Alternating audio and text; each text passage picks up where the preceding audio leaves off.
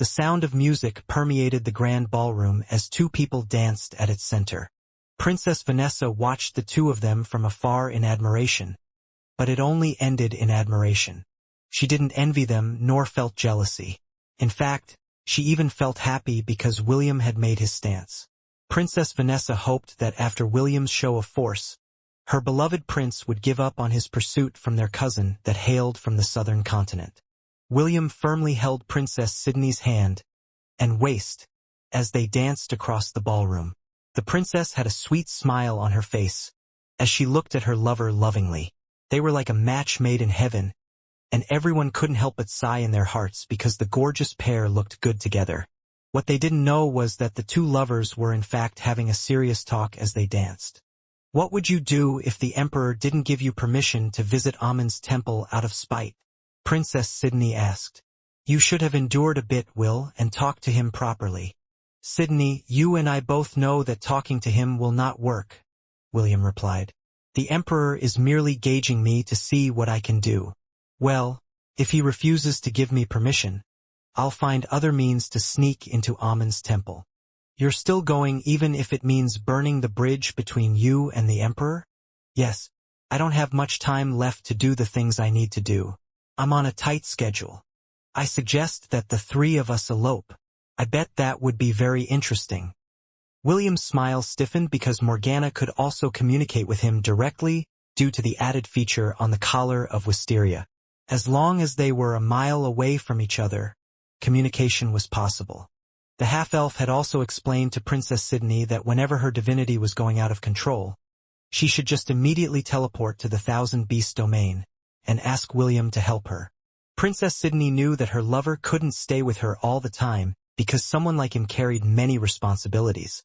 This was why being able to enter the Thousand Beast domain at any given time was an advantage on her part. Among William's lovers, she was the only one that had been given this capability. She could come and see him anytime and return to the exact place where she activated the collar when she exited the domain. You read too many novels, Morgana? William replied at Sydney's other half that had been inspired by the latest romance book that she had read. Boo, darling, you're no fun. Princess Sydney chuckled internally as William and Morgana started a debate at the pros and cons of elopement.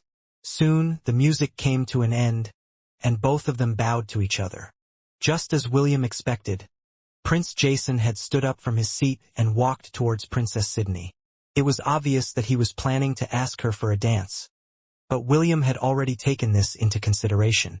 Would you honor me with a dance, Princess? Ian bowed respectfully and offered his hand to Princess Sydney. It will be my honor, Sir Ian, Princess Sydney replied and accepted the invitation. Prince Jason stopped halfway when he saw the recent development. William shot him a smirk before going towards his table, where Chiffon was waiting for him. The pink-haired girl looked at William with a calm expression. She was waiting for William to sit beside her, so that she wouldn't feel lonely while Ian was away. Do you want to dance? William asked. Chiffon pondered William's question for a while before giving her answer. I don't know how to dance, Chiffon replied. But I memorized how you danced with Princess Sydney. I don't know if I can fully imitate it, but I'll know when I try. Oh, are you good at memorization? Well, I can remember everything that I see. William looked at the adorable girl with a curious gaze. He had heard that there were people that had incredibly good memories because they could remember practically everything that they had seen. The term used for this was photographic memory. Well then, why don't we give it a try? William asked. Will you honor me with this dance, my lady? Chiffon stood up from her seat and held William's outstretched hand. Other people were also going to the dance floor with their partners. Surprisingly, Prince Jason and Princess Vanessa were also on the dance floor, right next to Princess Sydney and Ian. The one that invited Prince Jason to dance was none other than Princess Vanessa. Since the prince was already standing in the ballroom, it would be awkward if he returned to his seat empty-handed. Because of this, Princess Vanessa took the initiative to invite him to dance with her. The prince politely accepted her request and led her to the center of the dance floor, where the apple of his eye was standing. He really doesn't know when to give up, William thought as she led Chiffon right next to Princess Sydney. Emperor Leonidas and Avexius looked at this scene from afar with knowing smiles on their faces. "It's good to be young," Emperor Leonidas said. Avexius nodded as he eyed the 6 children from afar. Princess Vanessa had grown to be a fine and considerate lady. It's just a shame that the one she likes doesn't return her advances. Also, that girl, Chiffon, looks better now compared to how she was when she first arrived here. Emperor Leonidas shifted his attention to the pink-haired girl that was dressed like a princess. Although he wouldn't say it out loud, he was quite happy with the way the little girl was being cared for by William, Princess Sydney, and Ian. "Her father is a bastard," Emperor Leonidas commented. "Seriously, we should have stopped April back then. She deserves someone better." Avexius sighed as he nodded his head. "Sometimes, I think that she would have been happier if you had taken her as your concubine, your majesty." "Yes, I should have done that. At least, she wouldn't be dead," Emperor Leonidas replied. His voice was tinged with regret. "Even if everyone in the family had opposed it back then, I should have been more bold. Now it's too late. The only thing I can do is to watch over her daughter in her place, which I've also failed to do quite miserably. If not for that boy, William, Chiffon might still be eating at that garbage dump right now." Emperor Leonidas looked at the little girl who was dancing with the red-headed teenager. Although her movements were a bit stiff, William was able to guide her properly. "I forgot to tell you, Your Majesty, that person's envoys arrived at our borders yesterday. They will arrive in the academy anytime. I'm sure that they will not be very happy if they see her being treated well. They will definitely demand that we cut any form of support to her immediately. Ignore them. They might insist that it is their duty and make contact with Chiffon," Avexius stated. "It's very possible that they might take her away by force if we don't comply." Emperor Leonidas chuckled as he shifted his attention to his Grand Archmage. "If they make any trouble, you have my permission to kick them out by force," Emperor Leonidas replied. "This is my empire. I am the one that makes the rules. If we can't even protect one little girl, then wouldn't we become the laughingstock of the central continent? Also, I doubt that he of all people will care. After all, he was the one that tossed the child away. Someone like him doesn't deserve to be a father." Avexius nodded. "Do I have your permission to eliminate them, Your Majesty?" "I leave it in your care, Avexius. Just make it so that it doesn't get traced back to us." "Understood." When the second dance ended, Prince Jason approached Princess Sydney to invite her to dance with him. However, the princess politely declined his request with the excuse that she was tired from dancing. She then walked towards the table of the emperor and sat on his right side. Prince Jason had no choice but to let her go, and joined the other princes at the table reserved for them. The night went on, and the party went without any mishaps. Prince Jason made several attempts, but all of them were in vain because William blocked him every time. After several attempts, Prince Jason reluctantly backed off. He didn't want to create a scene, so he held back his anger as he stared hatefully at the half-elf who was chatting happily with Chiffon. "Just you wait. I will show you your place in the tournament," Prince Jason vowed. "It is not only you that can jump in the ranks using an ability. I can do that, too." A week ago, Prince Jason had been called by the Oracle at Amun's temple. There he received an artifact that was said to be one of Amun's possessions. Although the prince was surprised at the unexpected gift that came from the Creator family's patron god, he was quite happy to receive it. He believed that William was only superior to him due to the half-elf's ability to jump to the ranks of a saint for a short period of time. Now that Prince Jason had the same ability in his possession, he wanted everyone to witness that William was nothing special. The only reason why he hadn't used this ability yet was because of Amun's condition was that he could only use it during the tournament. Outside of the academy, "Let us in, we want to see Chiffon," a man wearing a black robe demanded. "We have an agreement."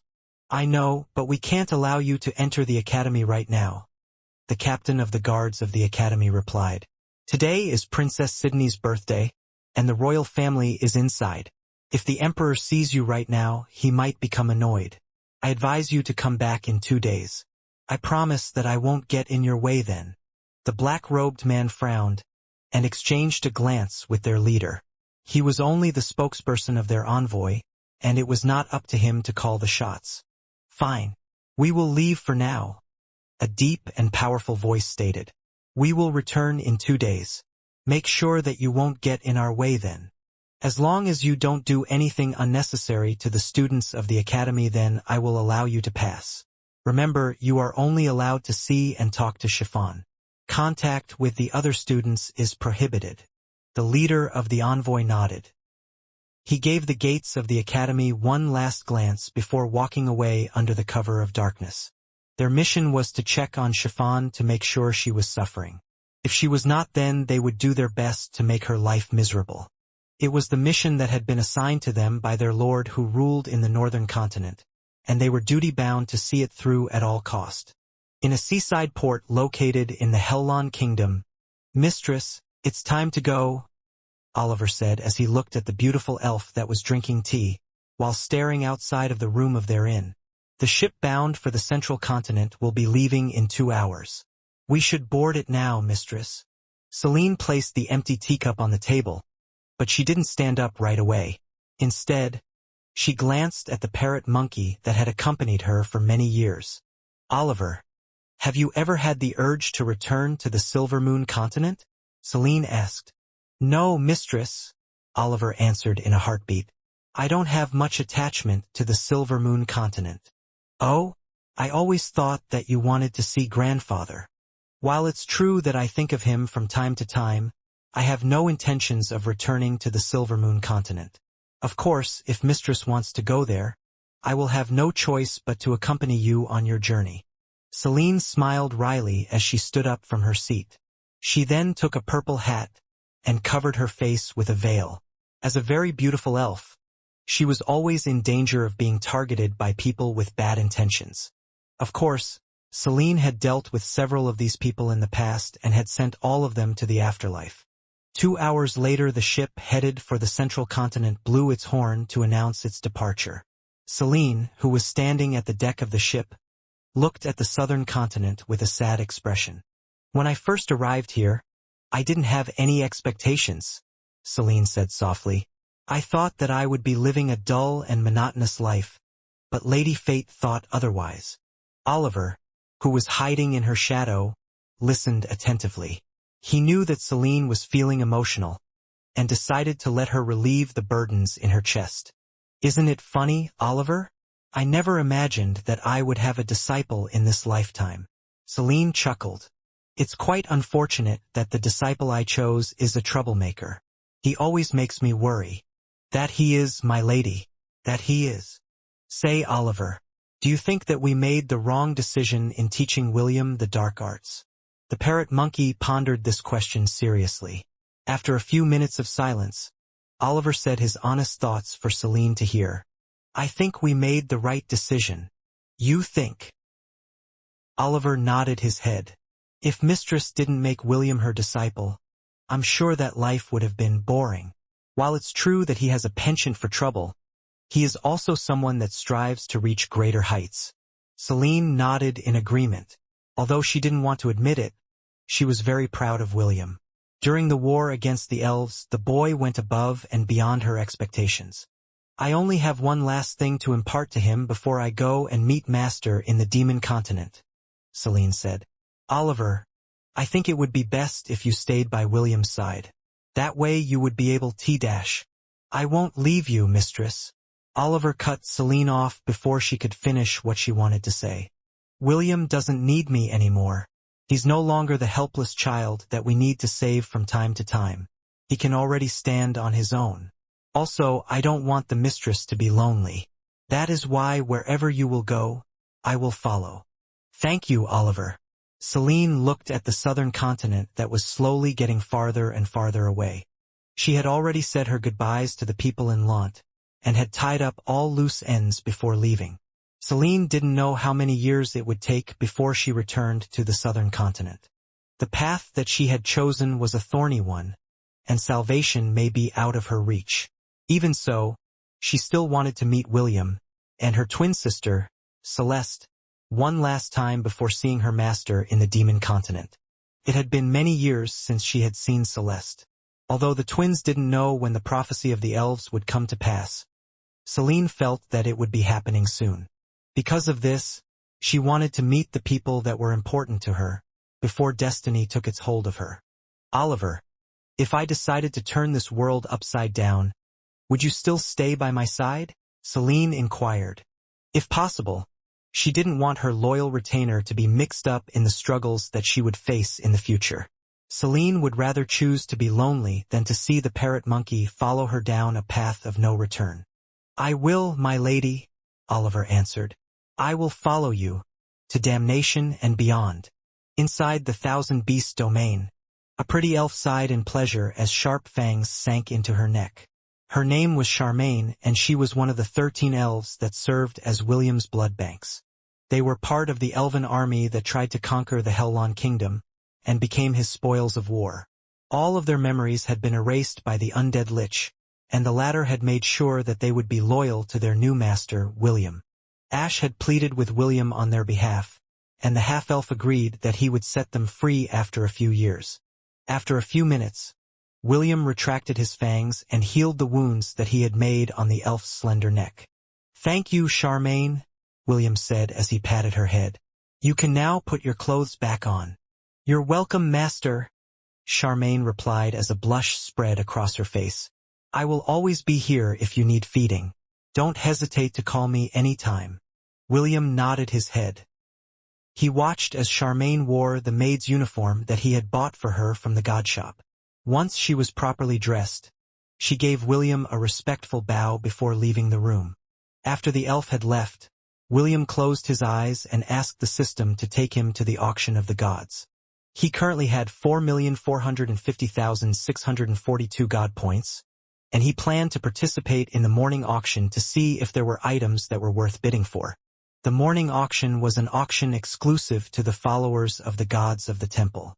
This is where several candidates like William would auction their goods that they had acquired in their current world. Naturally, if the quality of these goods passed a certain threshold, it would be automatically sent to the night auction where the gods would be able to bid for it. Just like what happened to William when the system sent the demigod Separan for auction. 200,000 god points. 250. 400. William leaned on his couch as he listened to the bidders raise the price of the items that were auctioned. So far, he hadn't seen anything that caught his fancy. Looks like today is another miss, William thought as the auctioneer presented the last item to be auctioned. The beautiful lady who served as the host of the auction smiled at the crowd. The last item to be auctioned is an exotic-grade gauntlet, the lady declared. Although it is labeled as an exotic-grade weapon, its true rank is pseudo-legendary, a weapon that even heroes from any world would want to have in their possession. When the cloth that covered the glass casing of the weapon was removed, William instinctively felt that this would be a good gift for Chiffon. During the battle at the 50th floor of the Mirage Caverns, Chiffon's gauntlets broke. The gauntlets she used were nothing special, and could be bought from or commissioned by any blacksmith in the Empire. However, William always wanted to give her something that was more durable and packed a stronger punch. The name of this weapon is Titania's Gauntlets, the lady declared. A gauntlet that had been forged by the Fairy Queen herself. It is slotted with a special gem that allows its wielder to use the wind element proficiently even though they may not have the affinity for it. Gauntlet-type weapons were not very popular in the auction because people preferred using swords, spears, axes, and other martial weapons. This was why it was being auctioned in the morning auction instead of the night auction. The auction house hoped that there would be some melee fighters who would be tempted by the pseudo-legendary label that they had attached to the weapon. After seeing the lackluster response of the audience, the beautiful lady felt anxious. However, she still raised her slender hand and commenced the start of the bidding. Bidding starts at 500,000 god points with an increment of 100,000. Bidding starts now. Titania's gauntlet was a pair of dark steel gauntlets with gold-plated lines engraved over it. Its design was similar to the Infinitia gauntlets that he had seen in a movie, which was used by a supervillain to wipe out half the population of the universe. William noticed that only one of the gauntlets had a green gem embedded on it that glowed with a greenish light. There were 5 slots in each gauntlet, which meant that it was possible to embed other gems in it to increase its power. Although William didn't know how he could procure these other gems, the most important matter at the moment was securing the gauntlet. He could worry about the elemental gems later. 500,000. William raised his bid as soon as the auctioneer opened the bidding. 600,000. 700,000. The half-elf narrowed his eyes because he expected that there would be interested parties that would bid for it as well. However, he had no intention of backing down. 1.3 million, William declared. William wanted to intimidate everyone, so he decided to raise the bid instantly. He only hoped that the other bidders would be intimidated and back off, because he had limited funds. Unfortunately, there were others that had also noticed the potential of the gauntlets, and wanted to acquire it for themselves. 2 million, one of the bidders declared. 2.5 million, William countered. 3 million, the person who had outbid William earlier shouted. Clearly, he was not going to back down. William only had over 4 million God points, and he had already gone past his budget. He leaned back on the comfortable couch and sighed in regret. Host, if you like, I can analyze the gauntlet and create a recipe that you could use to craft a near replica of it using the blacksmith job class. However, you will need to pay 100,000 God points for it. Would you like to proceed with the analysis? The system's words were like music in William's ears. He had completely forgotten about his blacksmith job class. Although its level wasn't high enough to create Titania's gauntlets, creating a near replica was not impossible. Yes, analyze it for me. Understood. Starting analysis. After William stopped bidding for the gauntlet, the auctioneer tried to hype it up a little more, but the bidders had already decided to give up. They were only candidates and their funds were limited. They couldn't compete with big shots that were greatly favored by their patron gods that showered them with God points. Going once. Going twice. Sold for 3 million God points. The auctioneer's gavel slammed on her desk, marking the end of the auction. William waited in bated breath as the system rapidly analyzed the gauntlets before it was taken away by the staff of the auction house. Only after William heard the familiar notification sounds did he breathe a sigh of relief. Analysis completed. Titania's gauntlet replica crafting recipe has been acquired. God points, 4,350,642. William hurriedly checked the materials needed to craft the gauntlet. Not only that, the exact process on how he could craft it was also written in the recipe that the system had analyzed for him. A little tricky but not impossible, William pondered. If I succeed, it will take me 3 days to craft it. The materials that I need are a bit pricey, but they are still within the acceptable range. After confirming the things he needed, he asked the system to purchase the items that he currently didn't have in his possession. I need to tell Ash and Sydney that I will be gone for a day or two, William mused as he returned to the Thousand Beast domain. For the time being, I'll have both of them to look after Chiffon while I'm gone. Just as soon as William returned to his room inside the boys' dormitory, Ash's voice sounded inside his head, and it sounded very urgent. Will, come and help us, Ashes said in a voice laced with anxiousness. There are 6 people that have us surrounded. It seems that they know Chiffon and wanted to take her away. Please, Herkaya. Ash's words were cut off, and it sounded that she had been attacked by someone. William immediately dashed out of his room and asked the system to pinpoint her location. After finding her coordinates, William clad himself in lightning and disappeared from where he stood. 15 minutes earlier, Ian and Chiffon went to see the garden of Silverwind Academy. The two were admiring the beautiful scenery around them when suddenly, 6 people encircled them, while they were taking a stroll in the garden. Ian immediately knew that something was wrong because the moment Chiffon saw one of the men, her body stiffened and started to shake uncontrollably. She then pulled the little girl close to her as she eyed the adults with a guarded stance. Who are you and what do you want? Ian asked. One of the men stepped forward and gave Chiffon a sidelong glance before shifting his attention to Ian. The man seemed to be in his mid-20s and had short purple hair. He also had above-average looks, but his light red eyes, that were looking at Ian, weren't friendly. "Who I am is not important," the purple-haired man replied. "We have no business with you. Our purpose for coming here is to talk to that little girl by your side. Chiffon, come with us. I'm sure that you don't want your friend to be involved in our business, right?" Chiffon's body shuddered even more when the man called out her name. The little girl felt her legs weaken, and would have collapsed on the ground if Ian didn't support her body right away. I don't want to talk," Chiffon stuttered. Please, I've been a good girl. I haven't done anything wrong." The purple-haired man eyed the shivering girl from head to foot. His eyes were filled with ridicule and contempt as he took a step forward to grab Chiffon's wrist. The little girl cried out in fear, and clung to Ian like her life depended on it. "Let her go now, or I'll call the guards," Ian threatened as he wrapped his arms around Chiffon to prevent anyone from taking her away. The purple-haired man chuckled as he firmly held Chiffon's wrist like a vice grip. The little girl was in a state of complete fear, that it had overridden the pain she was currently experiencing from the man's strong grip. "Guards?" the purple-haired man snorted. "Are you talking about those guards over there?" The purple-haired man pointed at a dozen guards in the entrance.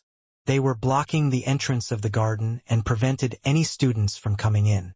It was quite obvious that they were in cahoots with the 6 men that were surrounding 2 of their academy's students. "Chiffon, you look so pretty and neat right now," the purple-haired man said with a smile. "Tell me, when was the last time you visited the garbage dump? When was the last time you ate trash? Isn't your nickname Trash Eater? Why have you stopped eating it?" A tear slid down the side of Chiffon's face, followed by another, "Soon." The pink-haired girl's face was stained by tears as she started to wail and struggle from her captor's grip. "Bastard! Let her go!" Ian summoned her water whip and immediately attacked the man out of anger. However, the man was already on his guard and summoned his own weapon to deflect Ian's attack. "Since you attacked first, I will fight back as self-defense," the purple-haired man sneered. "Don't worry, I will not beat you up too much because we have a deal with the academy." The purple-haired man kicked Ian's chest, sending him flying a few meters away from Chiffon. 2 men immediately pinned him down to the ground to prevent him from interfering with their mission. "Ian!" Chiffon cried out as she struggled to break free from the man's grip. "Let me go! Let me go!" The purple-haired man chuckled as he grabbed the little girl's neck and lifted her in the air. "Don't worry, I will let you go, but we have to take a trip to the garbage dump first," the purple-haired man said in a teasing tone. "I'm sure that you're very hungry right now, so I'll help you eat a lot." Chiffon's face was starting to redden due to her struggle and lack of air to breathe. The guards who were watching in the distance sighed as they averted their gaze in guilt. If possible, they wanted to help the little girl, but this was what they had agreed upon when the 6 men came to meet Chiffon during Princess Sydney's birthday party. "Chiffon, you're so light right now that I can lift you with a single hand," the man said. "This is no good. You must eat more trash. You need to eat a lot until you are full." Chiffon's gaze was starting to blur due to the lack of oxygen. She had already stopped struggling because it was pointless. The little girl had already accepted her fate, and no longer resisted her captor's taunting. Seeing that Chiffon had already given up hope, the purple-haired man sneered internally. He was about to let the little girl go when a flash of light appeared, followed by a loud cracking sound. "Ah!" The purple-haired man screamed in pain as he held his arm, which was now bent in an unnatural angle. Chiffon raised her head to see who had come to save her. Even though her vision was already blurry, she immediately recognized the red-headed teenager who was holding her in a princess carry. "Sorry I'm late," William said in a voice laced with killing intent. After seeing Ian being pinned down on the ground by 2 men, and Chiffon being strangled by someone, the half-elf's killing intent oozed out from his body. The half-elf looked down at the purple-haired man who seemed to be the leader of the group that was responsible for hurting his girls. "Hey, punk, do you want to try dying once?" William asked. William was not someone who condoned senseless killing, but he didn't shy away from killing bastards that deserved to die. Right now, even if the Emperor of the Creator Empire intervened, he would stop at nothing until he gave the man in front of him a very slow and painful death. Big brother, Chiffon said weakly. More tears flowed down from her eyes as she looked up at the person that had declared to become her caretaker. Don't fight them. They are very strong. You will only get hurt. I will go with them and apologize on your behalf. So, please, take Ian and go. Strong. William smiled as he helped Chiffon to stand up. A bunch of men bullying a little girl is strong? Don't worry, Chiffon. Now that your big brother is here, I'll beat up these bullies for you. William didn't add that he also planned on killing them later, even if he had to chase them to the ends of the continent. The half-elf used his fingers to wipe away the tear stains on Chiffon's face before shifting his attention to the purple-haired guy that dared to strangle the little girl that he had taken under his wing. Oi, I don't know who you are or where you came from, but you have successfully made me angry, William said. Ian, who had been pinned down on the ground earlier, was also sheathing in anger. However, the two men that were holding her in place were stronger than her. However, she was no longer worried because her lover had come to their rescue. She sneered internally because she knew that the 6 people who had ganged up on them would not have a good ending. The half-elf's eyes glowed with power as tendrils of lightning snaked around his body. He then pointed behind him and 2 streaks of lightning zapped the 2 men that were pinning Ian down, sending them skidding across the ground for several meters. Ian immediately stood up and ran towards William and Chiffon. The 6 men were at least adamantium-ranked fighters, centennial ranked. They couldn't believe that a mere teenager was able to push them back as if they were just rookie mercenaries. The purple-haired man forcefully fixed his broken arm using an elixir before giving William a hateful glare. He didn't know how the red-headed teenager managed to land a sneak attack on him, but now that he was on guard, he wouldn't allow the same mistake to happen again. Brat, we have an agreement with the academy, so we are not allowed to severely injure the students here, the purple-haired man stated as he summoned a greatsword in his hand. Although I won't kill you, I will cut off one of your arms. That way, you will know that there are people in this world that you can't afford to provoke no matter what. The guards that were standing at the side glanced at each other. They were not only there to prevent the students from entering the garden, they were also there to ensure that the 6 adamantium-ranked mercenaries wouldn't go too far with their harassment. Now that the situation had turned for the worse, the captain of the guard finally decided to step in and prevent the mercenaries from harming William. However, before he could even make his move, William's words stopped him in place. Since you had already decided to become mere spectators, then you can stay as spectators. William turned his head to glare at the captain of the guards. Don't interfere, or I'll hold you accountable for turning a blind eye on this farce. The captain of the guards unconsciously shuddered because, for a moment, he thought that a blade was pressed against his neck. If he took a step forward, this blade would penetrate his flesh and draw blood. After saying what he had to say, William shifted his attention to the purple-haired man whom he was planning to torture to death. From behind his back, a portal emerged and dozens of rainbow birds flew out with a vengeance. B1 and B2 had spent some time with Chiffon inside the Mirage Cavern and grew fond of the girl. Although they didn't know exactly what happened, William's feelings passed through them and their gazes locked on to the purple-haired man who was a few ranks above them. Even so, the 2 dumb birds were not afraid. Unfortunately, William had already ordered them to deal with the other 5 men, because he personally planned to beat the crap out of the bastard that dared to kick Ian and strangled Chiffon. The last one to come out of the portal was Soglav. The demonic dog smirked evilly as his single eye scanned his surroundings. Just where did that pig-headed anteater go off to? Soglav thought. Well, I'll just look for him lat. Just as Soglav was about to summon his doppelganger, a big shadow loomed over them. Soglav raised his head, and the smirk on his face widened when he saw a golden dragon hovering above them. On top of the dragon's head, a small rainbow-colored anteater arrogantly looked down upon the 6 men as if they were just little insects. Soglav Kasaganaga, B1 and B2, I will let you handle the small fries, William ordered. Don't kill them, understand? Okay. Ian, watch over Chiffon for me. William summoned his wooden staff and held it firmly in his hand. Without another word, he stomped on the ground and appeared right next to the purple-haired man. The name of William's opponent was Augustus. He was a demon mercenary that had been hired by a high-ranking noble from the demon continent to ensure that Chiffon lived a miserable life in the Creator Empire. He and his men would visit Silverwind Academy twice a month in order to observe Chiffon and send a report to their employer. Augustus liked this mission very much. Why? Because it was super easy to do and the pay was quite high. He would rather bully a little girl than face dangerous missions in the demon continent where the chances of dying were high. He just didn't expect that this easy mission of his would encounter difficulties that would cause him to waste a precious elixir to fix his broken arm. The two clashed several times against each other. Both men were trying to gauge each other's strengths, while exchanging blows deadly enough to instantly kill a weaker opponent. It didn't take long before Augustus noticed that he was being pushed back by the red-headed teenager, who was looking at him as if he was a walking corpse.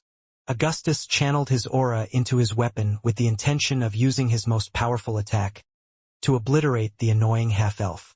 William was about to dodge the attack when he realized that the man in front of him didn't randomly choose this instance to hit him with a full-powered strike.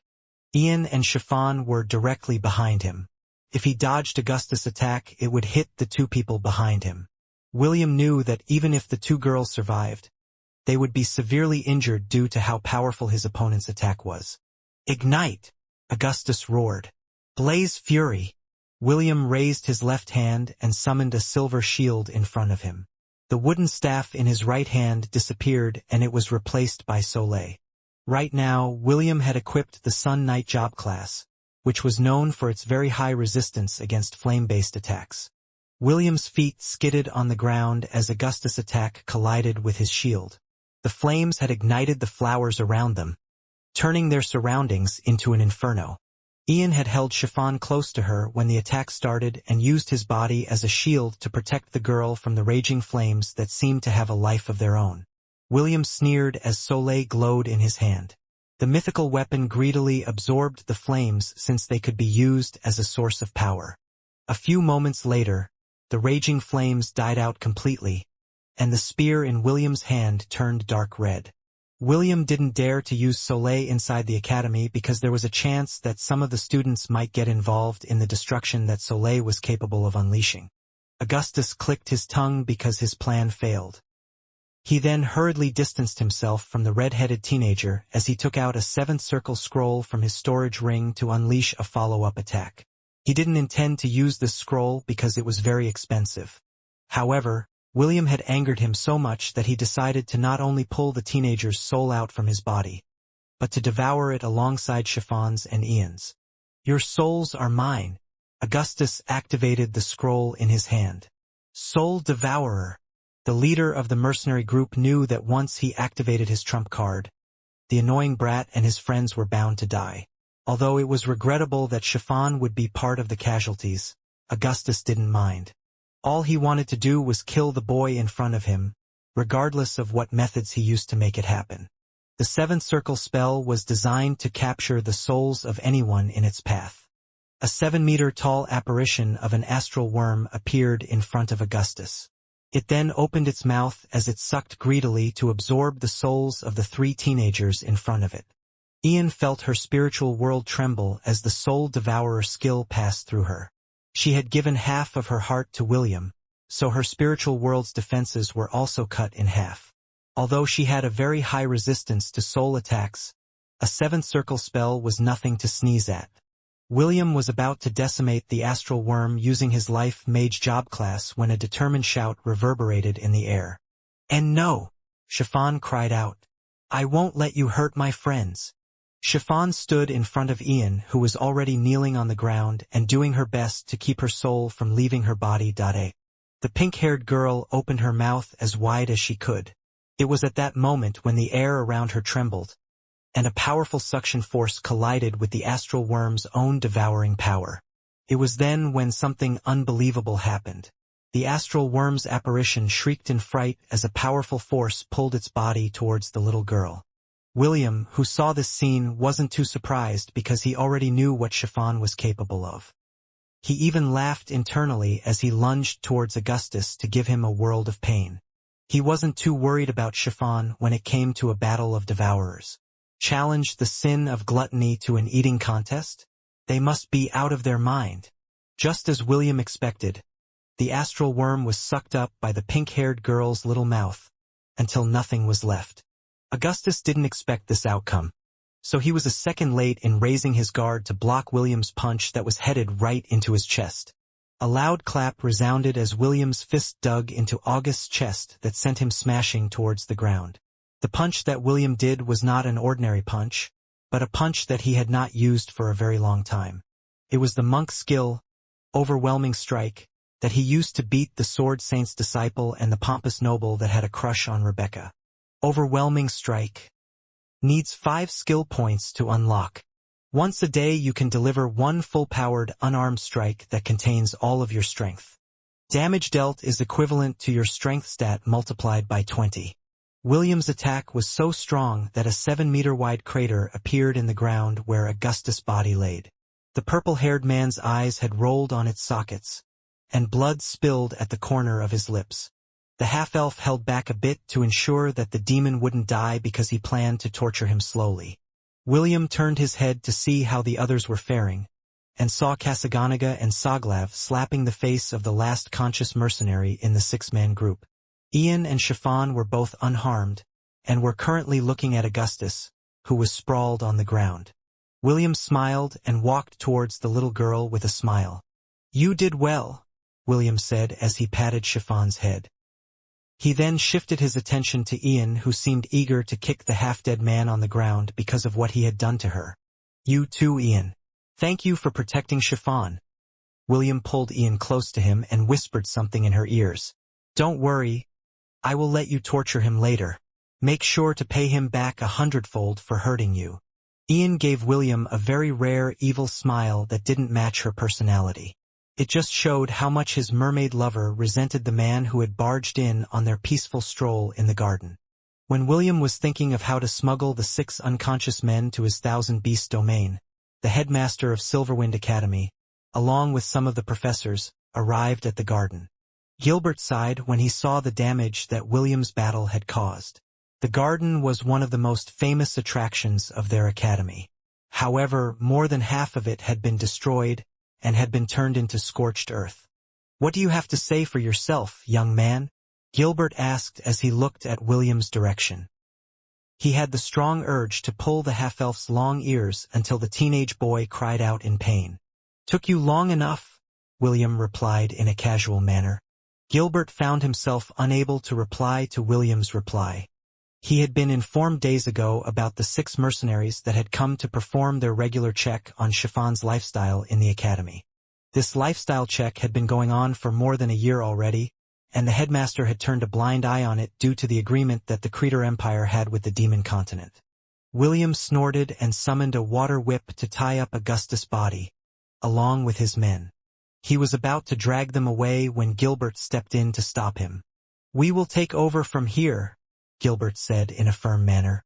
"This falls under our jurisdiction." "What if I refuse?" William asked back. He used his question to stall for time while the system put some trackers on the 6 men, so that the half-elf could hunt them down later. "Host, trackers have been successfully planted on their bodies." "Thank you," William replied.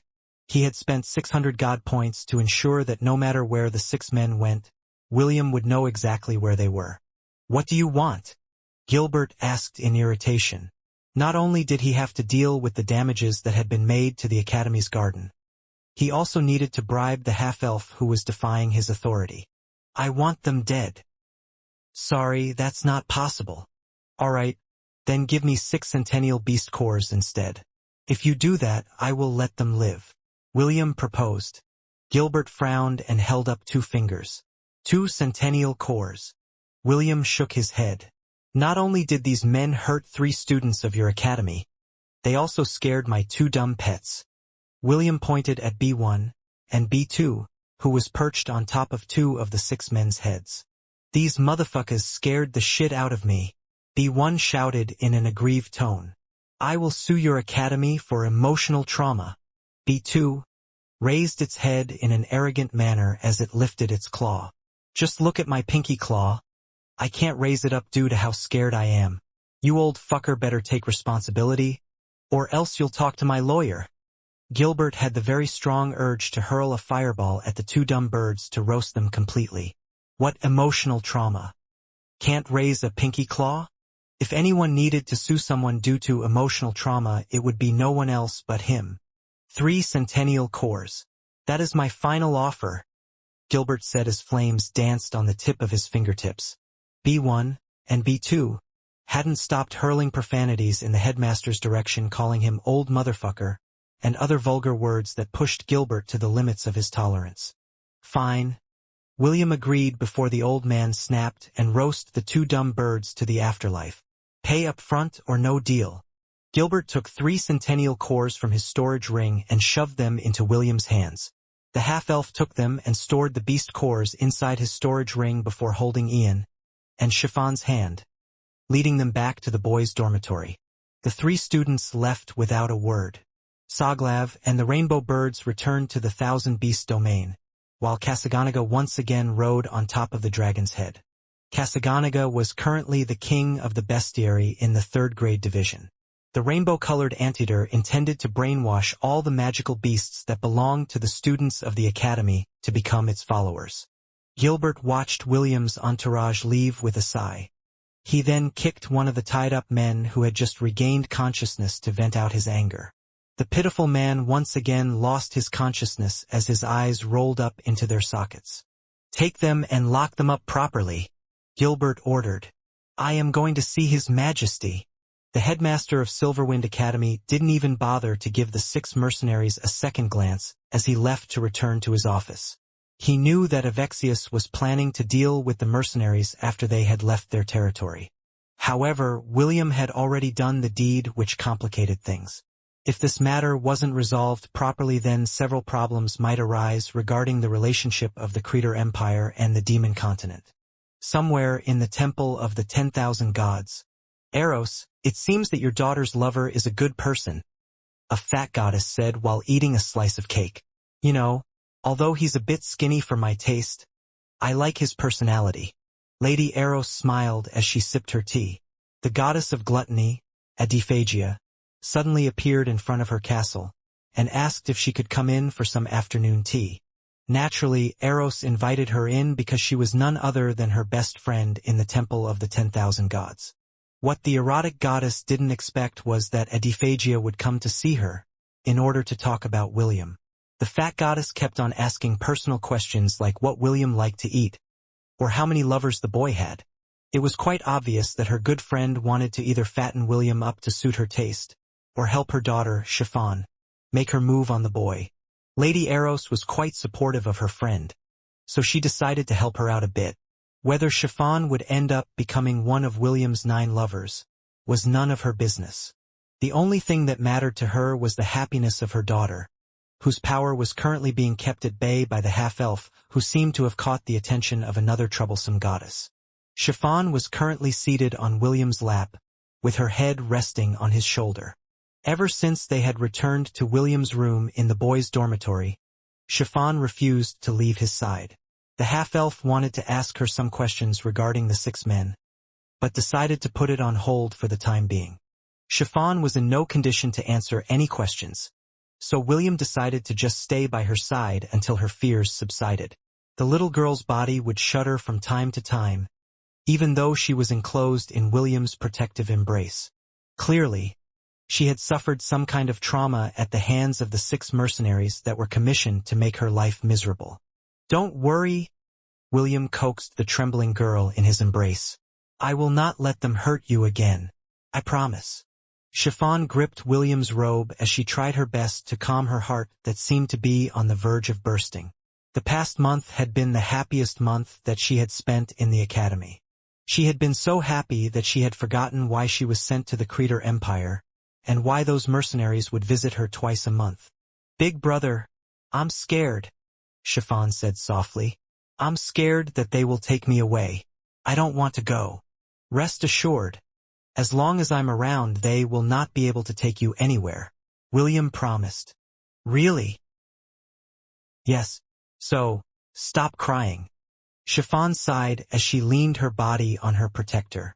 For some reason, her heart was telling her that William would indeed keep his promise.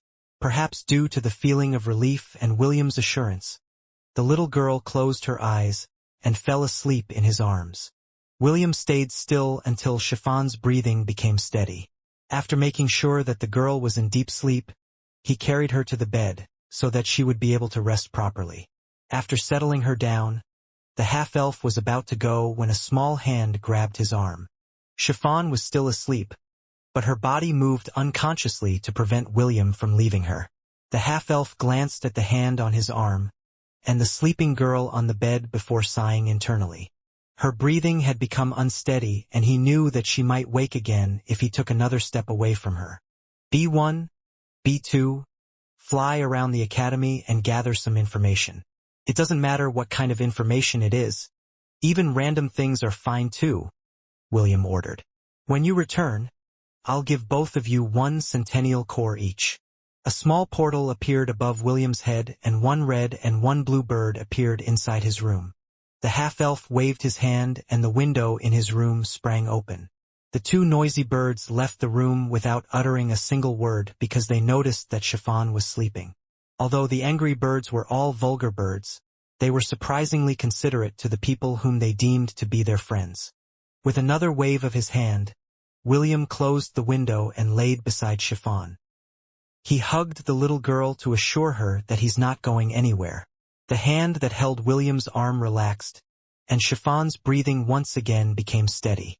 William brushed away the strand of hairs that were blocking her adorable face, and looked at it closely. The sin of gluttony might be too much for you to bear, William thought as he hugged Chiffon. But don't worry, I will make sure that you won't go hungry again. Yes. Using the power of the divinity that she received from the goddess Lily, William was confident that he could prevent Chiffon's sin from taking over her rationality. Princess Sydney's sin of lust was capable of charming anyone around her, making her a very dangerous being. Chiffon held the sin of gluttony. William didn't know the extent of this sin's power. However, after seeing Jekyll devour the elves in the war just by opening his mouth and sucking them all in, the half-elf guessed that Chiffon's gluttony works the same way. William wasn't aware that there was a time when Chiffon's power went out of control in the demon continent. Back then, she was in a gathering of high-level demons that oversaw the different territories of the demon realm. Chiffon's father had starved her for a month, in order to use her as a means to make the other demons submit by force. However, he didn't expect that the little girl's power had far surpassed his expectations. Back then, Chiffon had gone crazy due to hunger and started to devour everything around her. Houses, demons, monsters, even the rocks and dirt had not been spared. She had become a small black hole that greedily sucked in everything around her. Because of this, all the high-ranking demons tried to stop her by bombarding her with powerful spells. Unfortunately, these spells were also devoured by her, leaving her father and the high-ranking demons helpless. Killing one of the 7 deadly sins was taboo. Anyone who dared to do that would have their entire bloodline suffer eternal punishment under the hands of the god, or goddess, to whom the original sin belonged.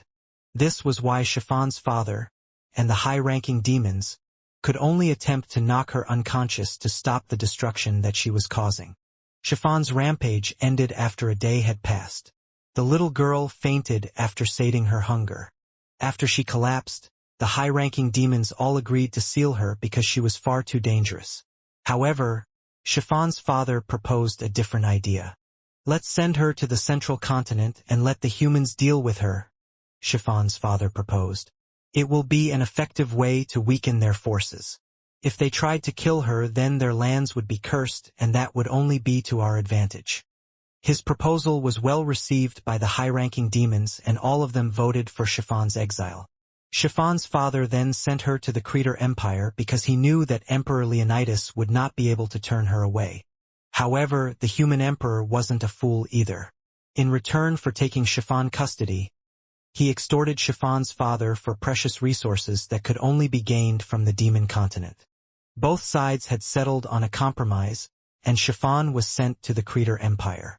The high-ranking demons would occasionally send mercenaries to check Chiffon's condition in order to see if she was nearing her limit. Emperor Leonidas was not aware of the danger that Chiffon posed to his empire, and tried to help the girl in his own way. Albert, William's alchemist master, was in charge of supplying Chiffon with food pills.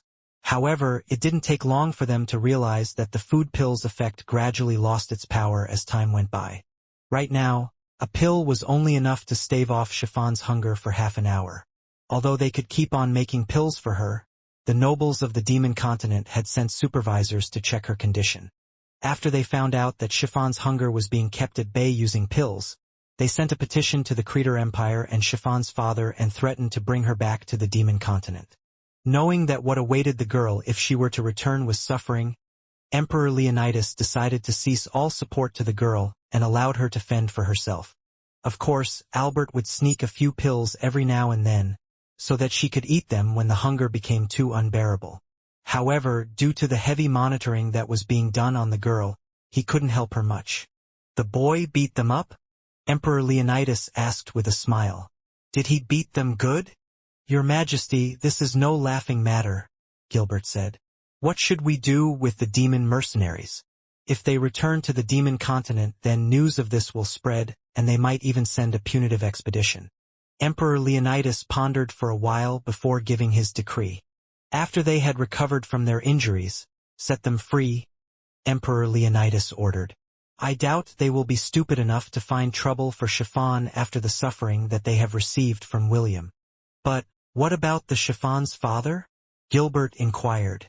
A devilish smile appeared on Emperor Leonidas' face as he told Gilbert the answer.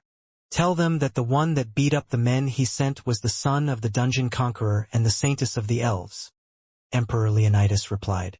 "I'm sure that once he gets this news, he will try his best to capture the boy." "Will we let him catch the boy?" "Catch him? Well, the possibility exists. But are you forgetting something important?" Gilbert frowned. "Something important?" "Ah!" The headmaster of the academy remembered the auras that he had felt when William fearlessly confronted Emperor Leonidas. "That boy isn't even afraid of me," Emperor Leonidas said. "Since that is the case, why would he be afraid of Chiffon's father?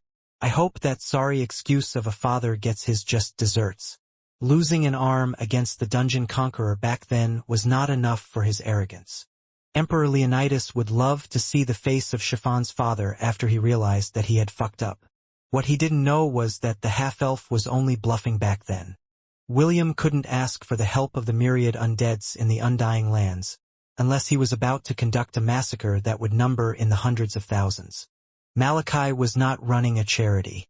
There were only a little more than a year before he would be free from his bindings. When that happens, he would once again set foot in the lands of Hestia, a land that he had not seen for thousands of years.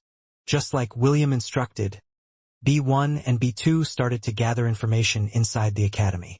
Most of the information they gathered was about the battle that had happened in the garden. There were rumors flying around that the academy was under attack and the headmaster was keeping a tight lid on it. The two birds knew that this was not the information that William wanted, so they kept their ears open for any kind of gossip no matter if it was credible or not. "Man, those idiots. I shouldn't have agreed to let them inside the academy." Human, the guard captain of Silverwind Academy, scratched his head in irritation. "Every time those bastards come here, I get the urge to punch their faces." The other guards nodded their heads in agreement. Earlier, when they saw William and his summoned monsters beating the mercenaries, they wanted to join the fight and clobber the bastards as well. However, they were duty-bound not to interfere because this was something that the emperor had decreed. It would become a dispute, so they couldn't do anything about it. "Look at the bright side, Captain," one of Human's trusted subordinates commented. "I doubt they'll have the guts to return here after that one-sided beating." Human snorted because he knew that things weren't that simple. "Even if they don't come back, the other side will send in more people. This time, those hired goons will be stronger and more brutal than the first batch." B1 waited just in case Human would say more, but half an hour passed and no further talks about Chiffon were discussed. B2, on the other hand, went to see Kasaganaga and asked it for help. "Those motherfuckers," Kasaganaga cursed. Due to the influence of the rainbow birds, the deity of the sky would curse from time to time, especially when it was around them. Don't worry, B2. I'll ask my minions and share the news at a later time. B2 nodded and flew away. It still didn't find any worthwhile information, so it decided to go to the places where many students gathered to listen to their conversations. Meanwhile, in the infirmary of Silverwind Academy, "You've already seen Chiffon," Gilbert said as he looked at the 6 mercenaries that had been patched up by their school's clerics. "Now leave this place before I ask you to pay for the damages that you have caused." "Headmaster, do you think that this will end well for you?" The leader of the mercenary group, Dickie, sneered. "If my employer hears about this, he will definitely not sit idly." "Indeed," Gilbert agreed. "I mean, if I heard that the mercenary group I hired was beaten black and blue by a teenager, I would probably be infuriated. Who knows? I might even kill you on the spot for being incompetent fools." Dickie flinched because the possibility of that happening was very high. Their employer was not a very understanding person, and once he got angry, heads would start to roll. "In fact, I was just about to write a letter to him," Gilbert said with a smile. "I will make sure to report everything that happened here. I'll even ask him to pay for the damages that you have caused. Don't you know that the garden is one of our academy's attractions? Now that half of it is destroyed, it will take a while for it to be restored to its former glory. Guess what? That's going to cost a great sum of money. I bet your employer will be very happy when he reads my letter." Dickie was starting to feel anxious.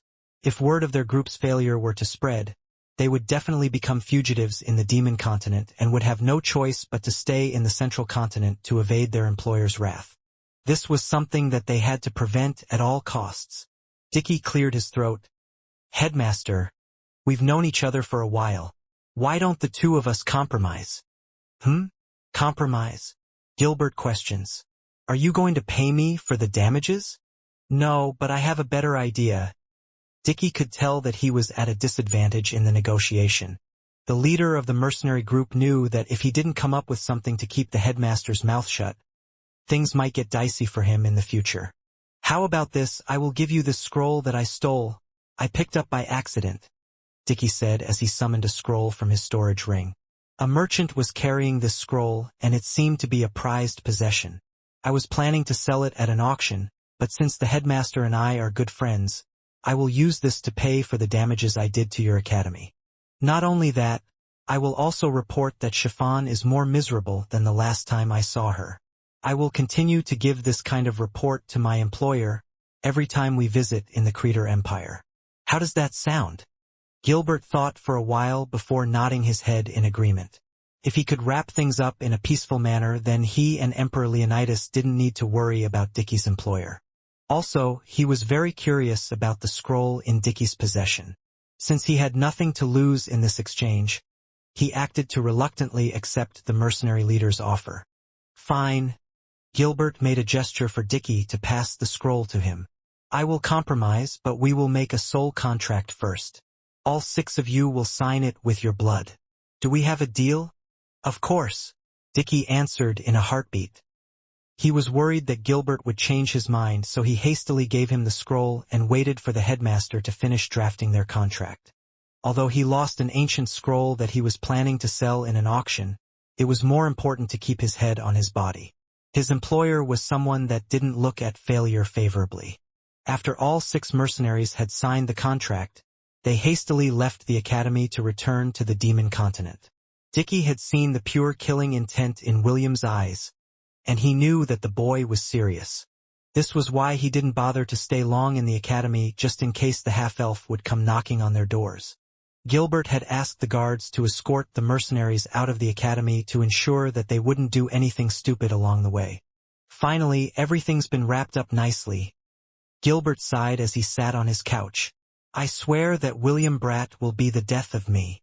The headmaster of Silverwind Academy shook his head in helplessness before opening the scroll that Dickie had given him. He was a linguist and had studied almost all the languages in the world of Hestia, including the ancient language of the Firstborns. The Firstborns were the first residents of the world when it was just formed. They were an ancient race that was said to have gone extinct during the era of the gods because they were hunted down by the other races due to their unique abilities. Gilbert raised the cup of tea on the table and took a sip. However, he immediately spat it back out after reading the first lines on the very top of the scroll. The Vault of the Vanished Warlord. The headmaster's hand trembled because he knew the backstory of the vanished warlord. He was the ruler of the firstborns, and was said to possess an incredible treasure that could rival the power of the gods. Gilbert had dedicated his life to finding the Vault of the Vanished Warlord, where the priceless treasure of the firstborns was held. To think that I would find its location in this manner, fate is really a fickle lady, Gilbert muttered as he read the contents of the scroll. 5 minutes later, the headmaster of the academy slammed his fist on the table in anger. Damn it! Why must it be on the 51st floor of Babylon? Gilbert cursed out loud. So this is why no one had found it, even after all these years. It's right there. The headmaster of the academy cursed for 10 full minutes before he finally calmed down.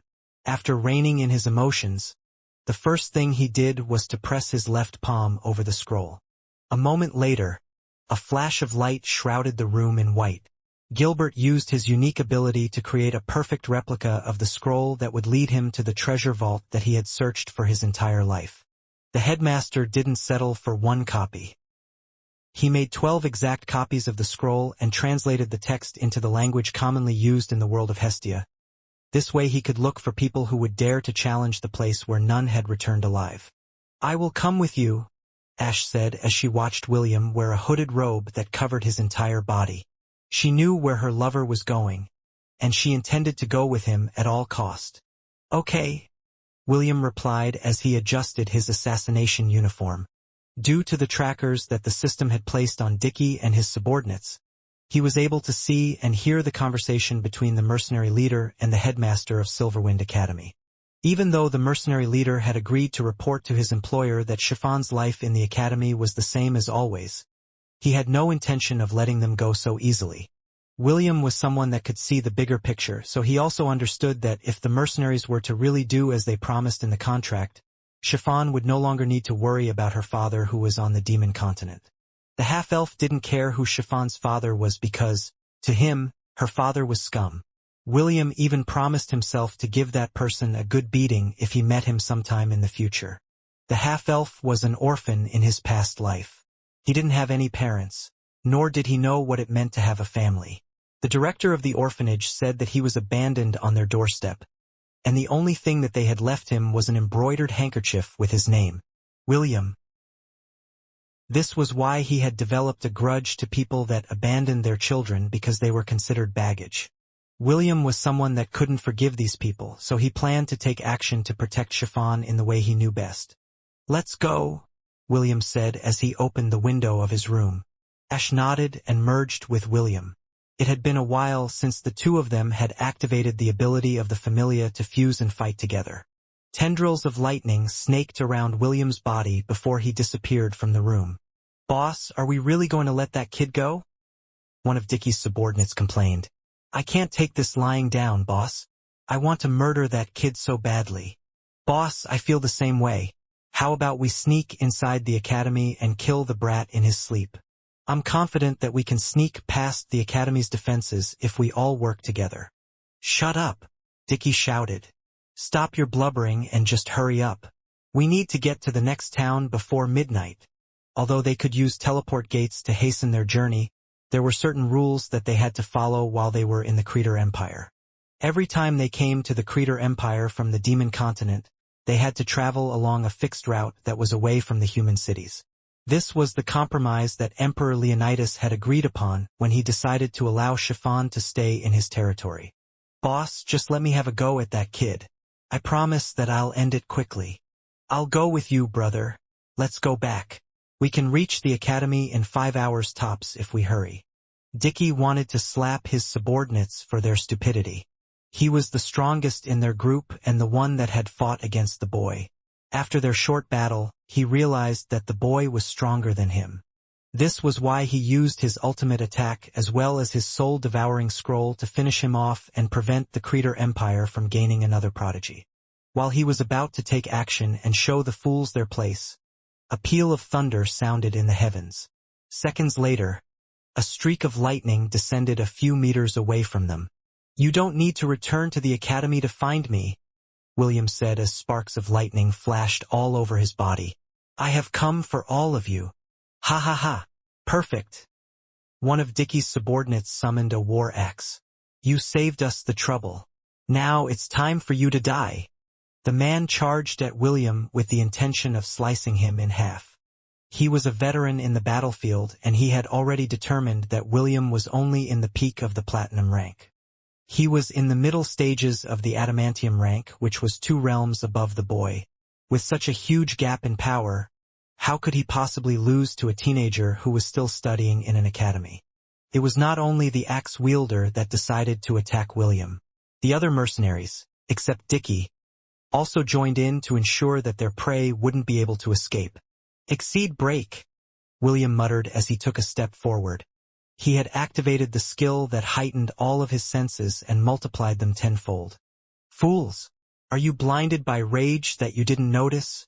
He's a lightning user," Dickie shouted as he, too, took out his weapon to assist his men in battle. "Don't underestimate him just because his rank is lower than ours." Dickie's subordinates returned to their senses after they had overlooked this important part. However, it was already too late. At the center of William's palm, a ball made of electricity and fire swirled like a whirlpool. Thunder blaze. William unleashed his magical attack and sent the axe wielder flying. The smell of burnt flesh permeated the air as William's eyes glowed eerily in the darkness. After disabling one of his targets, the half-elf stomped his foot on the ground and jumped high into the air. Icicle realm. Icicle shards sprouted off the ground and trapped the mercenaries in a dome filled with razor-sharp icicles. These icicles would shoot into the air and break into pieces. Each piece was sharp enough to cut off a person's body part, and William had trapped the mercenaries in a slaughterhouse made of icicle shards. Although this attack was one of William's favorite moves, his opponents were veterans in their own right. The mercenaries activated their spells in order to destroy William's attempt to hold them in place, but to their surprise, the ice that they destroyed would regenerate at a rapid pace. The mercenaries thought that they were just fighting against a single individual, but they were wrong. Right now, Ash had merged with William, and she was equipped with the Ice Mage's final job class, which was the Ice Monarch. William was currently using the Elemental Lord job class, which allowed him to wield the powers of wind, water, fire, earth, and lightning. The half-elf gathered the 5 elements on both of his hands and merged them together. This was the first time that he would use this attack in actual combat. Its output was not very strong, but it was devastating nevertheless. The purpose of the icicle domain was to simply buy some time until William had merged the 5 elements together to create a spell that he had created on a whim. Eradicate! William roared as he threw the rainbow-colored ball of light in his hands. World-end tempest! A blinding flash of light illuminated the dark night, followed by a loud explosion. Gilbert, who was patrolling the academy grounds, saw a radiant light in the distance, and instinctively felt that something had gone terribly wrong. That stupid brat! Gilbert immediately summoned a giant owl and headed to the direction of the light in haste. He was afraid that if he arrived a second late, the only thing he would find were ashes of the mercenaries, who had left his academy just a few hours ago. The corner of Ash's lips twitched as she looked at the aftermath of William's spell. This was the first time that she had seen her lover use this spell, and the effect was, "That's it?" Ash asked. "All that spell did was just a flash of light and a loud explosion?" William lightly coughed before raising his chin in arrogance. "Just as I had planned," William replied. "As if." Ash's spectral image slightly pulled on William's ears because he was bragging about something not worth bragging about. William had still not perfected the world-end tempest, and at most, it only served as a super flashy flash grenade with a stunning effect. "Isn't it fine? The targets were still neutralized in the end," William insisted. "Besides, I was not planning on killing them. I'm still itching to beat them up for what they did to Chiffon." Before Ash could even say anything, the half-elf summoned a gust of wind and threw the mercenaries inside the portal. He made sure that all 6 of them were accounted for, before entering the Thousand Beast domain to conduct his interrogation. Dickie awakened due to ice-cold water that had been splashed on his body.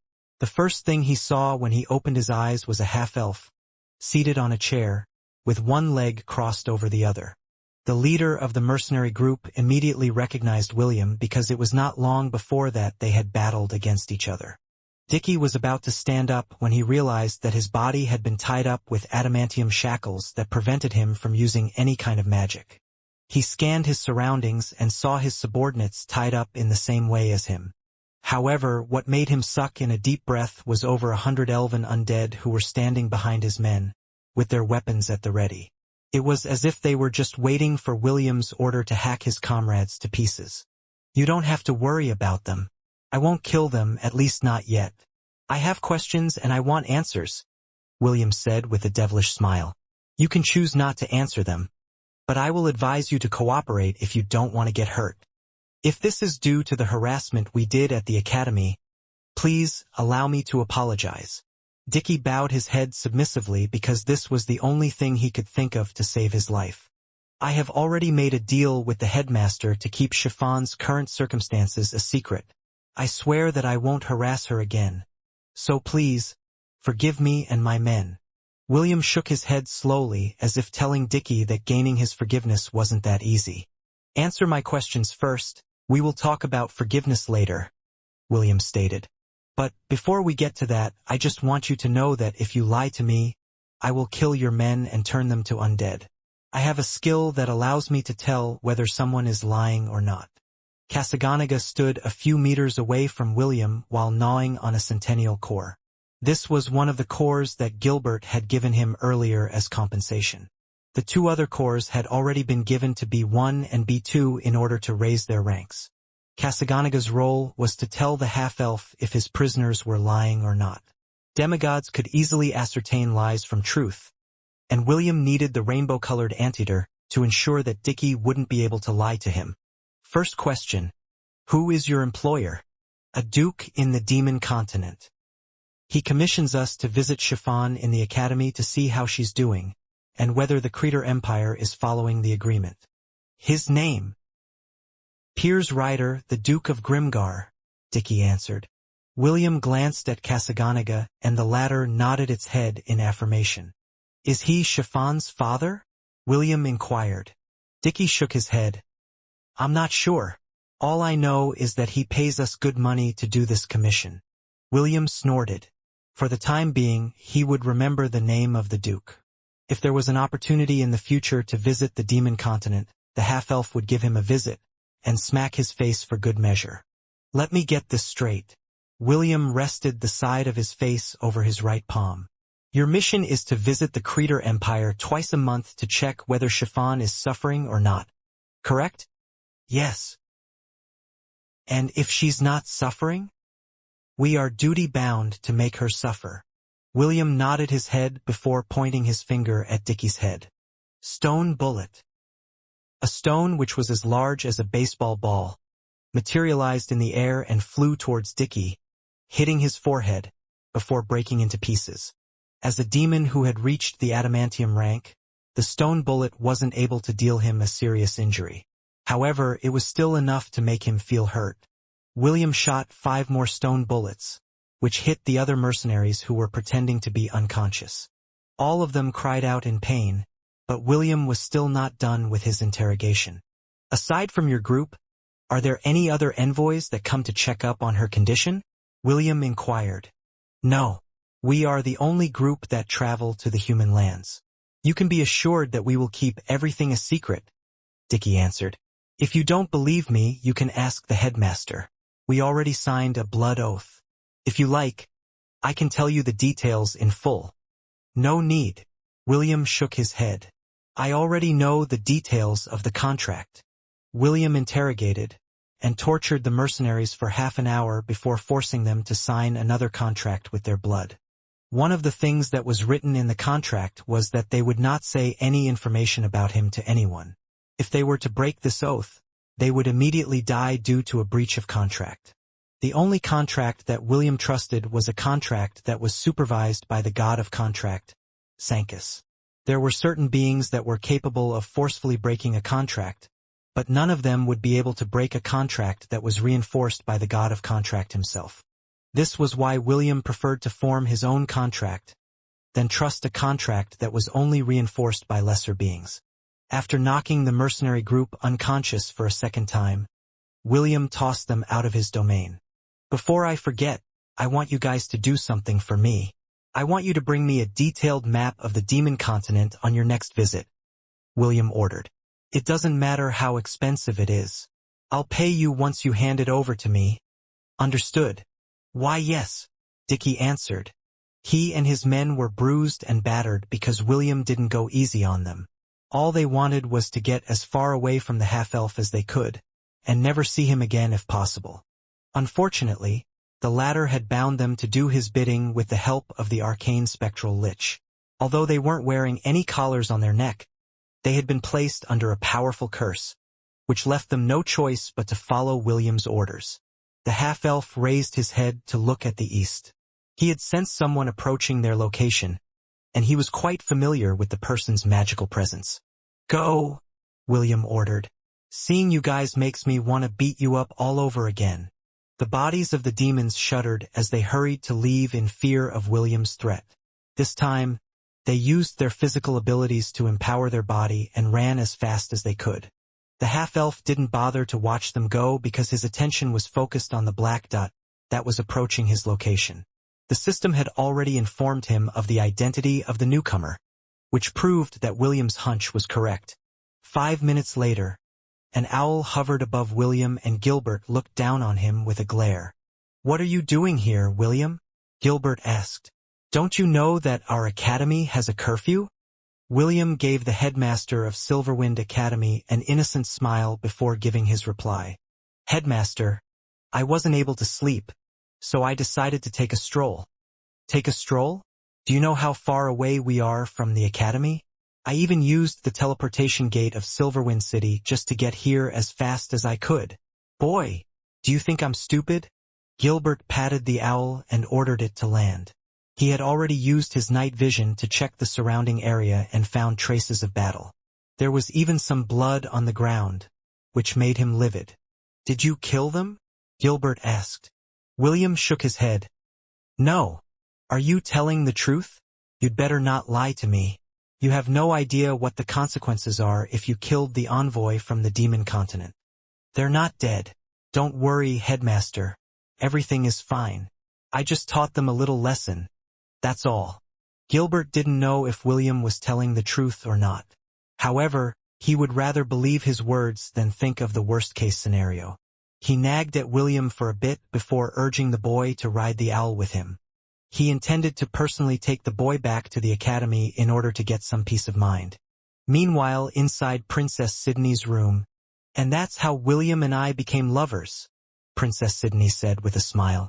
She was currently brushing the little girl's hair in front of the mirror, while telling her the story of how William and her became lovers. Chiffon looked at the beautiful princess reflection in the mirror with a dumbfounded expression. You tricked him. I didn't trick him. I just didn't tell him that the Creator royal family had this custom.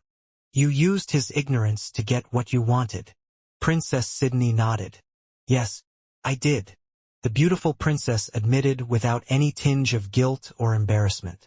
She loved William so much that she was willing to do anything in order to make him her lover. In the end she succeeded, and the half-elf had also opened his heart to her, which made her love life very colorful. Tell me, Chiffon, what is Will to you? Princess Sydney asked. As someone who loved William, she could feel that the little girl in front of her was somewhat interested in her lover. However, the feeling was very vague, so she wasn't sure if what Chiffon felt for him was love or only admiration. He's my caretaker, Chiffon answered. He makes sure that I don't suffer from hunger. How can he stop you from feeling hungry? Princess Sydney inquired. The sin of gluttony can only be sated by massive amounts of food. We always eat together, and although you eat more than me, that can still be considered normal because I don't eat much. Just what is Will feeding you? How did he prevent you from losing to the power of your sin? I just don't understand how he did it. Okay, all done. Chiffon turned her head to look at Princess Sydney and answered her question. I stave off my hunger by licking Big Brother's lollipop, Chiffon replied. It is long, hard, and is very delicious. Also, it is very sweet. For some reason, I don't get hungry for a day after eating it. William was unaware that the little girl that he was protecting had made Princess Sydney misunderstand what she was talking about. He would come to learn about it the next time he spent some time with his princess lover, who made sure she bit his lollipop to show how displeased she was with his action. 2 days after William had dealt with Dickie and his mercenary group, gained EXP points, 400,000. Ding! Congratulations, your blacksmith job class had increased a level. Congratulations, your blacksmith job class had increased a level. Congratulations, your blacksmith job class had increased a level. Congratulations, your blacksmith job class had increased a level. Blacksmith job class has reached its max level. Would you like to advance to the next job class? Yes/no. Finally, it's completed.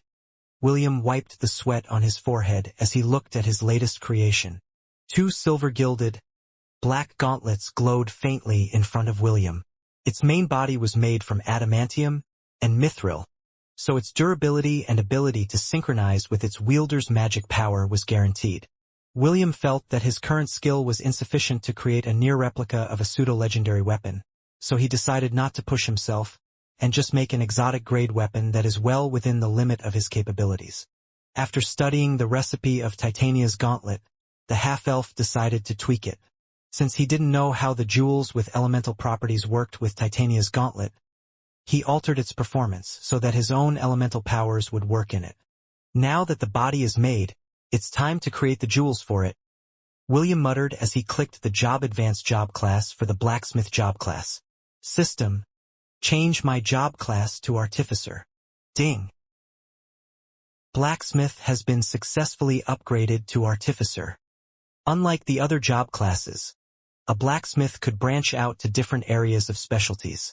Since William could freely change his job class, it didn't matter if he chose Artificer, Whitesmith, or Battlesmith.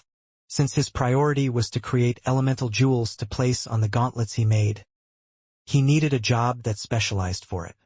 William received 5 skill points after changing his job class, and he placed them all in jewel smithing.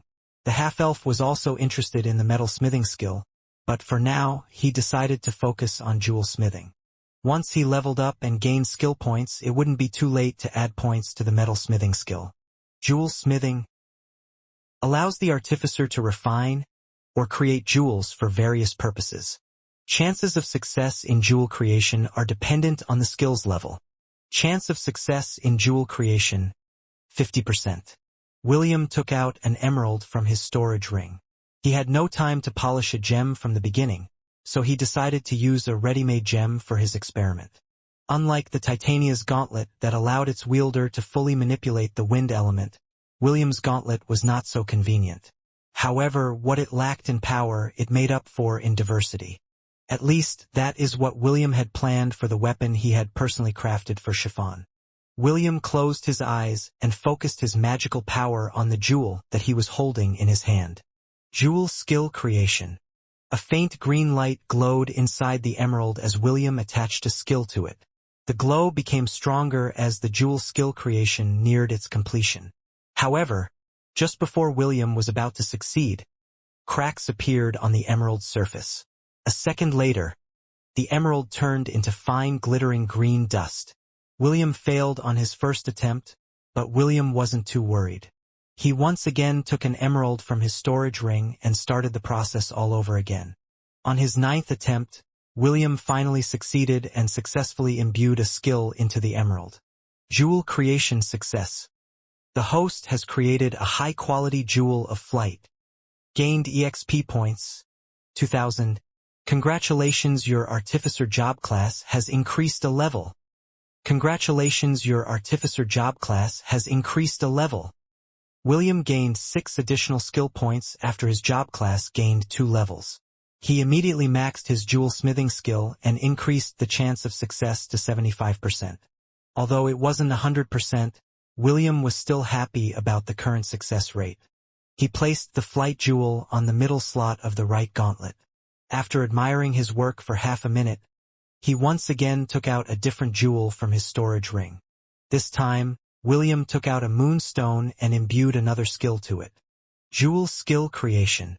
Several hours passed before William finally finished his masterpiece.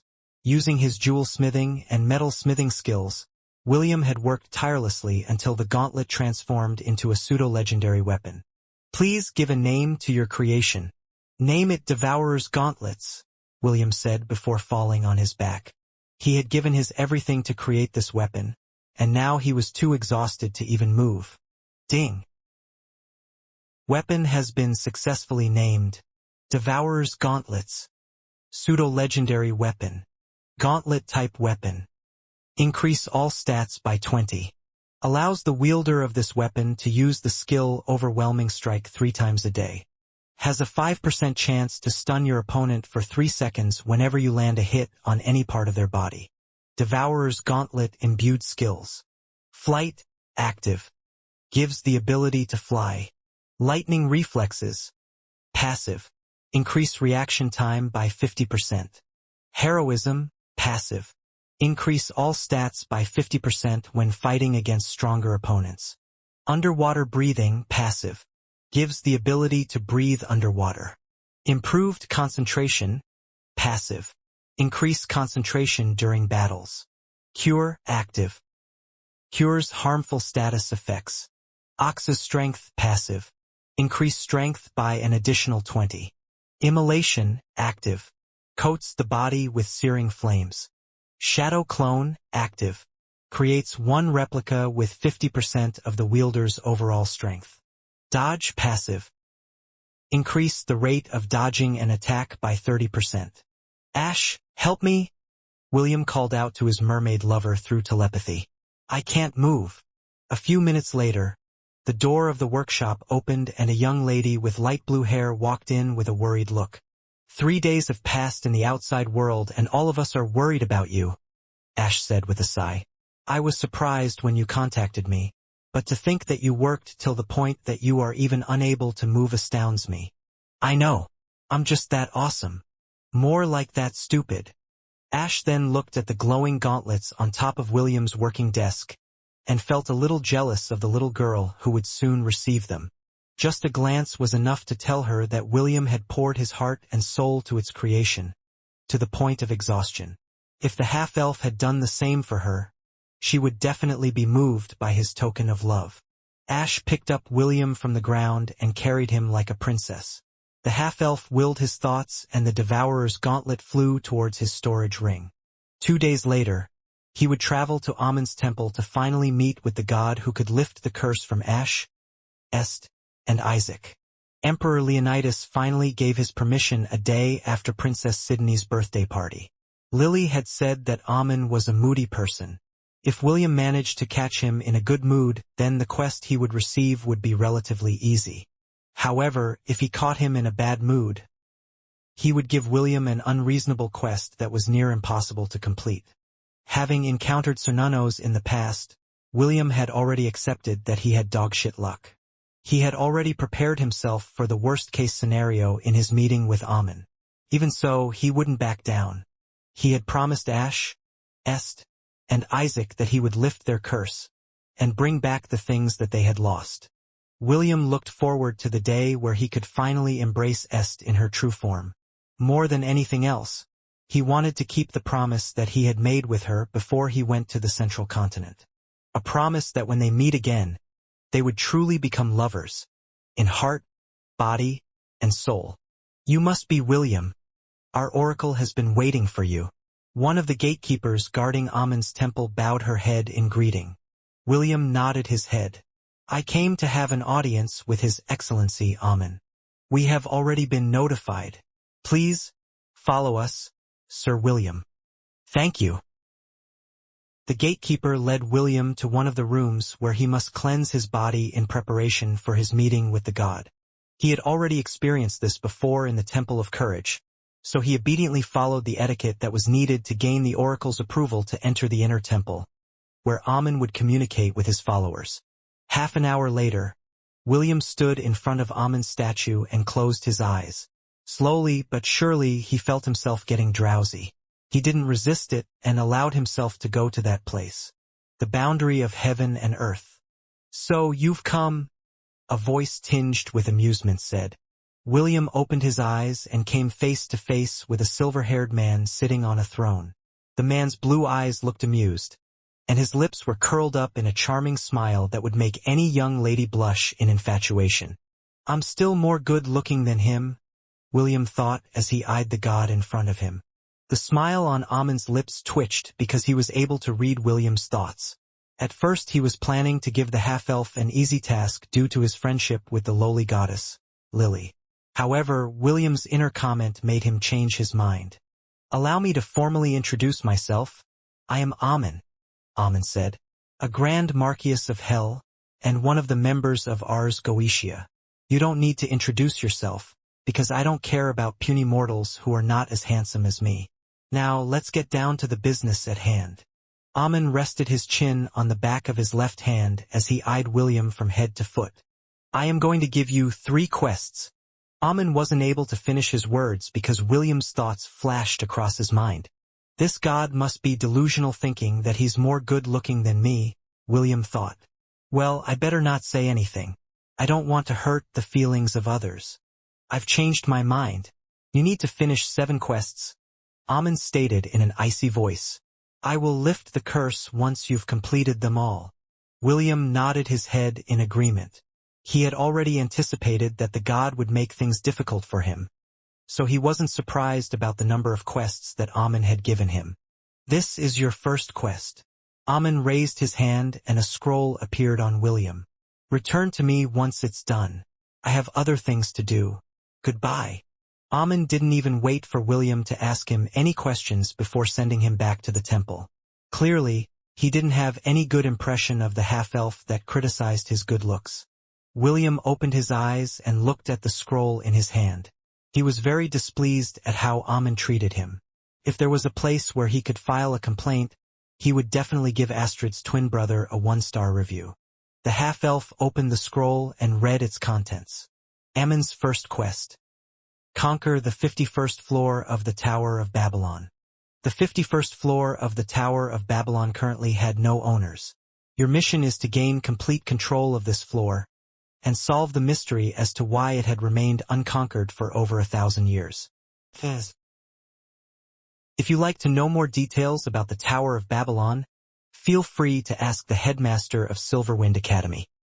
I knew it, William muttered. Looks like Amun intended to make my life difficult from the get-go. William had no idea where the Tower of Babylon was. However, one thing was clear.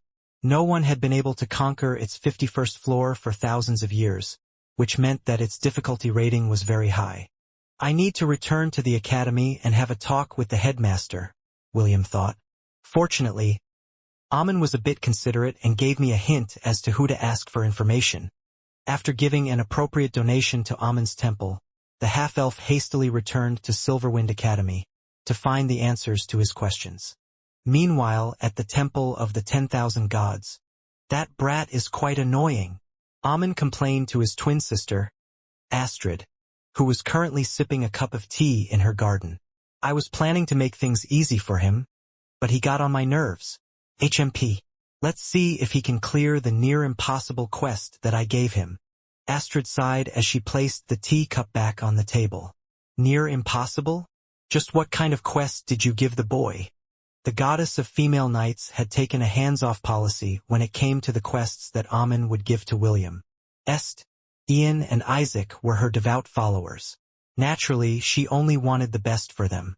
She was willing to give William her blessings to become their lovers, but that would only happen once he had completed her twin brother's quests. Amun chuckled as he gave his sister a devilish smile. "The mission I gave him was to clear the 51st floor of the Tower of Babylon. Haha. Don't worry.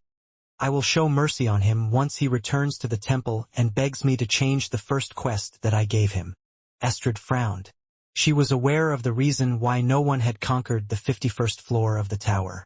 Long ago, when the world was still young, the gods decided to create a tower for their entertainment. Similar to a dungeon, each floor of the dungeon was a stage that needed to be cleared in order to advance to the next floor. The one who was able to clear any of its floors would become the owner of the floor. There were even some powerful families in the central continent that had migrated their entire clans on the floors that they had claimed as their own. This tower was located at the very center of the central continent, and was considered to be the greatest challenge for humanity. Similar to the Atlantis dungeon, the Tower of Babel had 100 floors. However, for over 1,000 years, the exploration had stopped at the 51st floor. Anyone who dared to challenge it had never been seen again. After losing so many prodigies and talented individuals in the 51st floor, the empires, kingdoms, and sects prohibited their people from challenging it again. Of course, there were still people who wanted to make their names known to the world, but after entering the mysterious floor, they were never heard from again. "You're so petty, Amen," Astrid said as she eyed her brother. "What would you do if the boy died on that floor?" Amen shrugged. "If he dies, then he dies. Don't worry. If that happens, I will lift the curse on your devout followers. I'm sure that they will forget about him in time and fall in love with someone else." Lady Astrid smirked before emptying her cup of tea. Her brother was right. Although her followers would be hurt after William died, they will get over it in time. The goddess didn't believe that the half-elf would be able to complete the quest that her brother had given William. Seated on a throne made from black obsidian, a primordial goddess observed Astrid from afar. She had overheard Astrid's discussion with Amen and simply giggled at their foolishness. "Near impossible doesn't mean impossible," the primordial goddess mused as she looked at the projection of the red-headed teenager in front of her. "Show me, young Pendragon. Are you really the master of your fate? Are you really the captain of your soul?" The primordial goddess smiled as she petted the head of the black phoenix that was resting beside her throne. She was looking forward to seeing William's growth, and the day when they would meet at the crossroads of fate. Chiffon hugged the gauntlets that William had given her while she slept. The little girl really liked her new gauntlets, and was even touched when she learned that the one that forged them was her big brother. If not for the fact that the academy had forbidden its students from carrying their weapons on their bodies, Chiffon would have worn her gauntlets during class as well. Ian and Princess Sydney exchanged a glance as they looked at the pink-haired girl that was sleeping on William's bed. Ever since William left, she stopped going to class and spent her free time sleeping on his bed. Ian sighed. "She's like a little puppy that is waiting for her master's return." Princess Sydney pressed her palm on her forehead as she looked at the little girl who had been entrusted to her by William. "Amen's temple is located at the north of the empire," Princess Sydney said. "The temple itself is located in a valley that had been closed off from the public. According to my estimate, it will take 2 days to get there even if he used teleportation gates. Then, he should have arrived there at this time. Yes, we will probably see him after 2 days." Ian shook her head as she looked at the corner of the room, where a spear was leaning on the wall. "No, he will be arriving shortly," Ian said with confidence. Princess Sydney was about to ask what Ian meant when suddenly, a brief flash of light illuminated the room. "I'm back. Did the two of you miss me?" William asked as he pulled Princess Sydney into his embrace and gave her a kiss on the cheek. Ian transformed into her true form, and allowed William to give her a kiss as well. After kissing his two lovers, William noticed the pink-haired girl who was sleeping on his bed and smiled. "It seems that she really liked the weapon I made for her," William commented. "She's even using it as a hug pillow." William was about to poke the little girl's cheeks when Princess Sydney grabbed hold of his hand and pulled him away. "How were you able to return that fast from the temple?" Princess Sydney asked. "Also, what did His Excellency, Amen, say?" William grinned and told Princess Sydney the trick on how he could travel from one point to the other instantly. The beautiful girl listened attentively to William's explanation. She then realized that it was the same trick that her lover used to escape from Eneru and the elves when he escaped from the capital city of the Inauthentic dynasty. "That's amazing," Princess Sydney commented after William finished his explanation. Ash, who was listening from the side, held William's hand and asked the question that had been on her mind ever since the half-elf returned. "Did you manage to talk with His Excellency, Amun?" Ash inquired. William nodded as he summoned the scroll that the god had given him.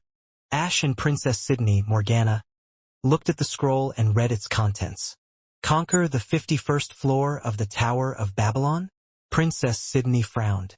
She was not a native of the central continent and was not aware of its landmarks. Ash was on the same boat, and the two looked at William for answers. "Sorry, I also don't know." William shrugged. "I returned as soon as I could, so I could talk to the headmaster about it. Look after Chiffon for me. I'll be right back." William bid his goodbye to his two lovers before leaving his room in haste. Although it didn't show on his face, William was actually quite anxious about the mission that had been assigned to him.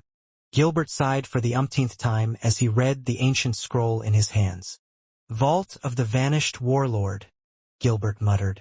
"Why must you be there of all places?" The headmaster of the academy was not afraid to go to dangerous places in order to search for the thing that he was looking for. However, the 51st floor of the Tower of Babylon was an exception. The most powerful families in the continent had formed joint exploration groups in order to conquer the mysterious floor of the tower. However, all of them had failed. For as long as he could remember, no one had been able to bring back any news of what kind of secrets the 51st floor held. There had been rumors flying around, but none of them were credible. While Gilbert was feeling depressed, he heard a knock on the door of his office. "Who is it?" Gilbert asked. "Headmaster, it is me, William," William replied through the door. "There is something important that I need to discuss with the headmaster. Can I come in?" Gilbert rubbed his forehead because a troublesome character had come. He was still dealing with the aftermath of William's confrontation with the mercenary group from the Demon Continent, and it was giving him a headache. "Come in," Gilbert said as he fixed his posture. He was still the headmaster of Silverwind Academy, and he needed to look presentable in front of his students. William walked in the door and sat after the headmaster had given him permission to do so. "I thought you were supposed to go to Amun's temple?" Gilbert asked. "Didn't His Majesty give you permission to go?" William nodded. "I just returned from the temple because there is something important that I need to discuss with the headmaster." "Something important?" Gilbert eyed the red-headed teenager with a curious gaze. "Go on. What is it that you want to ask me?" William then narrated a made-up story about receiving a vision in Amun's temple about going to the 51st floor of the Tower of Babel. Gilbert, who had just drank a mouthful of tea, spat it on William's face after hearing his story. "Why, you can't be serious." Gilbert pointed at the half-elf that had been drenched by his tea. "Are you planning to commit suicide? Boy, if this is a joke, it is not a funny one." William wiped his face with a handkerchief as he looked at the stuttering headmaster that seemed to have lost his composure. He was very tempted to get back at the old man. But since he needed some information, he decided to just pay him back another day. "Headmaster, like I said, it is the vision that I saw on Amun's temple," William explained after cleaning and drying himself with magic. "The headmaster is the most knowledgeable person that I know of in the academy. This is why I came to you for answers." Gilbert organized his thoughts as he looked at William with a serious expression. "Are you planning to go there?" Gilbert asked. "What did the vision tell you?" William had already anticipated that the headmaster would ask him these kinds of questions, so he had prepared a backstory beforehand. "The vision told me that I needed to go there," William replied. "I don't know what I will find on the 51st floor, but it is important that I go there. It is a revelation given to me by His Excellency, Amun." William thought that if he just used Amun's name, everything would become more believable. Although Gilbert still had his doubts, he told the red-headed teenager everything he knew about the temple. The headmaster of the academy even gave William the translated scroll of the Vault of the Vanished Warlord, which was said to be hidden somewhere on the 51st floor. After hearing Gilbert's explanation, the half-elf's anxiousness eased up a bit. Instead of feeling afraid, the half-elf became very curious about what was hidden on the mysterious floor of the tower.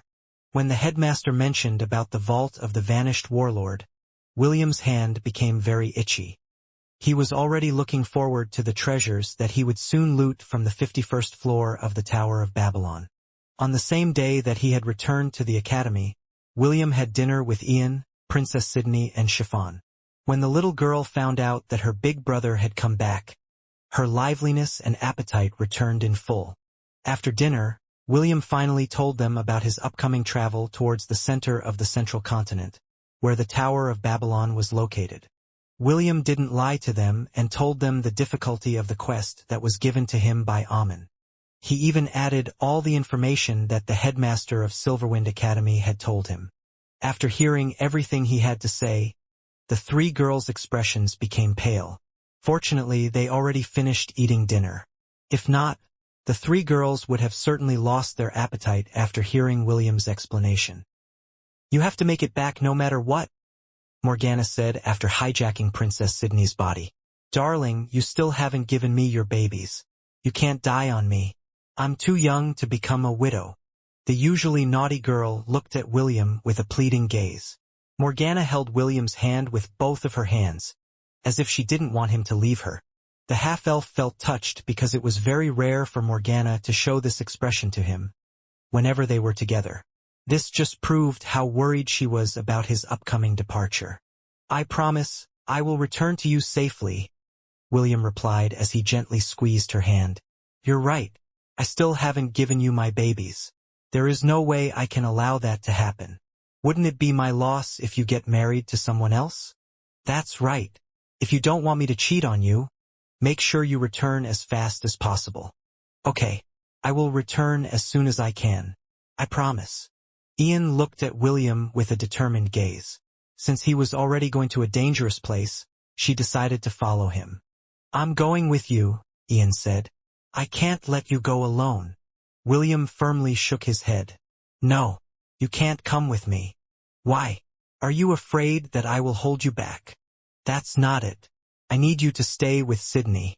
Without me around, only you will be able to help her when her divinity runs amok."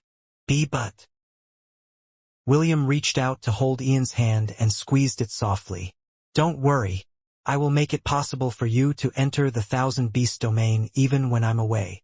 "Is that even possible?" Ian inquired. If it was really possible, then she could meet with William anytime. "Of course it's possible," William replied. "Sydney can already do it by using the collar of wisteria." Ian looked at the beautiful princess, and the latter nodded her head in acknowledgement. Because of the many things that happened, William had forgotten to tell Ian about the additional function that he had added in the collar of wisteria. William knew that Ian would definitely insist on coming with him to the tower because of how dangerous it was. If possible, he didn't want to bring her with him. This was why he decided to ask the system for help and allow Ian to visit the Thousand Beast domain whenever she missed him. Chiffon, who had no idea what they were talking about, simply listened to their conversation. The days where William was away were the most depressing days she experienced in her life. When she no longer had to worry about how to keep the overwhelming hunger at bay, the little girl had more free time to live as a normal girl. To be honest, it was very rare for Chiffon to find happiness in life. This was why she was unable to smile. Her default expression was always a frown, due to her constant worry about what she was going to eat next. Now that she had met William, Ian, and Princess Sydney, her life became more colorful. Sometimes, Chiffon wondered if she was living inside a dream. "If this is a dream, I don't ever want to wake up again," Chiffon thought as she looked at William, who was busy coaxing Ian and Princess Sydney. Feeling left out, the little girl decided to catch William's attention by asking him a question. "Big brother, when are we going to leave?" Chiffon inquired. "I don't have much luggage with me, so we can leave any time." William, Ian, and Princess Sydney all looked at the pink-haired girl at the same time. William looked at Chiffon with a dumbfounded expression. "Sorry, Chiffon. I will not be taking you with me either." Chiffon tilted her head in confusion. "You're not taking me?" "No," William answered. "Stay here in the academy with Ian and Sydney. They will look after you while I'm away." Chiffon's eyes clouded over when she realized that William didn't intend to bring her along with him. According to her big brother, it would take a month to reach the Tower of Babylon from the Creator Empire. But that was only the duration of the travel. William didn't know how long he would be staying inside the tower, and this was also Ian's and Princess Sydney's concern. The half-elf had only been away for 2 days, and yet, Chiffon felt that there was a gaping hole in her heart. She felt so empty inside while William was away to visit Amun's temple. If William were to be away for more than a month, Chiffon had no idea what was going to happen to her. A tear fell, followed by another. The pink-haired girl looked at her big brother with blurry eyes as the pain inside her chest intensified. "Big brother, you're going to leave me?" Chiffon asked. "You're going to leave me alone?" William hurriedly stood up from his seat and went beside the little girl to wipe her tears away. For some reason, William was very weak to little children. Although Chiffon was older than him, her current appearance was similar to Brianna, whom William had treated as his own little sister, back in the southern continent. "You will not be alone," William replied. "You will be with Ian and Sydney. They will look after you." Chiffon covered her face with her hands as she sobbed uncontrollably. No matter what William said, no matter what he promised, her tears didn't stop falling. What was worse was that the moment she started crying, her stomach also started grumbling.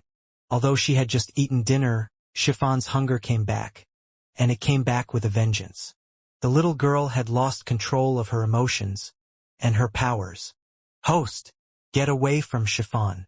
Her divinity is going to activate." "No, scratch that. Bring her to the dungeon of Atlantis instead. Hurry. If you are a second late, this whole academy, along with all its students, will be devoured." William teleported inside the 10th floor of Atlantis and brought Chiffon in his seaside villa. A few seconds later, the little girl's divinity went berserk. Before her reasoning had been taken over completely, Chiffon punched William's stomach with all her might, sending the half-elf flying hundreds of meters away from her location. "Big brother, I'm sorry," Chiffon muttered before she lost consciousness. "Please, run away." That was when William saw firsthand what the power of the 7 deadly sins could do, once they lost control. Chiffon opened her mouth wide, and a crackling sound was heard. It was as if space itself was being distorted and the air around her trembled. A series of notifications sounded inside William's status page, warning him of the danger that was about to come. "Host, please hurry. Leave this place. Everything on this floor will be devoured by Chiffon." William gritted his teeth as he looked at the unconscious girl, whose tears were still streaming down the side of her face. Suddenly, the ground rose from under her feet and flew towards her mouth, to be eaten. The sea churned and charged towards the shore as if they were being compelled by some unknown law that they couldn't fight against. Everything within 1,000 meters of Chiffon was being devoured, and that range was slowly increasing by the second. William kept backing away, but the power of gluttony that was akin to a black hole had instantaneously increased its might. The half-elf suddenly found himself within the range of Chiffon's devouring ability, and was helplessly pulled in her direction. "Quickshot war art, fusion form." William roared as he summoned his wooden staff and pointed it at Chiffon's opposite direction. "Blitzer railgun." William merged with his staff and flew away. At least that was what was supposed to happen, but reality was different. The wooden staff only managed to travel for 5 meters, before it stalled and stayed in place. Slowly but surely, it was being pulled towards Chiffon's small mouth that was capable of devouring entire cities in the central continent. It broke William's heart to see Chiffon in such a condition, but there was nothing he could do. "System, put a tracker on Chiffon. I want to monitor her condition." "Understood." A beam of light shot from the wooden staff and hit Chiffon's forehead. After successfully planting the tracker, William left the 10th floor of Atlantis and returned to the 1st floor in haste. He knew that if he stayed, he would just be devoured by the power of gluttony that had gone berserk. After reaching safety, William immediately asked the system to allow him to see what was happening in real time. The system complied and shared the view around Chiffon. What he saw was complete and utter darkness. If not for the fact that he could still hear the faint devouring sound in the background, he might have thought that the tracker was not working. Even the artificial lighting on the 10th floor had been sucked away completely. The growling sounds of Chiffon's stomach could be heard amidst the darkness. William doubted that his lollipops would be able to fight against this divinity that had run out of control. All he could do was wait. An hour passed. 2 hours passed. More hours passed. William sat cross-legged as he continued to monitor Chiffon's condition. After a day inside the dungeon, the growling sound stopped. The system scanned the surroundings and Chiffon's body several times, before giving William the go signal that everything was fine. William returned to that dark and empty world. Even his eyes that could see past the darkness couldn't see anything inside the 10th floor of Atlantis. Light, William said softly, and several balls of light illuminated the surroundings. It was then when he saw her, standing at the center of the destruction that she had caused, with tears still streaming down the sides of her face. William wrapped his arms around the girl who followed him around and hugged her tight. "Big brother, please, don't leave me," Chiffon said weakly as she buried her head on William's chest. She wanted to hug him back, but she was feeling very weak right now. If not for the fact that William was hugging and supporting her body, she might have already collapsed on the ground. "I promise that I'll be a good girl. So please, don't leave me behind." "Okay, I won't leave you behind. I promise." As if waiting for that answer, Chiffon closed her eyes and slept. She had already reached her limit physically and emotionally. William carried the pink-haired girl in a princess carry, before teleporting to his villa in the Thousand Beast domain. Ian and Princess Sydney were there and had been waiting for any news about Chiffon. William had ordered everyone to leave the dungeon of Atlantis, just in case Chiffon's devouring ability broke through the spatial floors of the dungeon. Fortunately, it didn't, and only one floor was sacrificed to the little girl's devouring ability. Princess Sydney and Ash looked at the disheveled pink-haired girl and felt an ache in their chests. Chiffon had become very dear to them, and seeing her like that broke their hearts. "Please clean her up," William said as he handed Chiffon to Ian. "Let her rest here in the villa for now. Although the possibility is low, a relapse could occur. We'll keep her here just in case." Ian nodded in understanding and transformed into her true form before going to the bathroom. Princess Sydney walked towards William and gave him a hug. "If someday I will also lose control of my powers, make sure to trap me in one of the floors of your dungeon. That way, I will not be able to hurt anyone." William's body stiffened. He wanted to assure her that such a day would not come, but he couldn't say it. In a few days, he would be leaving the Creator Empire to go to the Tower of Babylon. Although they could meet in the Thousand Beast domain, this was only a temporary fix to the problem. William shuddered at the thought of Princess Sydney losing control of her powers. "I will find a way," William said as he hugged the beautiful princess in his arms. "I promise. I will find a way." "We believe you," Princess Sydney replied. "I and Morgana believe in you." William sighed as he closed his eyes. He could still hear Chiffon's pleading words inside his mind. After seeing her in that state, and the reason why it happened, William already knew what he needed to do. He only hoped that at the end of their journey, he would find a way to help Chiffon have better control of her divinity. That way, she would no longer need to suffer from the heartbreak of devouring the things that were important to her. When Chiffon opened her eyes, she found herself in an unfamiliar room. Fortunately, there was someone familiar to her inside the room, and it put her heart at ease. William was sitting at the side of the bed and holding her hand. The moment their eyes met, Chiffon had the strong urge to run away. If not for the fact that she still couldn't move her body, she might have already bolted out of the room in haste. "How are you feeling?" William asked with a smile. "Exhausted," Chiffon answered. "But, aside from that, I'm good." William nodded his head as he asked the system to run a diagnostic scan on Chiffon's body to ensure that nothing was wrong with her. Chiffon's vital signs are all normal. The possibility of a relapse is 0.001%. "Thank you, system." Chiffon couldn't remember much of what happened to her. There were lapses in her memory, and she wasn't sure if what she saw was real or only a dream. The last thing she remembered was being enclosed in William's embrace and hearing his promise to not leave her alone. The two stared at each other for a full minute without saying a word. The awkward silence was unnerving, and it made Chiffon anxious. She was about to say something when suddenly, a growling sound reverberated inside the room. Chiffon's body stiffened because she thought that it was her stomach that was making a sound. She had just eaten an entire dungeon floor, so her hunger would be sated for at least 2 days. "That was my stomach," William said to assure the panicking girl on the bed. For some reason, seeing Chiffon's flustered expression tickled his heart. William took out a basket of sandwiches from his storage ring and offered one of them to Chiffon. The little girl shook her head and politely declined the sandwich. The half-elf didn't insist because food was a sensitive topic right now. He just ate in silence, using his right hand, while his left hand held the pink-haired girl's hand. After eating his fill, William returned the basket to his storage ring and lay down beside Chiffon. "Good night." William yawned as he closed his eyes to sleep.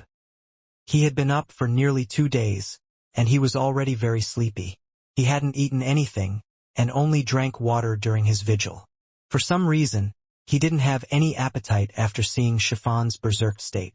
2 minutes later, William's deep sleeping breaths reached Chiffon's ears. The little glutton stared at his peaceful sleeping face, as if embedding it in her memory. She had wanted to ask William a few things, but the latter had slept before she could even ask anything. Chiffon sighed as she tried to move her body towards William. Although her body felt heavy, the need to feel someone's warmth fueled her determination. More than anything else, she hated being alone. Now that someone was sleeping next to her, she decided to move closer to assure herself that what she was seeing was reality and not a dream. "Wake up, Mr. Lollipop."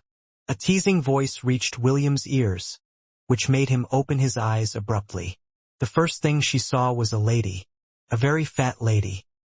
She was sitting on a small chair that creaked every time her body moved slightly. William couldn't help but think that the chair would break at any time, which would make the lady fall on the ground, unable to get up due to her body size. "You're thinking a very rude thing," the fat lady snorted. "Don't you know that girls are very delicate? You already have 3 lovers, and you still don't understand this fact." The fat lady opened a red fan and started fanning herself. Her action made the chair she was sitting on creak dangerously, which made William's teeth itch. The half-elf forcefully tore his attention from the chair and looked at the lady in front of him. Since he had been around the company of gods during his visit to the temple, it was easy for him to identify the fat lady as a goddess. The only question was, who was she? "You really are too skinny," the fat lady commented as he eyed William from head to foot. "I suggest that you add at least 170 pounds to your weight." The corner of William's lips twitched when he heard the comment of the goddess. "I'll take that into consideration, Your Excellency," William said as he gave the lady before her a respectful bow. "My name is William. May I know Her Excellency's exalted name?" The fat lady chuckled, matching the creaking of the chair where she sat. "It has been a while since I introduced myself to a mortal, so forgive me for not introducing myself first. My name is Adaptation, and I am the goddess of gluttony." William felt the last piece of the puzzle fall in place as he heard the name of the goddess in front of him. The half-elf decided to remain silent and wait for Adaptation to tell him the reason why she had brought him to the boundary of heaven and earth. He had been here not long ago when he met with Amun, Astrid's twin that had given him an unreasonable quest from the get-go. The goddess smiled and nodded her head in appreciation. She had already read what William was currently thinking, so she decided to get straight to the point.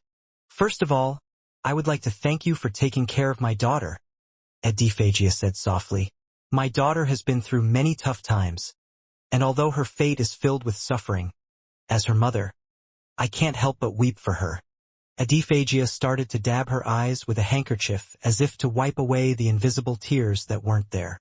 William played along and nodded his head in understanding. "Chiffon is like a little sister to me," William stated. "It breaks my heart to see her hurting." "I see," Adaptation grinned. "Now let's talk about you and her wedding." What wedding?" Sorry, I stuttered. I meant to say let's talk about you and her well-being. Don't you know? Having a healthy body and mind will lead you to greatness. The goddess laughed with oh ho ho, like a second-rate villainess, which made William worry about the future. Lady Eros had asked him to take care of her daughters, while she was training him in her palace. The goddess of lust didn't imply anything aside from taking care of her daughters, but the end result was having Princess Sydney and Morgana as his lover. Seeing that the goddess of gluttony had appeared in front of him, William had a nagging feeling that he was about to become the groom in a shotgun wedding. Oi! Don't think too highly of yourself. Adaptation closed her fan and pointed it in William's direction. You're too skinny for my lovely daughter.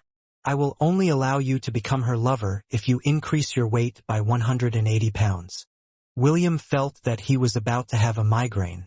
Earlier the goddess mentioned that he needed to add 170 pounds to his weight. Now she changed it to 180 pounds. He had a feeling that the goddess of gluttony would continue to increase his weight as they continued their chat. Where was I? Oh yeah, let's talk about you and her wedding. Well-being. Tisk. Adaphagia clicked her tongue before opening her fan to cover half of her face. You are going to the Tower of Babel, right? William nodded his head in affirmation. Yes. Very well. Allow me to give you a gift. The goddess of gluttony threw 2 small boxes in William's direction, and the latter caught it by reflex. The red box is for Chiffon, and the pink one is for you, Adaphagia stated. You don't need to know what is inside the box because you wouldn't be able to open it even if you used all of your strength. Just know that the box will open at the right time. Hold on to them for now and keep them safe. Do you understand? Yes, Your Excellency, William replied. Good. Now go back. Adaphagia made a gesture to shoo William away. Make sure to take care of my daughter. If you don't, I'll sit on your head. Let's see if you can bully her again after that. Even in his spirit form, William could feel beads of sweat forming on his head. If the fat goddess really sat on his head, it would easily be crushed like a watermelon getting run over by a tank. William and Ash laid on the bed, hugging each other. The gems on their chests glowed in synchronized rhythm, as the system bestowed Ash the ability to instantly teleport to the Thousand Beast domain. This was not an easy thing to do because it required 50,000 God points to make it possible. William didn't mind spending that much because it allowed Ash to have the means to visit the Thousand Beast domain anytime she wanted. William had already told Ash and Princess Sydney that they could also teleport to his domain if their lives were in danger. Their safety was his priority, so he didn't mind spending God points to ensure their safety. God points, 4,250,042. If only he had known about this feature before leaving the southern continent, he would have definitely made it so Wendy and S could drop by his domain to come see him.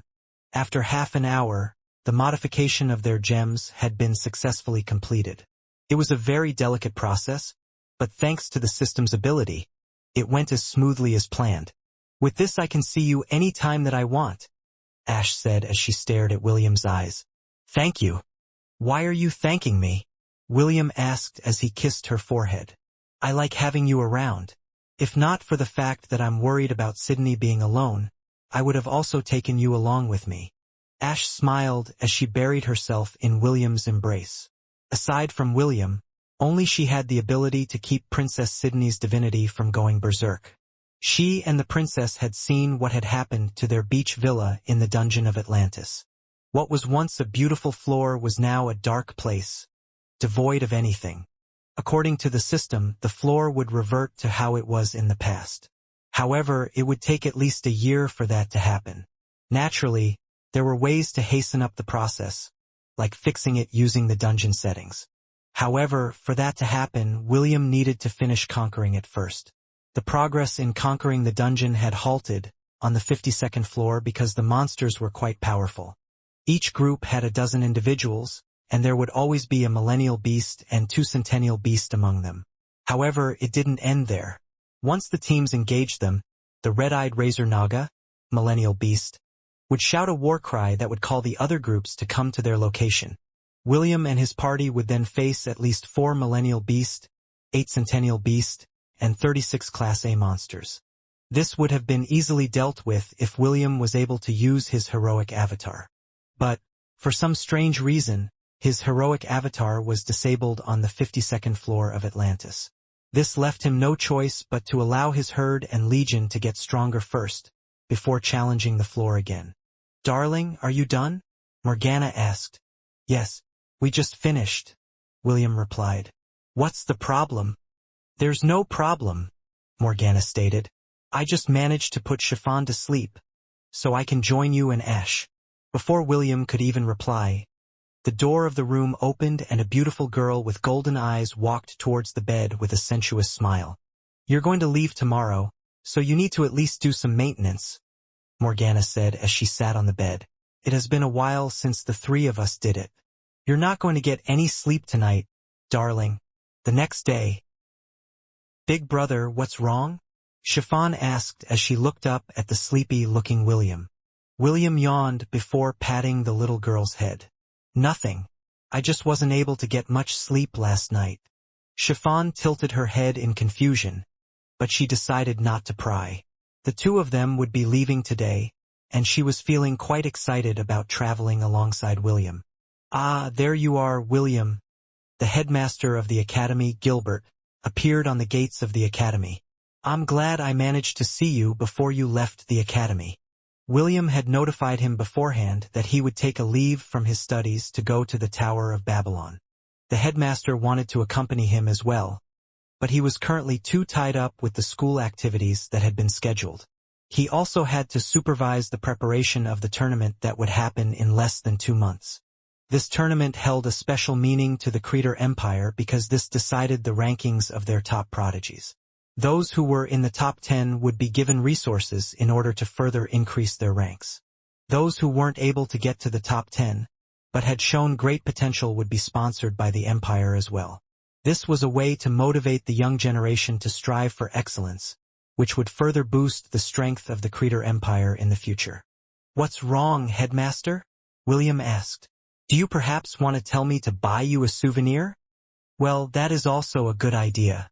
But I came here to ask you a favor." "I'm all ears." Gilbert took out a scroll from his storage ring and gave it to William. The half-elf spread it open and saw what seemed to be an exquisite green flower brooch, with a sparkling jewel at its center. "This is called the Brooch of Emerald Desire," Gilbert explained. "It was said that it was among the priceless treasures that can be found in the vault of the vanished warlord. If you are able to get the opportunity to retrieve it, I am willing to pay a hefty sum for it." "If I see it, then I'll trade it to you, Headmaster," William replied. "But if I don't, no hard feelings. Okay? There is a possibility that I might get trapped there for an indefinite period of time." Gilbert nodded in understanding. To be honest, he didn't want William to go to the tower to risk his life. He had already done his best to convince him, but the latter was determined to go. Since that was the case, he decided to give him as much support as he could and prepared the necessities he would need in his journey. "Very well, may the wind be always at your back, and the light shine upon your way." Gilbert placed his hand on William's shoulder. "Also, look after Chiffon for us. You don't have to worry about what the other side is going to say. We will handle that for you." The old man lowered his head and whispered something in William's ears. "If it becomes dangerous, do your best to escape the floor," Gilbert whispered. "You don't need to run a fool's errand. Life is very precious. Do not waste it on trivial things." William nodded his head and didn't make any further comments. "I'll come back as soon as I can, Headmaster. Goodbye for now." "Goodbye, Headmaster," Chiffon said as she bowed her head.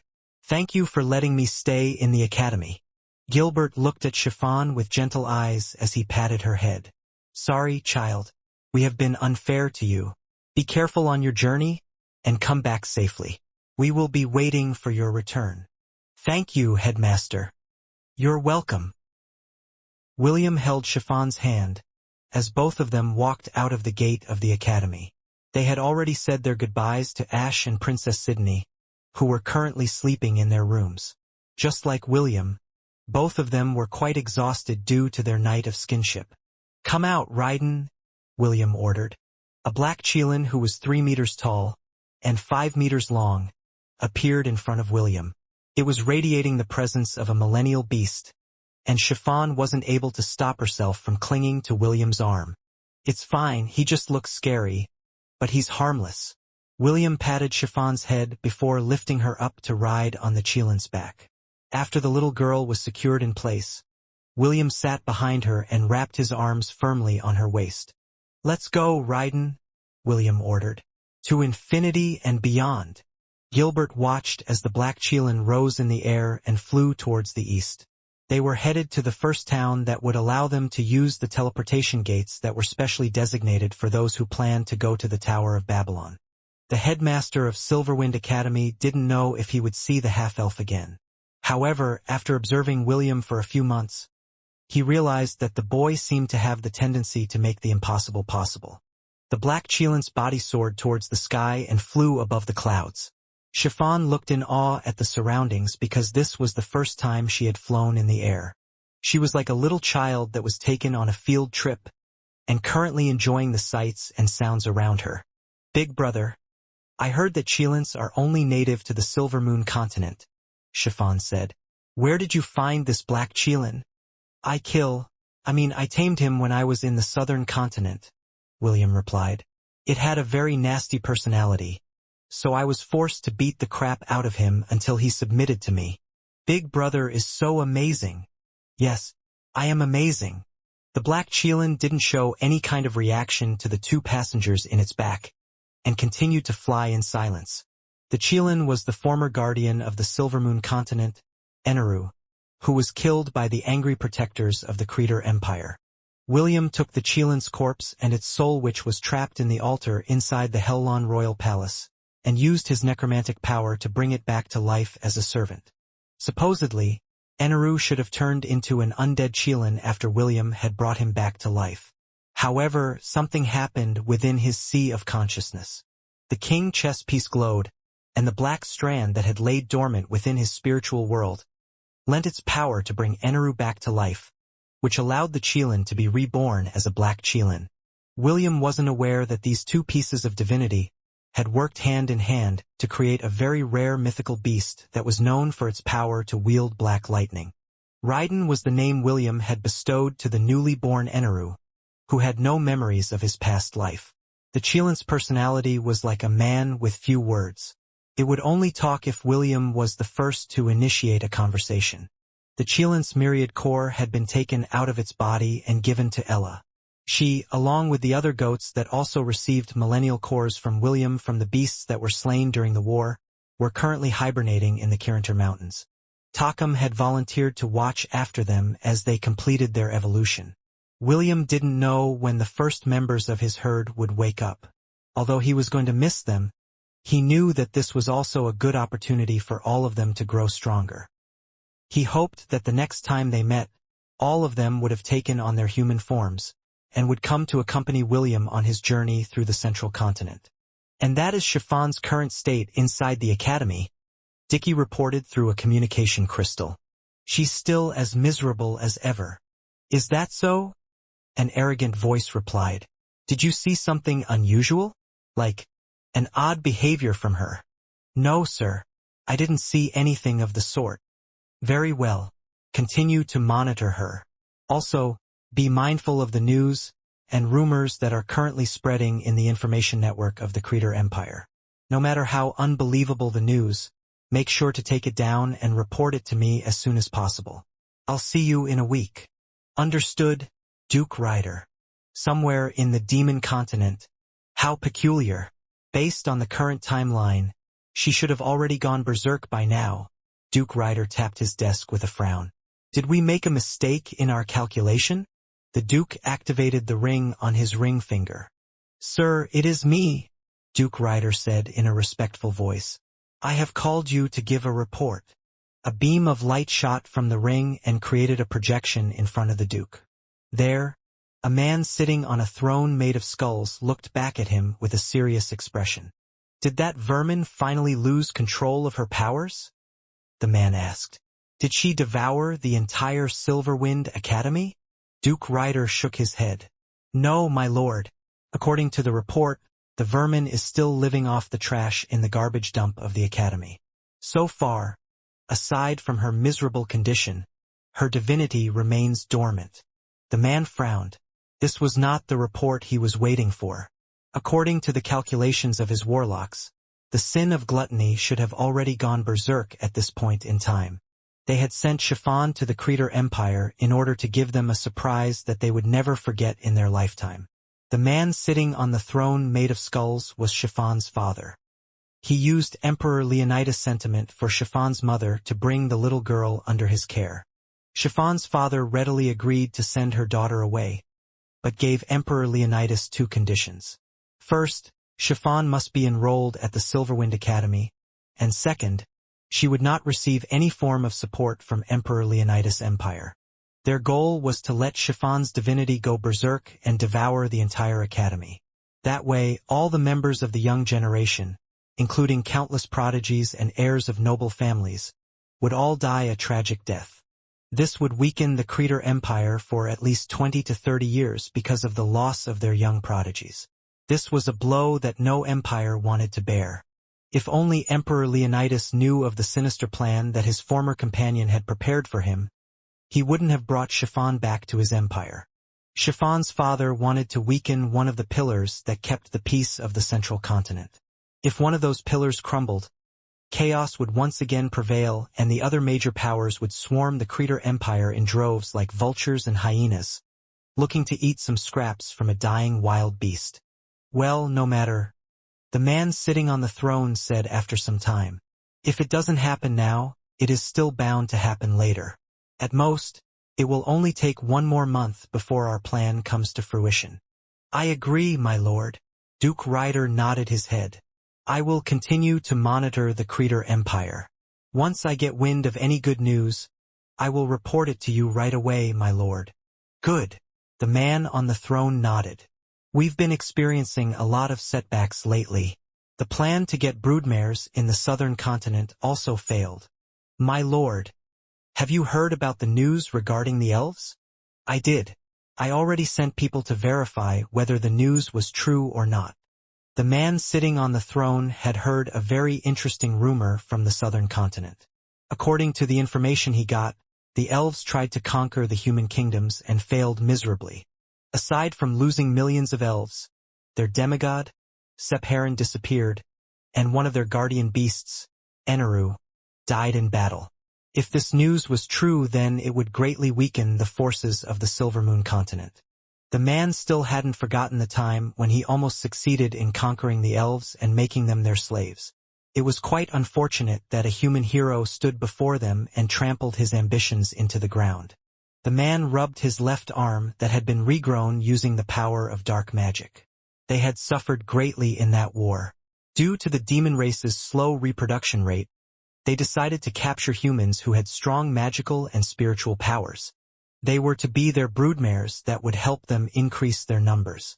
Although the human empires and kingdoms in the central continent were always at odds with each other, they would set aside their grievances and unite if their peace was threatened. This was why the Lord of the demonic continent didn't dare to capture the prodigies in the central continent, and just settled for the ones in the southern continent. Unfortunately, this plan had failed as well. In the end, they resorted to dealing with slave traders in order to get their hands on promising slaves that had the potential to give birth to powerful demons. Although slave trading was banned in some parts of the continent, there were still places where the underground auctions were held. The slave traders didn't care who bought their wares as long as the money was good. Some of them even formed a partnership with the demon race who always bought their slaves in bulk. My lord, I have other things to report, Duke Ryder said with a smile. I heard from a credible source that the son of our nemesis is also in the Creator Empire. Son of our nemesis? The man eyed the demon duke with an appraising look. Are you talking about Maxwell's son with the Saintess? Yes, my lord. According to one of my business partners in the Creator Empire, the half-elf is currently enrolled in Silverwind Academy. A devilish smile appeared on the man's lips. Soon he roared in laughter. Duke Ryder smiled as he watched his lord laugh to his heart's content. Fate really knows how to crack a joke, the man said after laughing. I can't wait to see the day when that girl, Chiffon, will devour everything, including that bastard's son. I wonder how the Saintess will react after hearing this news." The man laughed once again. He had long wanted to have his revenge on Maxwell and Arwen, but there had never been an opportunity. Now that the boy was inside Silverwind Academy, it was only a matter of time before his name would be added to the list of people that died due to his daughter's deadly sin. "Big brother, is that the Tower of Babylon?" Chiffon asked as she pointed in the distance. They had just exited an underground tunnel, and the first thing that they saw was a giant tower that extended towards the sky. "Yes," William replied. "If that is not the Tower of Babylon, I don't know what it is." The Chelan gave his silent agreement as he flew towards the tower. Their month-long journey was about to come to an end. Along the way, they visited several cities and stayed for a day or two to rest. During their journey, Chiffon became more lively, suitable for a girl of her age. Without being constantly monitored and restricted by other people, the pink-haired girl's latent curiosity burst forth. William liked this change in Chiffon's personality. Although she still couldn't smile, the subtle rise at the corner of her lips were becoming more and more evident as time went by. The half-elf hoped that there would come a day where Chiffon would show him a smile that came from the bottom of her heart. A smile that will definitely melt the heart of anyone who would see it. "It's massive." Chiffon looked in wonder at the giant tower that was getting bigger and bigger. "I've never seen anything like it." William nodded in agreement. The tower was indeed very impressive, and in a way intimidating. It was like a giant that was looking down on the entire world and daring everyone to climb to its highest floor. After an hour, the dark Chelan slowly descended from the sky. At the base of the tower, a massive city was built. This was where people of all ages and various ethnicities gathered to challenge the floors of the tower. There were a total of 50 conquered floors inside the Tower of Babylon. Those who managed to conquer these floors became the ruling families who governed it. One can even say that they were the kings of their own domain, and not even the emperors of the different empires held control over them. Because of the riches and other rewards that the tower offered, many would challenge it from time to time, in order to break past the 51st floor, which was deemed to be impossible to conquer. In the end, most people gave up and settled to work for the families who had already managed to conquer a floor of their own. The city at the base of the tower became the hub of these ruling families. This was where they sold or auctioned off the products exclusive to their respective floors, and they profited immensely from it. The city was ruled by a council, which was composed of 50 members. Each of these members hailed from the family of each floor and worked together to create the city that was known as the City of Babylon. William landed a mile away from the city because the black Chelan was too catchy. He made Chiffon wear a black hooded robe and a mask to cover her adorable face. Gilbert had been to the city before, and he said that it was a place where slave trading was encouraged. William was a half-elf and Chiffon was half-dwarf half-demon. Both of them were good-looking, so their chances of getting captured were very high. William wasn't afraid of slave collars, because enslavement magic didn't work on him anymore. This was one of the benefits of wearing the collar of Wisteria in the past. Celine confided that one of the reasons why she made William the collar was to prevent others from enslaving him. Since Celine and Celeste had also worn the collar when they were younger, they had also gained the immunity from enslavement magic. This was the preparation made by their grandfather to prevent the two girls from being enslaved and used for notorious deeds. The only concern he had was Chiffon's safety. He didn't know if one of the 7 deadly sins could be enslaved. He just hoped that nobody would be stupid enough to make their moves on her. Otherwise, William would erase them from the face of the earth. William and Chiffon had just reached the gate when the half-elf suddenly stopped walking. The reason? There was a familiar face looking at him with a smile. "Master," William asked as he watched the beautiful elf walk towards him in a daze. Out of everyone he knew, he didn't expect to see Celine in the city of Babylon. "It is me," Celine replied before ruffling William's hair. "You've grown a little taller since we last met." Chiffon looked at the lady in front of her. She could tell that she was quite close to William because her big brother seemed happy to see her. "Master, why are you here?" Because a bird told me that you would be here. Huh. William blinked as he looked at his shadow. Second master? Celine covered her lips and chuckled. She was just teasing William, and the latter didn't betray her expectations. Oliver is not here, Celine commented. He is watching over my room in the inn for me. I know that you have a lot of questions, but this is not a place for them. Come. I'm sure you're also tired of your journey. Celine didn't wait for William's reply before walking away. The half-elf glanced at Chiffon and the latter nodded her head. William followed Celine while he firmly held Chiffon's hand. The streets of the city of Babylon were quite crowded, and he was worried that he would be separated from her if he didn't hold her hand. Soon they arrived at an elegant-looking inn that was away from the main streets of the city. Celine led them to her room without a word. It has been a while, little Will, Oliver greeted William as soon as the latter entered Celine's room. Second master, I hope you're doing well, William replied. I've been well. Oliver nodded his head. I just didn't expect that you would be visiting this place. So mistress and I took a detour. Celine started to brew some tea, while William chatted with Oliver. Chiffon had already taken off her hood and mask and listened to their conversation with interest.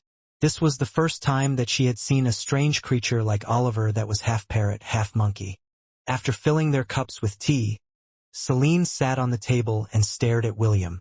It looks like your hobby of picking up girls in the dungeon still hasn't changed, Celine said. William lightly cleared his throat.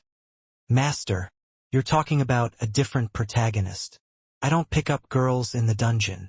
Well, why don't you introduce me to your new companion? Celine asked. The beautiful elf had already sensed Chiffon's uniqueness. Even though she didn't have Oliver's eyes, she still had a spell that could identify a person's origins.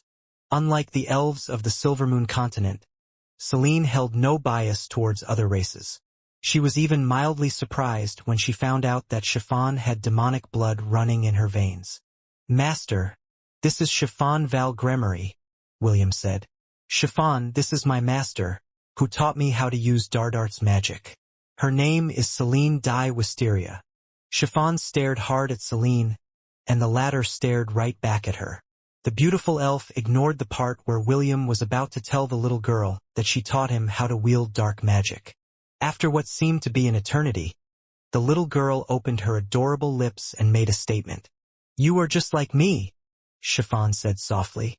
You also carry a sin. You are just like me. You also carry a sin. Celine didn't deny or confirm Chiffon's statement. She just stared at the little girl with pity, as if she was looking at her past self. William tilted his head as he looked at Chiffon and his master. He clearly heard the pink-haired girl say that his master, Celine, was someone like her. Someone who also carried a sin. What is your relationship with my disciple? Celine asked in order to change the topic. Chiffon glanced at William before looking back at Celine. Big brother is my caretaker. He also provides me with food to eat. Caretaker? Well, I guess he is good at taking care of kids. Big brother has been very nice to me. He always lets me eat his long and hard. Master, what are you doing here?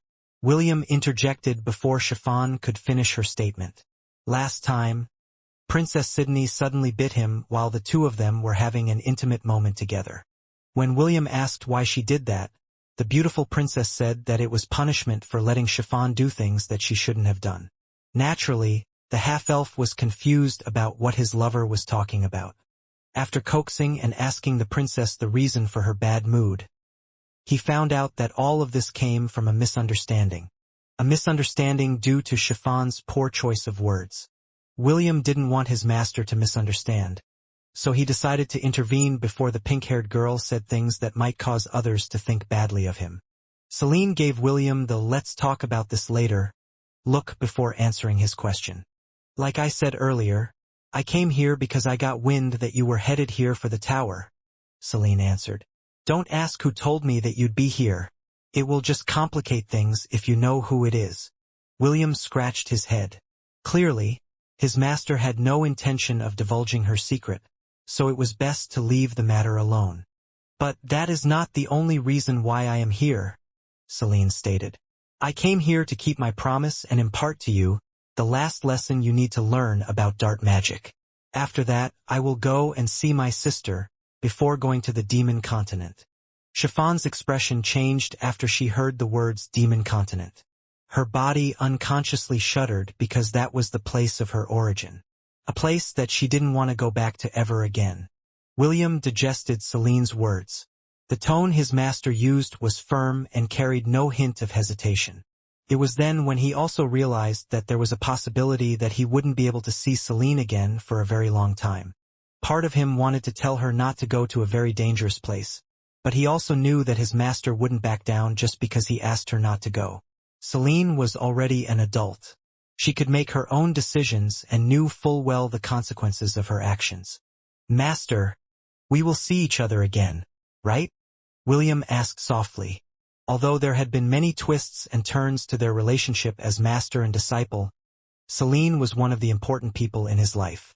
He had learned a lot of things from her, and for that he was forever grateful. "Silly boy, of course we will see each other again," Celine answered. "I'm an elf. I have a very long life ahead of me. It might take a few years before we see each other again, but we will definitely meet. Can you promise me that, master?" Promise. Now, tell me all the things that you have done ever since you left the southern continent.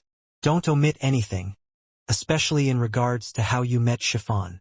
William nodded his head and told his master the things that he had experienced in Silverwind Academy. How Emperor Leonidas snubbed him at first, and forced to enroll at the academy. His meeting with Chiffon, and also about the quarterly assessment test and how he beat the old record. Celine shook her head helplessly and lit a candle for the future students of Silverwind Academy. The beautiful elf believed that none of them would be able to beat William's record for many years to come. After finishing his tale, Celine then informed him about what happened in the southern continent while he was away. Due to the increasing pressure from the citizens and the neighboring dynasties and kingdom, King Noah had been forced to send the first prince, Lionel, to the guillotine and had him executed. Although he was angered by his son's betrayal, he only decided to imprison him for life. But that didn't sit well with the citizens who had lost their children during the war. In order to prevent a civil war, King Noah compromised and steeled himself, sacrificing his firstborn to quell the masses. His second son, Prince Rufus, was exiled from the Hellon kingdom. According to Celine, the exiled prince decided to come to the central continent and enter the Misty sect. After losing his two sons, the king proclaimed Prince Ernest as the new crown prince of the Hellon kingdom. Not only that, he also announced the name of his future queen, which was none other than Princess Brianna of the northern tribe. A smile appeared on William's face when he heard that the two children had become officially engaged. He treated Brianna as a little sister, and he only had her happiness in mind. William knew that Prince Ernest really cared about her, so he wasn't worried that his little sister would get bullied. Even if she got bullied, so what? William would just return to the Hellon kingdom and give the new crown prince a good spanking, in order to avenge his little sister. Celine left out the troublesome part about the rebuilding of the Hellon kingdom, and other matters regarding the peace treaty that had been signed by the four ruling factions in the southern continent. She knew that none of these were important to William, so she didn't want to waste her time explaining about these things as well. "Well then, are you ready for your last lesson, Will?" Celine asked. "This time I will not hold back. I want to see if you've been slacking off in your training after you left the Hellon kingdom." William patted his chest with confidence and gave Celine a confident smile. "I am ready, master. This time, the one who will lose is you." "Quite confident, are we? Very well. Let's see if you can back it up." William held Chiffon's hand and reached out towards Celine. The beautiful elf held his hand firmly. Oliver entered Celine's shadow so that he wouldn't be left behind. A few seconds later, the scenery around them changed. William had taken everyone inside his Thousand Beast domain where he and Celine would have their final match against each other. In the past, William always lost against the beautiful elf whenever they spared inside his sea of consciousness. But now things were different. William was no longer the powerless child that Celine had tormented during their training. The red-headed teenager was even looking forward to having a match with her. What he didn't know was that Celine's final lesson wasn't an ordinary lesson. It was a lesson that he would remember for the rest of his life. William dried his hair after stepping out of the bathroom. This had always been his routine whenever he was about to train with Celine inside his sea of consciousness. He glanced at Chiffon, who was sleeping peacefully on top of his bed. They had eaten dinner 3 hours ago, and the little girl decided to sleep early because she was still exhausted from their journey. William, on the other hand, had an appointment with Celine, so he left the room after putting on a clean set of clothes. He left the villa and went straight to Celine's residence that he had built for her long ago. This residence included a laboratory where his master would conduct her experiments from time to time. William thought of all of these things as if they happened just yesterday. Now, Celine was going to a faraway place, and the half-elf didn't know when he was going to see her again. Although his master was being casual about it, he couldn't help but feel anxious at the thought that the two of them wouldn't be able to see each other again. He sighed as he knocked on Celine's door, announcing his arrival. "Master, I'm here. Come in." William entered the room and headed straight to the bedroom. There he saw a silver door where Celine waited for him. The door was the entrance of the special artifact, Eternity. This was where William had trained with Celine during his childhood. A day inside the artifact was only an hour in the real world. In order to maximize their training time, Celine would use this artifact so the two of them could train for days and even weeks on end during their free time. He had done this countless times in the past. Even so, seeing Celine in her nightwear still made his heart beat a little faster than normal. William paused to admire the beautiful elf in front of him. It was as if he was imprinting this image in his head, just in case he forgot about her after years of not seeing each other. "What's wrong?" Celine asked as she looked at the dazed half-elf that was looking at her. "Come. Time waits for no one." "Yes, master," William replied as he laid on the bed. He faced Celine that he had done many times in the past, and waited for the latter to press her forehead over his. "William, this time, don't hold back," Celine said as she moved closer. "Let's have a proper death match." "Understood, master." "Synchronize." Sounds of explosion reverberated inside William's sea of consciousness. Their battle had been going on for an hour, and none had managed to deal a decisive blow at each other. Celine had lowered her rank to match William's, so they were almost on even ground. The beautiful elf's battle experience was higher, but William's countless skills made up for that gap. Icicle Realm. Darkness Domain. The two powers clashed and cancelled each other out. William shot several ice spears, fireballs, and wind blades in Celine's direction, but the latter was too fast to be hit by his attacks. Void Arrow. William pointed his finger and a black arrow shot out from it. Celine sneered and fired her own void arrow. When the two arrows met, Celine's void arrow destroyed William's and continued its trajectory towards the boy. William evaded, and this time, he used his dark whip to lash out at Celine. As if waiting for that move, Celine also summoned a dark whip and attacked William. When the two whips clashed against each other, William's dark whip dispersed and Celine's dark whip snaked towards him like a living being. William raised his hand and several pillars of ice blocked the whip's advance. However, they were all destroyed by the power behind Celine's attack, forcing William to back away and escape its attack range. Even when two similar powers are used, that doesn't mean that they will just cancel each other out, Celine explained as she fired several dark beams in William's direction. "What you are using is simply dark magic, while mine is true dark magic. This is the difference between our powers." William summoned Stormcaller and fired a barrage of lightning to counter Celine's magical attacks. Rumbling sounds were heard when the two attacks collided, but the half-elf and his master paid it no mind. The two fought each other in close combat as Stormcaller and Celine's death scythe struck each other, sending sparks flying in all directions. "Master, how can I get true dark magic?" William inquired when Celine distanced himself from him. Even though he asked a question, his magical bombardment didn't stop. After deflecting William's attacks, Celine smiled as he channeled her battle aura on her weapon. You can wield true dark magic once you surrender yourself to darkness, Celine replied as she stomped her foot on the ground to propel herself forward. You don't need to use this power because you are capable of wielding the power of all the elements. If you ever meet someone who uses true dark magic in the future, never use dark magic against them. Celine didn't give William any chance to reply as her scythe extended like a whip that was out to cut William in half. The boy wasn't fazed as he pointed his weapon in Celine's direction. Quick shot war arts, William roared. Grand bazooka! A powerful lightning blast erupted from the tip of the spear, clashing against Celine's powerful attack. The collision between the two only lasted for a brief moment before William's attack overwhelmed his master's killer move. Celine dodged to the side by rolling on the ground.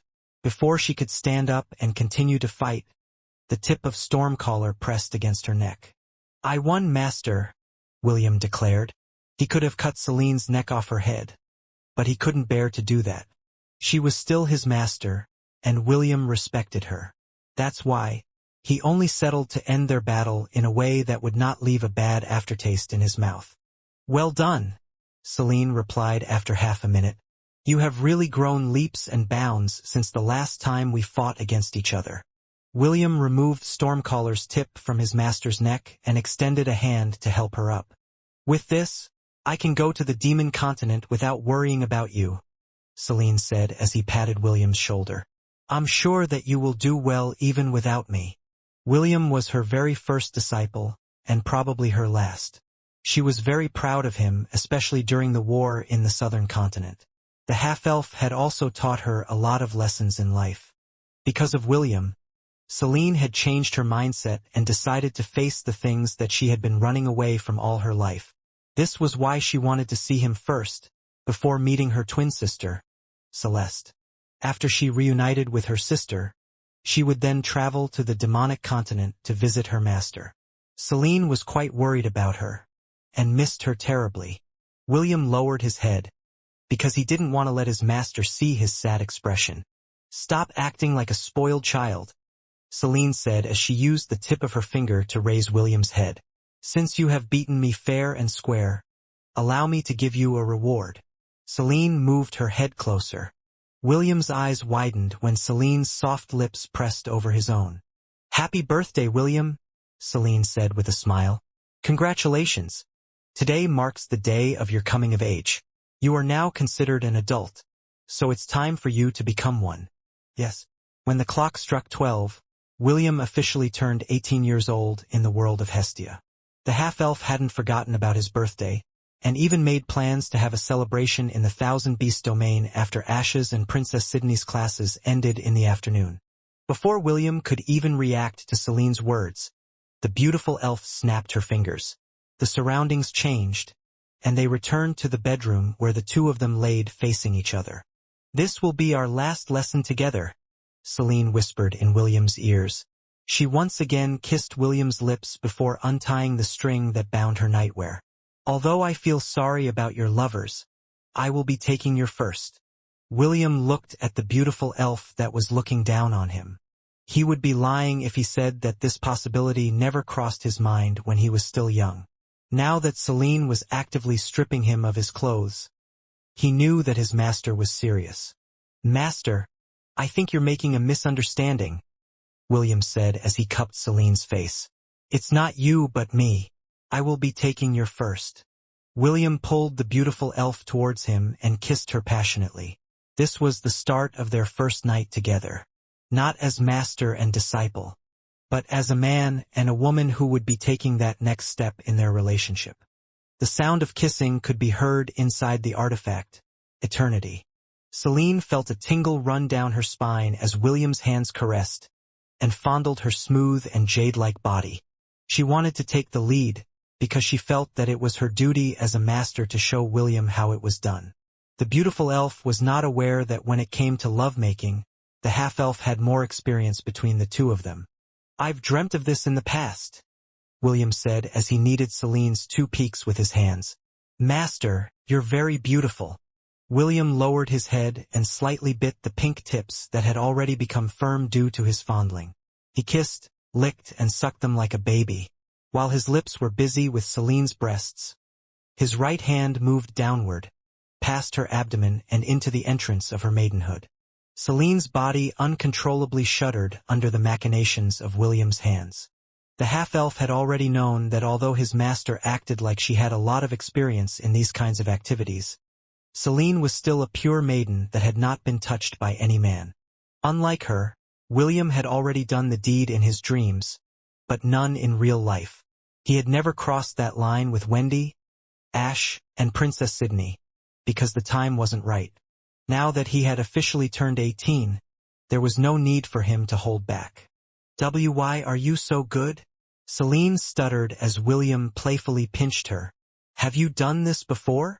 "In my dreams," William answered. "Are you, MMHH? Ha, stupid. It's the truth, master. I have done this many times in my dreams." "With me?"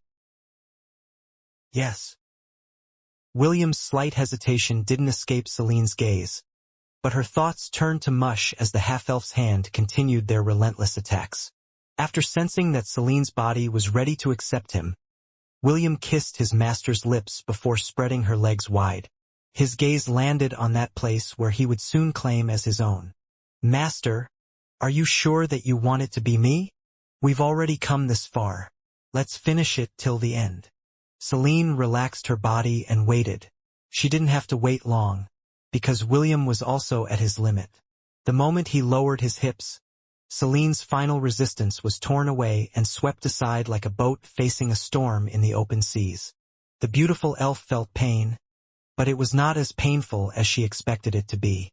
Lady Eros had instructed William to make sure that his partner would be able to accept him fully, and the teenager used everything he learned to practice.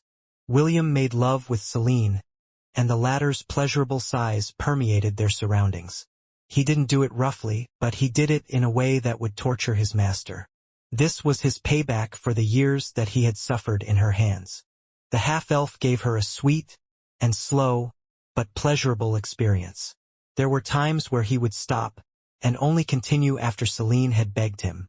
Celine might be his master when it came to dark magic, but when it came to lovemaking, William won hands down. They made love many times, each time a different position. This time, it was William's turn to teach Celine what he was capable of. To his credit, the beautiful elf had no complaints, only asking him for more. Several hours later, Celine slept soundly on the bed, while William wiped the sweat off her body with a hand towel. The red stains on the white sheet were proof that he was Celine's first man, and William was very tempted to take it inside his storage ring to serve as a memento of their passionate night together.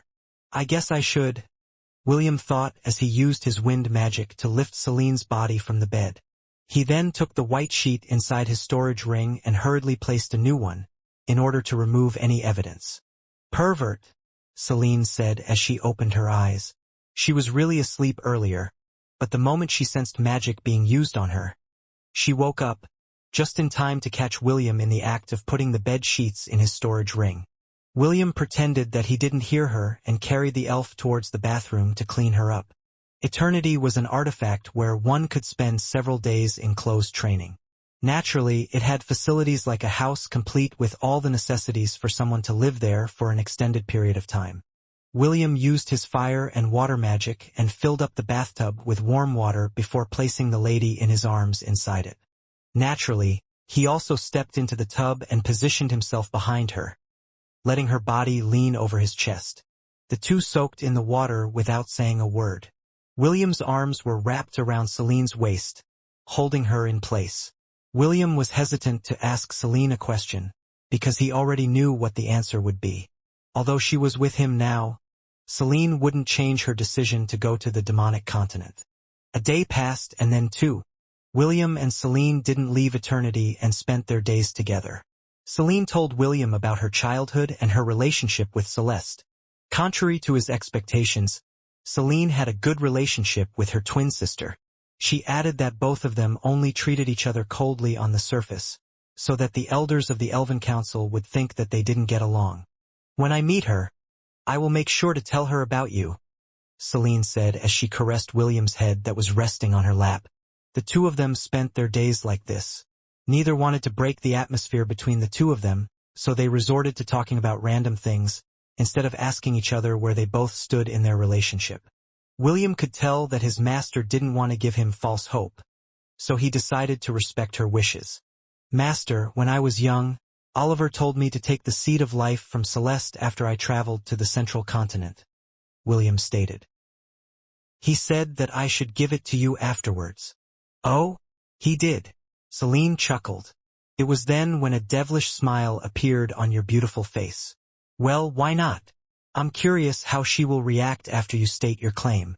"Master, I can tell from your words that something bad will happen to me if I do that. You're just overthinking things." Celine's body shuddered as she held back a giggle from escaping her lips. She was very curious about what would happen if William were to really do as he said. Naturally, she had an idea why Oliver asked this of William. The beautiful elf didn't know whether she should praise or nag the parrot monkey for doing things behind her back. Even so, one thing was certain. The parrot monkey had schemed against William and thrown him into the lion's den. Of course, Celine wouldn't say anything because she wanted Celeste to know how shameless her disciple was. She only hoped that during their first meeting, William wouldn't suffer too much from her twin sister's reaction to his demand. A few more days passed inside eternity. William and Celine had made love with each other countless times. Every day that passed, the fervor of their passion grew, as if they were making love with each other for the last time. On their last night together, Celine took the initiative to pin William down and sat on top of him. This time, she would take the lead, and William didn't resist. He allowed her to do what she pleased, for the time they would spend together was coming to an end. That night, William poured his heart to her. He gave her everything and she accepted them all. After their intense love-making, Celine laid on William's chest, and the latter held her in a firm embrace.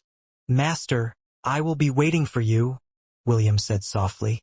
"When that time comes, let us sit down and talk about our relationship." "Okay," Celine replied. Although it was only a word, it held a promise, and that was what William needed from her.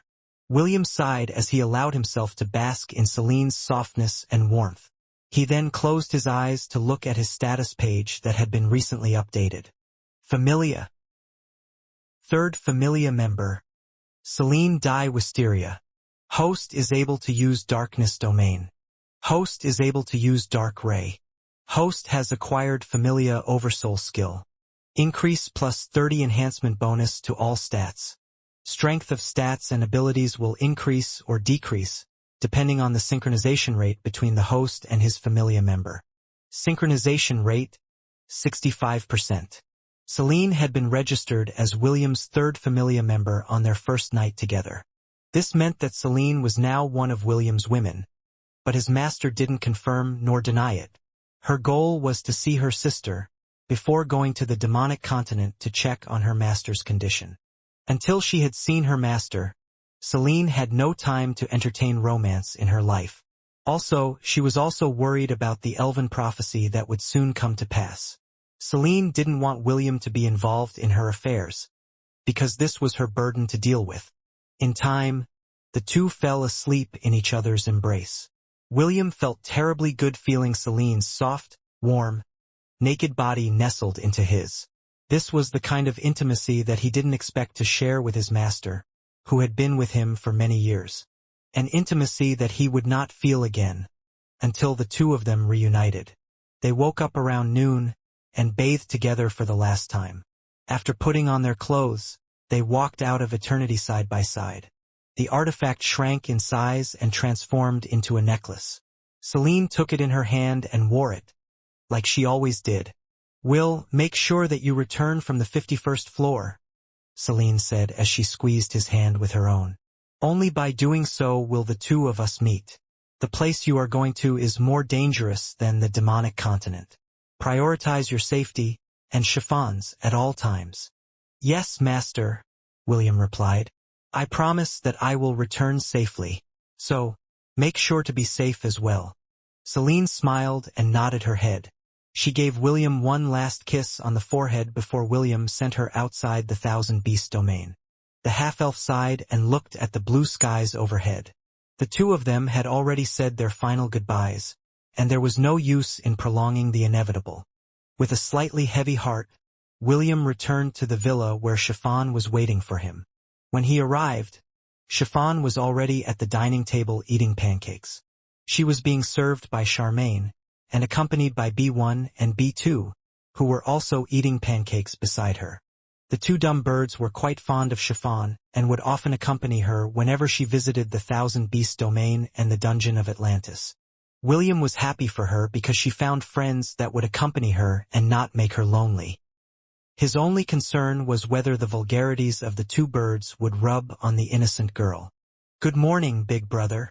Chiffon's face brightened as soon as she saw William. When she had woken up, he was not around, but she wasn't worried. William had already told her that he might appear a bit late due to his training session with Celine. "Good morning, Chiffon," William replied as he sat on the chair beside her. He had already eaten breakfast with Celine, so he wasn't feeling hungry. "Happy birthday, big brother," Chiffon said. "Thank you. Here is my gift to you." Chiffon stood up from her chair and gave the half-elf a chocolate lollipop. The corner of William's lips twitched because he didn't know whether he should laugh or cry at the gift that the little girl was giving him. In the end, he thanked Chiffon and unwrapped the lollipop before putting it inside his mouth. It had been a while since he had eaten one, and it gave him a very nostalgic feeling. Its taste reminded him of his battle against the celestial army that was guarding the heavenly gate. Zhu and Sha might have been born by now, William thought as he remembered the two demons that had helped him during the trial. "I hope that both of them will find happiness in their new life." Seeing that William seemed to be enjoying the gift she gave him, the corner of Chiffon's lips raised a bit before returning her attention to the pancakes in front of her. She had developed a habit of not wasting any food that was served to her. Chiffon carried the sin of gluttony. She knew more than anyone else in the world how it felt to be hungry and had nothing to eat. While the two were spending some quality time together, two unexpected guests appeared inside the villa. Ian and Princess Sydney walked in wearing their uniforms, and they both made a beeline to William. "Happy birthday, Will." "Happy birthday, darling." "Thank you." Morgana was currently the one in charge of Princess Sydney's body because her other half was still asleep. She had discussed a lot of things with Ash till late in the night on how they would spend their night with William. This was the day that they had been waiting for, and the ever-naughty Morgana had reached her limits. "Darling, tonight, prepare yourself," Morgana whispered in William's ears. "Wait, I smell something funny." Morgana wrinkled her nose as he sniffed around her. As the embodiment of lust, it was very easy for her to identify the scent of lovemaking. It was at that moment when the lollipop fell out of William's mouth because he had forgotten his lover's special ability. "Darling, did you by chance spend the night with a woman?" Morgana's sweet and devilish voice tickled William's ears. "Did you cheat on us?" William lightly cleared his throat and decided to ride the tiger's back. This was the point of no return, so he decided to come clean and put all the blame on Celine. After hearing William's story, Ian and Morgana glanced at each other. They had long known that Celine was William's master, so they knew that he wasn't lying. Also, Chiffon was there to serve as witness. In the end, Ian and Morgana could only sigh because the early bird had eaten William's worm. Their only concern was whether the half-elf could still do his duty as their lover after their class was over in the afternoon. "Darling, you can still do it, right?" Morgana pressed her arms over William's shoulders. "You left something for us, right?" William gulped because right now, he had no more juice to spare because Celine had made sure to take everything for herself. System, look for the most powerful rejuvenation potion that you can find, William ordered. "It doesn't matter how much it is. As long as it brings my body to peak condition, anything is fine." "Understood." Chiffon, who was still eating her pancake, looked at this scene in confusion. She was wondering what Morgana and Ian were talking about as they looked down at William with dissatisfied looks on their faces. Fortunately, William was able to buy a powerful rejuvenation potion from the god shop which helped him with his predicament. That night, he was sandwiched between two beauties, who were very eager to share their first times with him. Not in a dream world, but in the real world. where their love for each other blazed brightly amidst the darkness. Traveling high above the clouds, a dark raven flew towards the east. Seated on its back was Celine. She had only parted with William an hour ago, and yet the distance between them had widened significantly. Deep inside, she was relieved that her disciple had grown up to be an outstanding man. She had a taste on just how outstanding William was, in that 1 week that they had been together. Oliver, who was lurking in Celine's shadow, finally spoke up after the Tower of Babylon disappeared from view. "Mistress, is little Will perhaps?" "No." Celine cut off Oliver's question because she already knew what he was going to ask. "He's not the prince in the prophecy," Celine stated. "A crest didn't appear on my body." "I see." When Celine offered herself up to William, it was her way of fighting against her destiny. She was one of the bride candidates for the prophesied prince who would not only wreak havoc in the Silvermoon continent, but the one who would cover the entire world in darkness. Simply put, Celine took a gamble. If William was the prince in the prophecy, she would cancel all her plans, to visit her sister and to go to the demonic continent, in order to be by his side. Her purpose was to prevent him from getting corrupted by darkness and turning the world upside down. To be honest, Celine felt relieved that William wasn't the one in the prophecy, because it meant that her disciple wouldn't have to suffer and fall into corruption. The prophecy stated that when the prince appeared, and took either her or Celeste as his bride, a crest would appear on their body. This would prove that he was the prince in the prophecy, a prince that the elves wanted to capture at all cost. Celine wanted to be the one in control of her life, whom she wanted to love, whom she wanted to dedicate her life to. She wanted the right to choose. She would not allow a prophecy to dictate her destiny. She loved William not as a man, but as her disciple. Even so, she still chose him to be her first man. Celine would rather give her maidenhood to the disciple she raised, than to a stranger who would deprive her of her freedom. "Oliver, if you like, you can stay by William's side," Celine said softly. "You don't have to worry about me. As long as the prince doesn't appear, I'll be safe wherever I go." Oliver snorted before giving his reply. "Mistress, I am not little Will's nanny. Also, he's no longer a child. He is now strong enough to stand on his own feet. Besides, there are many strong beings by his side. I'm sure that he would be safe without me." Celine nodded her head in agreement. Although she didn't want to admit it, not having Oliver with her would make her lonely. The parrot monkey not only served as her loyal retainer, but someone to talk to about important matters as well.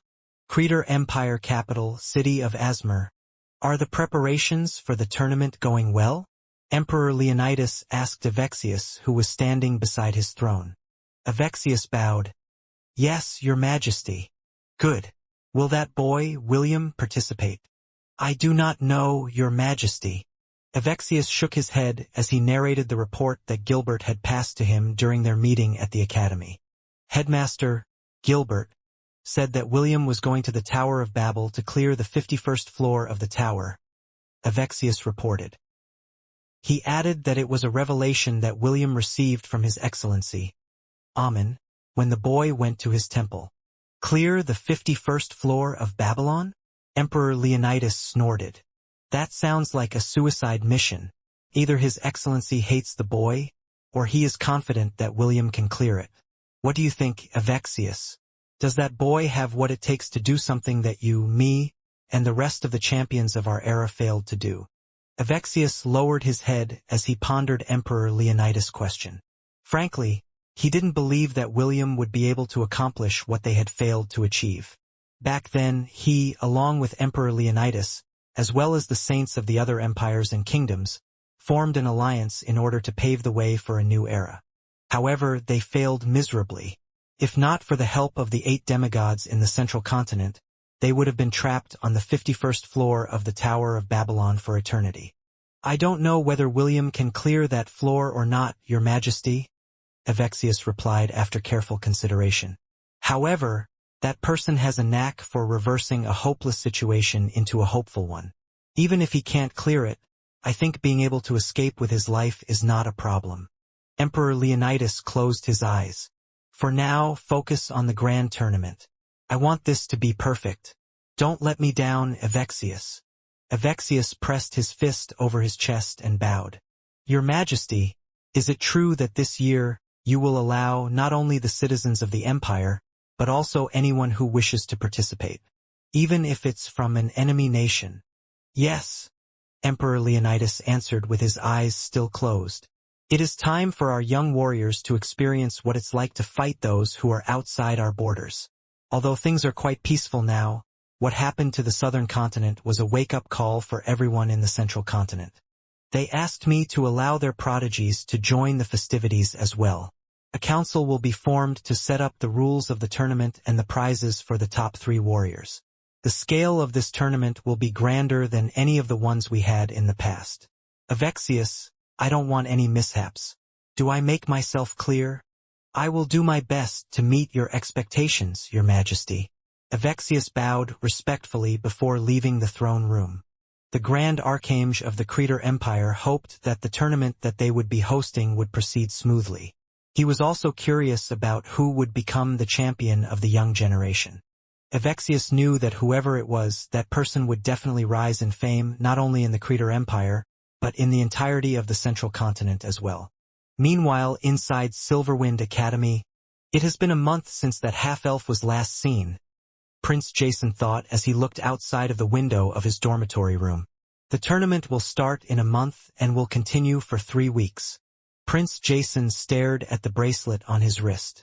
This was the artifact that the Oracle of Amun's temple had given him, in order to counter William's ability to increase his rank for a short period of time.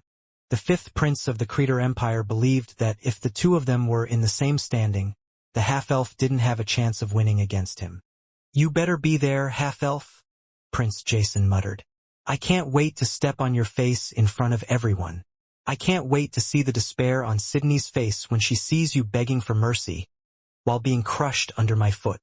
William awoke to soft breathing sounds that tickled his ears. He glanced at the 2 beautiful girls that were currently nestled beside his body. They had spent a night of passion where they had consummated their love for each other. Ash, Princess Sydney, and Morgana milked him dry, and forced little Will to wave his flag in surrender. Perhaps it was their way of punishing William for spending his first time with his master, who was now nowhere to be found. It was also that night when William realized that Princess Sydney's sin was not just for show. The moment she lost her chastity, the power of her divinity bloomed and the princess transformed into a succubus. The moment she transformed, an exact replica of her separated from her body.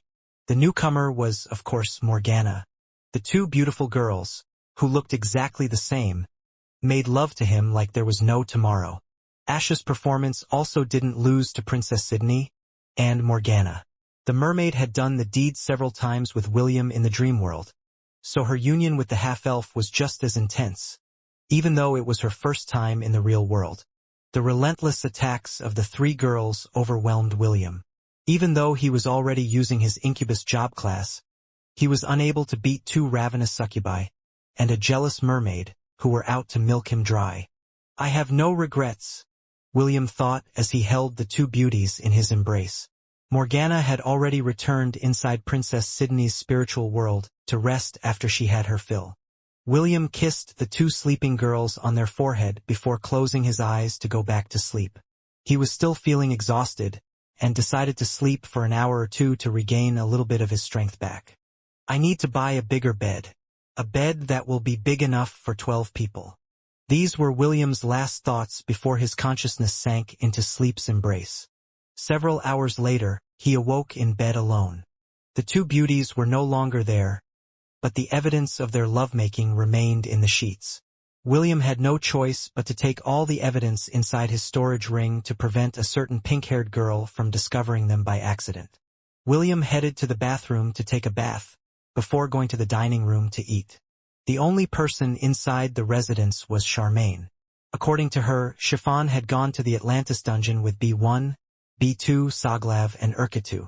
William thanked his personal maid because he had assigned Charmaine to prevent Chiffon from coming into his room at all cost. The little girl insisted on sleeping with William that night, like she always did for the past month. but Ash and Princess Sydney managed to convince her to rest in the guest room for one night. The two girls even made an excuse that they would be doing some secret training with William that shouldn't be leaked to outsiders. Chiffon was still half in doubt, but after William promised her that this was only a one-time thing, she relented and slept with Charmaine in the guest room. Chiffon disliked being alone. This was why William asked his personal maid to accompany her to sleep. After eating his brunch, William drank a rejuvenation potion to speed up the recovery of his body. Today was the day when he was supposed to climb the Tower of Babylon with Chiffon, but he decided to postpone it for a day. William returned to his room and sat on the couch before closing his eyes. There was a place that he wanted to visit first, and he hoped that this time around he would find something of interest. Crafting the Devourer's Gauntlet using the recipe for the Titania's gauntlets had been very profitable for William. Because of this, he decided to visit the auction on a regular basis, hoping to see some treasures that were worth bidding for. He was also paying attention to rare weapons that the system could help him replicate to increase the levels of his smithing and artificer job classes. System, take me to the auction of the gods. Understood. A few hours later, William opened his eyes with a grin. He left the villa and asked the system to expand his 1,000-beast domain another 14 square miles. William spent 100,000 god points for this expansion, but it was not over yet. He asked the system to create a forest in the northeast area of the domain to become the home of the new additions to his herd. The forest that the system made wasn't an ordinary forest, but an enchanted forest filled with rich spiritual energy.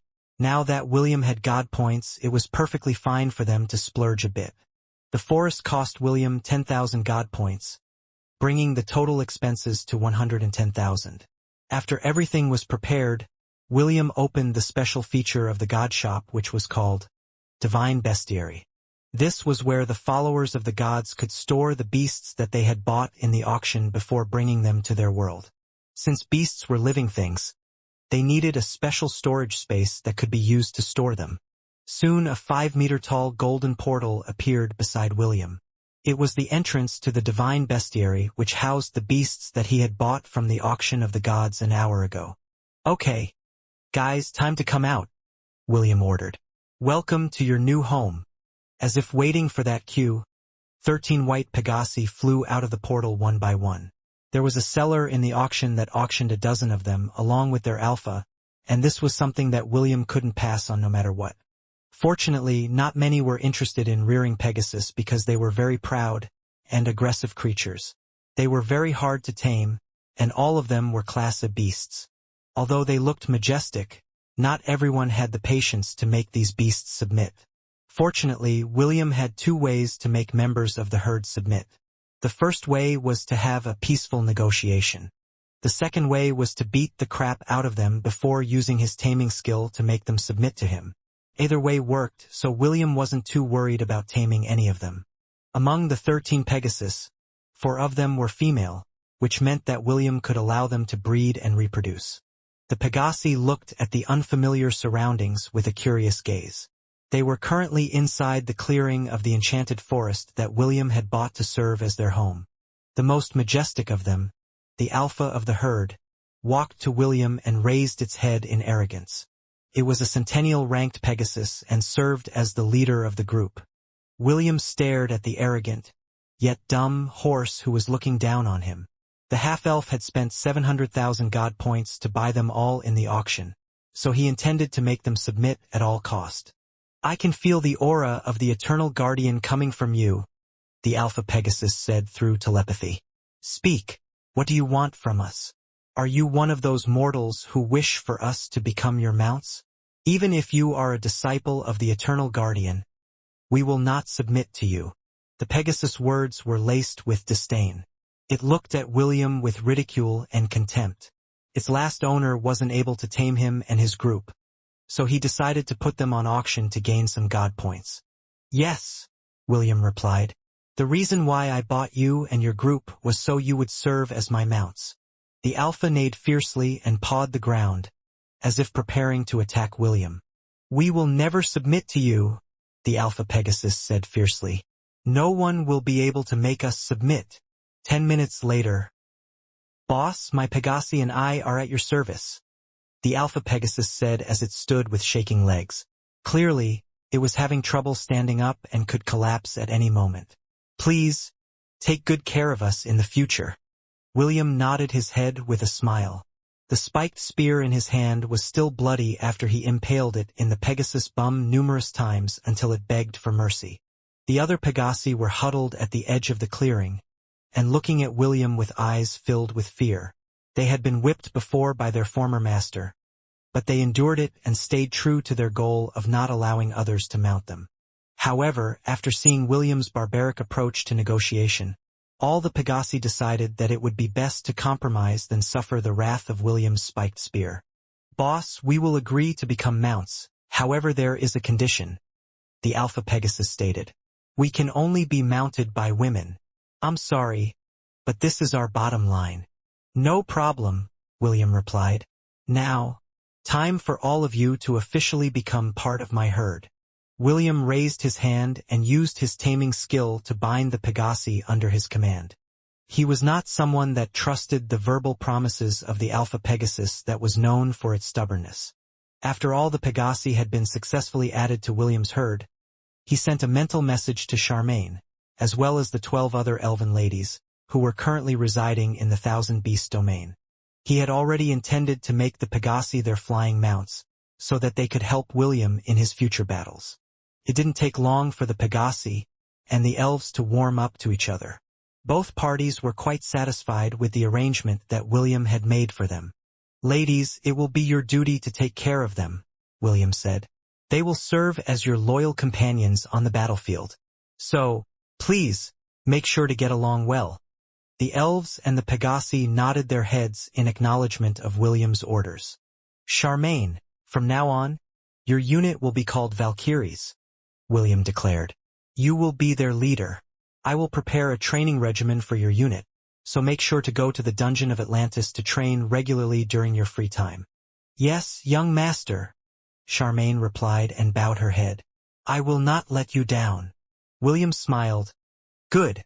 The half-elf left the group and allowed them to bond with each other more. Elves were known for their strong empathy to magical beasts, so William was sure that it wouldn't take long before they would get the hang of aerial warfare. Also, William could use Rongaminiad and bestow upon them the Aerial Cavalier job class, which would speed up the process of their proficiency. William checked his status page to check on how many god points he had left. When he met Lily and the other gods at the auction, he tried to pay them back with the god points that they had loaned him. However, the gods just smiled and told him to keep the points because they were just small change for them.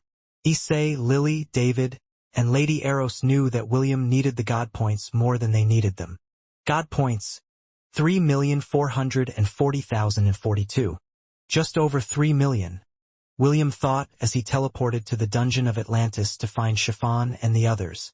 For now, he intended to save his points and use them only when it was necessary. He had a feeling that his remaining god points would come in handy when he made it to the 51st floor that no one had managed to conquer for the last 1,000 years.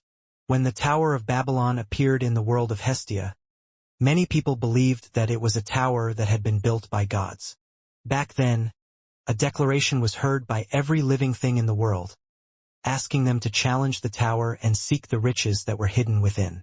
This story happened 1,000 years after the dark era of humanity. Since then, millions of people have made a pilgrimage to the tower to seek fame and fortune. Many failed and only a select few succeeded. Each floor was supervised by a guardian. Some called them deities, some administrators, and some simply called them gods.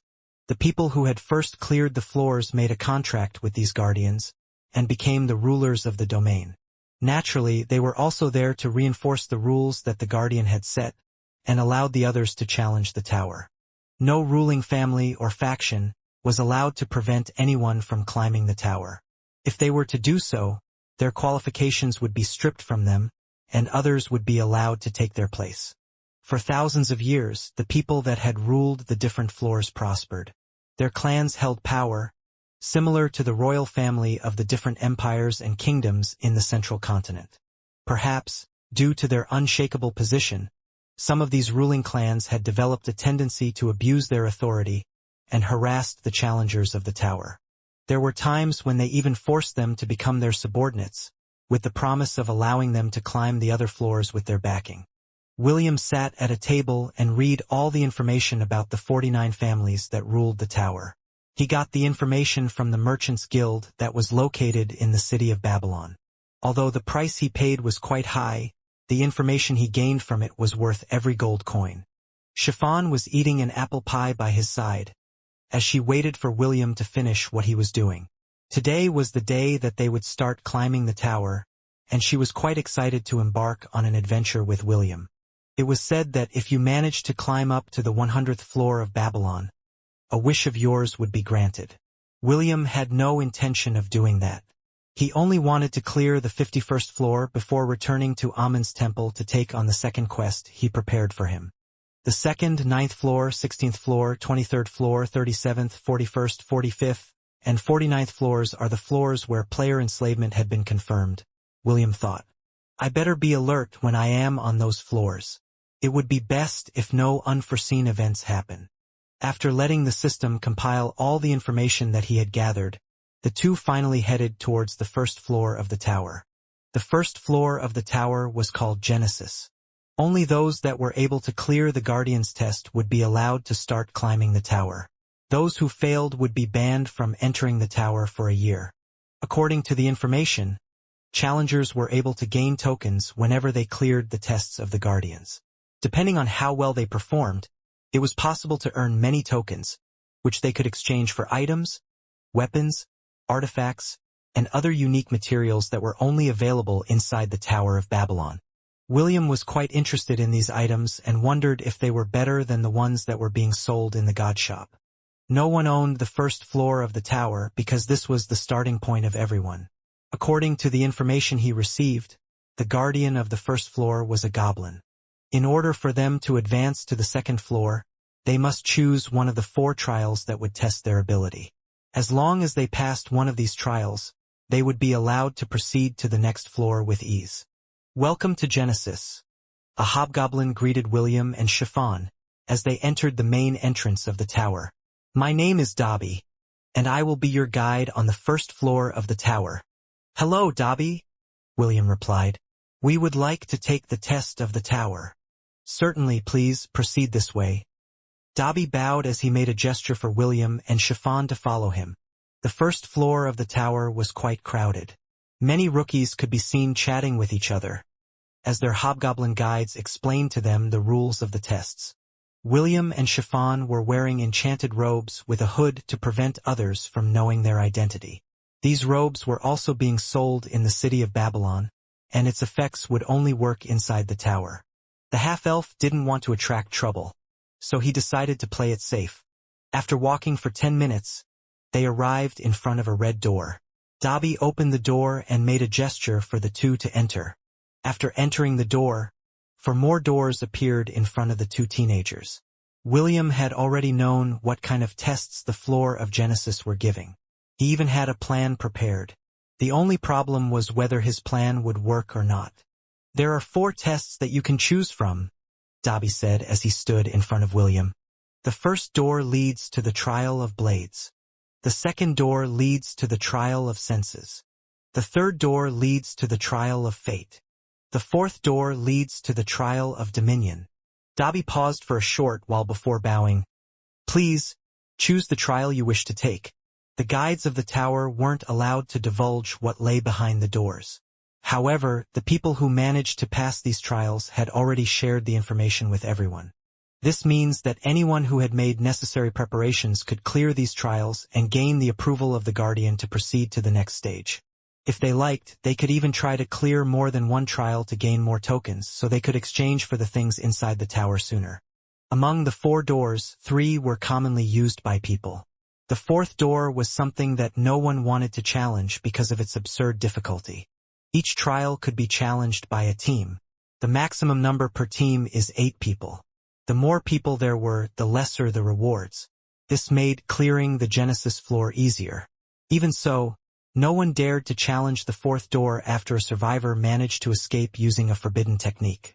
The survivor shared his experience. and swore an oath to the gods that everything he said was true. After getting confirmation from one of the oracles in the temple, affirming the survivor's words, nobody chose to challenge the fourth door ever again. "I choose the fourth door," William said as he firmly held Chiffon's hand. "This person will accompany me inside." The hobgoblin smiled and nodded its head. "As you wish." With a wave of its hand, all the other doors disappeared except for the fourth door. "May the guardian smile upon your choice." The hobgoblin bowed before opening the door. He had been guiding challengers for nearly 10 years in the Tower of Babylon. The hobgoblin knew that it would never see these two people again, because they were about to die a brutal death. Since that was the case, the least he could do was to be courteous and wish them luck for the choice they made. A powerful suction pulled William and Chiffon inside the door. The pink-haired girl subconsciously clung to her big brother's arm as both of them entered a world of darkness. The guardian of the first floor opened its eyes because someone had chosen the fourth door of the trial on the floor that it administered. It had been over 100 years since someone had chosen the fourth trial, and the guardian wondered if some unlucky fool had been kicked in the head by a donkey to make such a suicidal choice. "Well, I guess it's time for me to know what this idiot looks like." The guardian yawned before heading towards the trial grounds where the test was held. He wanted to see for himself the kind of face the challenger would have once he saw what lay beyond the door of dominion. Dark red clouds loomed above the heavens, and the ground under their feet was rough and uneven. William and Chiffon felt their strength decreasing at a rapid rate. The half-elf had already reached the initial stages of the mithril rank, while Chiffon was in the initial stages of the platinum rank. However, right now, both of their ranks continued to regress. After 2 minutes, both of their ranks stopped at the bronze rank, Class E. William flexed his right arm and tested his body's reaction time. "The laws of this floor is the real deal," William thought as he did some stretching exercises. "Although my rank decreased, my fighting ability remains intact." According to the last survivor, the fourth trial was impossible to clear. There were 2 reasons for this.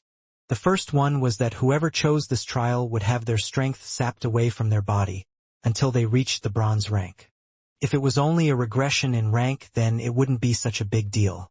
However, what they would face after being stripped of their strength was simply asking them to die. William looked at the farthest point of his vision and saw a red fog moving in their direction. When the fog was only a mile away from them, several figures emerged from it, each armed with a weapon of their own.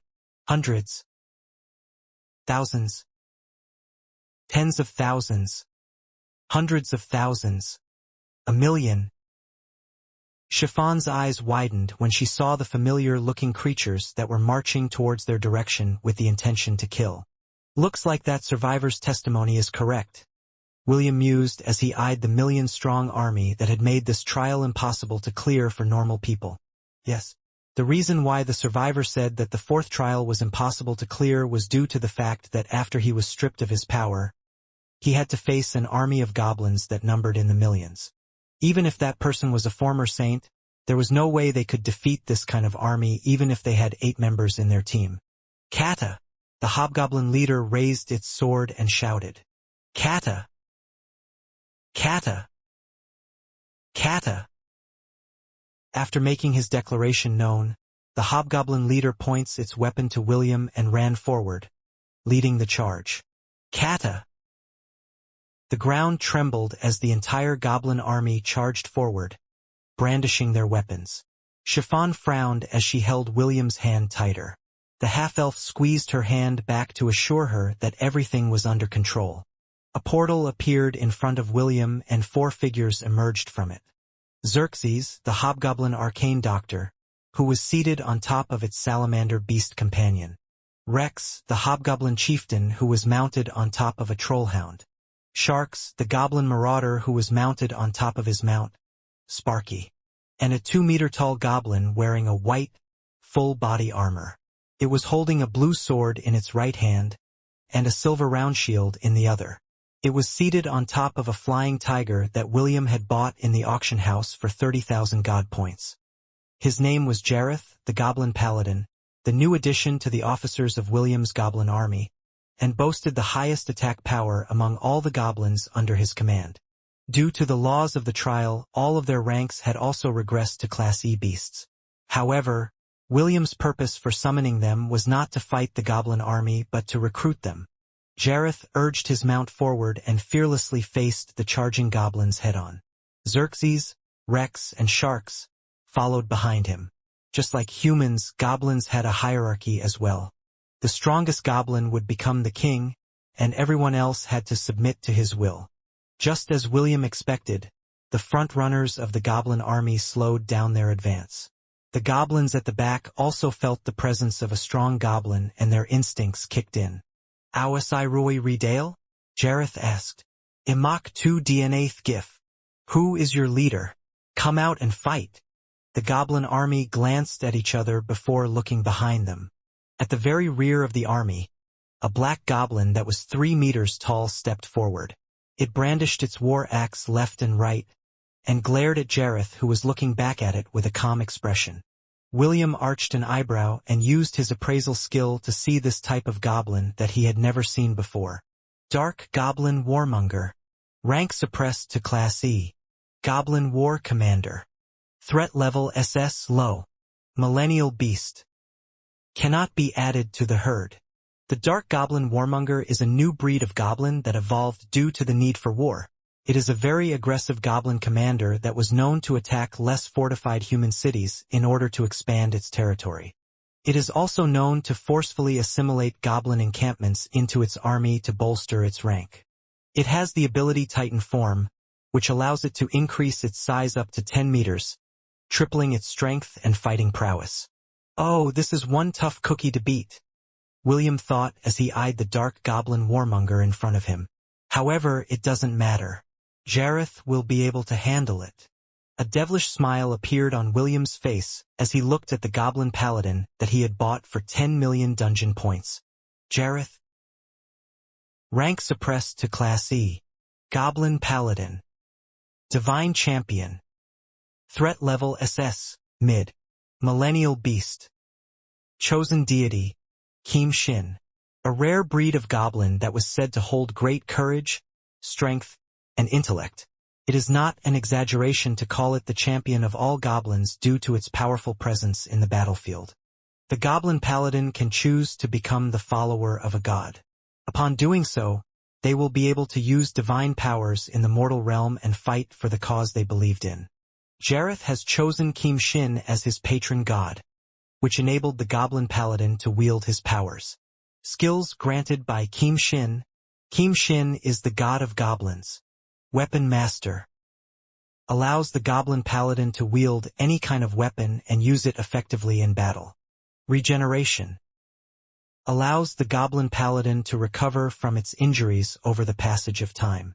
Although this regeneration ability is weaker than the Hydra and Mountain Troll, it will still be enough to allow the goblin to regrow any part of its body, with the exception of its heart and brain, within an hour after it was destroyed. Supernatural Strength.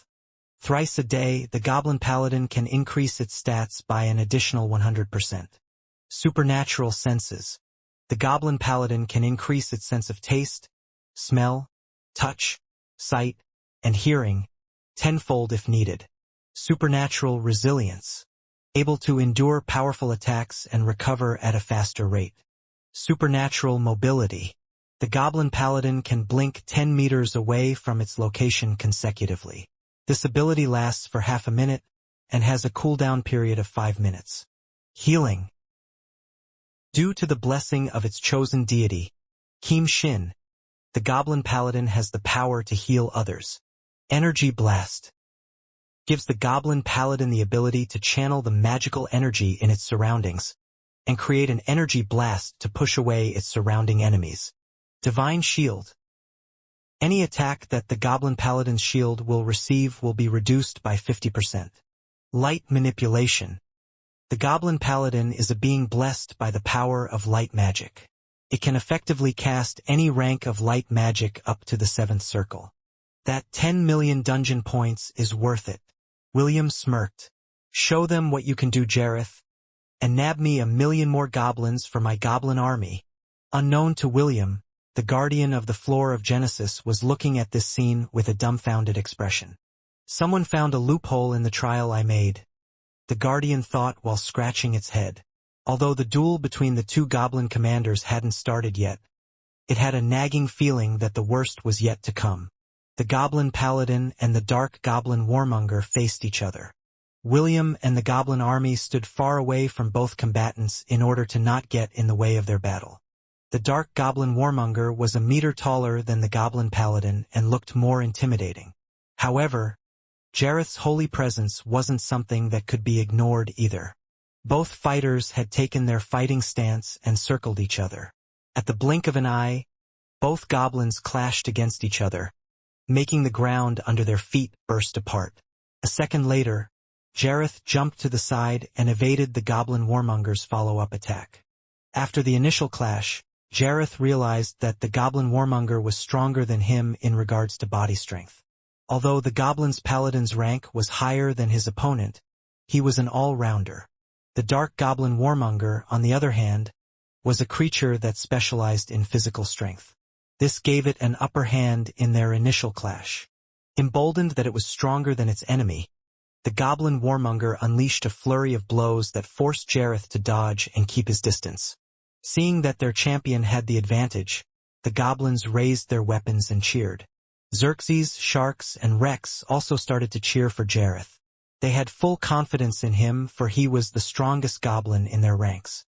After a minute of dodging, Jareth suddenly took the initiative to close the distance, and used his shield to bash the body of his opponent, breaking the goblin warmonger's momentum. This attack caught his enemy by surprise, and was unable to regain his balance right away. Jareth didn't miss this opportunity and thrust his sword towards his opponent's chest to claim his victory. However, something unexpected happened. Sensing that its life was in danger, the goblin warmonger immediately activated its titan form, increasing its body size instantly.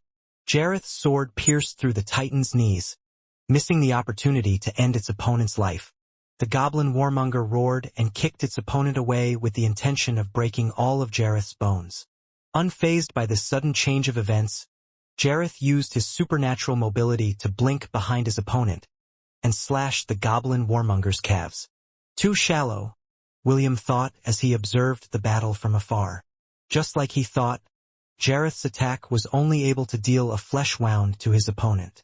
The goblin paladin hastily backed away because it realized that its current tactics won't work against its oversized opponent. I've never seen a goblin as smart as this one. The guardian rubbed his chin in appreciation. I want to add him to my collection. The enraged goblin warmonger ran towards the goblin paladin with the intention of stomping him to death. Thanks to his supernatural mobility, Jareth was able to evade these frenzied attacks. The goblin paladin distanced himself from his enemy, while gathering the energy in his surroundings to deliver a lethal blow to its adversary. William didn't expect that he would be able to witness this kind of battle against two combatants, whose power levels had been downgraded to the bare minimum. The blue sword in Jareth's hand glowed brightly. Light extended from its tip, forming a longer blade that shone brightly amidst the dark red sky that loomed over their heads. Rise at the face of adversity, Jareth shouted as he pulled back his sword, just like a baseball bat preparing to be swung, and overwhelm all opposition. Laugh for me. Joy use. Jareth released the shield in his hand and held his sword, Joy use, with both hands. A humming sound reverberated in the battlefield as the blade of light extended several meters in length. The goblin paladin then swung it with all of its might at the approaching titan, whose weapon was ready to meet his blow. A blinding flash of light illuminated the surroundings when the two weapons clashed, which forced everyone to cover their eyes.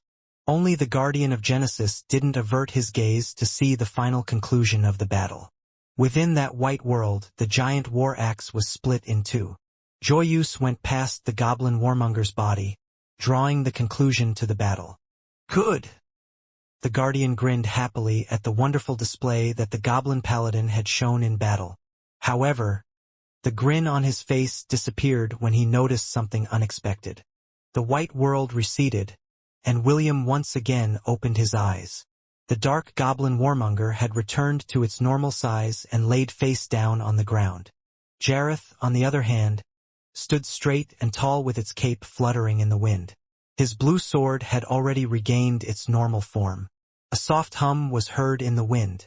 It was as if the Joyuse was saying that it had enjoyed the battle that had transpired. The goblin paladin faced the million-strong goblin army and raised his word up high. A few seconds later, a resounding cheer spread across the trial floor as the goblins swore their allegiance to their new leader. Why? A hoarse sound reached Jareth's ears. The goblin paladin glanced at the goblin warmonger that was still lying on the ground. "Why didn't you kill me?" the goblin warmonger asked. The goblin paladin sheathed his weapon before walking towards his fallen adversary. "I didn't kill you because I admire your strength," Jareth said. "If possible, I want to fight side by side with you on the battlefield. You will regret this. When I recover my strength, I will challenge you again. This time, the victor will be me. Go ahead. Challenge me as many times as you want. The result will still be the same." The goblin warmonger raised its head to look at the goblin paladin that had knelt beside him. "Where is your confidence coming from?" the goblin warmonger asked as it forced itself to try to stand. However, due to its injuries, it wasn't able to lift its body from the ground.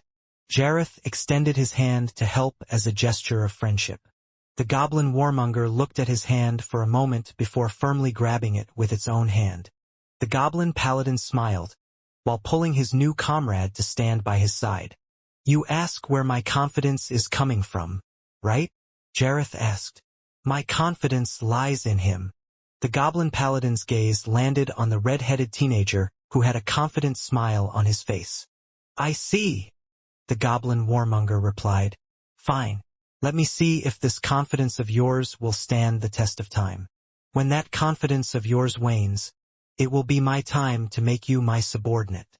Jareth didn't reply, and simply nodded his head. Deep inside, the goblin paladin was smiling evilly. He was looking forward to seeing the expression of his new comrade at arms when the latter discovered the forces under William's command. By then, all the doubts in the goblin warmonger's mind would disappear. Perhaps, it would even become his rival, in getting the good graces of the half-elf that had a penchant for attracting all kinds of troubles that came his way. "That was wonderful. Bravo!" A voice filled with admiration was heard coming from the sky. William raised his head and saw what seemed to be a green-skinned man with a black mane draped over his shoulder. The strange man was over 2 meters tall and had above-average looks. Even though this was the first time William was seeing him in this life, he was aware of the man's identity. The man's name was Zod. He was the guardian assigned to the first floor of the Tower of Babylon. "You passed this trial with flying colors, and may I say, that was the most amazing performance I have seen in my lifetime," Zod declared. "However, you're making a very big mistake here. The goblins on this floor all belong to me. You can't take them without my permission." William smiled and nodded his head in understanding. "I see. I apologize for my rudeness, Your Excellency." The information he received from the Merchant Guild informed him that Zod would often show himself during the trials, whenever he found something of interest. William hoped that the Guardian wouldn't show himself during his trial, so that he could smuggle the goblin army into his Thousand Beast domain. Unfortunately, Zod appeared, so he wouldn't be able to proceed with the plan he had in mind. "But, after seeing that duel, I think the two of us can come to an agreement," Zod stated as he looked at Jareth with great interest. He appraised the goblin paladin like a connoisseur who had an obsession when it came to a new breed of goblins. Zod stared at Jareth for half a minute, before shifting his attention back to William. "Your reward for clearing this trial is 4,000 tokens, Zod said. "These tokens are used as currency inside the Tower of Babylon. You can use these tokens to buy exclusive items in the Babylon shop, or just spend them however you wish as you climb the tower. Now let's return to the topic at hand. I see that you are interested in my goblins, right?" "Yes, Your Excellency," William replied. "Well, at least you are honest. Now how about we make a trade? I will give you my goblin army, as well as an additional 5,000 tokens for that goblin wearing a knight's armor." Zod pointed at Jareth with a grin. Not only that, I can use my authority as a guardian, and allow you to jump straight to the 10th floor of Babylon. So, are you up for a trade? Zod believed that the offer he gave William was something the boy couldn't resist. Although he thought that it was overkill to pay that much for a single goblin, the guardian of the first floor wasn't able to resist its exclusive hobby. And that hobby was collecting rare breeds of goblins. Zod was a being that came from another world. Nor was he the only one. All the guardians of the tower were beings that were not native to the world of Hestia. Okay, deal, William replied with a smile. Let's trade. Zod arched his eyebrow as he stared at the red-headed teenager who was looking at him as if he had struck a great bargain. Jareth, sorry, but this is where we will part, William said as he patted the goblin paladin's arm. Take care of yourself, okay? I will. Jareth flashed William a refreshing smile. Zod watched this scene in confusion. He was expecting that William would reject his offer, or bargain with him to raise the stakes. However, not only did the half-elf do that, he even agreed to his proposal in a heartbeat. As if afraid that the guardian would go back on his word, William opened several portals in front of the goblin army. Xerxes, Sharks, and Rex went to work and started herding the goblins towards the portals that led to the Thousand Beast domain. Sharks stood on top of his mount, Sparky, and raised his chin in arrogance. Any goblin who wants to be as strong as I, enter the portal, Sharks announced. I will teach you how to ride a doge. The goblin marauder then glanced at Zod and gave the guardian a smile, before returning his attention to the goblin army. All the goblins looked at him in awe. In their eyes, they wanted to be just like Sharks and own a powerful mount like the one he was seated upon. Okay, everyone please line up, Xerxes ordered. Come inside the portals in an orderly manner. No pushing, okay? Xerxes also turned his head to look at Zod. It even bowed his head, showing how happy it was. The hobgoblin shamans, on the other hand, were looking at Xerxes in admiration. They could instinctively feel that the hobgoblin arcane doctor was one of the branches of evolution that was available to them. All the goblins' desires to become strong made them increase their pace to enter the portals. William looked at this scene with satisfaction, while Zod blinked his eyes in confusion. The stares of the half-elf's goblins made him feel uncomfortable. It was as if he had been given the short end of the stick in the deal he made with the red-headed teenager. Wait, I changed my mind, Zod said as he placed his hand on William's shoulder. I no longer want your goblin. Why? William asked in confusion. Didn't we already make the deal? Are you going back on our deal? Yes, we've already made a deal, Zod answered. But I changed my mind. I think I am on the losing end of this transaction. William chuckled internally because the gamble he had taken had paid off. According to the information he got from the Merchant Guild, Zod had a mild case of paranoia. If things were going too smoothly for the Guardian, Zod would think that something was wrong, and would immediately think of a way to back out of the agreement he personally proposed. Right now, half of the goblin army had already passed through the portals, and it would take a few more minutes before all of them had been smuggled away. This is no good, William said as he shook his head. We already made a deal. Wouldn't your reputation take a hit if you were to renege our deal? Zod frowned. Although he was akin to a demigod inside the tower, there were certain rules that bound him in place that prevented him from directly harming the challengers on the floor he managed. Also, William had passed his trial and received the tower's approval. It would reflect badly on Zod's record if he were to casually break an agreement that he himself proposed. It's fine. They are just ordinary goblins. Zod tried to convince himself internally. 1,000,000 goblins in exchange for a goblin paladin is worth it. William smirked and turned around to look at the new additions to his army. He muttered something in a barely audible voice that made Zod's expression become grim. 1,000,000 goblins for a goblin paladin. What a steal! I have over 10,000 goblin paladins, so losing one isn't a big deal. Fortunately, he only asked for one. What a sweet bargain! Zod was capable of knowing everything that happened inside his domain. Because of this, even the faintest whispers could easily reach his ears. Right now, his full attention was on William. It would be impossible for him to miss the teenager's casual mumbling. No good. I got scammed. Zod almost lost his composure. If this news was to reach the other guardians of the tower, he would be so embarrassed to show himself in their gathering hall. He couldn't allow that to happen. "Boy, we need to talk," Zod said in a voice that wouldn't accept no for an answer. William glanced at the guardian. "Yes.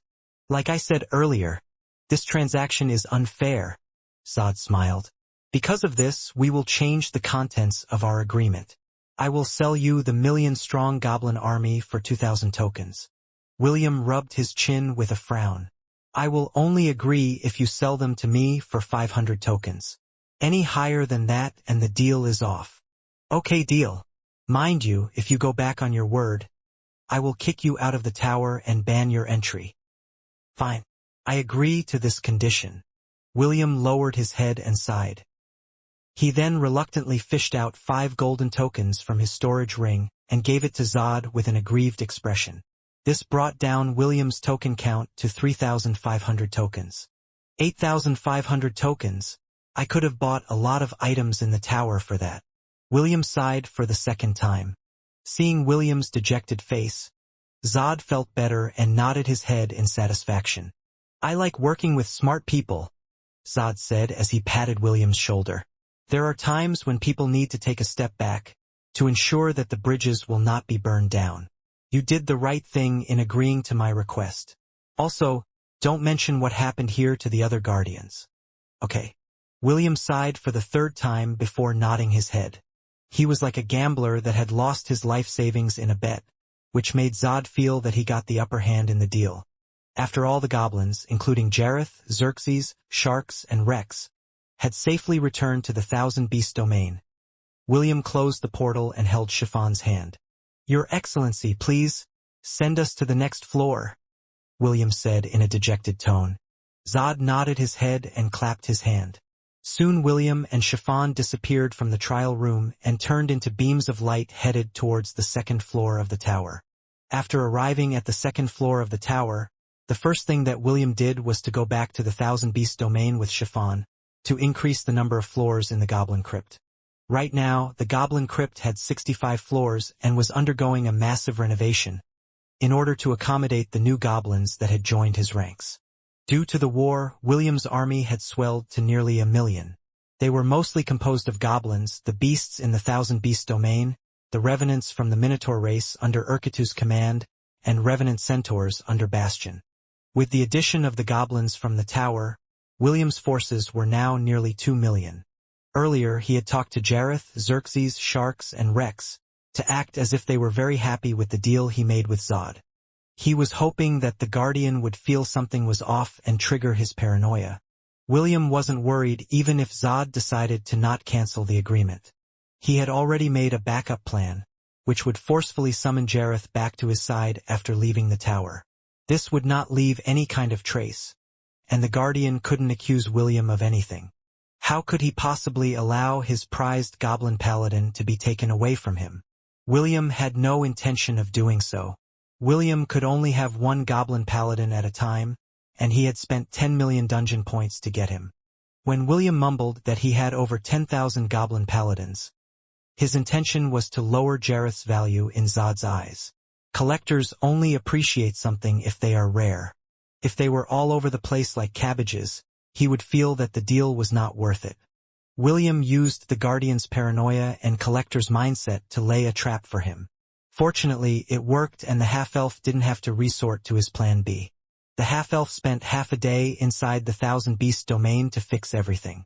While he was busy with his remodeling, Xerxes, Sharks, Rex, and the Goblin Warmonger took the goblins to the Atlantis dungeon and helped them familiarize themselves with the place.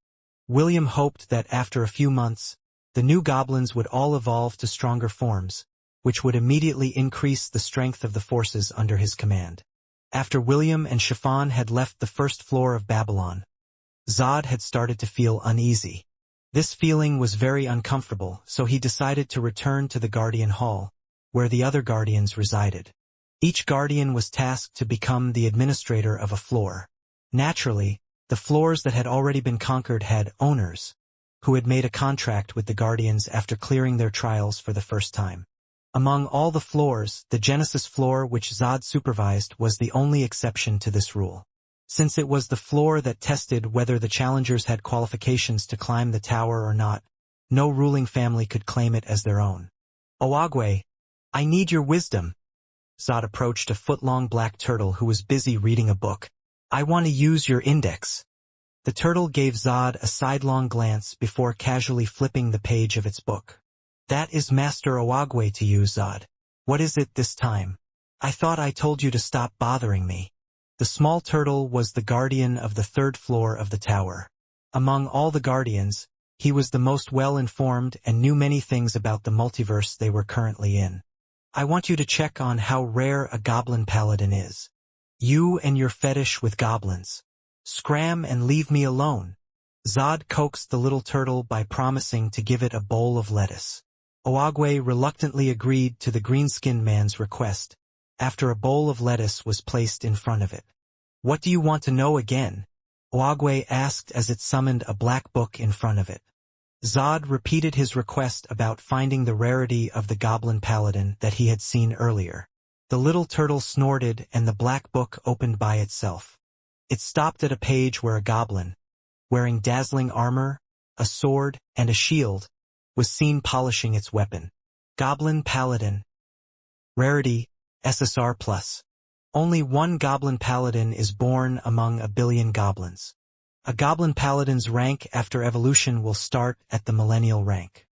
Its next form, Goblin Sovereign, pushes its rank to the Myriad rank. This is the strongest goblin in existence. That scammer! Zod shouted in anger. He tricked me. Zod's shout was so loud that Oagwe and the other guardians looked at him with dumbfounded expressions. This was the first time they had seen their colleague act this way, and their interest was quite piqued. You got scammed? Oagwe asked with a smirk. Who scammed you? I want to meet that person. Oh shit! Zod had completely forgotten where he was and acted on impulse. The other guardians approached him as if they were paparazzi looking for juicy gossip. Zod's green skin wasn't able to help him from turning beet red out of shame and anger. He hastily returned to his own domain to escape the inquiry of his acquaintances, and to think of a way on how to take his revenge on the half-elf that was currently out of his reach. After seeing Zod leave, the smirk on Oagwe's face widened as he shifted his attention to the book in front of it. Hack the visual records of the first floor for the past 24 hours, Oagwe ordered. Find the reason why Zod became upset. Understood. The pages turned and stopped on what seemed to be a war that was about to begin. Oagwe scrutinized the red-headed teenager with curiosity and watched everything unfold. The little turtle chuckled when it saw Zod try to break the deal that he made with the half-elf, due to the latter's first-class acting skills. This person has guts, Oagwe muttered before giving out another order. Find his location on the second floor. Understood. Target not found on the second floor. Cannot do a full sweep due to the floor's restriction. The little turtle frowned. If the book told him that William wasn't on the second floor, then it means that he really wasn't on the second floor. It then asked the book to check if his target had already appeared on the third floor, but the answer was still negative. Oagwe pondered for a bit, before giving out another order.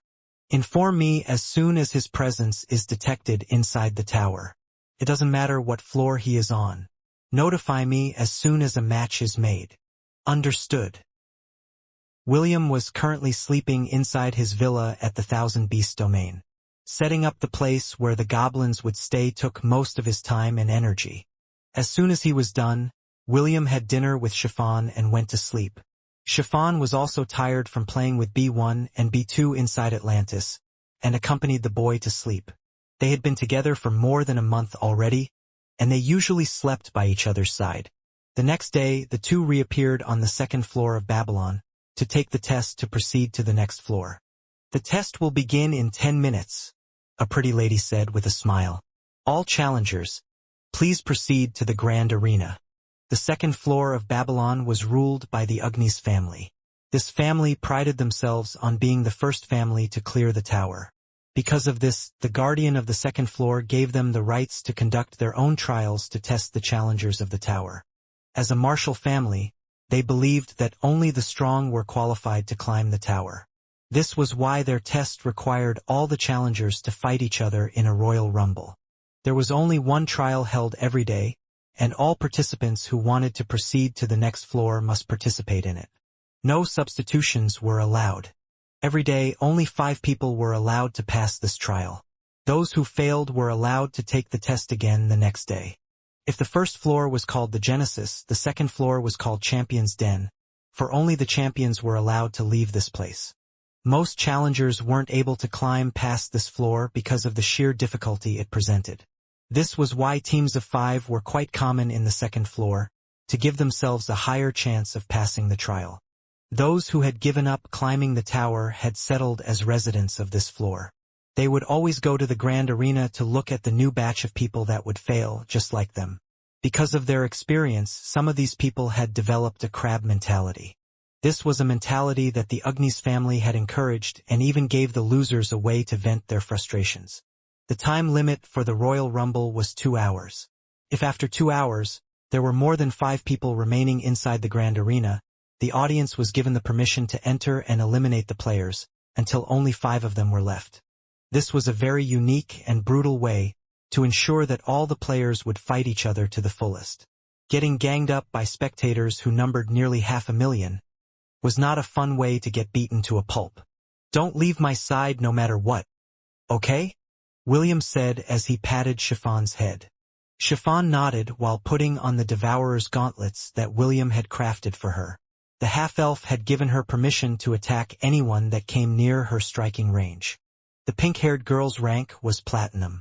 This meant that she was more than capable of fighting half of the participants in the grand arena. William wasn't too worried about her safety because he had already seen how Chiffon fought during their dungeon exploration. Fighting against opponents of the same rank would not pose any difficulty to her. 15. William rubbed his chin as he looked at his status page. 9 mithril, 5 adamantium, and 1 black.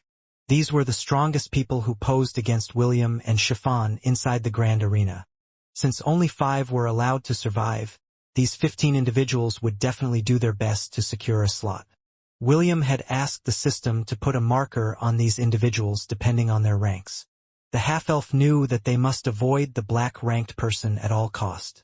This was why he moved to the location that was farthest away from the person. "I just hope that you don't go out of your way to come to our side," William thought as he led Chiffon to the corner of the arena. "I don't want to use my heroic avatar so early in the game." Zod was looking at the projection in front of him while gnashing his teeth. He had been paying close attention to William's whereabouts, but he couldn't find him. This was why he had once again returned to the Guardian Hall and sought out Oagwe's assistance for a second time. "So this is the person that scammed you, right?" Oagwe chuckled. "Indeed. He has the face of a scammer." "I know, right?" Zod hatefully munched on peanuts as he glared at William. "I hope he gets beaten up to a pulp." "Hey, those are my peanuts." Oagwe pounded its small foot on the table. "Get your own. Why are you a cheapskate? It's only peanuts." Zod grumbled as he ordered a platter of peanuts from the Babylon shop using his tokens. The 2 guardians ate as they looked at the projection with different expressions. Zod's expression was that of irritation, while Oagwe's was full of interest. Zod hated William for playing a trick on him. Oagwe, on the other hand, was interested in William because very few mortals dared to antagonize a god. He was hoping to discover if the red-headed teenager had other interesting qualities aside from being a scammer. Well, no matter how good of an actor he is, he won't be able to pass the second floor. Zod sneered. "The Agni's family will keep him there forever." Oagwe smirked because he had a feeling that something different was going to happen this time around. "Do you want to make a bet?" Oagwe asked. "A bet?" Zod tilted his head. "What kind of bet?" "I will bet that the boy who scammed you will be able to clear this tower." "Ha ha ha. You will bet on him? Okay, I accept this bet. What shall we bet on?" "A bowl of lettuce." Oagwe raised its head and gave Zod the "you can back down if you're scared" stare. "I agree to the bet. But not the prize. Zod shook his head. How about this? If you win, I'll give you a bowl of lettuce. If I win, you will help me negotiate with Tony to hand that scammer to me. Wagwe nodded his head. Very well. We have a deal. Tony was the guardian of the second floor and Owagwe's good friend. Zod knew that if the little turtle were to ask his friend a favor, the scamming half-elf would be served to him in a silver platter. However, before that happened, he must win on the bet first. It doesn't matter, Zod thought. The one winning this bet is me anyway. The green-skinned man sneered at William's projection, who was currently looking around his surroundings. Zod's hand was itching to get his hands on William. Once he had dragged him back to the first floor, he would make sure that the half-elf would regret crossing a guardian of the Tower of Babylon. A pretty lady stood on top of a floating artifact and glided towards the center of the arena. She started the countdown and the crowd joined her in chorus. The battle will begin at 5, 4, 3, 2, 1. A bell rang to signify the start of the battle royale. As if a spark was ignited, everyone in the arena started attacking each other. The battle was fierce, and those that had died turned into particles of light. Originally, William thought that the Agni's family were pacifists because they prevented others from dying, but the information he read from the Merchants Guild made him realize that there were worse fates than dying. Every time they went to the arena, they had to pay 200 tokens up front. The 5 survivors at the end of the match would receive 1,000 tokens each. In short, the Agni's family was using the arena as a means to farm tokens from the players who wished to climb the tower. Once their tokens ran out and could no longer participate in the battles, they would have no choice but to stay on the second floor for 2 years, before the tower automatically kicked them out. These people that had been kicked out may challenge the tower once again, but due to the trauma they had received on the second floor, the majority of them refused to step foot inside Babylon again. During those 2 years, these players would have no choice but to work for the Agni's family to earn a few tokens in order to live, or to challenge the arena again. Either way, the one profiting from the whole deal was the Agni's family, which had turned the grand arena into their golden goose. There were over 5,000 participants in the battle. Some of them had known each other for a very long time and had already formed their alliances. This way, they worked with each other in order to eliminate as many challengers as they could. After an hour, the number of players inside the arena had shrunk to only 300. The 15 people that William identified early on had all survived, and the half-elf made a startling discovery. Those 3 teams are in cahoots with each other. William clicked his tongue in annoyance. William had asked the system to monitor these people. After watching their battles, the system had formed a conclusion and passed it to William. This was what caused the half-elf to feel irate. Host, it seems that the rumors are true. Indeed. Looks like this isn't going to be easy. There was a rumor flying around in the city of Babylon that the Agni's family had secretly formed 3 teams to prevent others from clearing the trial of the second floor. Although they were just rumors, the Merchant Guild had stated that the possibility that this rumor was true was high. After seeing the proof in front of his eyes, William had to agree that this was an effective way to keep the players stuck on the second floor of the tower, and to keep them there for as long as possible. Some of those that had lost all of their tokens had ended up as servants, prostitutes, shop owners, and guards for the Agni's family. The talented challengers were then scouted and placed in high positions within the family in order to gain their allegiance.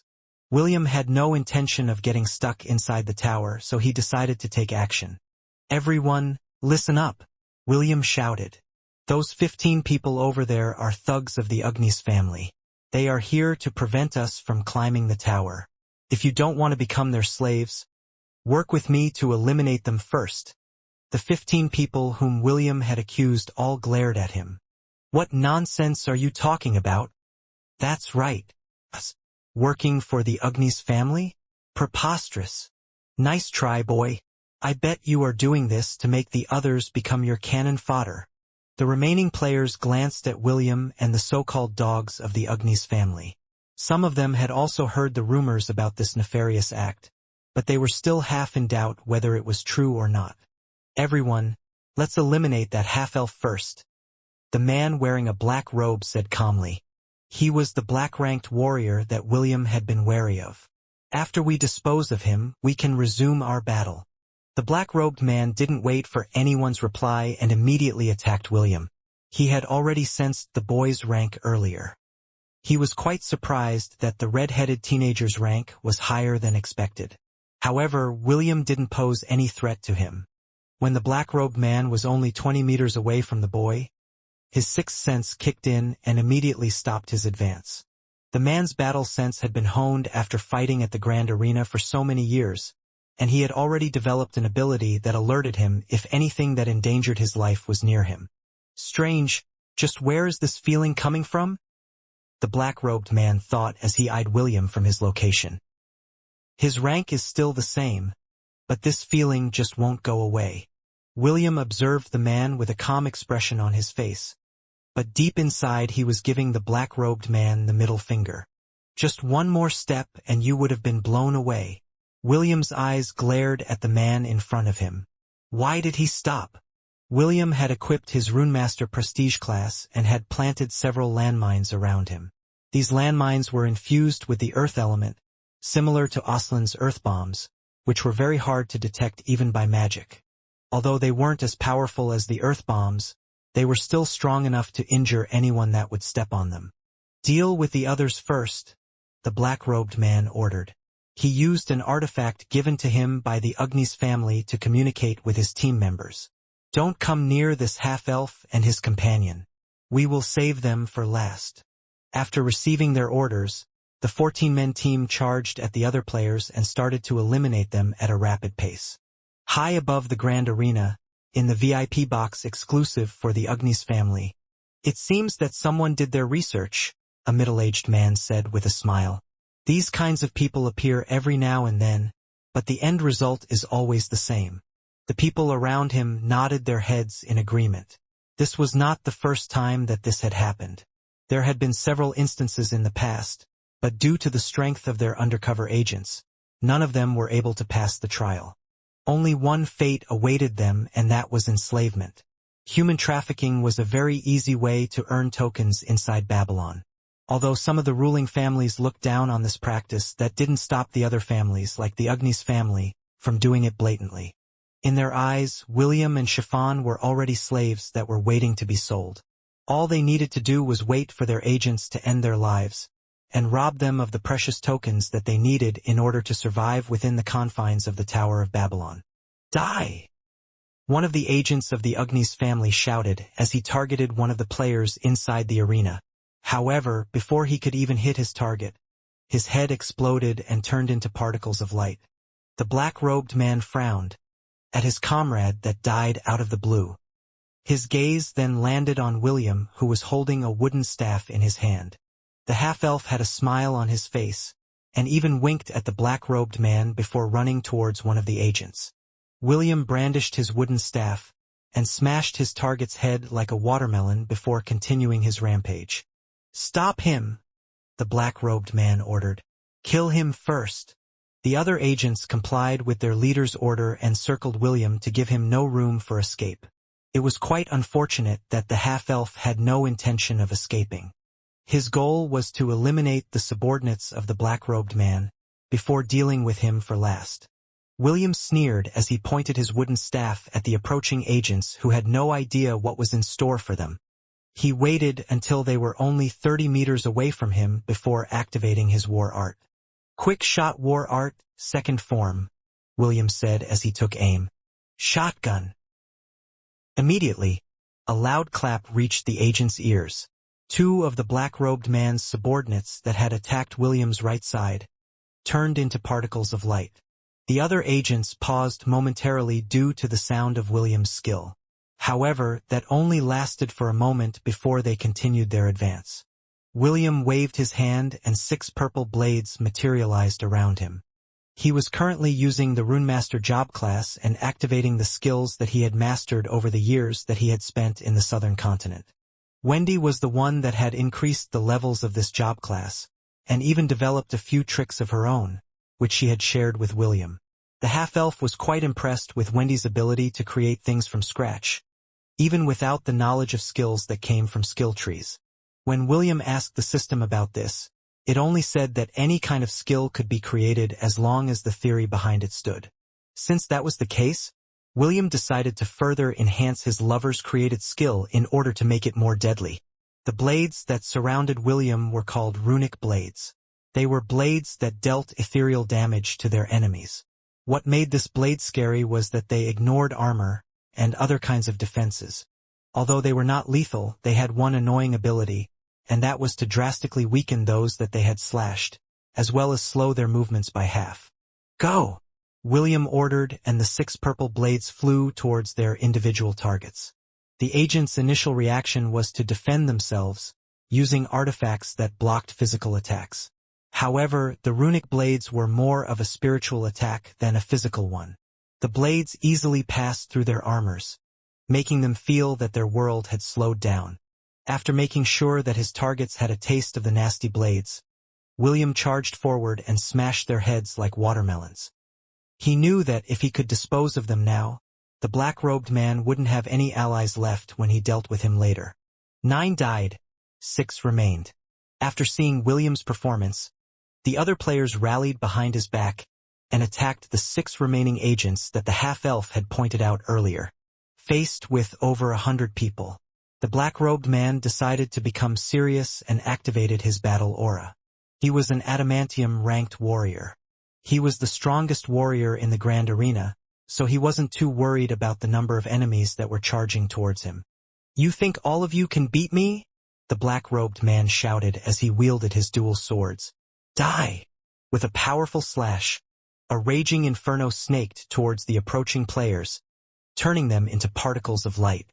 Those who managed to dodge the first strike didn't survive the second and were burned completely. 24 players remained, including William and Chiffon. Out of those 24, 6 of them were the agents from the Agni's family, leaving only 18 players on William's side.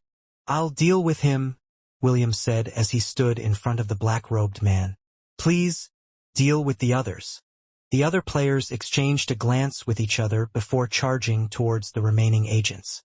The agents were stronger, but now that their opponents were working together against them, they were slowly being pushed back. William's runic blades flew towards the leader of the agents, but the latter easily incinerated them with his fire magic. The black-robed man had seen how his subordinates had died under William's attack, so he didn't underestimate the blades that flew in his direction. After destroying the ethereal blades, the black-robed man jumped to his right side. A second later, he felt something brush past his body, creating a small scratch on his left shoulder. An invisible energy-based attack? The black-robed man thought as he eyed William with caution. "I need to close the distance." William clicked his tongue in disappointment because the man was able to dodge his attack. However, this only lasted for a brief moment. "I'll make sure that you won't be able to run away later," William vowed as he closed the gap between them. Meanwhile, while William was busy fighting the black-robed man, Chiffon had killed 1 agent from the Agni's family. Chiffon was a brawler.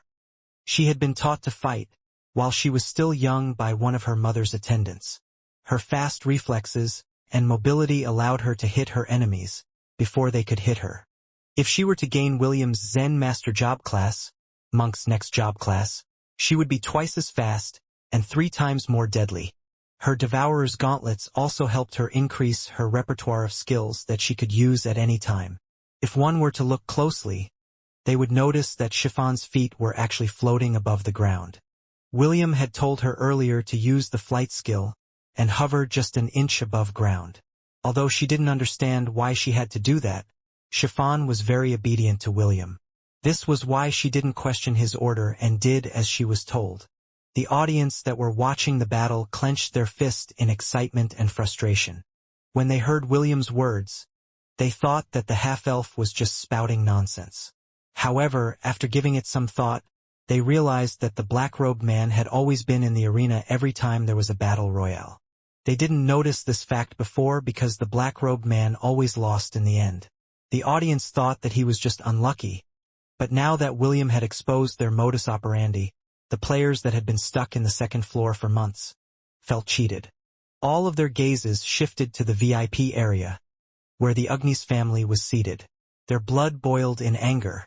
If not for the fact that they were the current rulers of the second floor, and had formed a contract with the Guardian, they would have already attacked them by now.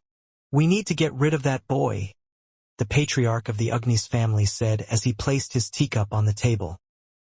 "He must not be allowed to remain on the second floor of the tower." The elders of the family nodded their heads. Although they could tell that their agents were slowly getting the upper hand, they didn't wish for the hearts of the inhabitants of their domain to be stirred up by the half-elf's words. Although they had a contract with Tony, the guardian of the second floor, they didn't wish for any form of rebellion under their nose. Before a small spark could turn into a mighty blaze, they would snuff it out, preventing all sources of future troubles. While they were thinking this, the majority of the players had been killed by the agents of the Agni's family. Only 6 players remained in the arena. If one of them died, the battle would be over and the rest would be able to advance to the next round. William, Chiffon, and the 4 agents, including the black-robed man, glared at each other. "Boss, what should we do?" An agent asked through a special artifact they used for communication. "If we kill one of them, the other will be able to pass." The patriarch said that no matter what happens, the half-elf must stay. "Should we target him and leave that pink-haired girl alone?" The black-robed man shook his head. "None of them must escape. Neutralize them first and we'll kill them at the same time." All the agents nodded their heads in understanding. "Now!" the black-robed man ordered, and all of them ran in William's and Chiffon's direction. The 2 didn't move and stood their ground. When the black-robed man was only 20 meters away from the 2, the same feeling he had felt earlier nagged at his head. "I'm just overthinking things," the black-robed man thought as he ignored his sixth sense. "I'll end this as quickly as possible." 15 meters. 10 meters. 5 meters. When the agents were only 5 meters away from the 2 teenagers, a devilish smile appeared on William's face. This smile made the hairs on the back of their necks stand on end. A second later, the ground under their feet swelled. A powerful explosion reverberated inside the stadium, which made the audience and the members of the Agni's family cry out in shock due to the unexpected development that none of them was able to foresee. A loud explosion spread across the grand arena, making everyone's eyes widen in surprise. Earlier, William was just not randomly fighting against the black-robed man.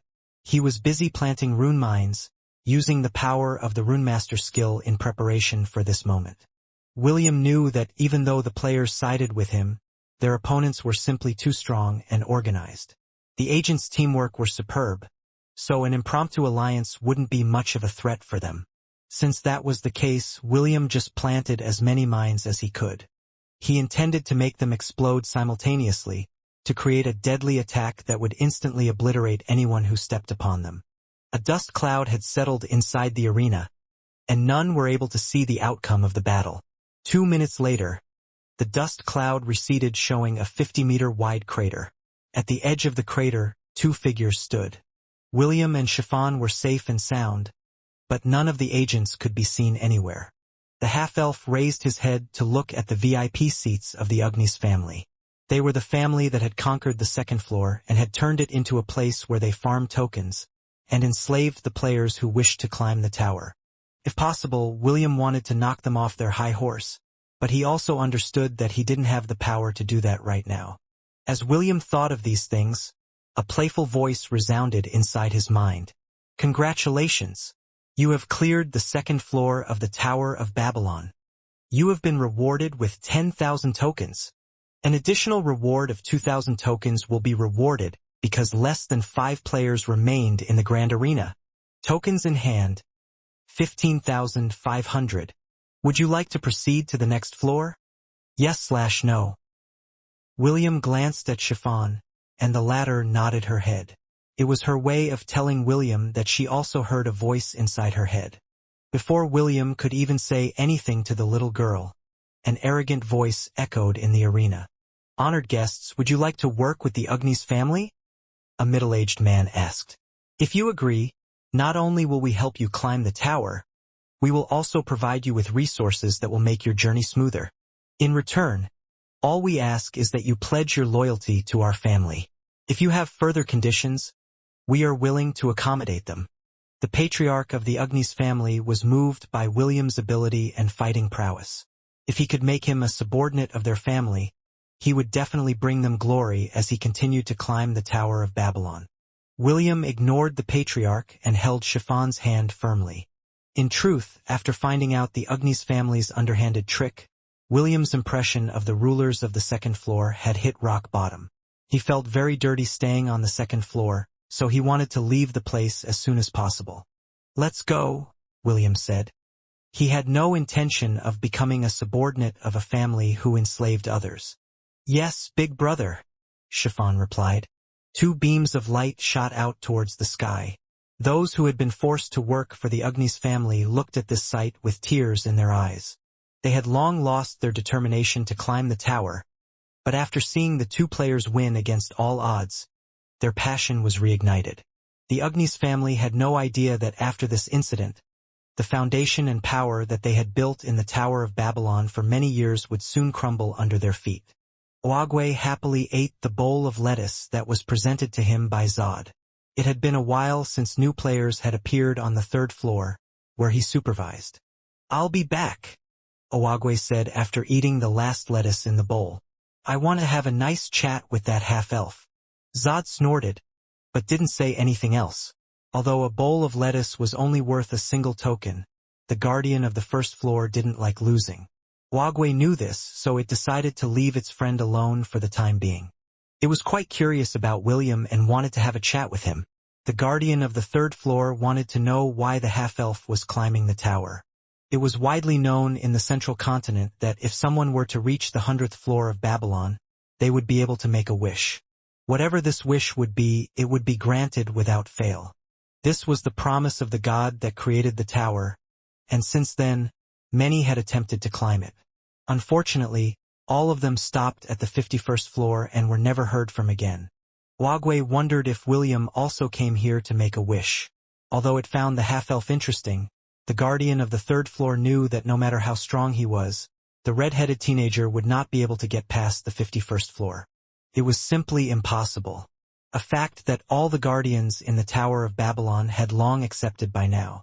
A four-tailed black fox, with a crescent moon on its forehead, landed on a mountain overlooking Silverwind City. Seated on its back was a delicate-looking teenage boy with silver-gray hair and blue eyes.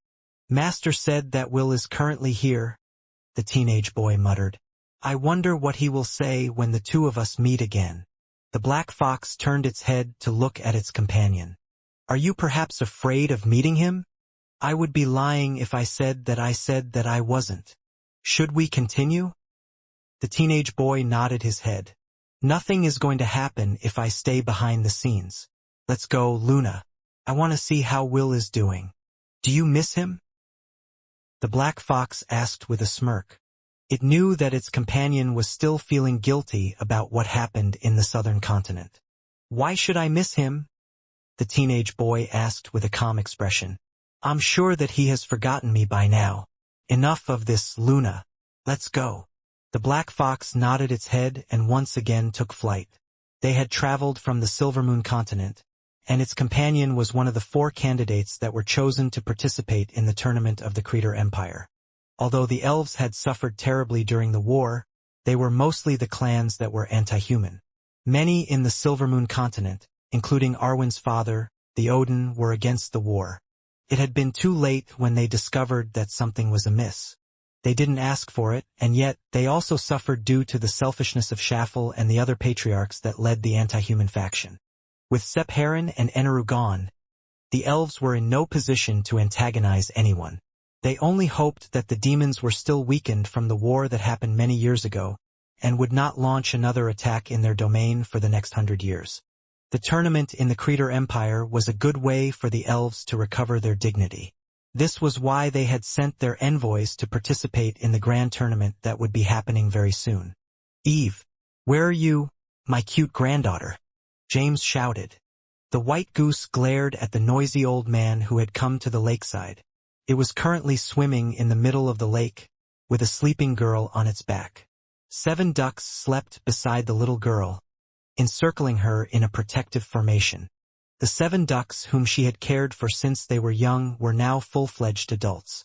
These ducks would attack anyone who dared to hurt Eve, and bite their noggins if they were a boy. Because of this, Eve's playmates were only girls. James and Mordred didn't have any complaints with this setup. Anna would shake her head from time to time because of how overprotective the men of their family were towards her daughter. "Oi, Goose, bring my granddaughter here," James ordered. A second later, James heard an annoyed voice speak inside his head. "Shut up, old man. The mistress is sleeping. Tone down your words and stop shouting.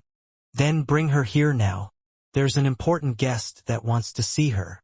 The white goose frowned before wading towards the lakeside. It had enlarged itself earlier because Eve wanted to play in the lake while on its back. However, after playing for a while, the calmness of the lake made her sleepy, so she decided to take a nap on the white goose, back along with her ducklings. The white goose stepped on land, but still retained its size. If possible, it didn't want to wake the sleeping girl on its back and simply glared at James as if it wanted to peck him to oblivion. James looked at his adorable granddaughter with a fawning gaze. Seeing how peacefully she slept, he decided to just wake her up after they returned to the residence. The old man and the white goose walked side by side as they headed towards the direction of Lant. A guest had arrived, and James hurriedly looked for Eve because her presence was needed. It didn't take long before the two arrived at the Ainsworth residence. As if sensing that she had returned home, Eve's eyes fluttered. Half a minute later, she opened them and looked at her surroundings, while still half asleep. "Grandpa?" Eve asked as she saw James walking beside the white goose. "Good afternoon, Eve," James said with a smile. "Someone came to visit you." Eve's drowsiness went away when she heard that someone came to visit her. There was someone she misses very much, and she hoped to see him soon. "Big brother." "William? No, it's someone else." "Who?" James smiled and pointed at the entrance of the Ainsworth residence. A beautiful lady dressed in ceremonial garb stood near the doorway. The moment she saw Eve, a gentle smile appeared on her face. The guest of the Ainsworth family walked towards the white goose to have a better look at the girl that she had come to see for the first time. She had not met Eve before, but she and William were good friends. There were times when the red-headed teenager would talk about his cute cousin in the countryside. That was how she knew Eve's name. She just didn't expect that she would be sent to William's hometown to take the little girl under her tutelage. Eve looked at the beautiful lady and felt a strong connection to her. This connection was hard to describe, especially for a little girl. Because of that, Eve said the closest thing that she could to describe the feelings welling up inside her heart. "Big sister." "Yes, from now on you can call me Big Sister." Ariadne smiled and patted Eve's head affectionately. Now she understood why William kept on bragging about his cute cousin. Eve was probably the most adorable little girl that she had seen in her lifetime. Also, the powerful divine energy emanating from her body was proof that she was destined to be an apostle of a god. A few minutes later, James, Mordred, Anna, and Eve gathered in the garden where they all had afternoon tea and snacks. Ariadne had waited for everyone to gather before she spoke of her reason for coming. Mordred and Anna exchanged a glance at each other in disbelief. James, on the other hand, frowned. He then placed his teacup on the table before speaking out his mind. "Are you going to take Eve away from us?" James asked. He spoke casually, and yet, his words seemed to contain an underlying challenge. It was as if he was telling Ariadne to, "You won't be taking my darling granddaughter away from me under my watch." Ariadne smiled because she already expected this outcome. "Eve is still young," Ariadne replied. "I can't bear to take her away from her family. This was why I have decided to stay here in Lant while I teach her the duties of an apostle." Mordred and Anna sighed in relief. Being chosen as an apostle of a god was an honor, but it was also a heavy responsibility. Eve was still young, and they didn't want their daughter to leave them at this stage. James hummed and nodded his head. "Very well. I will allow you to teach Eve, but you have to make an oath that you will not secretly take her away, while we're not looking," James said. Although he knew that Ariadne was an oracle of the god William followed, he still couldn't trust her because of the fact that he kept on forgetting what she looked like. What a troublesome ability, James thought. No matter how hard I try, her face slips away from my memory. Eve ate the cookies on her plate with gusto. She looked at Ariadne from time to time, and the latter would smile back at her each time the lady sensed her stare. Unlike her family, Ariadne's ability didn't work on her. Even if Ariadne were to wear normal clothes and was tossed inside a crowd, Eve would be able to recognize her right away. Ariadne had said that she came here to teach her how to become an apostle. Eve didn't understand what an apostle was, but, for some reason, she felt that being an apostle wasn't a bad thing. Ariadne sighed in her heart. She was someone that could see glimpses in the future, but she couldn't see the future of certain people. The oracle of the god of shepherds knew that her duty was not an easy one. For some reason, she was feeling uneasy. She kept on dreaming about a man with black hair and eyes. He sat on a black throne, surrounded by beautiful women and a little girl sitting on his lap. Behind him, several powerful beasts stood as if waiting for his command to unleash havoc across the land. Above him, a black phoenix had its wings spread wide as if to usher a new era. Ariadne's hand trembled as she remembered the scene in her dream. That man looked at her and smiled. Although she couldn't remember what he looked like, she could still remember the words that he had told her. I walk in the darkness so that others may see the light. Yes, that man decided to walk in the darkness. However, in doing so, he also covered the entire world in darkness. I see, so that's how it is, William said as he ate a sandwich. Right? A small turtle unceremoniously bit into his own sandwich. Right now, the possibility of the Agnes family sending players to make things difficult for you is very high. What a petty family. I know, right? Chiffon happily ate her sandwich, while listening to her big brother and the small turtle. When they arrived at the 3rd floor, they found themselves standing on a cliff, right beside a raging waterfall. The scenery around them was so beautiful that it reminded William of the waterfall town of Lauterbrunnen, which was found in Switzerland. Some said that the author of The Lord of the Rims was inspired because of the magnificent view and decided to write a story about it. Seeing this scene, William could understand how that author might have felt due to the sheer beauty of the surroundings. After taking careful considerations, William decided to have lunch with Chiffon first, before exploring the 3rd floor of the Tower of Babylon. After spreading a picnic blanket and taking out the sandwiches that he had prepared beforehand, the two sat and admired the view before biting into their sandwiches. A minute later, a black turtle crawled onto their picnic blanket and asked if it could have some of the food they had. Due to his appraisal skill, William was able to find out the true identity of the little speaking turtle. Since the being in front of them was the guardian of the 3rd floor, William decided to become civil and sacrificed one of his sandwiches for world peace. After eating the sandwich, Oagwe introduced itself and told William a little bit about its domain. The half-elf thought that this was a perfect opportunity to get first-hand information about the tower from one of its guardians.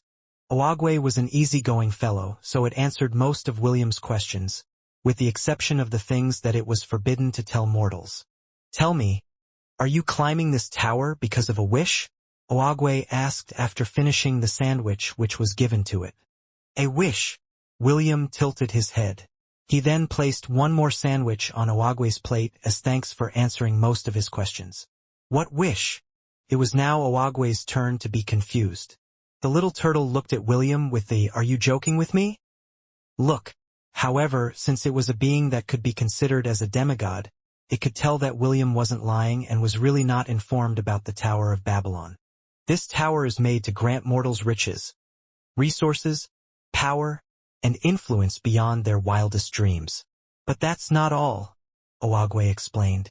Whoever reaches the 100th floor will be given the opportunity to make a wish. It doesn't matter what kind of wish it is, for it will be granted without fail. William nodded his head in understanding. He had no intention of climbing up to the 100th floor of the tower.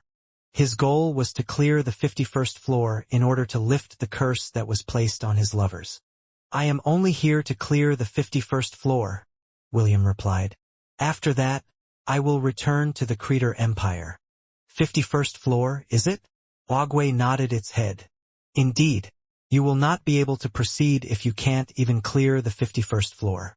However, I don't think you or anyone in this world has the ability to do that. What do you mean? The guardian of the 51st floor has gone crazy. Well, not the crazy kind of crazy, but something similar. If I were you, I would just stop at the 50th floor. Going to the 51st floor would be a suicidal move. William frowned as he ate his sandwich. After properly chewing it, he then asked the question that had been in his mind since he arrived at the city of Babylon. How come no one has been able to clear it? William inquired. With so many talented people in the world, I find it hard to believe that it has remained unconquered for hundreds of years. Ogwe sighed internally. It really wanted to tell William the reason, but it was bound by the rules of the tower. In the end, it bit off a bite of its sandwich and completely ignored William's question. William had a feeling that it was one of the things that Ogwe couldn't tell him, so he didn't continue to ask in this direction. Instead, he asked a question that made the turtle look up at him with a smirk. What kind of test do I have to do in order to proceed to the next floor? William inquired. Good question, Ogwe answered. Actually, you should be taking a test in that town located down there in that valley. The little turtle pointed at the town nestled at the center of the valley that boasted an out-of-the-world scenery that would put all Instagram pictures to shame. However, since I have taken a liking to you, I decided to give you a different quest. Of course, this will also give you better rewards. Are you interested? Ogwe said in a challenging tone.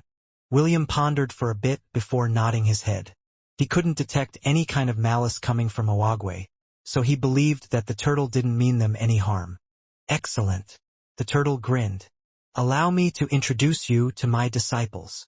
A brief moment later, four demi-human turtles appeared behind Ogwe carrying different kinds of weapons. Introduce yourself to our guests, Ogwe ordered. The 2-meter-tall turtle holding a wooden staff stepped forward and took a fighting pose. My name is Donutella, Donutella said with a determined expression. Nice to meet you. William cringed internally because he was reminded of that super sweet chocolate spread that was used by the kids in the orphanage. He had to use all of his willpower to prevent himself from teasing the turtle who had a funny name. The next one to step up was another demi-human turtle wielding 2 swords. Just like Donutella, he took a fighting pose and introduced himself. My name is Leonardud. Leonardud snorted. Only fight me if you dare. As long as I am around you won't be ABL. Wata! A loud shout cut off Leonardud's words as another turtle took a step forward while brandishing its nunchucks. Chiffon clapped her hands in admiration because the way the turtle wielded its weapon was simply fascinating. I am Michelangelo. Michelangelo took a pose after showing his demonstration. I am not a hoe. William and Chiffon didn't know what to say and simply stared at the turtle with a funny name just like its companions. The last turtle stepped forward, while holding the 2 short swords in his hands. I am Narnia, Narnia said with a smile. Nice to meet you. William choked on the sandwich he was eating and had to beat his chest in order to help the food go down. He was already expecting the last turtle to introduce itself as Rafaela or something similar, but the name it gave was something out of the blue. After recovering from his earlier mishap, William eyed the lady turtle who was looking at him weirdly. Are you sure that your name isn't Rafaela? I just said my name is Narnia. The corner of William's lips twitched because whoever made this plot needed to have his brain thrown in the gutter. Ogwe, who had just finished eating his last sandwich, looked up at William with a smirk. If you want to pass the 3rd floor, you have to defeat my disciples first. Don't worry, they will take it easy on you. William scratched his head as he looked at the demi-turtles and the small turtle who was looking up to him. We need to fight them in order to proceed? William inquired. Fighting is too strong a word, Ogwe replied. More like competing. You need to defeat them in the thing they specialize in. With each victory, you will get 5,000 tokens. Don't worry, you only need to win 2 out of 4 matches and you can proceed to the next floor. William and Chiffon exchanged a glance with each other. They had no idea what the guardian of the 3rd floor was thinking. However, since they were already here, they might as well see what the little turtle had in store for them. "I'll be your first opponent," Donutella said in arrogance. "Our battle will be simple. We will play a drinking game. Whoever drinks the most in 5 minutes will win. Easy, right?" "Sounds easy enough," William replied. "But what are we going to drink?" Donutella snapped its fingers and 2 tables appeared in front of them. On top of those 2 tables, several mugs filled with what seemed to be sweetened chocolate could be found. Williams almost gagged at the diabetes-inducing scene in front of him. There was no way he could drink so many chocolate drinks in one sitting. "I will give both of you a handicap." Donutella crossed its arms. "You can fight me 2 versus 1. The demi-turtle's tone was filled with confidence. It was as if it was telling William that there was no use even if Chiffon and him teamed up, because it would still be a victor in the end. The half-elf sneered internally at the cocky turtle. Donutella had no idea that the one who didn't stand a chance in this drinking battle was itself. William patted Chiffon's head and looked at her straight in the eyes. "Chiffon, can I leave this challenge to you?" Chiffon patted her chest with confidence. "Leave it to me, big brother." The pink-haired girl then walked towards the table and looked at the chocolate mugs with sparkling eyes. Clearly, she was very excited to start the drinking competition as soon as possible. "Are you sure you will not join her?" Donutella asked as it, too, went to the table facing Chiffon's. "You might regret it later." "Nah, I'm good." William smirked.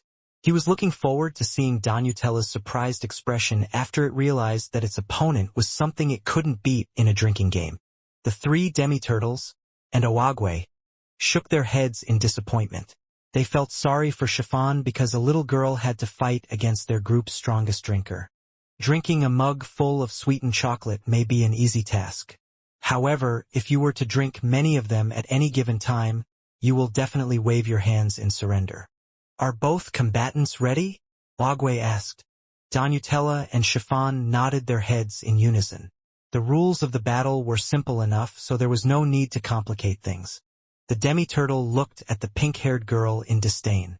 Clearly, it couldn't believe that an adorable girl like Chiffon could beat it in a game that was its specialty. "Don't cry later, little girl," Donutella teased. Chiffon only tilted her head to the side in confusion. She didn't understand why she would be crying when she was about to have her fill of something sweet and delicious. Oagwe then raised its small foot and declared the start of the battle. "Start." Donutella casually took a mug from the table and drank it in one go. Chiffon, on the other hand, did the same. She was 2 seconds later than Donutella in finishing her drink, but William wasn't too worried. In a span of 10 seconds, Donutella had already drunk 4 mugs, while Chiffon only had 3. A minute later, Donutella had already finished 24 mugs, while Chiffon only had 18. The 3 demi-turtles and Oagwe were surprised about Chiffon's tenacity. None of them were able to even drink more than 10 mugs of sweetened chocolate, but the pink-haired girl had already gone past that mark. 3 more minutes went by, and several mugs of chocolate had already been cleared from the table. Even though this drinking match was Donutella's specialty, it was starting to feel nauseous due to the vast quantity of sweetened chocolate it had ingested. "Just a minute more," Donutella thought. "I just need to hang for a minute and I will win."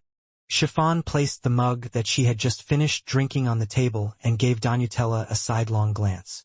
Oagwe and his disciples thought that Chiffon was about to give up, but their eyes almost fell out of their sockets when they saw what the little girl did next.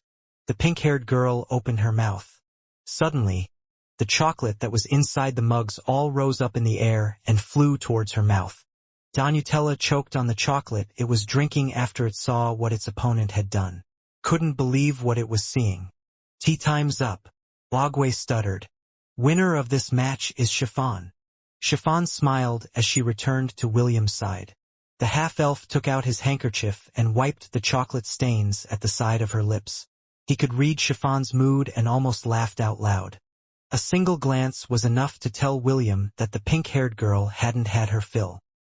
He was half tempted to tease Donutella and ask for a rematch in order to satisfy the little glutton, who was eyeing the chocolate mugs on her opponent's table. Meanwhile, somewhere in the central continent, the Supreme Pontifex of Deus was busy reading the reports of his subordinates that he had sent to the southern continent. Ainsworth's. The Supreme Pontifex of Deus said softly, "Whenever there is a great upheaval in the world, this family is always involved one way or the other." The supreme leader of Deus frowned as he put the report down on the table. Alessio was a good subordinate. It's quite unfortunate that he died in the southern continent. The battles between his subordinates was something that he encouraged. This was how his organization managed to become a faction that rivaled the Church of Light from the shadows. The hypocritical church lorded over the masses on the surface, while Deus wanted to make the world submit to their will. These two organizations had fought each other for hundreds of years, and their victories and losses were almost the same. Right now, both forces were fighting a different kind of battle. They were looking for a person that was said to challenge the existing powers in the continent and make everyone submit to his will. It will not take long before the prophecy of the elves will come to pass. At most a year, maybe two, the man muttered. We still haven't found the prince. Just like the elves, Deus had also used their manpower to identify suitable candidates that could possibly be the prince in the prophecy.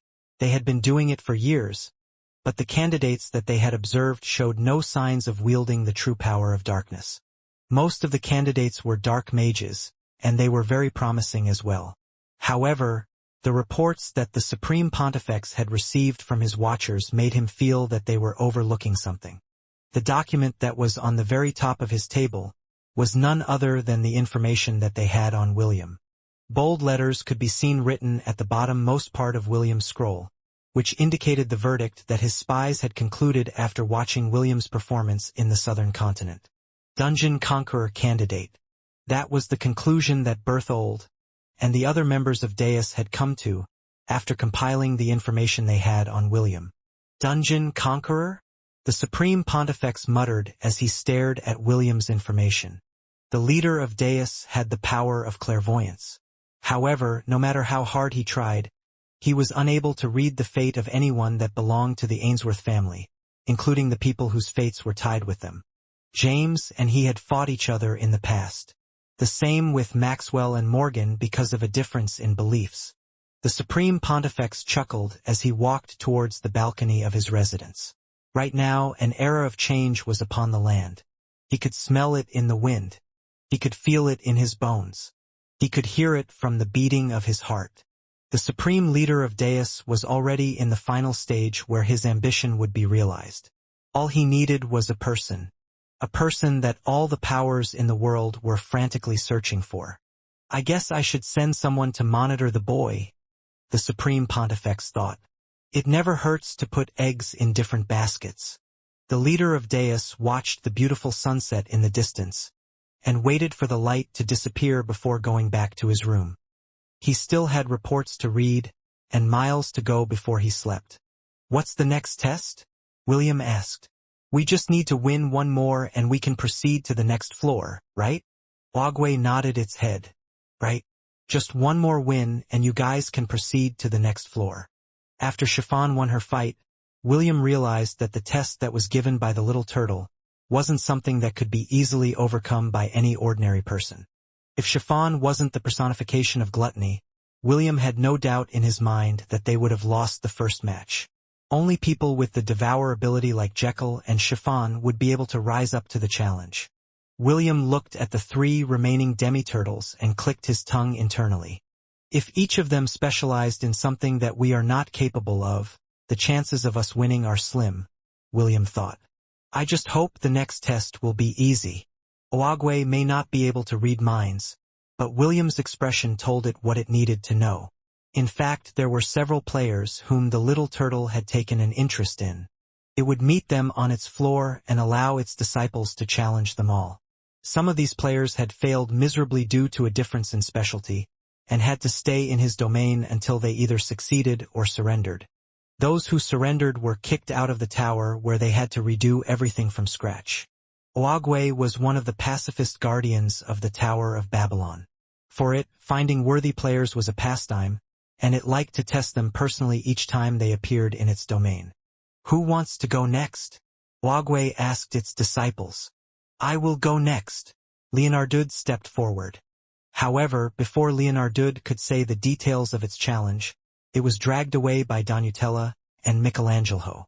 Whatever you do, don't challenge them in an eating contest, Donatella whispered. You've seen that girl's ability, right? The ending will be the same. Although you are our team's greatest eater, and I am the greatest drinker, we won't win against her. Leonardud nodded its head. I know. Don't worry. The one that will be eating will be us, and not her.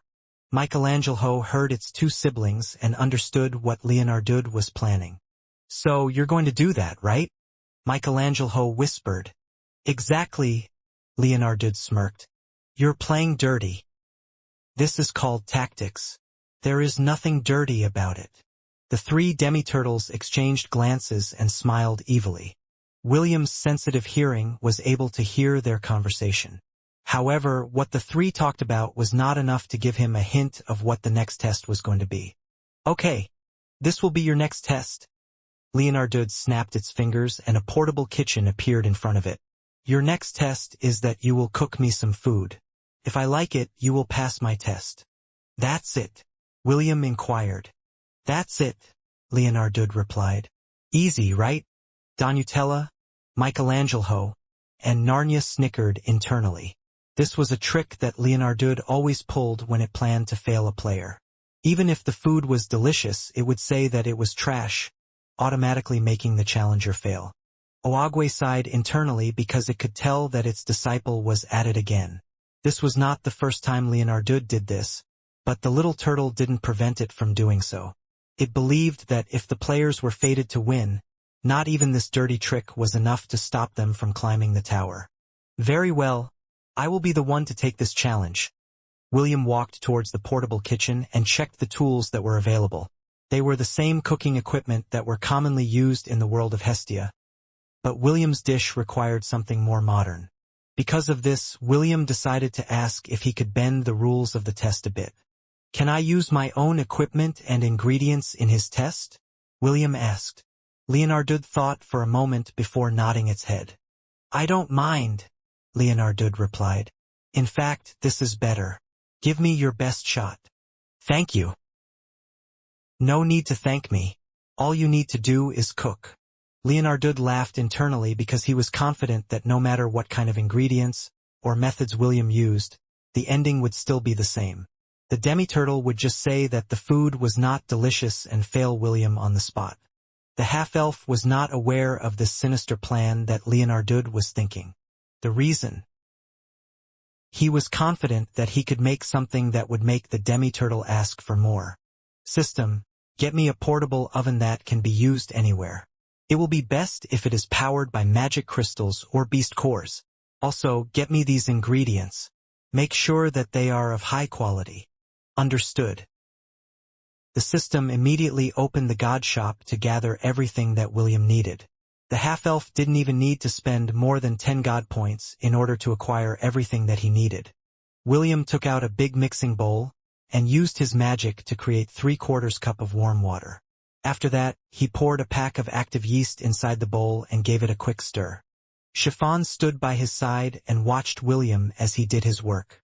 She didn't know what her big brother was making, but watching him work with a smile on his face piqued her curiosity. William placed the mixing bowl to the side and let it rest for a few minutes, as he took out the other ingredients from his storage ring. The half-elf took another mixing bowl and poured 2 cups of flour inside it.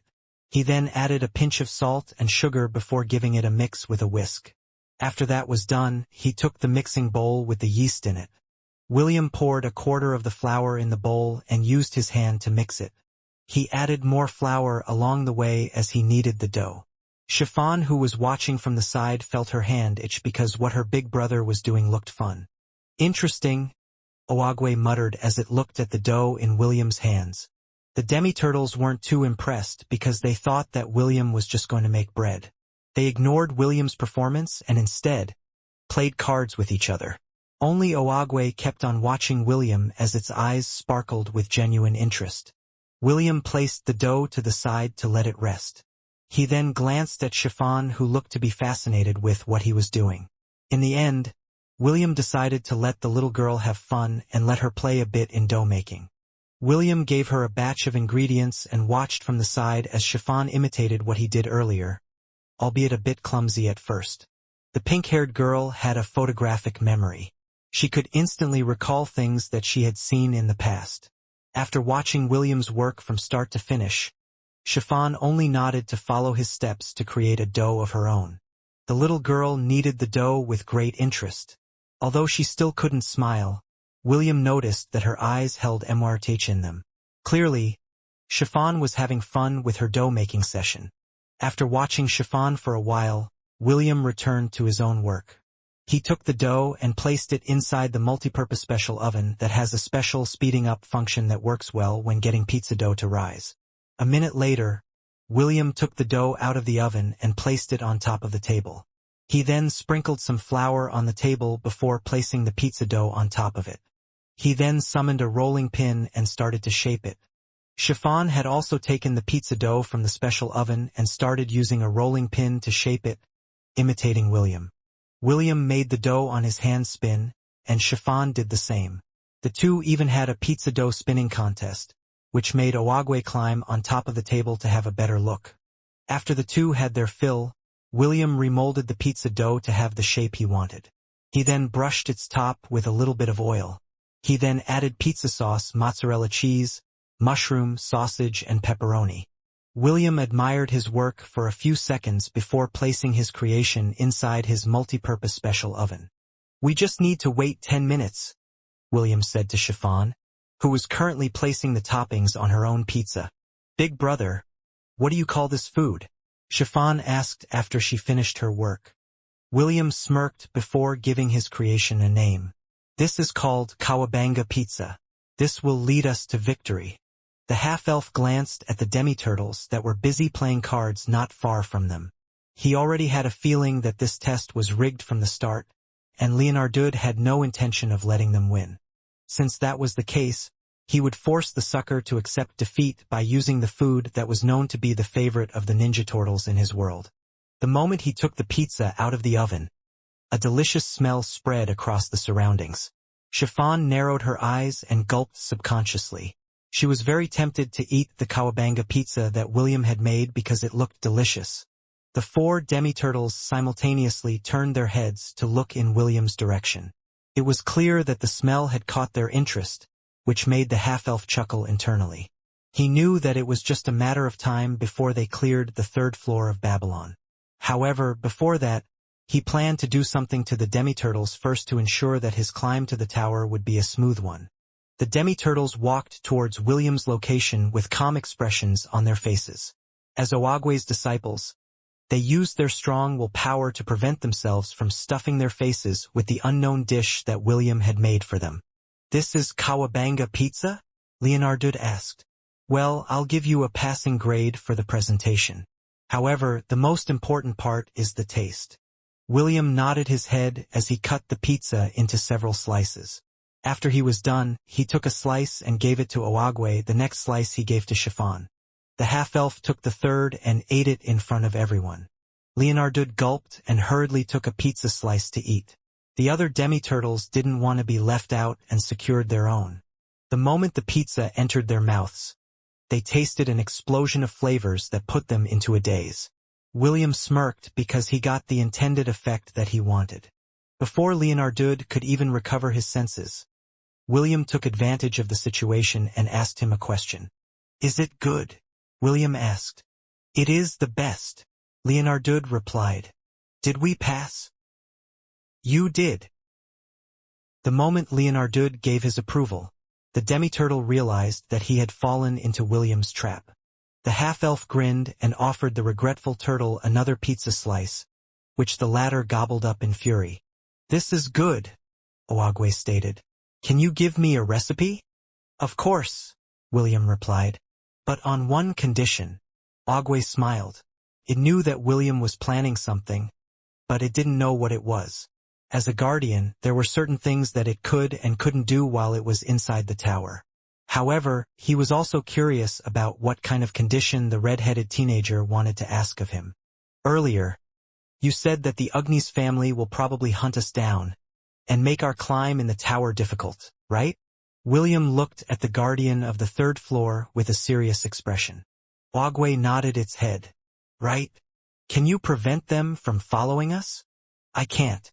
Guardians are not allowed to harm any player within the tower.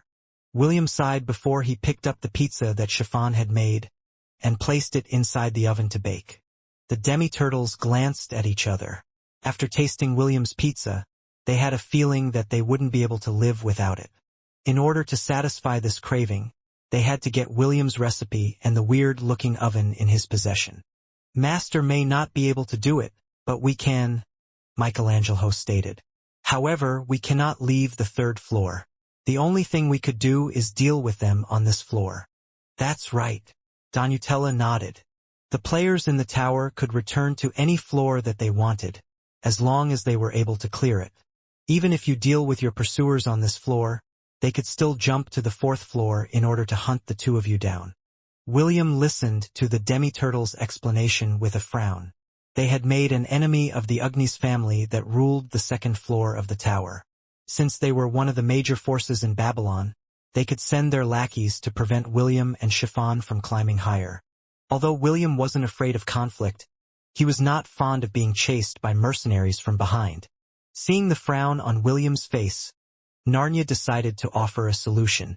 I have an idea, Narnia commented from the side. We can capture those pursuers for you and hold them here for a short period of time. Unfortunately, we are not allowed to kill the players, so this is the most we can do for you.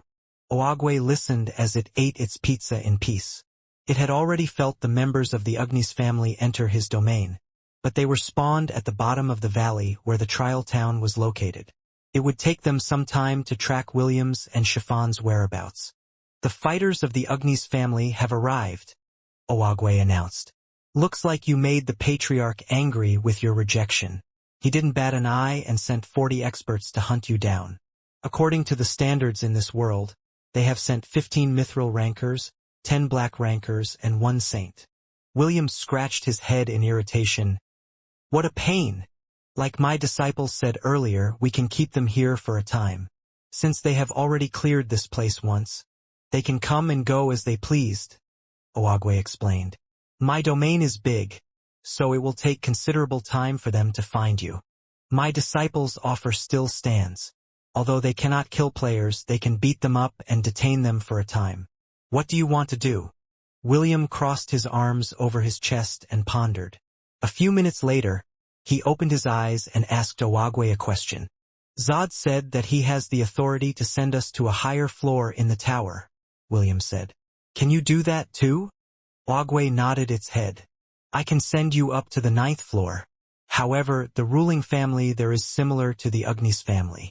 Since you have passed my test, I can send you there anytime you want. Do you want me to send you there, right now? William shook his head.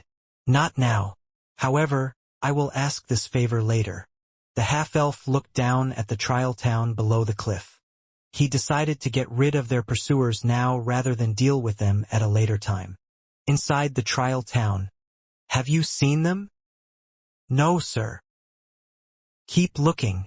You need to find them as soon as possible, Byron, the high ranker of the Agni's family, ordered. Inside the tower, those that had the rank of saints were referred to as high rankers. They were the epitome of strength, and not many could face them in battle. Every ruling family in the tower had at least one of these powerful fighters under their wing. They were the so-called deterrents to keep everyone in line and not make trouble for the families that ruled the floors that they owned. Byron didn't feel embarrassed about hunting down 2 teenagers because this was his job. The Agni's family had paid him a hefty amount of tokens that allowed him to reach his rank after forming a binding contract with them. That fool missed a golden opportunity, Byron snorted. If he only agreed to the Agni's family, he would definitely become a high ranker after 3 to 4 years.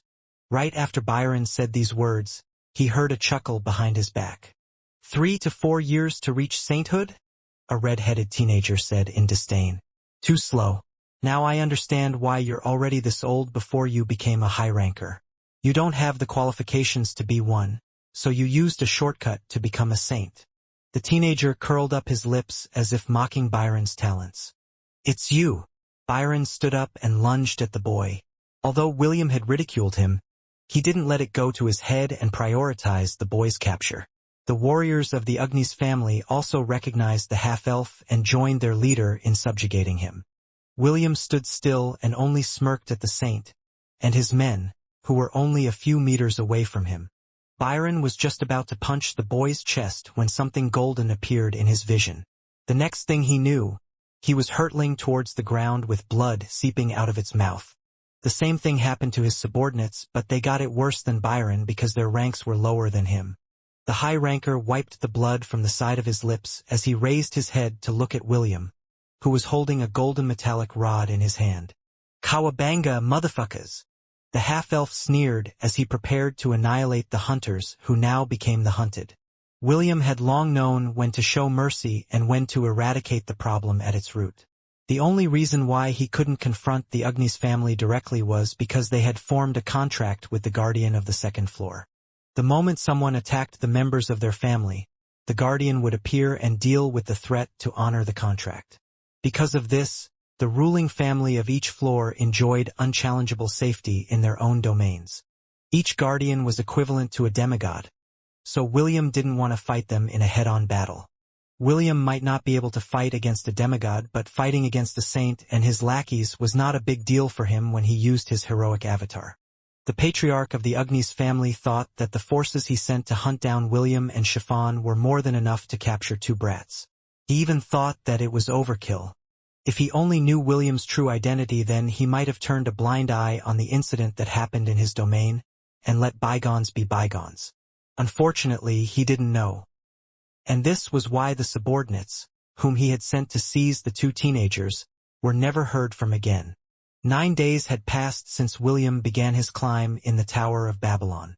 The Creator Empire had focused all of its attention in preparation for a grand tournament, where several prodigies from all over the central continent would come to participate. Of course, Emperor Leonidas had also sent several invitations to the ruling factions in the Silvermoon continent, the Demonic continent, and the Gunnar Federation. The Gunnar Federation was composed of many kingdoms in the western continent. Unlike the relationship between the Helon Kingdom, Anasia Dynasty, Zealand Dynasty, and Kingdom of Frisia, the members of the Gunnar Federation were all allied with each other. They had done this to repel the invaders that had attempted to conquer their lands thousands of years ago, and their alliance had remained strong even through the passing of time. There was no invitation sent to the southern continent because they had just suffered a calamity of unprecedented proportions. Just as we expected, the number of participants has exceeded our expectations, Avexius said. Emperor Leonidas nodded his head in agreement. How about the venue? Will we make it in time? Rest assured, Your Majesty. Our archimages are giving their best to create hundreds of platforms, where the initial battles will be held. The Grand Arena is also undergoing a massive renovation to accommodate the guests coming from all over the world. Emperor Leonidas and several rulers of the central continent had a meeting earlier to talk about the prizes that would be given away to the semifinalists and the champion of the tournament. Having so many sponsors for the event, the prizes were something that any member of the young generation would gladly get their hands on. According to their discussion, several people from the different empires would serve as referees to facilitate the hundreds of battles that would be happening at the same time. All the major powers in the continent had unanimously agreed that the demons were not allowed to become referees and would only send their candidates to participate in the tournament. The Demon King remained indifferent during the entire meeting and only listened to the discussion. The major powers in the central continent weren't afraid of him because if he did anything funny, they would all launch a crusade and erase him from the face of the world. Also, the demons still hadn't fully recovered from their invasion in the Silvermoon continent. It would still take them a decade or two to regain the power that they once held. However, even if they did, they would not be stupid to challenge the might of the forces in the central continent. One of the elven participants has arrived, Avexius reported. According to him, there are 4 of them in total. His colleagues will arrive 3 weeks from now. For the time being, we allowed him to stay in the special residences we have prepared. He is being given VIP treatment by our men. Emperor Leonidas nodded. For now, tell the generals to increase the security in the capital. I don't want any mouse to take advantage of this event to dig into the secrets of our empire. Understood. Avexius bowed. Although the preparations were getting hectic, he was sure that everything would be finished a few days before the tournament began. This was the grandest tournament since the founding of their empire, and they wanted to impress the guests that would soon be visiting their lands. Meanwhile, in the world-renowned Hestia Academy, a lady wearing a white academic dress stood in front of the gates as if waiting for someone. Two fairy-like beings sat on her shoulder and kept her company during this vigil. 5 minutes later, a loud shriek was heard in the sky, and a dark raven descended a few meters away from her. A sweet smile appeared on the lady's face as she walked towards it, in order to greet the person whom she had not seen for many years. Celine dismounted the raven's back and opened her arms wide. The lady wearing the white academic dress jumped into Celine's arms and hugged her tight. Silly girl. You're already this old and you still don't know how to control yourself. Celine chastised her little sister, but her gaze was filled with love and affection. I missed you, big sister, Celeste said as she continued to hug her twin. Celine sighed and patted her sister's head. It had indeed been a long time since they had seen each other, and she missed Celeste dearly as well. After a few minutes, Celeste reluctantly took a step back before grabbing hold of Celine's hand. Let's go to my room, Celeste proposed. I'm sure you are tired of your journey. I'll have the staff prepare us something good to eat, while we do some catching up. Celine nodded with a smile. She was indeed tired from the journey. But, after seeing that her little sister seemed to be doing well and was very healthy, her exhaustion decreased by a good margin. 15 minutes later, the two beautiful ladies were sipping tea and sharing stories with each other. I've heard about what happened in the southern continent, Celeste said as she placed her teacup on the table. Actually, I went there along with an acquaintance in order to check if you were safe and sound. Unfortunately, there was a powerful barrier that prevented us from reaching our destination. We tried to break it, but it was of no use. In the end, we decided to return here to the academy. Celine sighed. It's good that you didn't get caught up in that mess. If you were there, things might have become more complicated. Celine narrated the things that happened right after the continental spell was activated. How the elves treated the citizens of the Zealand dynasty, and how the battle ended. By the time she finished, the sun was about to set. Celeste felt saddened about the outcome of the war. She was also an elf, and hearing the news that millions of them had died in battle made her sigh in regret. Wow, what an interesting half-elf. One of the fairy-like creatures with short blonde hair and blue eyes said with a smile. Where is he now? Did you bring him with you? Chloe, don't be rude to our guest. The other fairy with short green hair and gray eyes commented. I apologize for my sister's rudeness. She doesn't think before she acts. Don't pretend, Claire. Chloe stared at her twin. I'm sure that half-elf had piqued your interest as well. Claire didn't deny or affirm Chloe's statement. She just smiled and shifted her attention to Celine. The little fairy's eyes were giving Celine the, "Is he with you?" stare. He's not with me, Celine replied with great interest. William is currently climbing the Tower of Babylon. It seemed that he needed to do something there. Chloe's eyes sparkled as she flew in front of Celine. The Tower of Babylon? Chloe asked. That tower that goes all the way up to the sky with no end in sight? Celine nodded and appraised the little fairy with a critical eye. Is she the chatty familiar you've told me in your letters? Celine inquired. Celeste grabbed the overexcited Chloe and held her in place. Sorry. Chloe can get overexcited at times. Don't worry about it, Celine replied. This is the first time I've seen a familiar like her. She looks exactly like you when you were younger. I guess this is because of your familiomancer profession, right? Unlike Chloe and Claire, who had shoulder-length hair that ended up in a curl, Celeste's hair was long, just like Celine's. Yes, Celeste nodded. This is the power of the profession I received in the ancient ruin I talked to you about. Celeste then released the pouting Chloe from her grasp before looking back at Celine with a serious expression. Big sister, I already noticed this earlier, but where is the slave collar that was placed on your neck? Celeste asked. Celine smiled as she gazed at the collar of wisteria that was still on her little sister's neck. The collar that held many secrets that were only known to a handful of people back in the Silvermoon continent. I gave it to my disciple, Celine replied. She didn't have any reason to hide the truth from her sister because the collars on their necks played a very important role in their lives. He wore it until the war ended, but due to circumstances, he placed it on the neck of another. Celeste's eyes widened in surprise. She never thought that her proud sister would pass her collar to anyone. Because of this, she was itching to know more about her sister's disciple, whose fate had already been tied with Celine's. Have you still not heard of any news from our men? Walter Ugnis, the patriarch of the Ugnis family, asked his right-hand man. He was the person who held the highest authority within the second floor of the Tower of Babylon. Ever since their family had changed the rules of the trial, very few people were able to climb to the next floor. They were using the second floor as a base in order to make the talented challengers of the tower to become their subordinates. This practice had been going on for hundreds of years, and the Ugnis family had profited greatly from this practice. There's still no word from them, my lord. The middle-aged man bowed his head in apology. The third floor is quite big, and our men might be having trouble finding their targets. I already received reports from our spies on the fourth floor. None of them have seen anyone who closely resembles the two teenagers who passed our trial. It is quite possible that they are still on the third floor. They promised to send us a report as soon as they found people matching the portraits that we have drawn for them. Walter nodded his head. Keep me updated for any news regarding those two. Yes, my lord. Leave me. I want to be alone. The middle-aged man bowed again before leaving the room.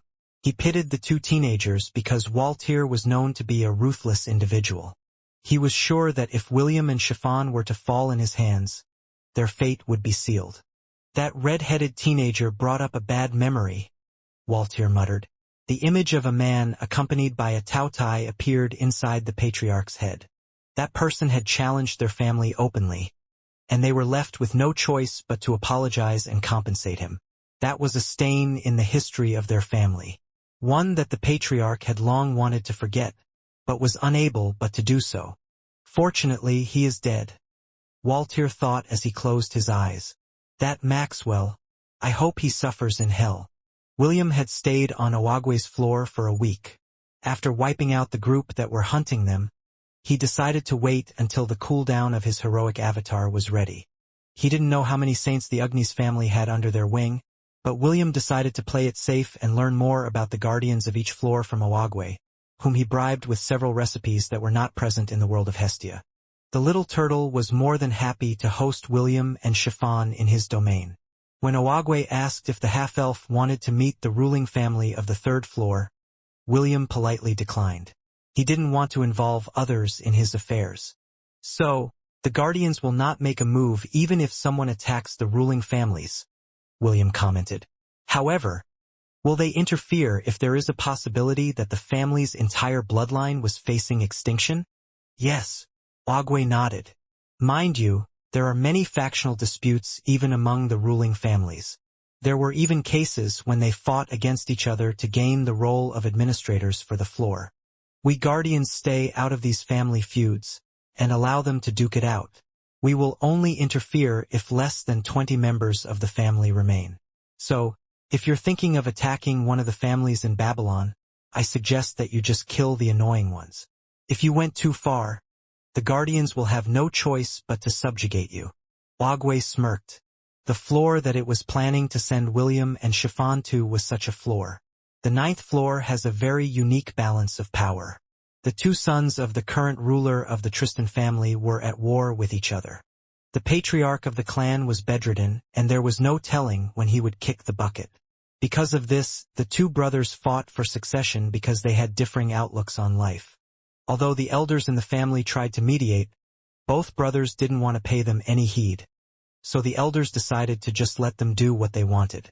The eldest brother wanted to retain the status quo, but the youngest wanted to bring change. Because of this, the main family and the branch family were split and fought against each other for supremacy. The players of the 9th floor were forced to choose between the two sides. They couldn't advance unless one of the two won their succession war. Their fighting had already been going on for 2 years, and right now, the older brother had the advantage. This was why the youngest of the two was desperate for help from new players that entered their floor. He hoped that one of these players would be strong enough to tip the balance in his favor. Oagwe had made sure to explain the current situation of the Tristan family to William. After hearing the details, the half-elf thanked the little turtle, while he pondered about his next course of action. He was left with 2 choices. The first choice was to take the shortcut and jump straight to the 9th floor, or climb the tower up to the 7th floor. The guardian of the 7th floor was a close friend of Oagwe. The little turtle assured William that as long as he passed the guardian's trial, he could use his authority to help William jump to the 12th floor directly. After weighing the pros and cons, William decided to bite the bullet and jump to the 9th floor directly. The reason why William decided to go to the 9th floor was due to the fact that this floor allowed slavery. The older brother wanted the slave trade to continue, while the younger one wanted to abolish it completely. Choosing which side to support was a no-brainer to William. A day later, William and Chiffon faced Oagwe and his disciples. It was now time for them to continue their journey. During that 1 week living with the demi-turtles, the group had become good friends. The demi-turtles were more than happy to spar with William and Chiffon. Through their matches, the little girl had become accustomed to fighting alongside William in group battles. The half-elf was also impressed with how fast Chiffon was able to learn moves that she had seen for the first time. Perhaps it was due to her photographic memory, or maybe the pink-haired girl was that talented. Whatever the reason was, Chiffon was like a sponge that absorbed the different fighting styles of the 4 demi-turtles who had become her friends, in the time that they were together. "Take care, both of you," Donutella said. "If things get rough, feel free to return to the 3rd floor. We will gladly welcome the 2 of you with open arms." "That's right," Leonardo commented. "Come visit us any time." Michelangelo shook William's hand and gave Chiffon a pat on the head. "Although we can't accompany you in your endeavors, know that we will wish for your success from this floor." Narnia winked. "May both of you be safe, and may we see each other again." "Thank you." William and Chiffon replied at the same time. The 2 of them were very grateful due to the hospitality that Oagwe and the demi-turtles had given them during their stay. The half-elf held Chiffon's hands tightly as he waited for Oagwe to send them to their destination. Chiffon leaned close to William and clung to his arm.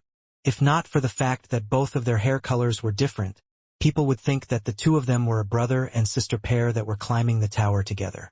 "See you again," Oagwe said. "Good luck to both of you." After saying its parting words, Oagwe raised its foot and both William and Chiffon turned into beams of light that shot towards the sky.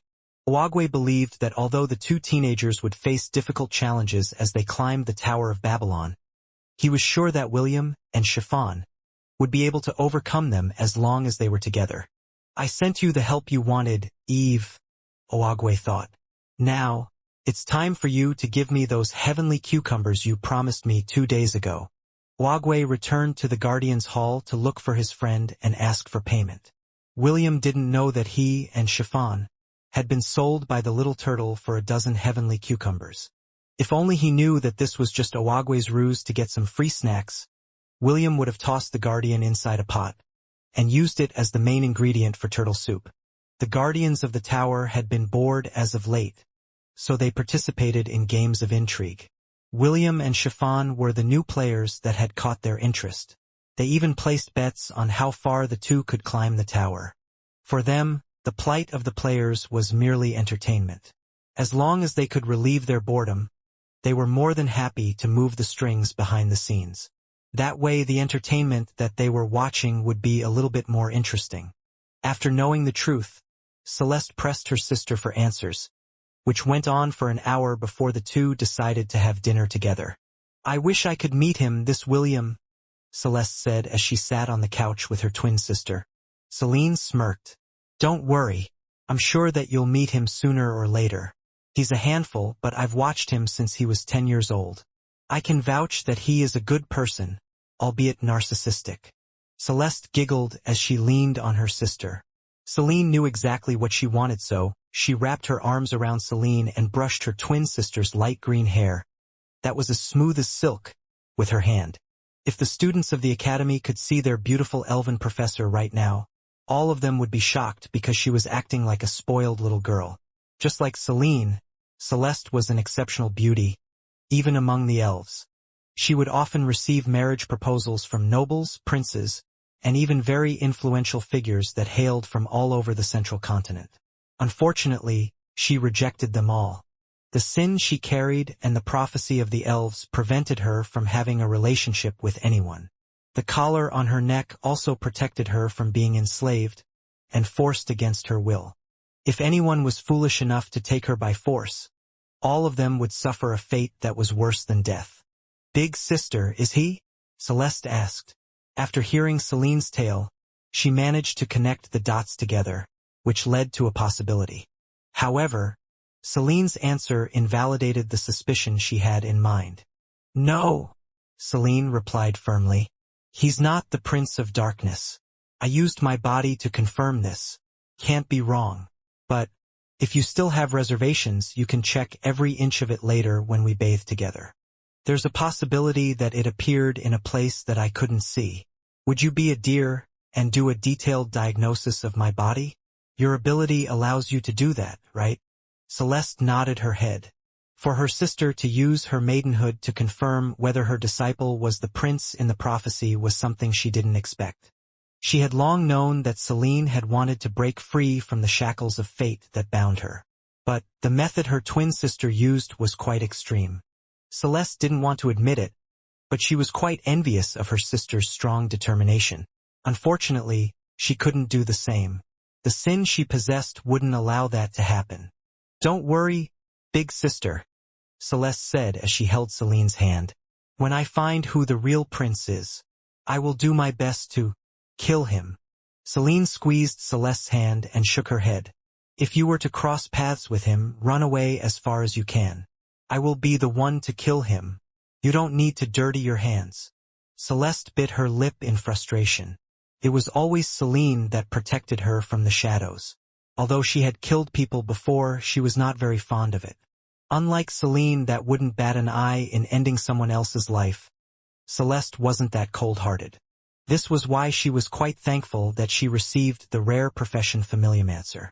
It allowed her to summon two powerful familiars that did the dirty work for her. "I have a favor to ask you," Celine said as she looked straight into Celeste's blue eyes. "I will be going to the demon continent soon. I don't know when I will be able to return to the central and southern continent. If you crossed paths with my disciple, look after him for me. He is a magnet for trouble, and I'm afraid that he will be doing something troublesome during his stay here in the central continent." Celeste nodded, but she couldn't help but tease her sister for worrying too much about her disciple. "He sounds like a problem child," Celeste chuckled. "Just what did you see in him to make him your disciple?" "I lost a bet with him." Excuse me?" Celine chuckled because it was true that she became William's master because of a bet. Back then, she thought that the boy was just bluffing, so she agreed to bet with him. She never thought that one of the little shepherds of Lant, who herded goats, would someday be a conqueror that would command an army that numbered in the millions. The image of William standing on top of Ella flashed in her mind. A few seconds later, it was replaced by William standing on top of a bone dragon, commanding an undead army that had massacred the elves without mercy. A frown appeared on Celine's beautiful face when she remembered that scene that happened years ago. Although William hadn't turned into a complete undead, he still suffered from bloodthirst due to the effects of Malachi's staff. During the week that they were together inside Eternity, she had offered her blood to William. Celine thought that William would reject her offer. However, the half-elf shamelessly accepted her offer and sank his fangs into her tender breast. Back then, the feeling of pleasure that washed over her body intoxicated her. Now, she understood why the elves that were living inside her disciple's thousand-beast domain were very eager to have their blood sucked by their new master. The feeling was simply too good to be true. Her only gripe was the location where William decided to suck her blood. He could have bitten her neck like he does to others, but the half-elf had to take her blood from that part of her body. A blush appeared on Celine's face when she remembered that scene. She silently cursed William for being shameless, because he did it not once, but twice, during the week that they were together. "Big sister, what's wrong?" Celeste asked after noticing the redness of Celine's face. "Is something wrong?" "No," Celine replied to hide her embarrassment. "I think I had too much of the wine we drank during dinner." "Big sister, you only drank 1 cup. Usually, it takes at least 20 cups before that wine has any effect on you. It's been years since I drank wine. I guess my tolerance went down during that period." Celeste looked at her big sister with a doubtful expression. However, since she didn't want to ruin the mood, she decided to toss it to the side and talk about other things. During the entirety of the night, the two beautiful elves chatted about the experiences they had during the time that they weren't together. They no longer talked about the elven prophecy, or the prince that would one day claim one of them as his bride. The two of them only had a few days together, and they were trying to make up for the years that they had been separated. Both of them didn't know when they would meet again. However, one thing was certain. The peace that both of them shared at the moment would soon disappear, like the fleeting clouds in the horizon. The 9th floor of the Tower of Babylon was called the Floor of Partings. The reason for this name was that when the tower just opened, this floor had been a turning point for most of the players who challenged the tower. This was the floor that many people hated, especially if they came to the tower in groups of 2 or more. The reason? The trial of this floor required a party to fight against each other. If the party had 2 members, only one of them would proceed to the next floor. If the party had 6, 3 of them would pass. What happened if the group was an odd number? That was the worst part. If there were 3 people in the group, only one of them could pass. If there were 5, only 2 of them would pass. For a group of 7, only 3 could proceed to the next floor. This was why this floor was called the Floor of Partings. It is the floor where people had to separate with their family, friends, and acquaintances in order to proceed to the next stage of their journey. The players that had been left behind wouldn't be able to challenge the tower for half a year. This was a long period of time, and most people just spent their days in the city of Babylon, waiting for their family, friends, and acquaintances to reunite with them, if they ever decided to stop climbing the Tower of Babylon. "Xander, your tyranny ends today. You're a fool, Xavier. Why don't you embrace the legacy that has been passed down to us? This is our birthright. You should just embrace it." "Shut up," Xavier roared as he attacked his big brother using his blade. Xander calmly parried Xavier's blow before counterattacking. Since Xavier specialized in speed and mobility, he was able to evade his big brother's attack that had been targeted at his legs. Around the 2 combatants, a great battle was taking place. Both their subordinates were duking it out, and casualties were piling up on both sides. Xander had found his little brother's hideout and mobilized an army to finally put an end to their couple years-long struggle for the position of patriarch. It was quite unfortunate that Xavier was not an easy bone to chew, and Xander had attacked his home turf. Although the older among the 2 had superior numbers, this advantage was greatly reduced after being subjected to traps and guerrilla-type warfare. When the 2 forces finally clashed against each other, the disparity wasn't that big, and the battle raged with great intensity. "Just surrender and accept your fate," Xander shouted as 2 of his subordinates bombarded Xavier with magic spells that were meant to restrain him and slow down his movements. Xavier angrily cursed his big brother's dirty tactic. He had long known that Xander would not bat an eye in resorting to playing dirty as long as his goal was achieved. "Bastard! Fight me one-on-one." Xavier backed away in order to dodge the bombardment that rained above his head. Xander sneered as he closed the gap between himself and his little brother. He had timed his attack perfectly with his subordinate to create an opportunity to kill his brother before his subordinates appeared to help him. Just as he was about to deliver the killing blow, 2 beams of light descended from the sky. Xander's sword hit something solid, preventing him from ending his brother's life. He cursed internally because he didn't expect that something would get in his way of ending the battle that he thought was already in the bag. William and Chiffon, who just arrived at the 9th floor, found themselves in the middle of a war between the two brothers. They didn't expect that they would arrive in this manner, and were confused on what to do next. However, after looking at the glaring person in front of him, an idea popped inside William's head. "Who are you?" William asked as he looked who seemed to have lost all his money in the casino by going all in. "I am Xander Alf Tristan," Xander declared. "Get out of my way or die." William nodded as he took a fighting stance. "So you're the older brother," William replied. "Thanks. That is all I need to know." Without any warning, William immediately lunged at Xander in order to knock him unconscious. Unfortunately, Xander had already raised his guard the moment William made his appearance. He activated an artifact that allowed him to teleport away from his location for a few meters.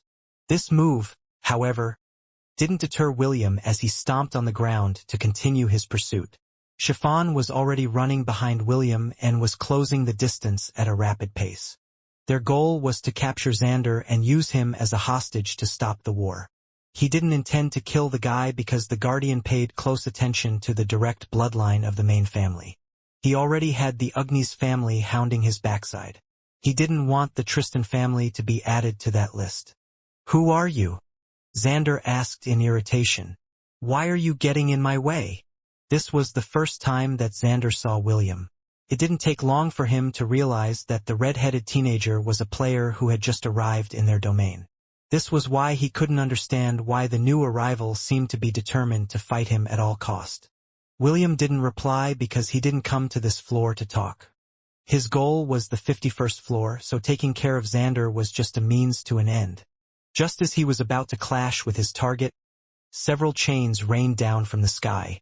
William dodged to the side and unleashed a powerful gust of wind to blow away the chains that came out of nowhere. Xander took this opportunity to teleport away. But William also had an ability that allowed him to move as fast as lightning. The moment Xander teleported, William appeared right in front of him with his wooden staff raised high. A resounding clap reverberated across the battlefield. William flew several meters away before falling on the ground with a thud. A second later, he was back at his feet again and stared at Xander with a frown. "That hurt?" William thought as he endured the throbbing pain on his right chest. The moment he unleashed an attack to knock Xander unconscious, a powerful defensive spell erupted from the artifact hanging on his target's neck, sending him flying a few meters away. "It won't work." Xavier appeared beside William. "I don't know who you are, but my brother can't be damaged or killed by anyone except me. The necklaces on our neck were given to us by His Excellency, Eve, to prevent other people from taking our lives. Earlier, the spells that Xander's subordinates aimed at him weren't damaging spells, but restraining spells. This was why the artifact that Xavier was wearing didn't activate." William scratched his head because Oagwe didn't tell him anything about the artifact. However, since he was now informed about the rules between the siblings' battle, he would not commit the same mistake again and use restraining spells in order to let Xavier deal the killing blow to his brother. Just as William was about to put his plan into action, two men appeared beside Xander that exuded the power of saints. At the same time, two people also landed beside Xavier and carried him far from William. They were the two saints working for Xavier. Although they had seen how William attacked Xander, they still couldn't trust him completely. They thought that this was all a ruse in order to get their young master's trust, so that Xavier would lower his guard. It had happened a few times in the past, so the two men were very wary of William. Both of them had been enslaved by the Tristan family, and it was Xavier that had set them free. Because of this, they had decided to fight for him in order to repay his kindness. Before they completely assessed that William was indeed on their side then, and only then would they allow Xavier to be in close proximity with him. Chiffon landed beside William. When she saw her big brother get repelled by an invisible attack, she also stopped her advance and backed away as well. Fortunately, she reacted in time, or else she might have been captured by the two saints that were working for Xander.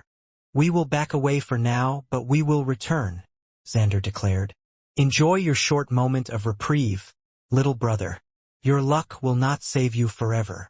After spouting the lines of a third-rate villain, Xander and his lackeys retreated. A variable had appeared on the battlefield, and a glance was more than enough to tell them that William was not an ordinary person. Xander still regretted the fact that he wasn't able to end his brother's life then and there. However, he was not too worried. They had already surrounded Xavier's base, so they were not optimistic about his chances of escaping. In short, the youngest of the two brothers was a cornered rat who had no choice but to bare his fangs and fight to the death. Since that was the case, it didn't matter if they waited for more reinforcements before they went for the kill. Xander had already waited for more than a year. He could easily wait for a few days as long as his victory was guaranteed. William sighed as he watched Xander escape. He missed the chance to advance to the next floor due to lack of information. He didn't know if Owagwe didn't tell him on purpose, or if the little turtle had forgotten about the artifacts that protected the two brothers from outside interference. Owagwe ate its cucumbers with a satisfied expression on its face. Seated beside it was Zod, the guardian of the floor of beginnings, and Eve, the guardian of the floor of partings. "It's good that you didn't tell him about the artifact," Eve said with a smile. "Why should I?" Owagwe asked in an innocent tone. "That is already outside of my jurisdiction. I already gave him enough information about your floor. That in itself is already pushing the rules." Zod and Eve nodded their heads. There was an unwritten rule between the guardians of the tower. None of them would actively get in the way of each other's business. "Still, I have a feeling that the feud in your floor is about to end," Zod commented.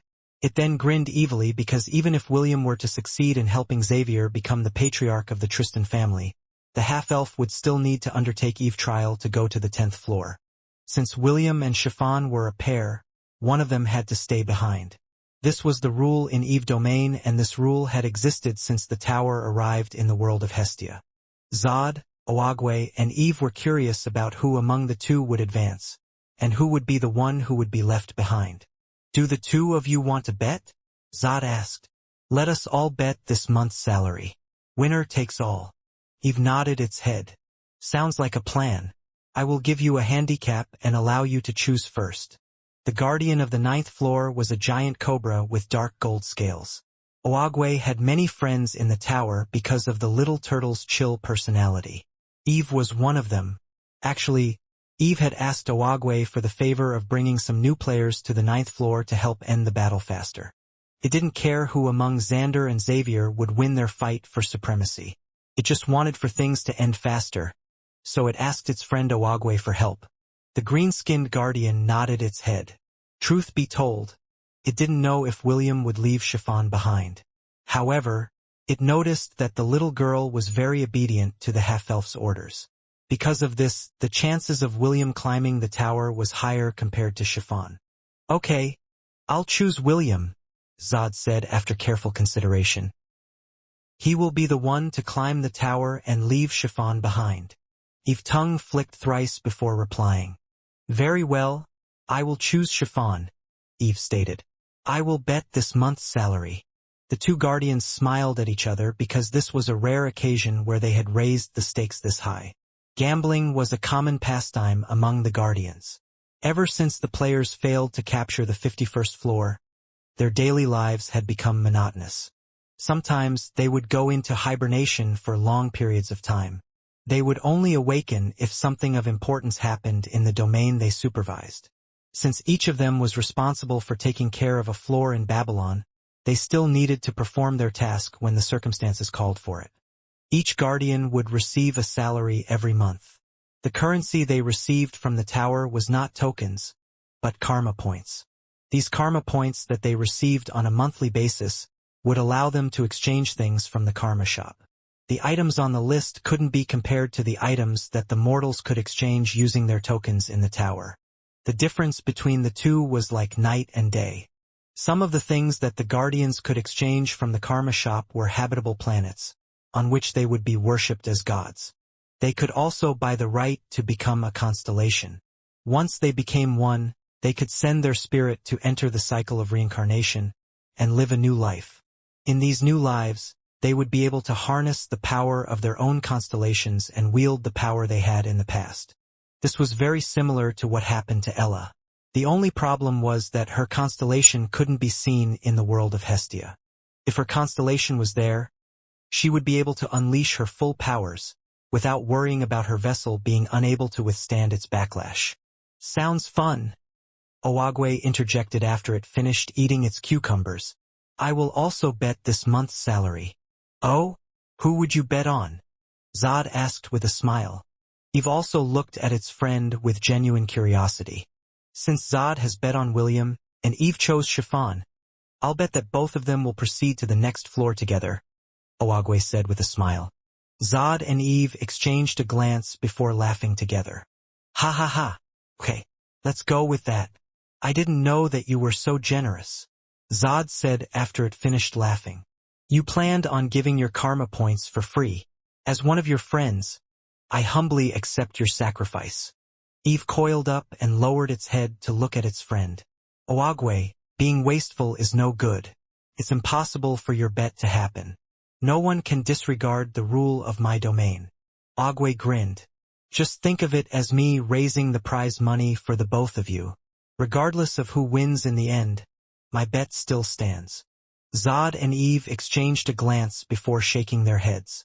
They couldn't understand why Oagwe would do such a thing, but since karma points were important to them, they would not dissuade the little turtle if it was dead set on joining their bet.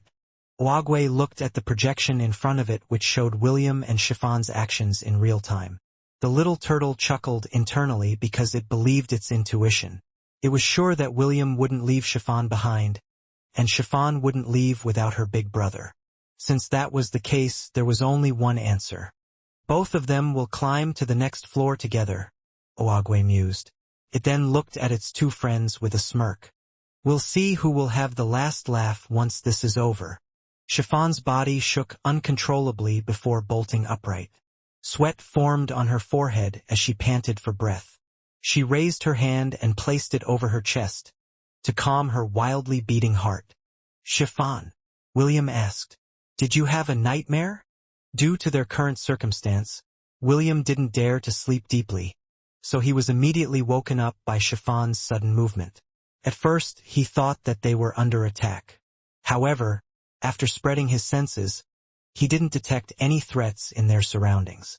Just to be on the safe side, he asked the system to do a detailed sweep of the area to ensure that they were indeed safe from harm. Big brother. Chiffon buried her head on William's chest as her body shuddered from time to time. Clearly, she still hadn't recovered from the nightmare that she had experienced. Don't worry. I'm here, William said softly as he patted Chiffon's head. You're safe. A few minutes passed and Chiffon finally regained her calm. She leaned her body on the half-elf as if she was seeking whatever warmth and assurance that William could provide her. Usually, when people had a nightmare, they were afraid to go back to sleep. William understood this, so he firmly hugged the girl in her arms to let her know that she was not alone, and it was going to be all right. In time, the shivers that plagued the girl stopped, and her breathing had also returned to normal. The two were currently staying inside the room that was provided to them by Xavier. Although the son of the patriarch offered to give them a room each, William decided to let Chiffon stay with him because although they were siding with Xavier, he still didn't fully trust the man. Besides, it would be easier to coordinate on the battlefield if Chiffon was with him, rather than away from him. William looked at the clock on his status page, and saw that it was only 3 in the morning. They had rested early during the night, so the half-elf didn't think that it would be a big deal if they were to not go back to sleep again. Since that was the case, he decided to ask the little girl what she dreamed about. William hoped that he would be able to give her counsel and assure her that it was only a dream. What did you dream about? William inquired. Can you tell me? Chiffon didn't answer right away. It seemed that recalling her dream was something that she was not too keen to do. Several minutes later, the pink-haired girl looked up at William and told him what she had dreamt about. Big brother, in my dream, someone tried to kill you, Chiffon said. After saying those words, her body shuddered as if the mere thought of it scared her. William didn't comment and waited patiently for Chiffon to tell her everything that happened. According to the girl, William and her were in this strange dark forest that was covered with snow.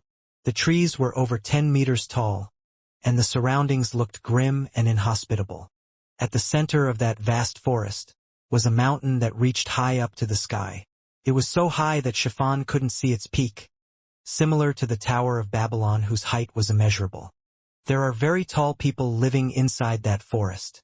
They were as tall as the trees, Chiffon said as she moved her hand upwards as if to point out how tall they were. I wasn't as tall as them, but I was still bigger than Big Brother. Chiffon looked at William and her eyes turned into crescents. It was as if her eyes were laughing at him. Big Brother was so small and so cute. William smiled. He noticed the slight curl at the corner of Chiffon's lips, which meant that the girl was feeling happy. Although the pink-haired girl called him small and cute, it didn't matter as long as she was happy. Big Brother was injured, so I decided to take you to my favorite place in order to nurse you back to health. Chiffon continued her tale. The tall people eat humans, and I was afraid that they would eat Big Brother if they discovered you in our land. I would visit you from time to time after I scavenged for something edible to eat. That winter was harsh, and there was very scarce food in the forest. Fortunately, Big Brother was small, so he didn't need a lot of food to eat. William lightly patted Chiffon's head and asked the question that was nagging in his mind. From the beginning, she kept on calling him small, which meant that she was quite big. Now, the question was, how big was she in her dream? How tall were you in your dream? William inquired. Chiffon pondered for a while as her expression became serious. She was seriously trying to estimate her height in the dream that she had. Around 5 to 6 meters, Chiffon answered. I was the smallest in the forest. Everyone was 3 to 4 times taller than me. William smirked. He thought that the girl was very conscious of her height, so he assumed that the dream she had made her a giant to compensate for her height in real life. Big Brother had almost recovered from his injuries when my hiding place was discovered by one of the giants that roamed the forest. Chiffon's expression became serious when she reached this part of her story. Big Brother tried to run away, but you couldn't outrun the giant. In the end, you got caught and were about to be eaten. That was the scene that I saw when I arrived after scavenging for food. I immediately ran to your rescue and bit the leg of the giant that was holding you captive. Chiffon started to pant and William patted her head in order to help her calm down. A few minutes later, she regained her composure. The pink-haired girl wrapped her arms around William and held him tight. The giant screamed in pain and released his hold on you, Chiffon said while her head was buried on William's chest.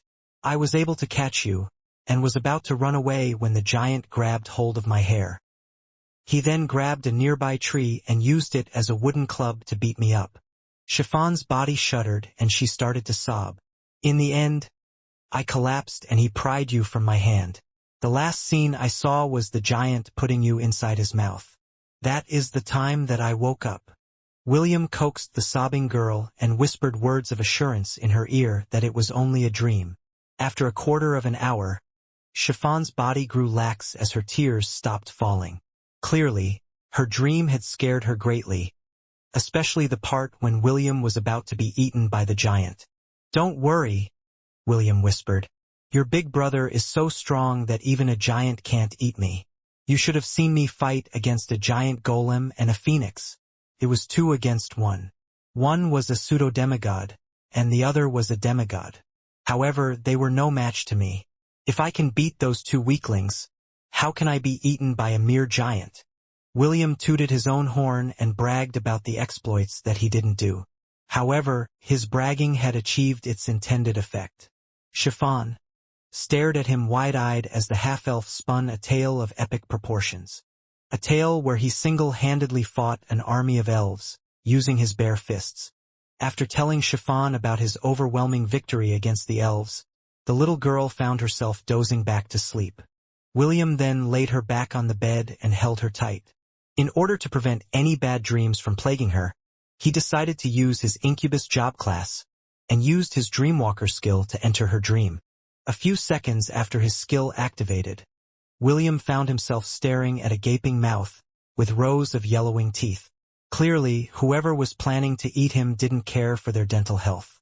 William hurriedly summoned Stormcaller and aimed it at the mouth that was closing down on him.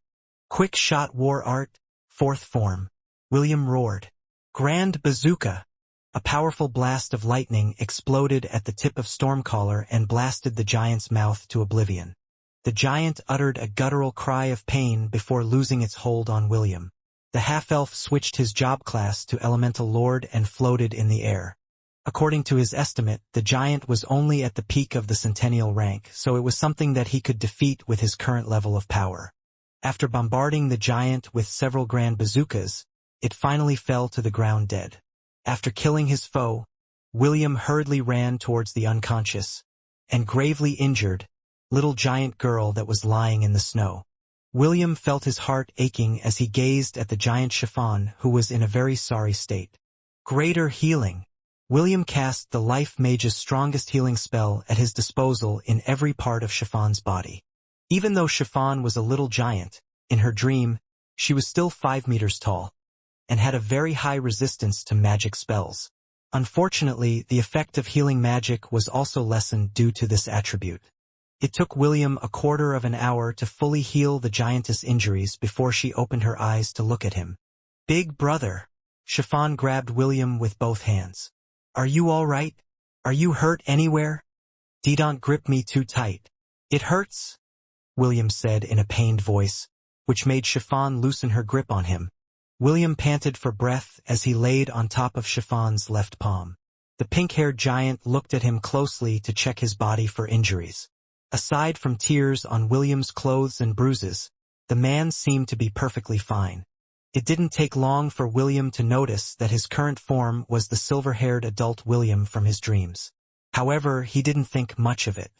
He always had this form whenever he went inside a dream, so he was used to it by now. Are you really all right, big brother? Yes, your brother is strong. You know? As if to prove his point, William used the greater healing spell to remove the bruises and other hidden injuries in his body. After showing Chiffon that he was perfectly fine, the pink-haired giant placed William on her shoulder, before picking up the pine cones and snowberries that she had foraged earlier. Let's get out of here, big brother, Chiffon said. It's no longer safe here.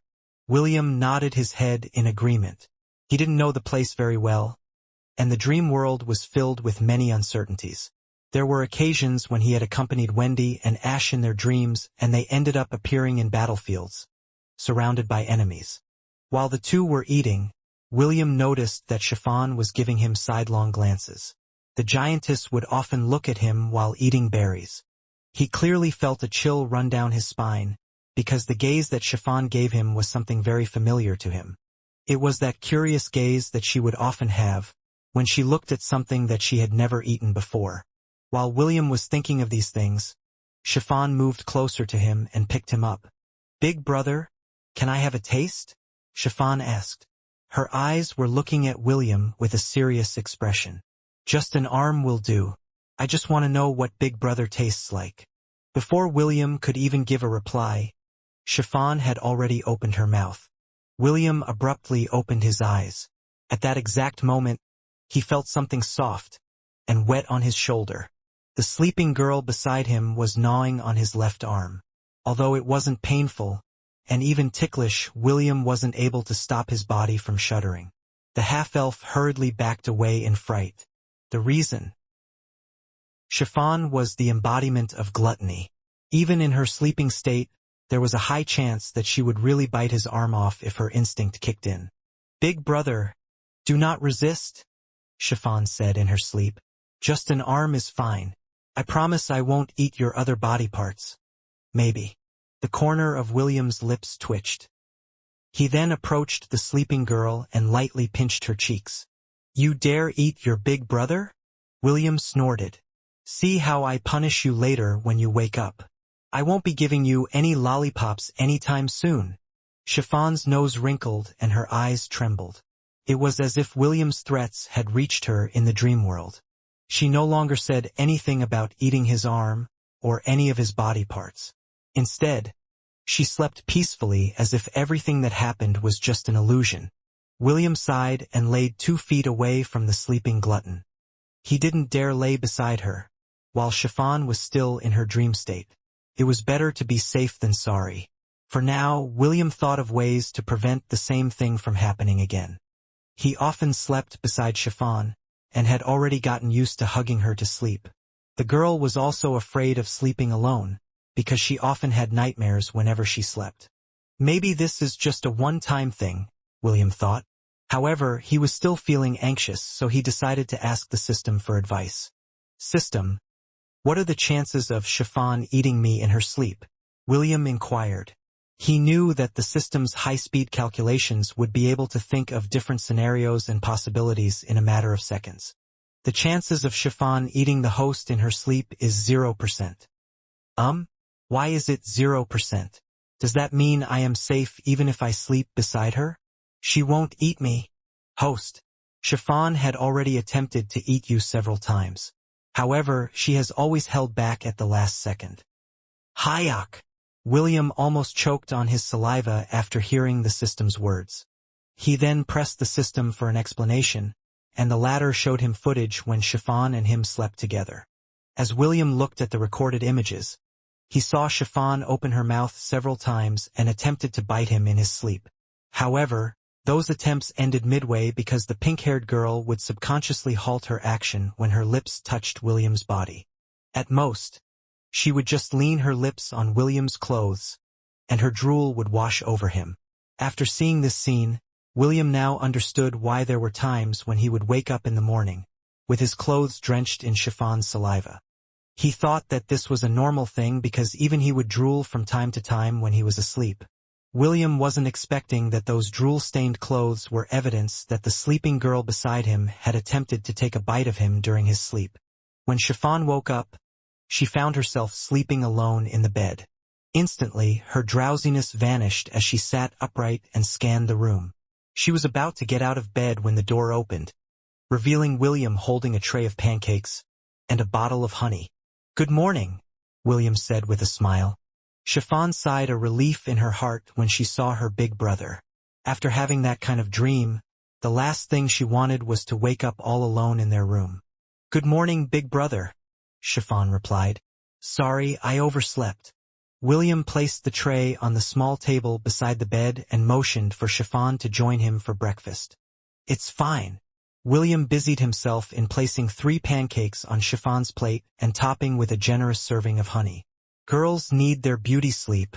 Also, you need to be properly rested since we don't know when the enemy is going to attack. Chiffon nodded her head as she sat facing William. "Thank you, big brother." "For what?" "For always taking care of me," Chiffon answered. "I'm glad to have big brother in my life." William smirked. "Well, as long as you promise not to eat me, I will ensure that you won't get hungry again. Go on. Eat while the pancakes are still hot." The half-elf said this as a joke, but for Chiffon it had a different meaning.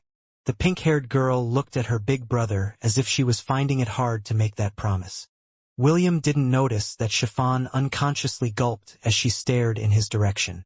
The half-elf was so busy lathering his pancakes with honey that he didn't catch the look of regret on Chiffon's face, which only lasted for a brief moment.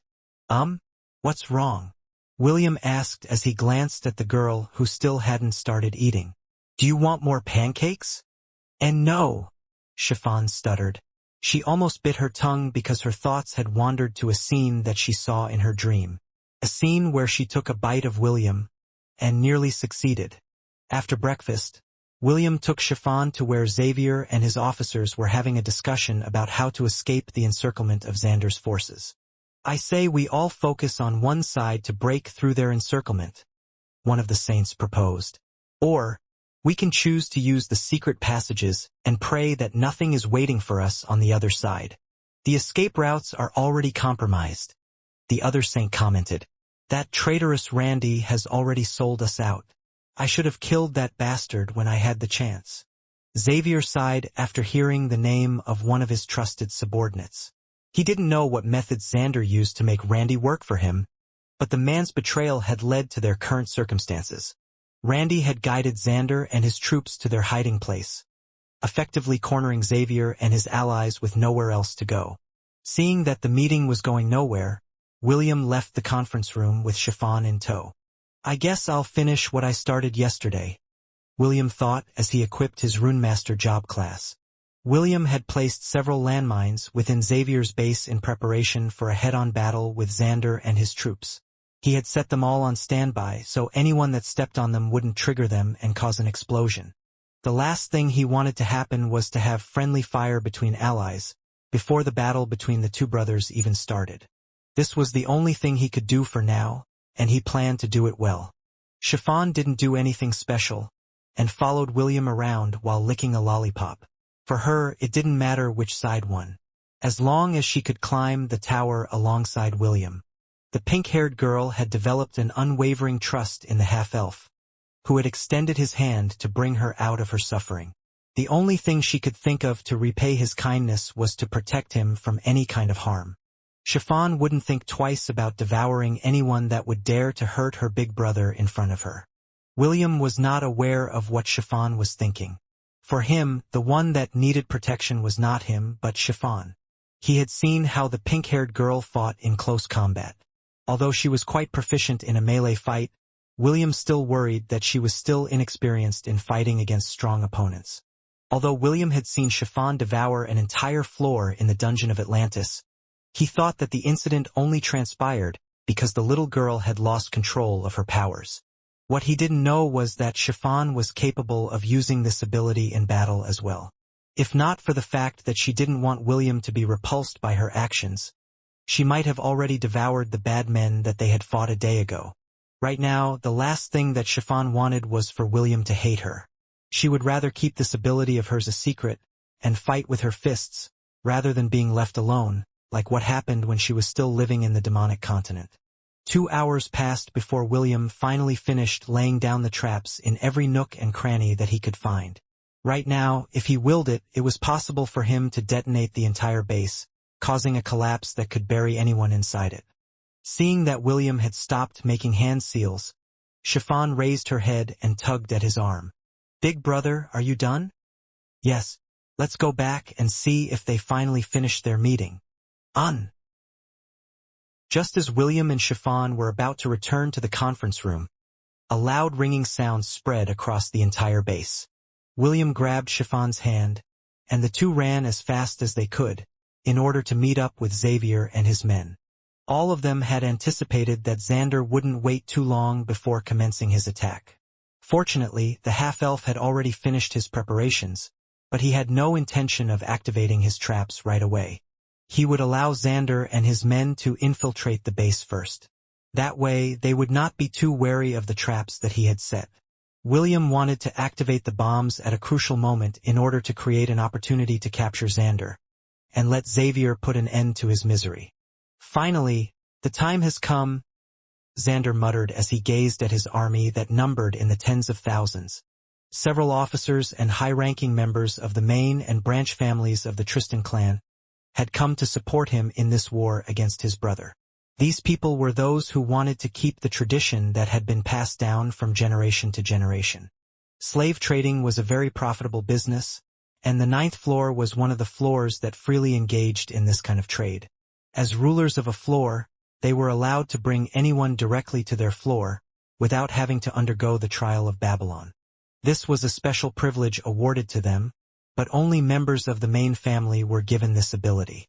This was why Xander often descended to the city of Babylon, to pick up the slaves that his men had captured while touring the nearby towns and cities near the Tower of Babylon. Xavier hated this practice, so he rose up and rebelled against the family, which had led to the feud within the Floor of Partings. The current patriarch of the Tristan clan was bedridden. However, he was aware of the current strife that was happening between his sons. Even though he knew it, he was powerless against it. In the end, he had issued a decree that whoever among his sons would win over the other, the position of patriarch would be his.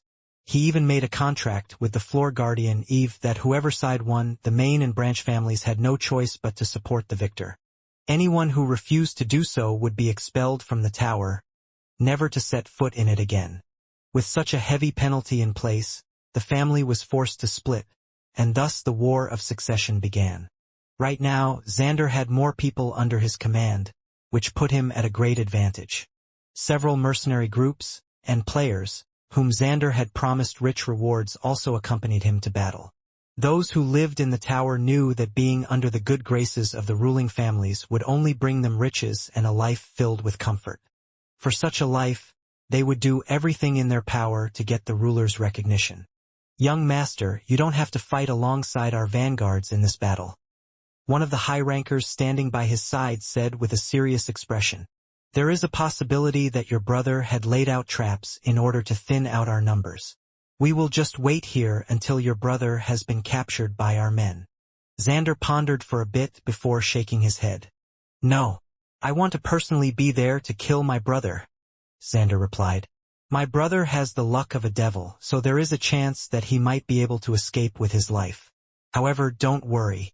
I will stay at the rear and advance according to our strategy."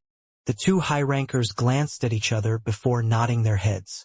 As long as they stayed beside Xander, they were sure that he would be safe from harm. Inside Xavier's base, William frowned because he suddenly felt that the connection between him and his Thousand Beast domain had been blocked. In order to test this theory, he tried to summon B1 and B2, but none of them appeared before him. "System, do you know what's happening? I can't summon my herd or King's Legion from the Thousand Beast domain. Please wait a moment while I try to identify the cause of this problem." While William waited for the system's response, the first wave of fighters had already infiltrated the base. The defenders bombarded the invaders with projectiles and spells that greatly decreased their rate of advance. William unleashed one spell after the other, while Chiffon stood beside him. The pink-haired girl had already equipped her gauntlets and acted as William's bodyguard. Slowly, but surely, the defenders were being pushed back by their enemy, who greatly outnumbered them 4-1. Several minutes passed before the system notified William about the problem in regards to his connection with the Thousand Beast domain. "Host, it seems that the law of this floor has been changed.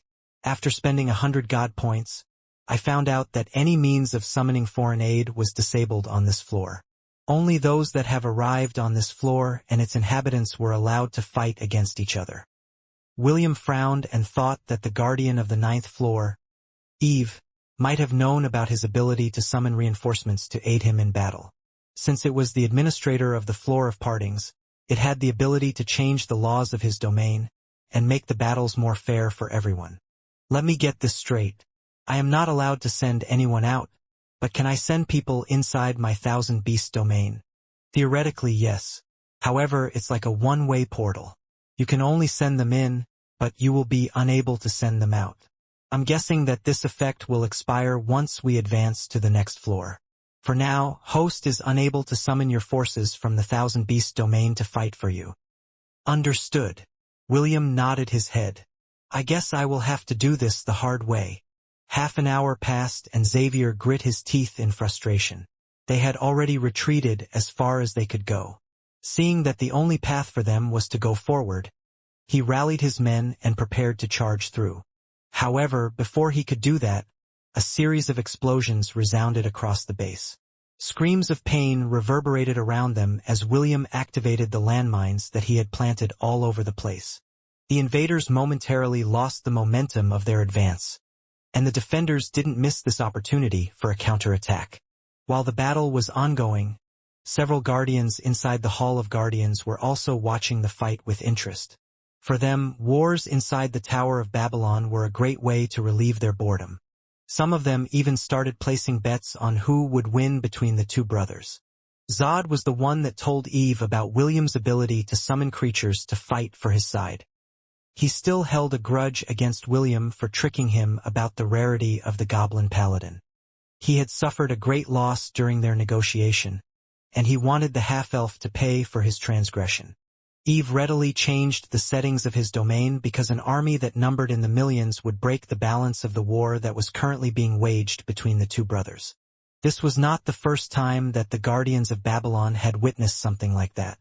More than 20 years ago, a man that went by the name Maxwell had also attempted to climb the tower.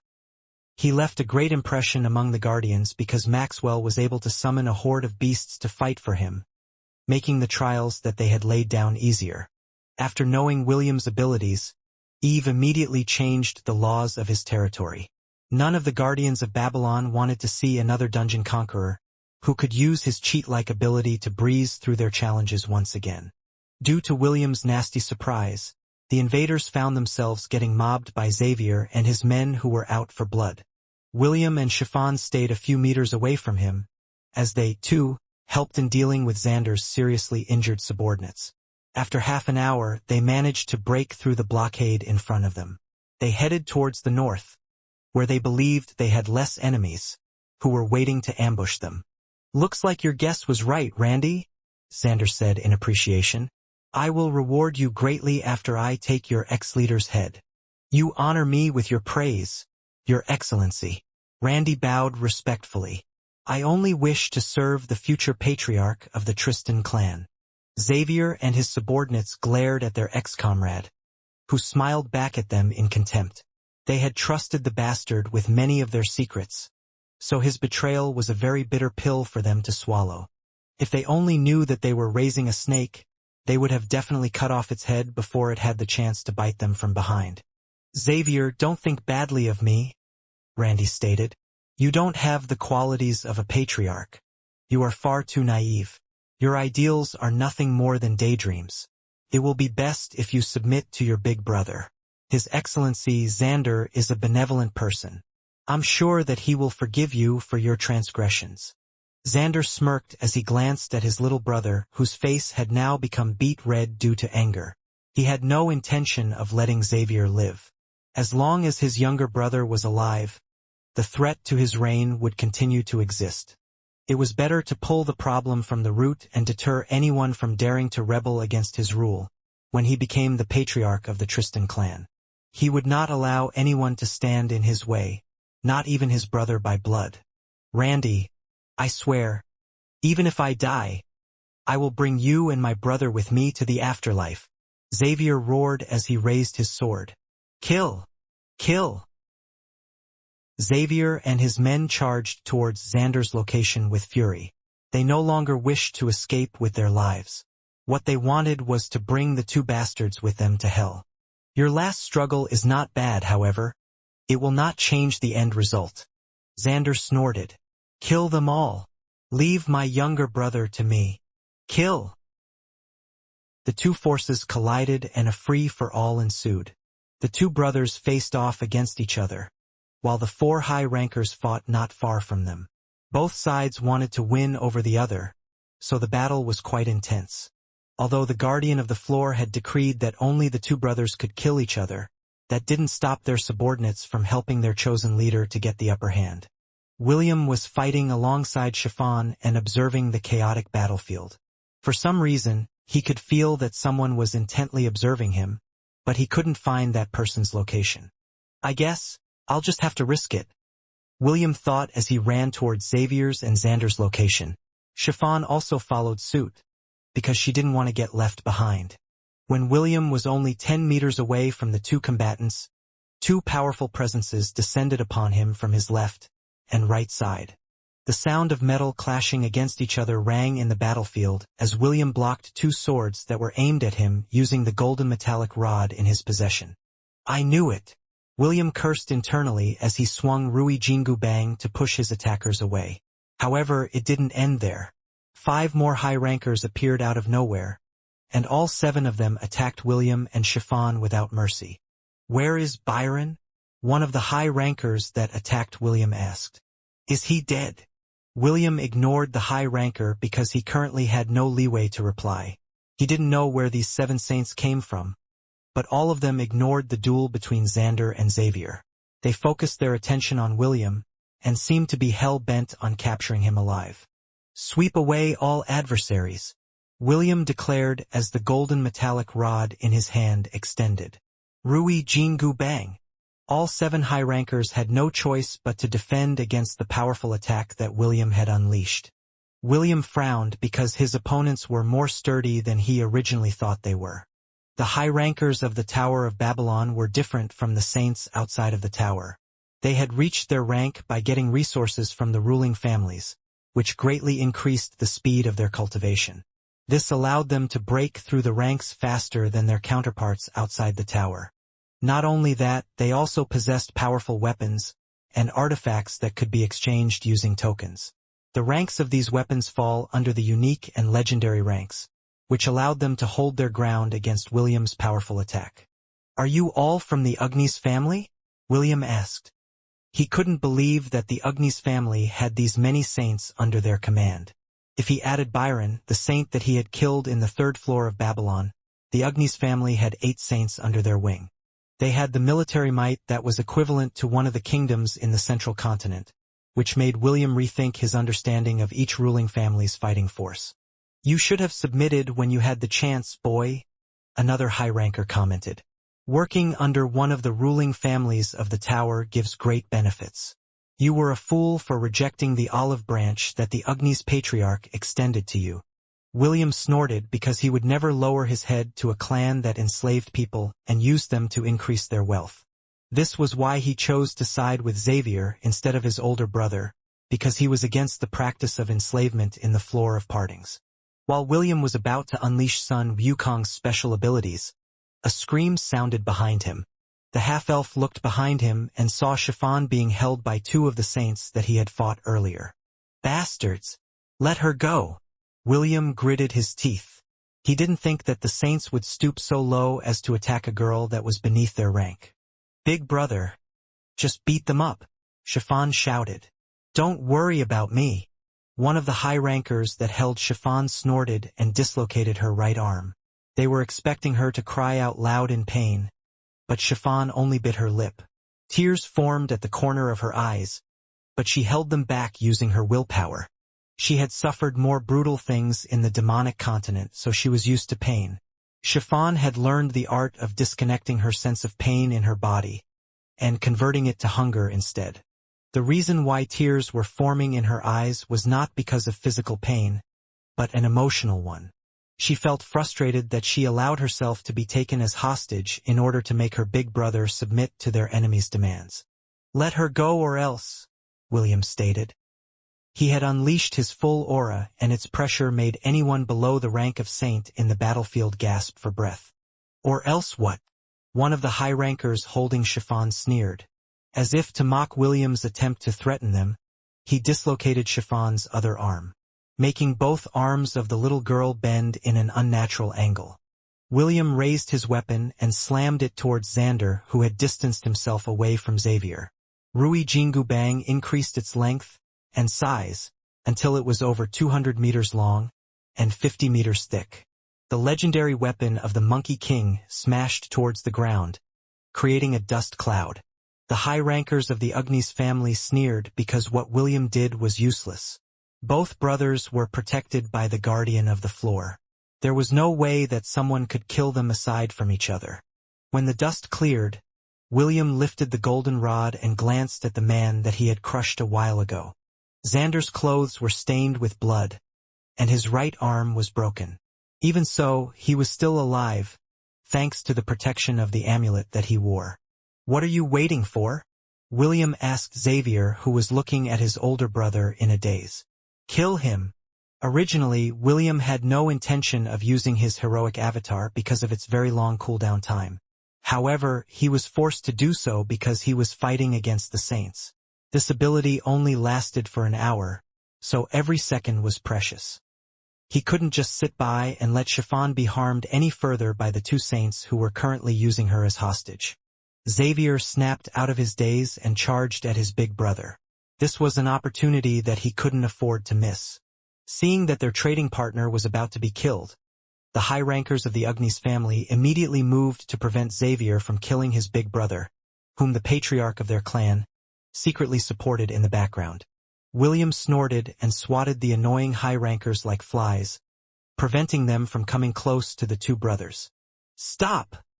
The high-ranker that was holding Chiffon shouted. "If Xander is killed, we will kill this girl too."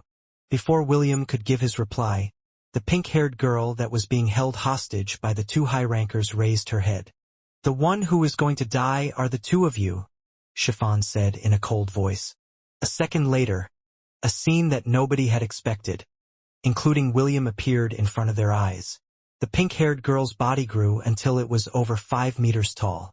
Chiffon then opened her mouth like a tautai and devoured the two men that held her as a hostage a while ago. A cracking sound reverberated in the battlefield as the giantess chewed the two saints inside her mouth with a vengeance. Blood flowed at the corner of her lips, but Chiffon didn't care. It felt as if time paused completely still, and only resumed the moment she finished eating the two high-rankers from the Agni's family. Chiffon roared, and this roar made everyone's hearts tremble. She had entered a berserk state, and the devourer's gauntlets in her hands shone bright red. Clearly, eating two saints was not enough to satisfy her craving. Seeing that there were plenty of humans to eat around her, Chiffon hunched her body and lunged towards the nearest man, who would soon become her third victim. A few minutes before Chiffon transformed into a giant. "Big brother, just beat them up," Chiffon shouted. "Don't worry about me." The high-rankers that held her snorted and dislocated her right arm. The pink-haired girl bit her lip to prevent herself from crying out loud. She immediately disconnected her sense of pain from her consciousness, like she did in the past when her father, brother, and sisters beat her up in the demonic continent. Why must it always be like this? Chiffon cried internally as the high-ranker dislocated her right arm. Although she wasn't feeling any pain, her heart was aching due to the trouble that she had brought upon William. She felt so helpless being used as a hostage against her will. "Let her go or else," William stated. Chiffon watched as the half-elf, whom she had called her big brother, unleashed a powerful aura that created a shockwave around him. She rarely saw William getting angry, but when he did, it was always about some people trying to hurt her. "Or else what?" The high-ranker holding Chiffon sneered and dislocated her left arm. Chiffon's lips trembled because she could tell that William was about to explode from anger. She was about to tell William to just attack their enemies without worrying about her. However, before she could voice out her thoughts, she found herself standing in a gray world that seemed to be in ruins. "Child, we finally meet again." A voice that was familiar and unfamiliar at the same time sounded behind her. Chiffon hurriedly turned around and saw a lady wearing shining lightweight armor, adorned in silver and gold. She couldn't see the lady's face because she was wearing a veil. However, Chiffon could somehow tell that the person in front of her was a very beautiful woman. "Who are you?" Chiffon inquired. "Where am I?" The lady approached Chiffon until they were only a meter apart from each other. "Who I am is not important," the lady replied. "I came here to ask you, what is your wish?" Wish. "Yes, a wish can be anything. I was supposed to grant this wish many lifetimes ago, but an opportunity never presented itself until now." The lady wearing a veil looked down at Chiffon and caressed the side of her face. "Go on, what is the thing that you want the most in this world?" the lady asked. "I will grant your wish, no matter what it is." "I want." Chiffon raised her head and held the lady's clothes. She didn't understand what was going on, but if this lady could grant her wish, then she would believe in her words. "I want to always be by Big Brother's side," Chiffon pleaded. "I want to have the strength to remain by Big Brother's side." The lady giggled. "Very well, I will grant this wish of yours. However, this power that once belonged to you is very unstable. I will allow you to use it only once, and I will seal it afterwards. Do not fret, you will be able to use it again in the future when you finally understand the feelings inside your heart. After all, you will need this power in order to face the person that will once again destroy everything that William holds dear in his heart." Before Chiffon could ask what the lady meant, the lady's hand that was caressing the side of her face glowed. In that instant, Chiffon saw herself standing on a chaotic battlefield where giants, beasts, and men fought against each other, while the world around them crumbled. The sky fell in pieces from the heavens and the earth collapsed under their feet. At the center of that battlefield, a giant holding a flaming sword roared in anger. Facing off against him was a man whom Chiffon knew too well. The only difference was that this man didn't have pointy ears and his hair wasn't red, but white. The man was swept away during their clash, because the giant was far too powerful for him to face Hedon. Before the man could even stand up from the ground, The giant slashed down with the intention to kill. Chiffon found herself running, while shouting that man's name.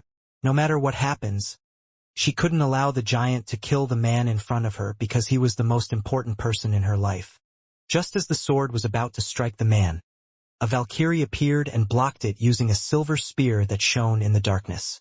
Her golden blonde hair fluttered in the breeze, and her fearless eyes, filled with determination, held back the giant's onslaught for a few seconds, before she was swatted away like a rag doll. The giant once again posed to strike, but this time, Chiffon had already arrived in front of it. Using her bare hands, she caught the flaming sword that was about to kill the most important person in her life. Her hands started to blaze, but she never let go of the sword, fearing that everything would be over once she did. A few seconds later, the flames spread to her arms and her entire body. It was painful, and she was scared, but the fear of losing him overwhelmed all the fears she had. "Nothing is permanent," the lady whispered in Chiffon's ears.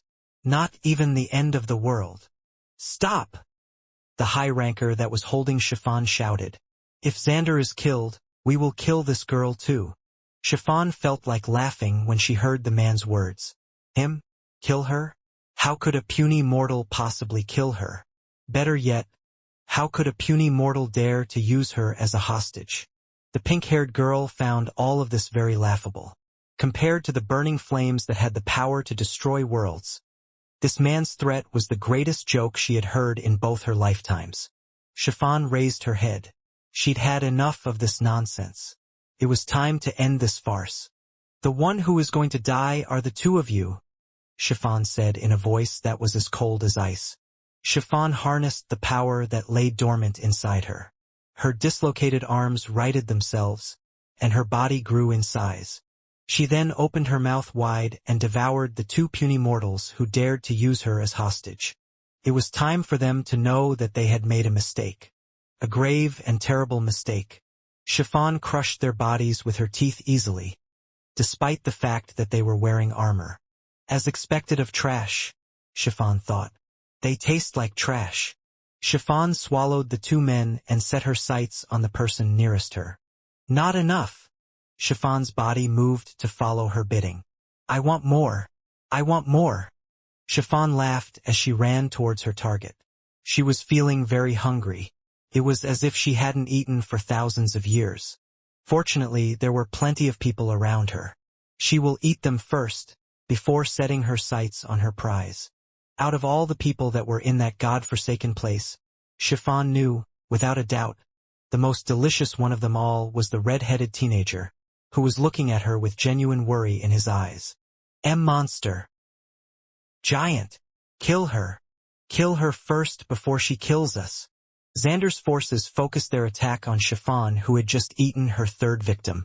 Naturally, William didn't allow anyone to gang up on her, and swatted anyone that came her way, sending them flying hundreds of meters away.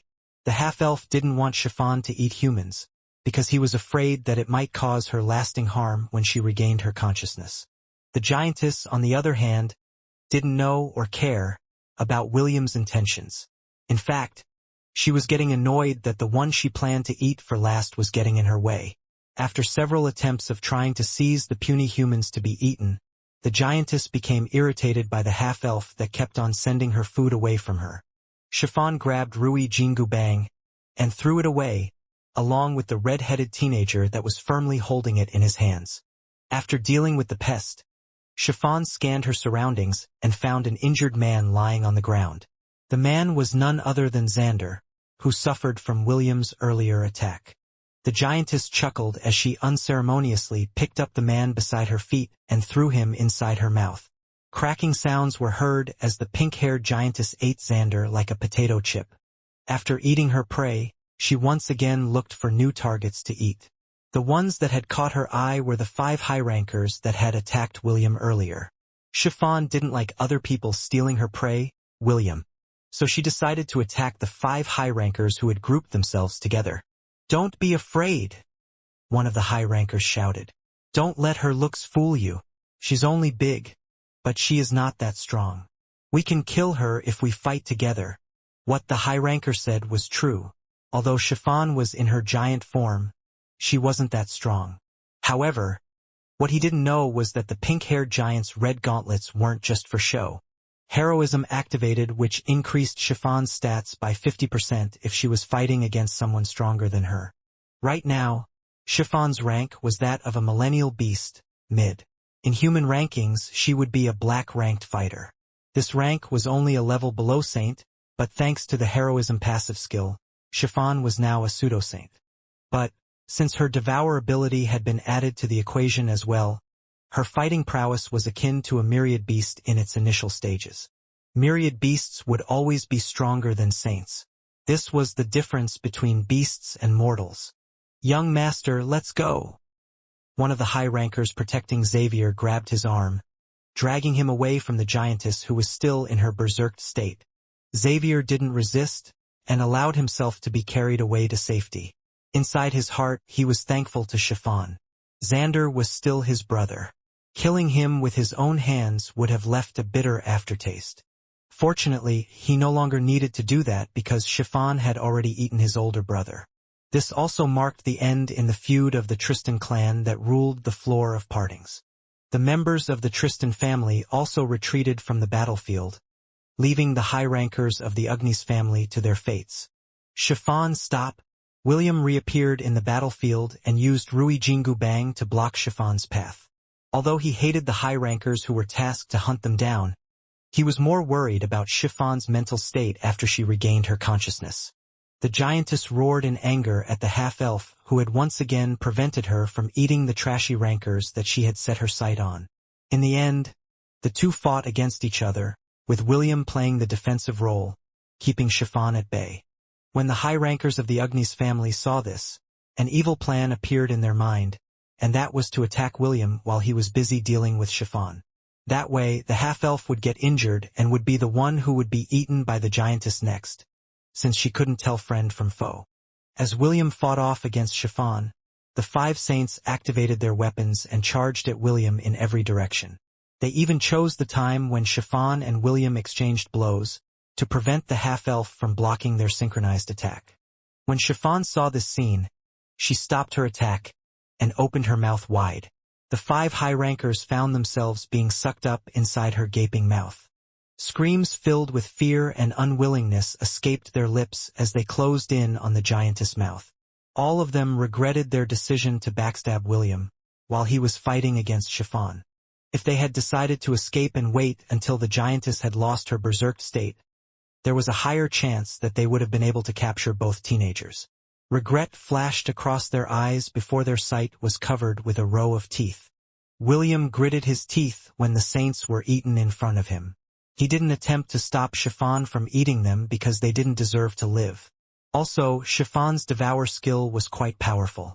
The moment Chiffon opened her mouth wide, he immediately distanced himself, in fear of being devoured as well. William had made the right decision. If he was only 2 seconds late, he might have also been sucked inside Chiffon's mouth and eaten alongside the high rankers of the Agnes family. After eating the pesky high rankers, Chiffon's bloodshot eyes focused their gaze on William. Drool flowed at the corner of her lips as she looked at the main dish that she had saved for last. "Come." Chiffon made a gesture as if she was coaxing a child. "Let me eat you. I promise it won't hurt." The corner of William's lips twitched when he heard the giantess attempt to trick him into becoming her snack. The half-elf had no doubt in his mind that the moment he arrived within Chiffon's devouring range, it would be the end for him. Since that was the case, he summoned a cloud and flew towards the sky, leaving the giantess on the ground calling out to him. As someone that had been subjected to dark magic since he was young, William knew that Chiffon's berserk state wouldn't last for long. He decided to wait it out until she returned to normal. He just hoped that when the time arrived, the pink-haired girl whom he had cared for would not be traumatized by the events that had happened while she was in a berserk state. Flames surged forth. It descended from the sky and bathed the land in a perpetual blaze. The citizens of Asgard and the remaining Aesers fled from their homeland and went to Ithavlir, for it was the only place that would not be affected by the flames of destruction. In order to allow them to escape, The bulk of the army of Asgard held back the giants of Jotunheim, along with the giants' allies, in the plains of Asgard, which was now akin to hell. Odin, Thor, Loki, Heimdall, and several other gods had already fallen into battle. All that remained was death and destruction. In the middle of this chaos, several beings were still fighting. One of them was the giantess Chiffon, who was the smallest of all giants. She was branded a traitor by her race. And yet, she didn't bat an eye as he faced them in battle. As she held back the flames of destruction with her bare hands, which had now started to burn, Chiffon offered a prayer to whatever god that could hear her. Regardless of the price, I will accept it in full. Chiffon prayed with all of her heart. All I ask is a chance. A chance to. As the flames ate away her flesh, she heard a soft, yet reassuring whisper that held promise. I will grant your wish. A voice filled with pity reached her ears. No matter how many lifetimes it takes, I will grant your wish without fail. The voice assured her. That's why go. Show that arrogant god the power of mortals. Chiffon smiled. Although her hands, arms, and the rest of her body had started to burn, she didn't feel any kind of pain. With a powerful roar, she tossed aside the giant flaming blade that was meant to slay her beloved.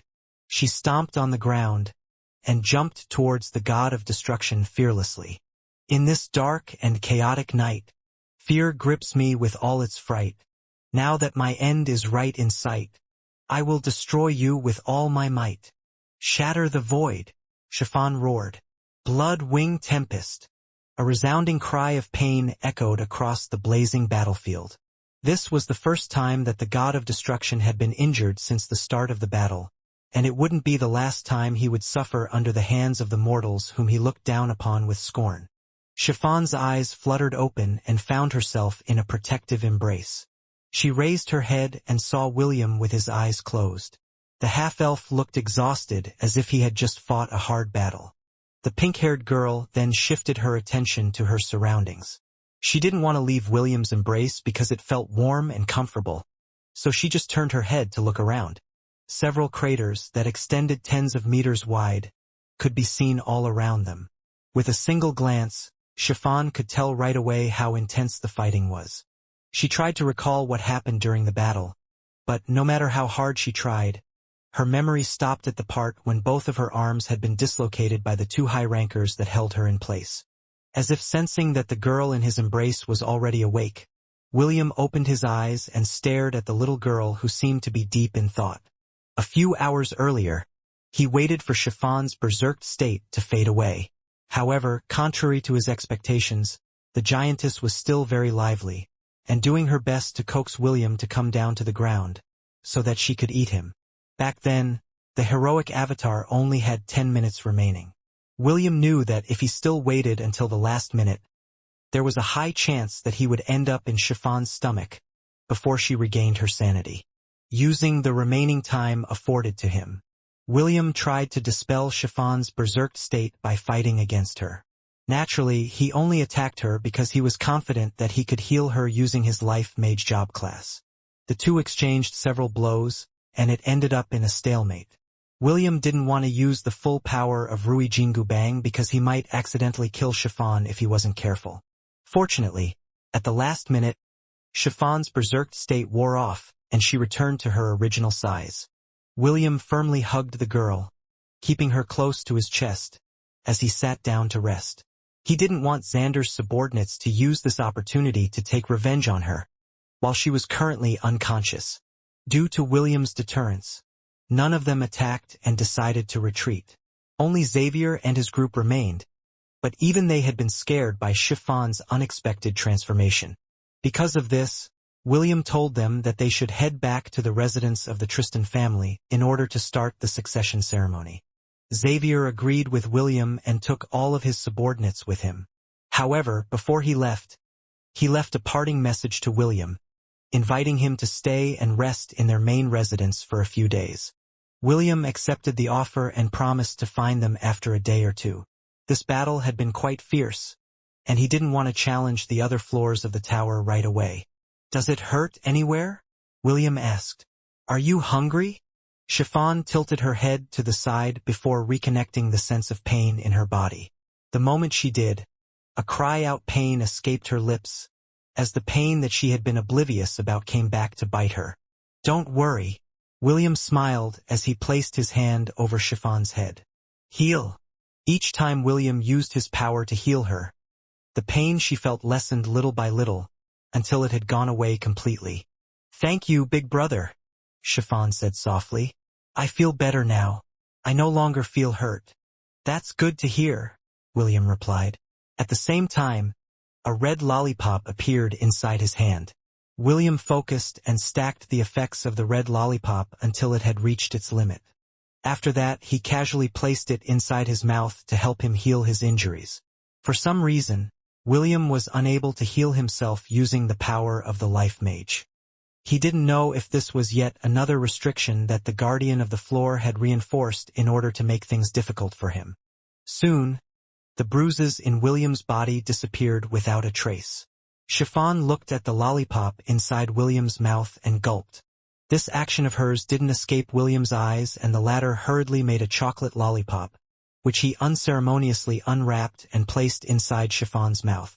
Clearly, he was afraid that the pink-haired girl would have a relapse and once again turn into a giantess that was very fond of eating humans. Chiffon leaned her head on William's chest as she happily ate her lollipop. Although she wasn't feeling hungry, the delicious chocolate taste had become one of her favorite flavors. "Big brother, what happened?" Chiffon asked after a few minutes of silence. "You don't remember anything?" William asked back. "No." Chiffon shook her head. "The last thing I remember is having two high-rankers sneak attack me from behind. They used me as a hostage to make you submit to their demands. That was as far as I can remember. Everything seemed to be covered in a dark haze, and I was hoping that you could tell me what happened to the battle." William nodded his head in understanding, but deep inside he was sighing in relief. He didn't want Chiffon to remember the things that she did when she was still in her giantess form. "All right, I'll tell you about it," William replied. He then started to narrate everything that happened, except for the fact that the one that had killed Xander and his subordinates had been her. Chiffon listened seriously as she took them in her memories. The end of William's tale was about Xavier being able to turn the entire situation around, and came out victorious. William didn't mention anything about Chiffon turning into a giant and eating people. Instead, he praised Xavier for being able to fight against his big brother and deliver a decisive blow that ended the family feud, which had lasted for years. Chiffon nodded her head in understanding.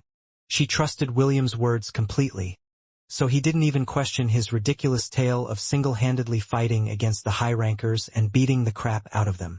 "You're amazing, big brother," Chiffon said after William's tale ended. "I wish I had been there to help you." William chuckled. However, if someone paid attention, they would recognize that William's chuckle was not out of happiness, but out of nervousness. Clearly, the half-elf was still shaken about Chiffon's transformation, and his worry of being eaten by her in her sleep had increased drastically. A week passed after the battle in the 9th floor of the Tower of Babylon. The old patriarch had tasked his right-hand man to handle everything and ensure that Xavier's succession would be witnessed by all the high-ranking members of the main and branch families. This also included the vassals and retainers that served under them. The 9th floor was a very spacious domain. It was the size of the Helon Kingdom and the Inauthentic dynasty combined. During his speech, Xavier had openly announced that the slave trade would be abolished from his territory. Anyone who would dare to break this law would suffer the wrath of the floor's guardian. Right after this announcement was held, the slaves were immediately freed by their masters, in fear of being subjected to punishment by the administrator of the Floor of Partings. William and Chiffon watched this festivities until its end. However, when Xavier invited them to join the celebratory feast, the half-elf politely declined the offer. "I'm sorry, we can't stay here longer," William said apologetically. Xavier nodded his head in understanding. He felt regretful that the people that helped him acquire his position were now leaving, but after seeing the determination of William's gaze, the new patriarch of the Tristan clan didn't insist on delaying him any further. "I guess Miss Chiffon will be staying with us for the time being then," Xavier stated. Do not worry, Sir William. I promise to look after her until you return to the floor of partings. William smiled, but the hand holding Chiffon remained firm. We will be ascending to the next floor together, William declared. I see, you will ascend to the next floor, Toj. What? Xavier looked at William in a dumbfounded manner. Sir William, this is the floor of partings. Even if you want to take her, the laws of this floor will prevent you from doing so. William patted Xavier's shoulder, but didn't say anything else. He gave the dumbfounded patriarch a brief nod before heading towards the teleport gate that would allow them to proceed to the next floor. Zod and Eve looked at this scene with genuine interest. They had thoroughly enjoyed the entertainment that they had watched on the 9th floor. Now that William and Chiffon decided to leave, the two guardians eyed each other with a smile. Remember, a month's salary. Zod grinned. You too, Oagwe. Oagwe nodded its head as it continued to eat the cucumbers in its bowl. Eve, on the other hand, was unfazed as it flicked its tongue towards the green-skinned guardian, who had a smug expression on its face. You took the words right out of my mouth, Eve said. Make sure to pay it to me in full. The two guardians chuckled, while the little turtle between them ate the bowl of cucumbers with gusto. Oagwe was chuckling internally because it knew William's character. The half-elf was the type of person that wouldn't leave those important to him behind. He was just curious on how the latter would bypass the laws that Eve had placed inside its domain. The floor of partings didn't have any kind of test. The moment the players arrived at this floor, they could proceed to the next right away. However, they would have to leave the people important to them behind. This was the cruel condition that Eve had engraved upon the floor of partings, and no one had been able to break this law since the time the tower had arrived in the world of Hestia. During the Succession War, the teleport crystal had been disabled. Eve felt bored, so it forced those who wished to advance to the next floor to pick one of the two brothers to support during the duration of their battle. Now that the Succession War was over, the portal was once again active. William faced Chiffon and hugged her tight. Are you ready, Chiffon? I'm ready, big brother. William smiled and raised his hand to touch the crystal. However, before he touched it completely, he sent Chiffon inside his Thousand Beast domain first. After making sure that the pink-haired girl was inside the Thousand Beast domain, William sent her to the Undying Lands. He didn't know how strong Eve Law was, so he decided not to take any chances. The Undying Lands had their own set of rules, making it impossible for the laws of the world to affect it. Of course, if this method didn't work, William would return to the 9th floor and think of a way to smuggle Chiffon to the 10th floor with him. The moment William's hand touched the crystal, the world around him was bathed in light. A few seconds later, he stood in front of what seemed to be a temple, located on top of the mountain. Before William could even do anything, the system confirmed that he was already on the 10th floor, and Chiffon was still in the Undying Lands. The half-elf hurriedly summoned the pink-haired girl to his side, and Chiffon appeared right away. Ha!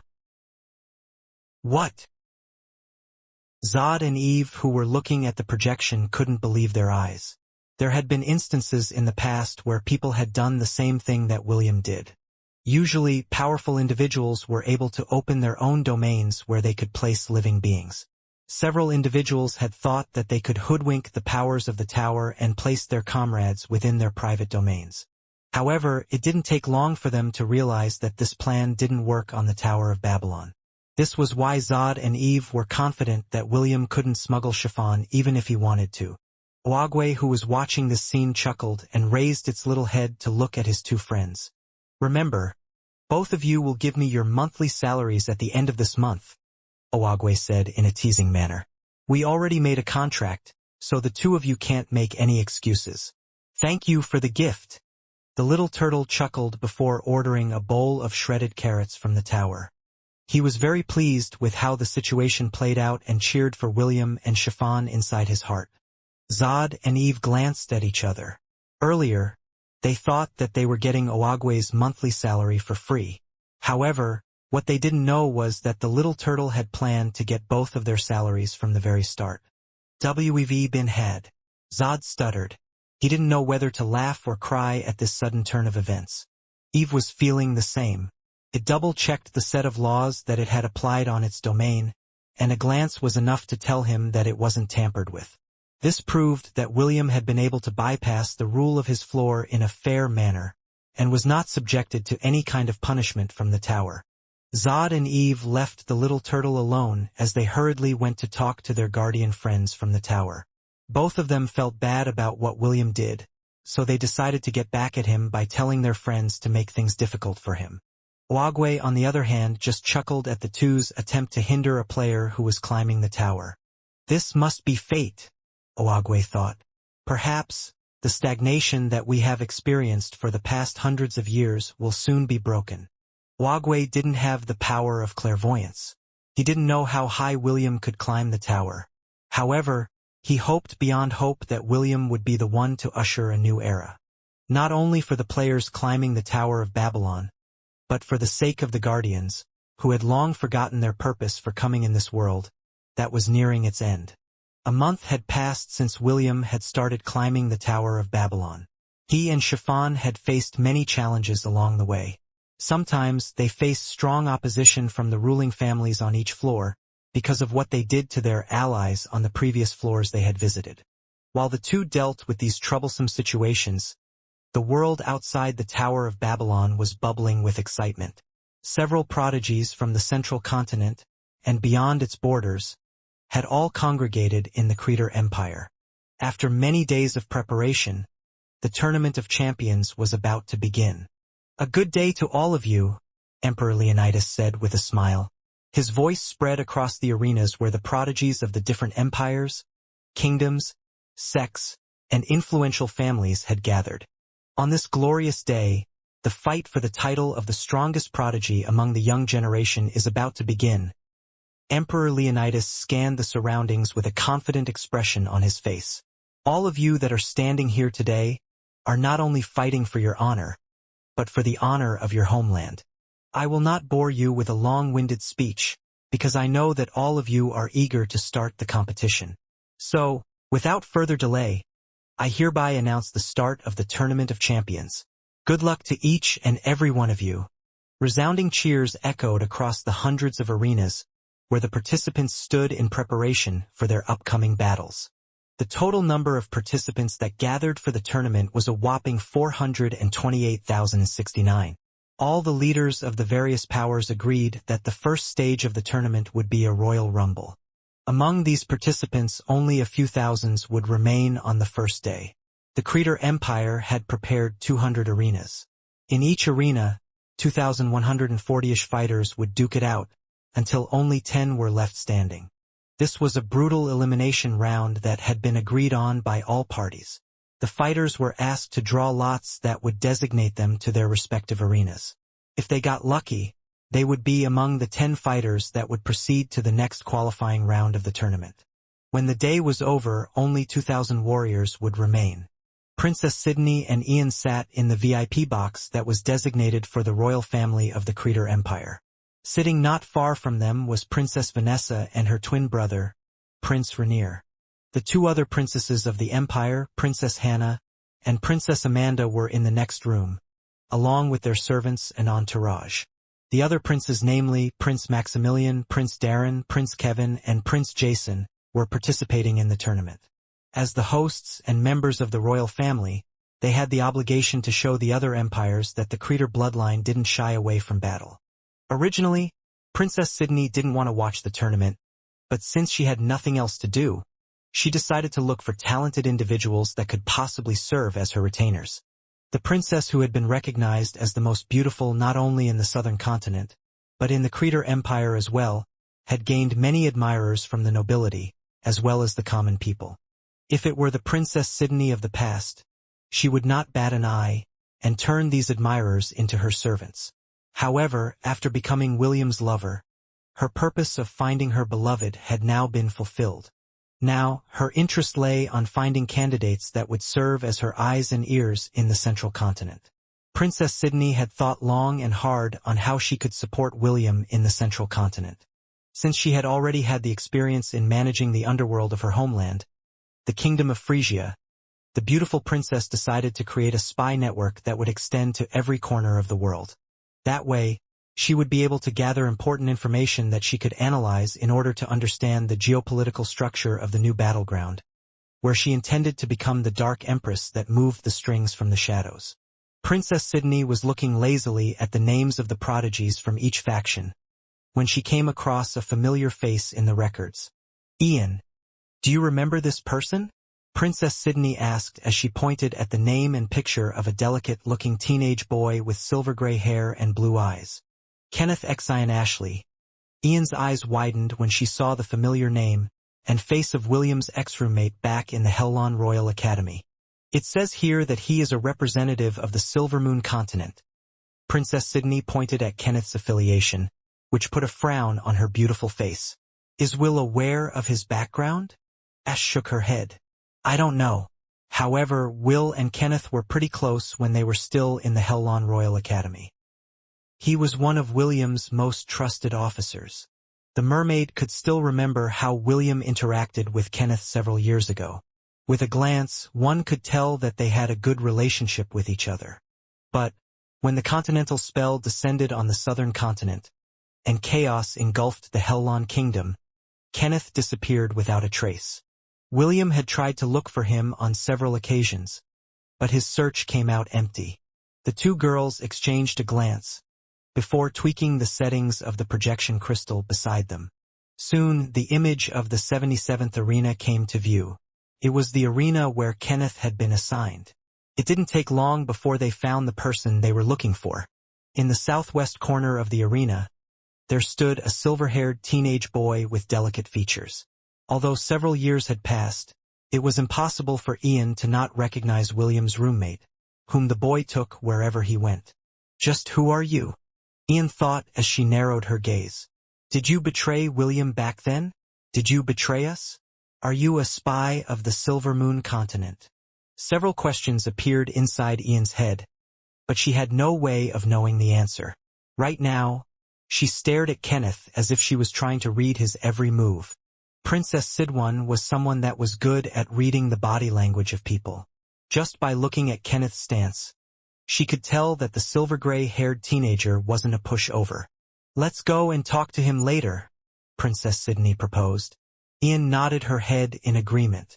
If her hunch was true, and Kenneth had really been a spy of the Silvermoon continent, then it only meant one thing.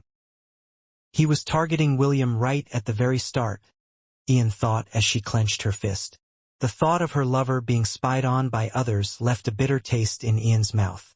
If possible, she wanted to drag Kenneth out of the arena and interrogate him for answers. However, now was not the time. The silver-gray-haired boy was one of the representatives of the Silvermoon continent, and causing trouble for him could turn into a diplomatic protest. Even so, both girls would stop at nothing until they got their answers.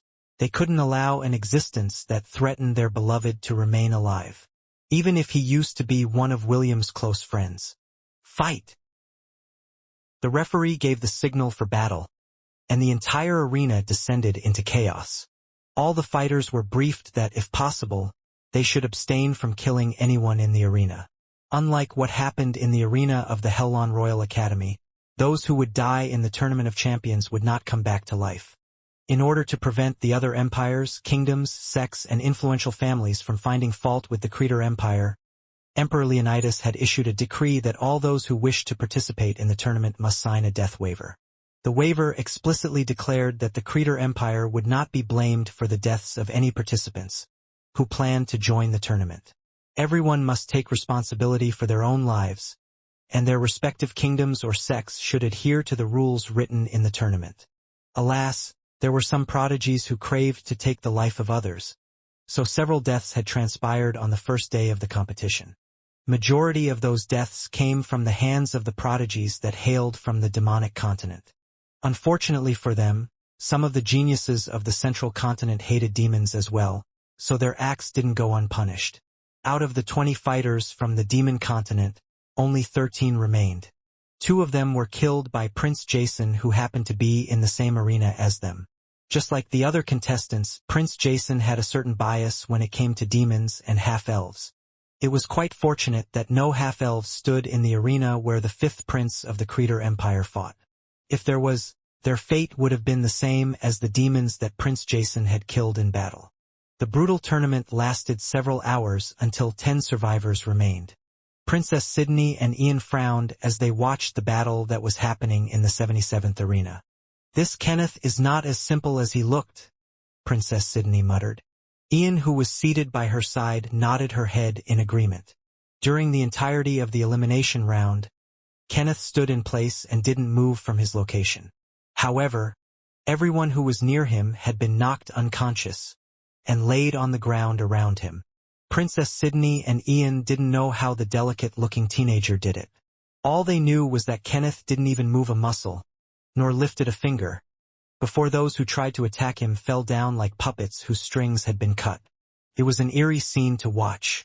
Because of Kenneth's mysterious performance, the other candidates stayed far away from him, as they battled amongst themselves. They would rather fight someone that fought back, rather than a person that only stood completely still, but still able to knock everyone around him unconscious. For the players, Kenneth was the biggest threat in their arena. No one tried to challenge him as they fought for the remaining 9 slots that would take them to the next phase of the tournament. Kenneth simply remained standing, while holding a short silver blade in his hand. He didn't lower his guard, and paid close attention to his surroundings. Princess Sydney and Ian were very disappointed with this development. Deep inside, both girls wanted someone to beat Kenneth up because he lied about his true affiliations. 3 hours later, the battle in the 77th arena ended and Kenneth was one of the 10 remaining survivors. The 2 girls didn't waste any time and left the VIP room in haste. They wanted to confront Kenneth as soon as possible before he returned to the special guest residences that were assigned to the envoys of the Silver Moon continent. Kenneth was on the way back to his room when he noticed 2 presences that were headed in his direction. One of them held clear hostility towards him, which made the teenager frown. Are they perhaps some of the earlier participants that couldn't accept their loss? Kenneth unsheathed his blade and held it firmly in his hand. To think that I would get into trouble on the very first day of this tournament. Master will definitely nag at me if she finds out about this. The delicate-looking teenager sighed as he walked towards an alley where he would deal with his 2 pursuers. Naturally, he didn't plan to kill them but only to knock them out. Kenneth erased his presence and hid behind a barrel. The moment the 2 people walked past him, he would immediately strike and escape from this location. As the sounds of footsteps drew closer, Kenneth prepared himself to attack. However, just as he was about to execute his plan, the sound of footsteps stopped. Kenneth frowned, but he remained in place as he controlled his breathing. Why did they stop? Kenneth thought. Could they have possibly detected my presence? Kenneth immediately denied this idea. He was quite proficient in erasing his presence, and he was sure that only powerful individuals could find him. While he was patiently waiting for his next move, a familiar voice reached his ears. "Kenneth, come out," Ian said. "We need to talk." Kenneth's eyes widened when he heard the voice of the snot-nosed pansy that William would often curse inside their room when they were still roommates. The half-elf had not hidden his irritation for Est's retainer, who always bickered with him. Back then, Kenneth would chuckle internally as he watched William's depressed expression. Clearly, the red-headed teenager had no love for the annoying boy, who liked to butt heads with him. Kenneth came out of his hiding place and confronted the 2 girls who stood in front of him. To his surprise, he also recognized the girl standing beside Ian. How could he possibly forget the beautiful princess that had graced them with her presence during the war against the 2 dynasties that threatened the Hellon Kingdom? "What are you doing here?" Kenneth asked Ian. "Do you know where I can find Will? I need to talk to him. It is very important." Princess Sydney and Ian exchanged a glance, before shifting their gazes back to the teenage boy in front of them. "If you want to talk, we can talk, Princess Sydney. However, this is not the place for that. Come with us." Princess Sydney turned around and headed out of the alley. Her identity was well known, so she wore a veil to cover her face. However, the moment they made a turn to the alley, she had removed her veil as a means of self-protection. As long as she was able to look at her target, she would be able to charm them. However, the moment her gaze fell on Kenneth, she understood right away that charming him was not an option.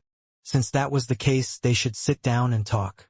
Perhaps by doing so, both sides would be able to find the answers to their questions, without resorting to violence.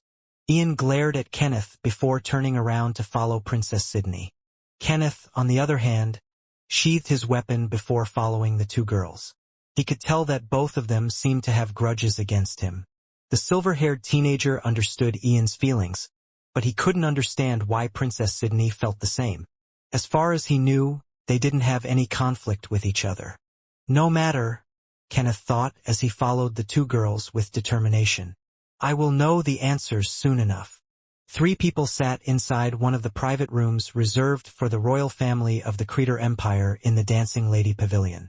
What they were going to talk about required confidentiality, so Princess Sydney decided to go to a high-class inn that was not far away from Kenneth's accommodations. The 3 people drank their tea in silence. It was as if they had agreed upon an unwritten rule that they would first finish drinking before they started their discussion.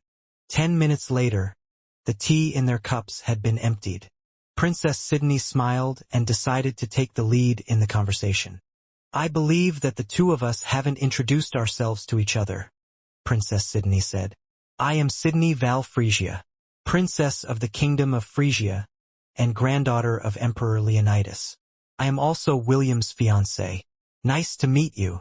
Princess Sydney didn't extend her hand in greeting, because there was no need for it.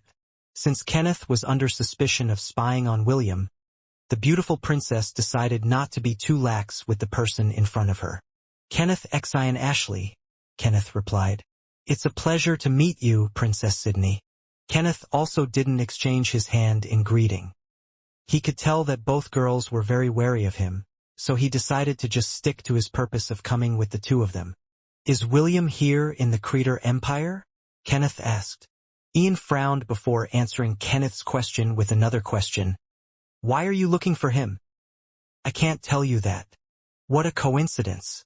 I also can't tell you the answer to your question. The corner of Kenneth's lips twitched after hearing Ian's reply. He could tell that the latter had no intention of telling him William's whereabouts until he stated his reason for looking for the half-elf. I really can't tell you the reason because it is a private affair, Kenneth replied. He needed to compromise to get some answers, so he faced Princess Sydney, who seemed to be less hostile than Ian. I can only answer questions that I am able to answer. Aside from that, my lips are sealed. Princess Sydney nodded in understanding. Very well. Princess Sydney pressed her palms together and rested her chin over them. She then stared at Kenneth with a scrutinizing gaze that made the latter feel uncomfortable. Back in the Hellon Kingdom, were you spying on my fiancé? Yes, Kenneth admitted in a heartbeat. He had no reason to deny this point since everything was already over. I volunteered to spy on him to prevent others from spying on him. Know that while I was with William, I didn't divulge any of his secrets to others. I only reported what I thought would be overlooked, so that the elders of my family would not pay too much attention to him. Princess Sydney arched an eyebrow. She was a good judge in reading the body language of people, and Kenneth's words and actions told her that he wasn't lying. You came here to the Creator Empire to look for William, right? Yes. Why? Princess Sydney asked. Kenneth smiled as he tapped the table with his finger. I think it is my turn to ask questions, don't you think? Princess Sydney smiled sweetly because the person in front of her was someone that wouldn't lose to her when it came to negotiations. Since that was the case, she nodded her head and waited for Kenneth's question. Is William here? Kenneth asked. Princess Sydney shook her head. No, my fiancé is currently out on an errand, and is not present in the Empire right now. Kenneth frowned, but he still nodded his head. Although he wasn't as proficient with Sydney in reading people, his gut instinct told him that the beautiful princess was telling the truth. Were you with the elves during the war in the southern continent? Ian asked from the side. Kenneth shifted his gaze to the snot-nosed pansy before shaking his head. No, I didn't join the anti-human faction because my family is part of the conservative faction. Also, I didn't want Will to hate me, so I stayed away from the conflict. After hearing Kenneth's words, the irritation that Ian felt decreased significantly. She hadn't seen him among the survivors of the elves, which proved that he didn't take part in the war that almost brought the Hellon kingdom to its knees. Then where were you during the war? Don't tell me you were just watching from the sides. Ian inquired. Yes, Kenneth replied. I was watching from the sides. I gazed at the battle from far away, but I didn't expect that kind of outcome. William is really something, isn't he? Princess Sydney grinned. Of course he is. He is the man I chose after all. Ian wanted to say that she chose him first, but, since she couldn't possibly say that in front of a spy from the Silvermoon continent, she allowed Princess Sydney to take the spotlight. When will William return? Kenneth asked. Like I said earlier, there is an important message that I need to pass to him. Princess Sydney sighed before leaning back on her chair. I don't know when he will come back, but it had been a month since he left the Empire. I miss him terribly. Kenneth ignored the part about the princess missing William terribly and only focused on the important information that she had just told him. He had been away for more than a month? Kenneth thought. Just where did he go? A few minutes of silence passed inside the room. Both sides wanted to ask each other more questions, but they somehow came to an agreement that they had discussed enough for the day. Princess Sydney couldn't leave the royal residence for a long period of time, and she had only snuck out with Ian as her escort. We will come and find you again when the opportunity arises, Princess Sydney said as she stood. She was about to leave when she remembered something important. By the way, did you also join the tournament because you are attracted to the prizes? Princess Sydney asked. Kenneth smiled as he gazed at the princess that had declared herself as William's fiancée. Although he still had doubts whether Princess Sydney was telling the truth or not, he decided to believe her for the time being. The Emperor of the Creator Empire would grant a wish to the winner, correct? Kenneth asked back. Oh, so that is what you are aiming for. Princess Sydney smirked. Yes, grandfather plans to award the champion a wish. As long as he is able to fulfill it, that wish will be granted without fail. Kenneth nodded. So, that means that he can also break your engagement with William, right? Princess Sydney's smile stiffened when she heard Kenneth's question. The silver-haired teenager chuckled before standing up. He then headed to the door in a carefree manner. However, before leaving the room, he glanced back at Princess Sydney one more time and left his parting words.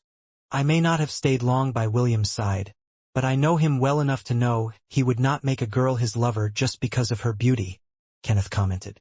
That collar on your neck belonged to William. I also know the custom of the Creator royal family. I don't know what kind of trick you used to have William place that collar on your neck, but know this, I don't like other people taking advantage of his kindness. Kenneth opened the door and left the room. However, before the door closed, he left a few more words that made Sydney want to strangle him up.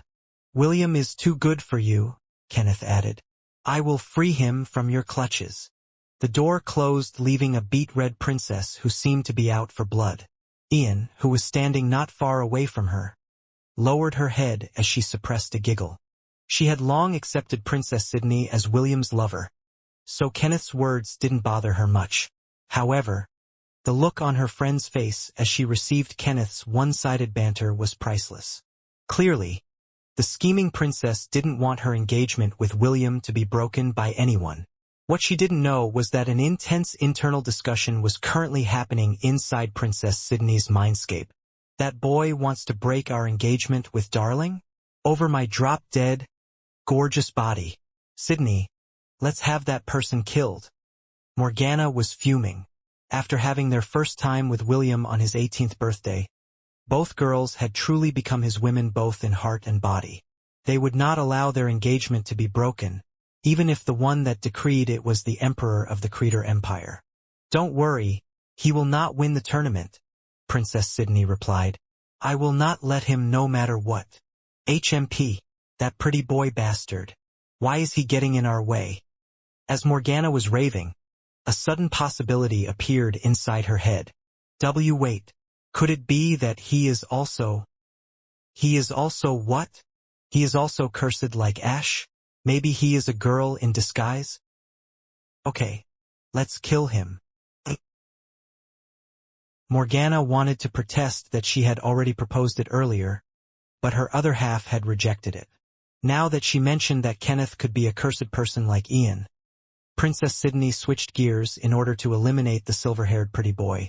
I don't mind if you plan to eliminate him, but do that after you find out why he is looking for William. Whatever he wanted to talk to him about, it seemed rather important. Princess Sydney agreed with Morgana's advice, and promised that she would do her best to pry some answers from Kenneth on their next meeting. She had worked hard to become William's lover, and she would not allow anyone, not even the Emperor of the Creator Empire, to get in the way of her happiness. Princess Sydney kissed William's lips passionately. It had been a while since the two of them shared intimacy because William had been so busy climbing the Tower of Babylon. As the two of them shared a deep lingering kiss, William's left hand rested on top of Ash's head. The mermaid was busy kissing little William, who was very eager for her attention. A few minutes later, Ash straddled William and lightly moved her hips. Princess Sydney was not the only one who was eager to make love with him. The beautiful mermaid had also been looking forward to this moment. Ever since she and Princess Sydney had given their first time to him, the two had come up with a plan on how to share William between the two of them. The current setup was something that the two beautiful girls had agreed on beforehand, which made William very happy. After a few rounds of lovemaking, the three laid on the bed with the two girls resting their heads on William's chest. All three of them were very satisfied with their bonding session and were now talking about Kenneth's reappearance within the Creator Empire. "He has something important to tell me?" William inquired. Morgana nodded her head. After Sydney had reached her limit, the seductive succubus finished what her other half started. "At least that is what she told us," Morgana replied. "What should we do next, darling?"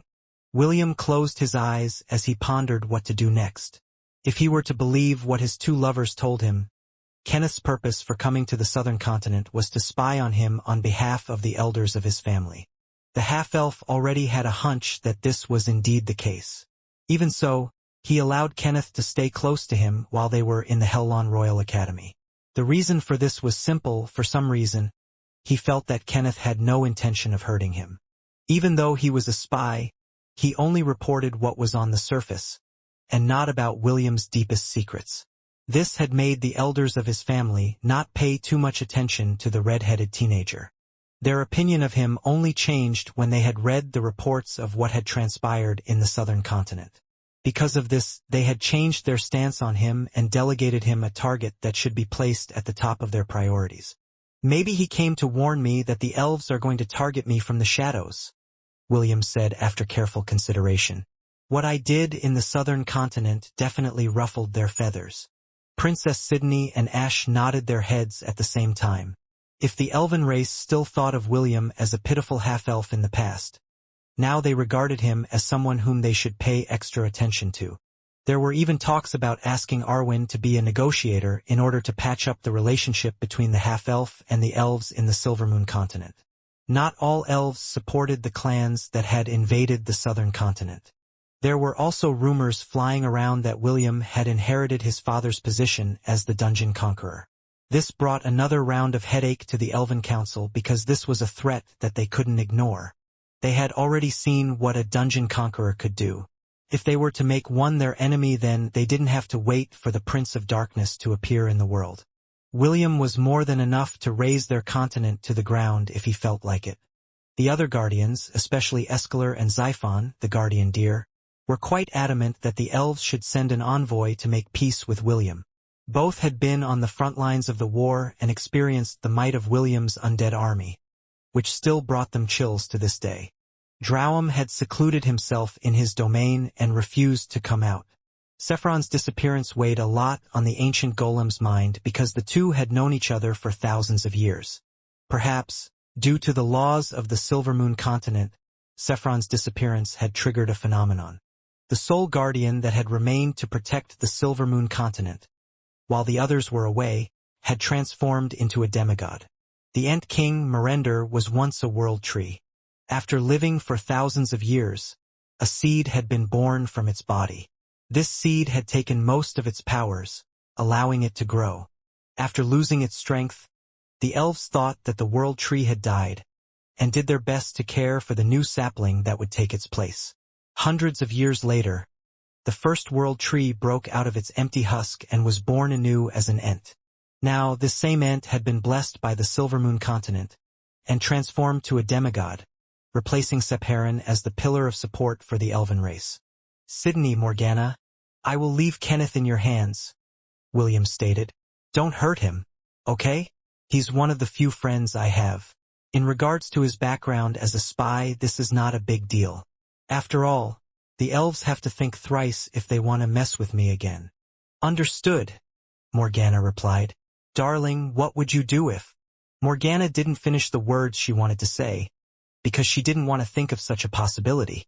William, who had been waiting for her to finish her sentence, frowned. "What is it?" William inquired. "Is something on your mind?" "No, it's not important," Morgana replied. "Forget what I said, darling." Ash, who had her eyes closed, slowly opened them to look at Morgana. The two ladies exchanged a knowing glance. Both of them had discussed the possibility of Kenneth being cursed just like Ash and Isaac.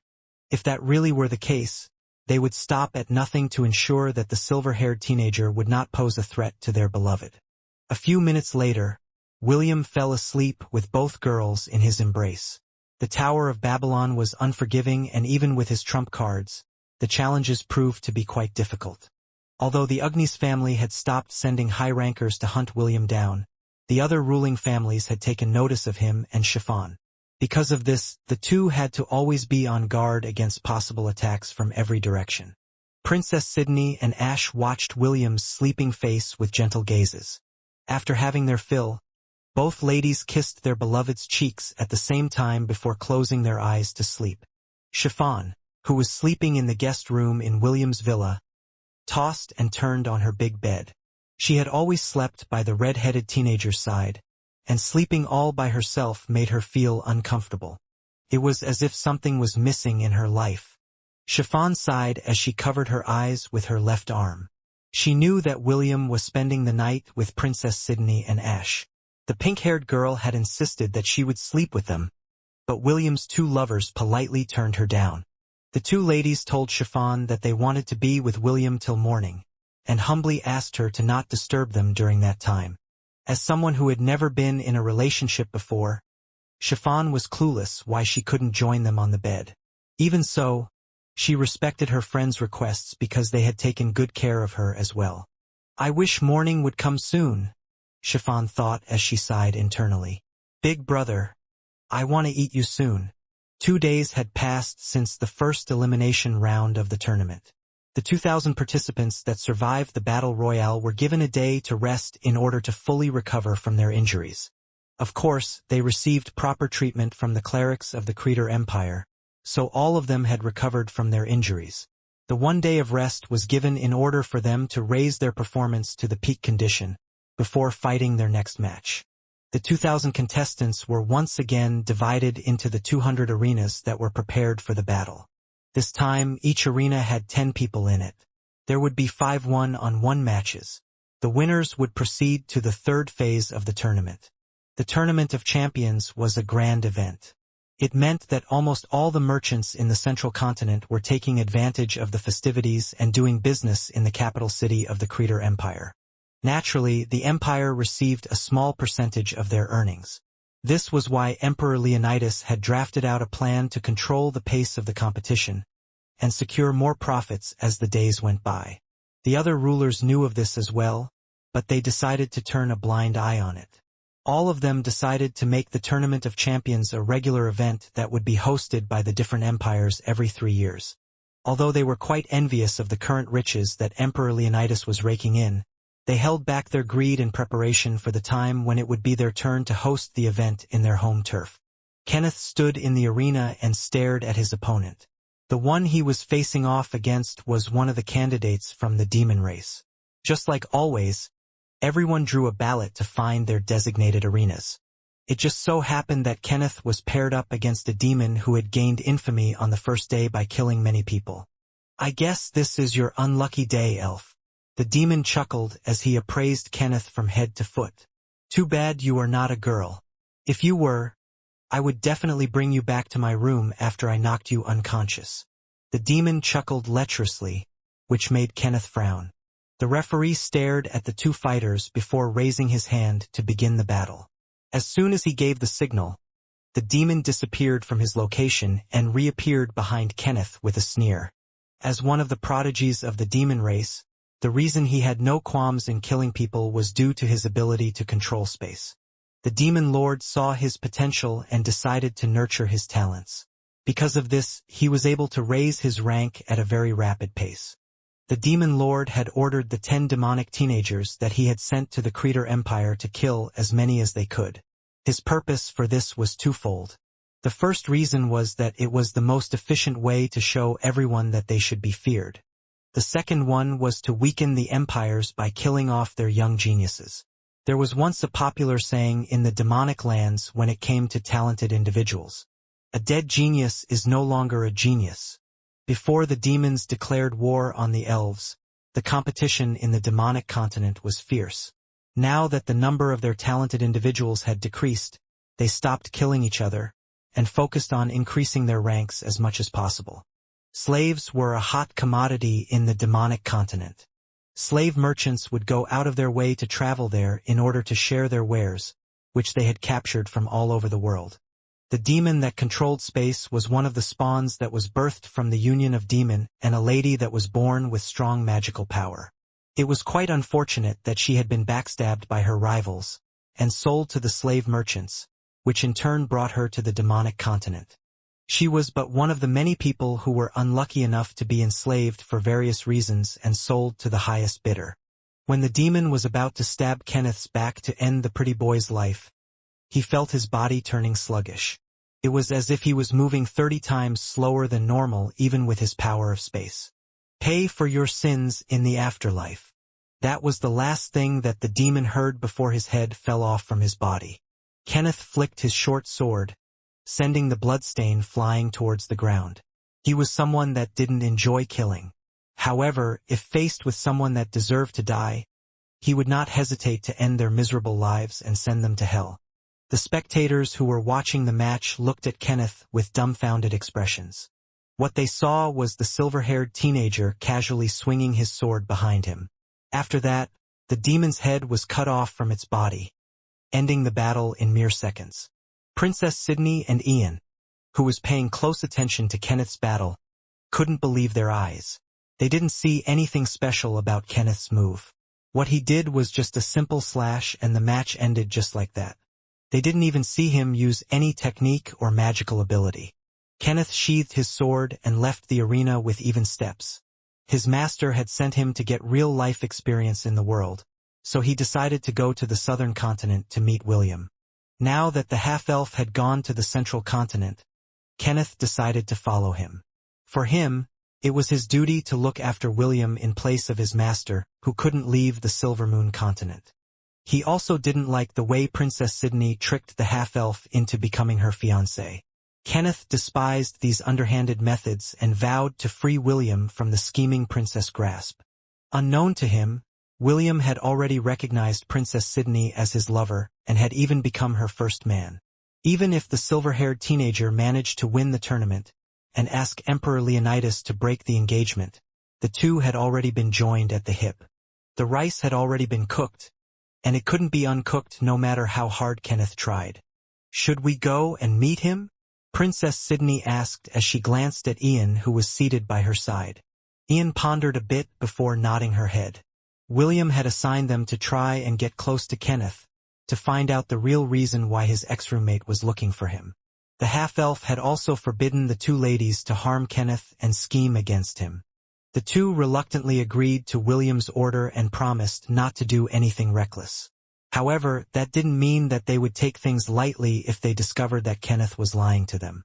"It will be best if we can pry some answers from him," Ian replied. "Will said that Kenneth isn't hostile towards him, but we need to confirm if this is really true. Our lover trusts people too much, and it worries me." Princess Sydney nodded her head in agreement. The two of them once again headed towards the city where the silver-haired teenager was already waiting for their arrival. Chiffon and William were currently on the 20th floor of the Tower of Babylon. In order to proceed to the next floor, they would need to catch some rare fish in the lake and present it to the examiner. This trial could be accomplished individually or as a group. The overall score would be calculated on the number and rarity of fishes that were caught. William and Chiffon took their fishing lines and stood at the fishing area assigned to them. They were not alone in their fishing spot because several middle-aged men were there as well. These men had been living in the floor of anglers for many years. They were the people who had a passion for fishing and decided to stop the dangerous climb up the tower and just spend their lives doing their hobby, which was fishing. Chiffon was the only girl in the group, and she was very cute and adorable. Because of this, the friendly uncles befriended her and decided to have a chat as they taught the little girl how to put the bait on her fishing rod. William was just as clueless as Chiffon when it came to fishing. Although he had the Dungeon of Atlantis, he never tried catching fish using a fishing pole. This was the first time he was going to try traditional fishing, and he looked forward to it. "Back in my younger years, they called me Master Baiter," a middle-aged man said as he instructed Chiffon how to place her bait properly. "No one can beat me when it comes to picking the best baits in order to catch the rarest fish in my hometown. I've been challenged so many times, but none of them were able to defeat me." "You're amazing, uncle," Chiffon replied. "I have never tried fishing before. However, it looks very fun." "It is," Master Baiter chuckled. "Don't worry, as long as I'm here you can easily pass the trial. I have rare baits with me. I'll give them to you free of charge." "Yay! Thank you, uncle." "Ha ha ha, it's not a big deal." One of the middle-aged men standing nearby snorted. "Don't believe this rascal, sweetheart. He may have been good in the past, but that was because he hadn't met me in my prime. I go by the name Mr. Quickie. The moment I throw my fishing line, the fishes flock to me like bees to honey. If there is anyone here that can teach you to fish, that will be none other than me." Master Baiter chuckled in a teasing manner. "Quick is not always good. The true way to fish is by taking the time to understand your prey. Even if you catch fish easily, what of it?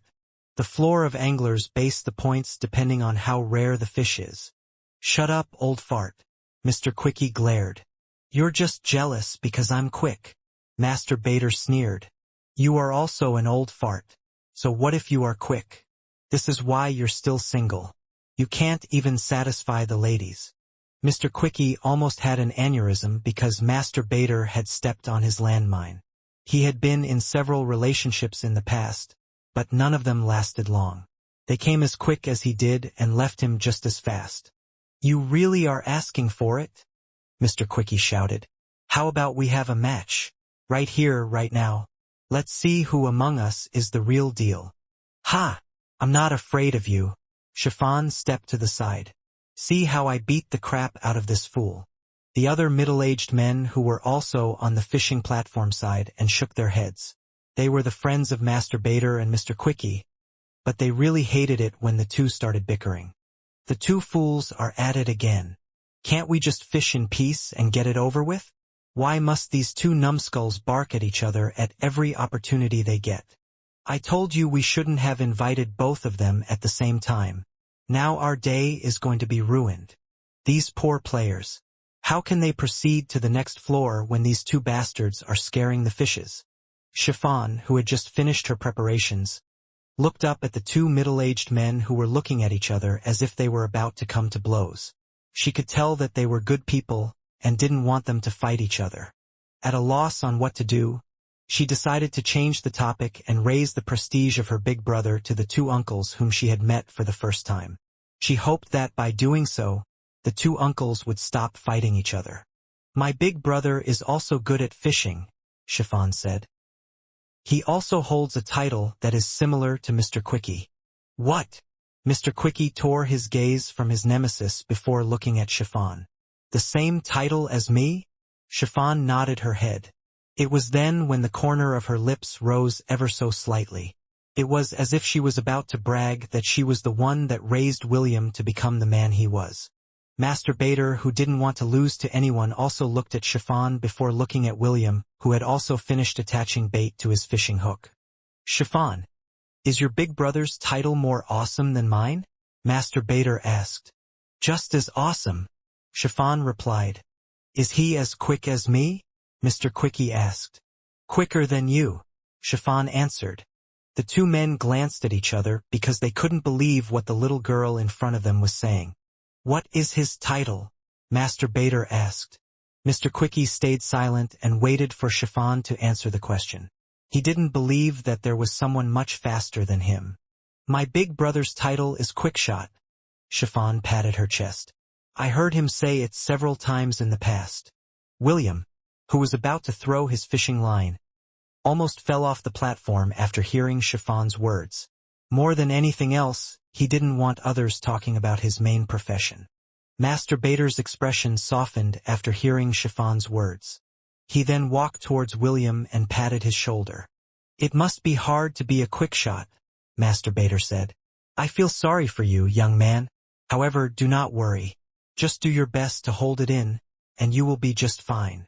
The corner of William's lips twitched. He was about to explain that Chiffon was only joking when Mr. Quickie patted his other shoulder. You are indeed quicker than me, Mr. Quickie sighed. You don't even last 5 seconds, do you?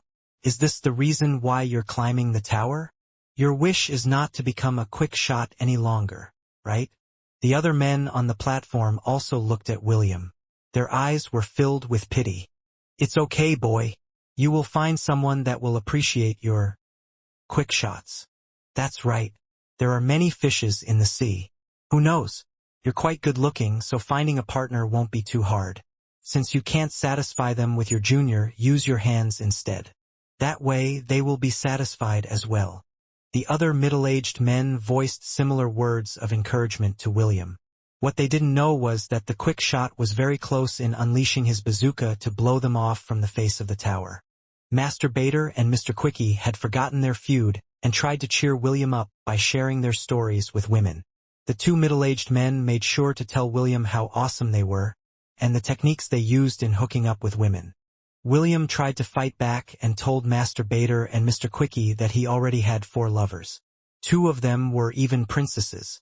When the group of men heard William's words, all of them broke out into laughter. For them, it was William's last attempt to wash away the embarrassment he was feeling. After exchanging a knowing glance to each other, they all told William that they were willing to share more of their techniques in order to woo women. William listened to all the advice that the older men gave him while giving each of them the middle finger in his heart. No matter what he said, none of them believed him, so the half-elf decided to just stay mum and continue his fishing. They were only given half an hour, and he didn't want to waste them chatting with Master Bader and Mr. Quickie. Now that their moods were uplifted, the 2 middle-aged men instructed Chiffon how to properly throw the fishing line in the water. The pink-haired girl followed their advice, and her line drew a beautiful arc before landing on the water. The 2 middle-aged men also threw their lines as well. Since fishing required patience, they chatted with Chiffon and told her about their adventures in the tower. A minute after Chiffon had thrown her bait, the floating ball near the little girl's hook started to bob. It meant that she had caught a fish, and it made her very excited. The 2 old men also noticed it as well and told Chiffon what to do.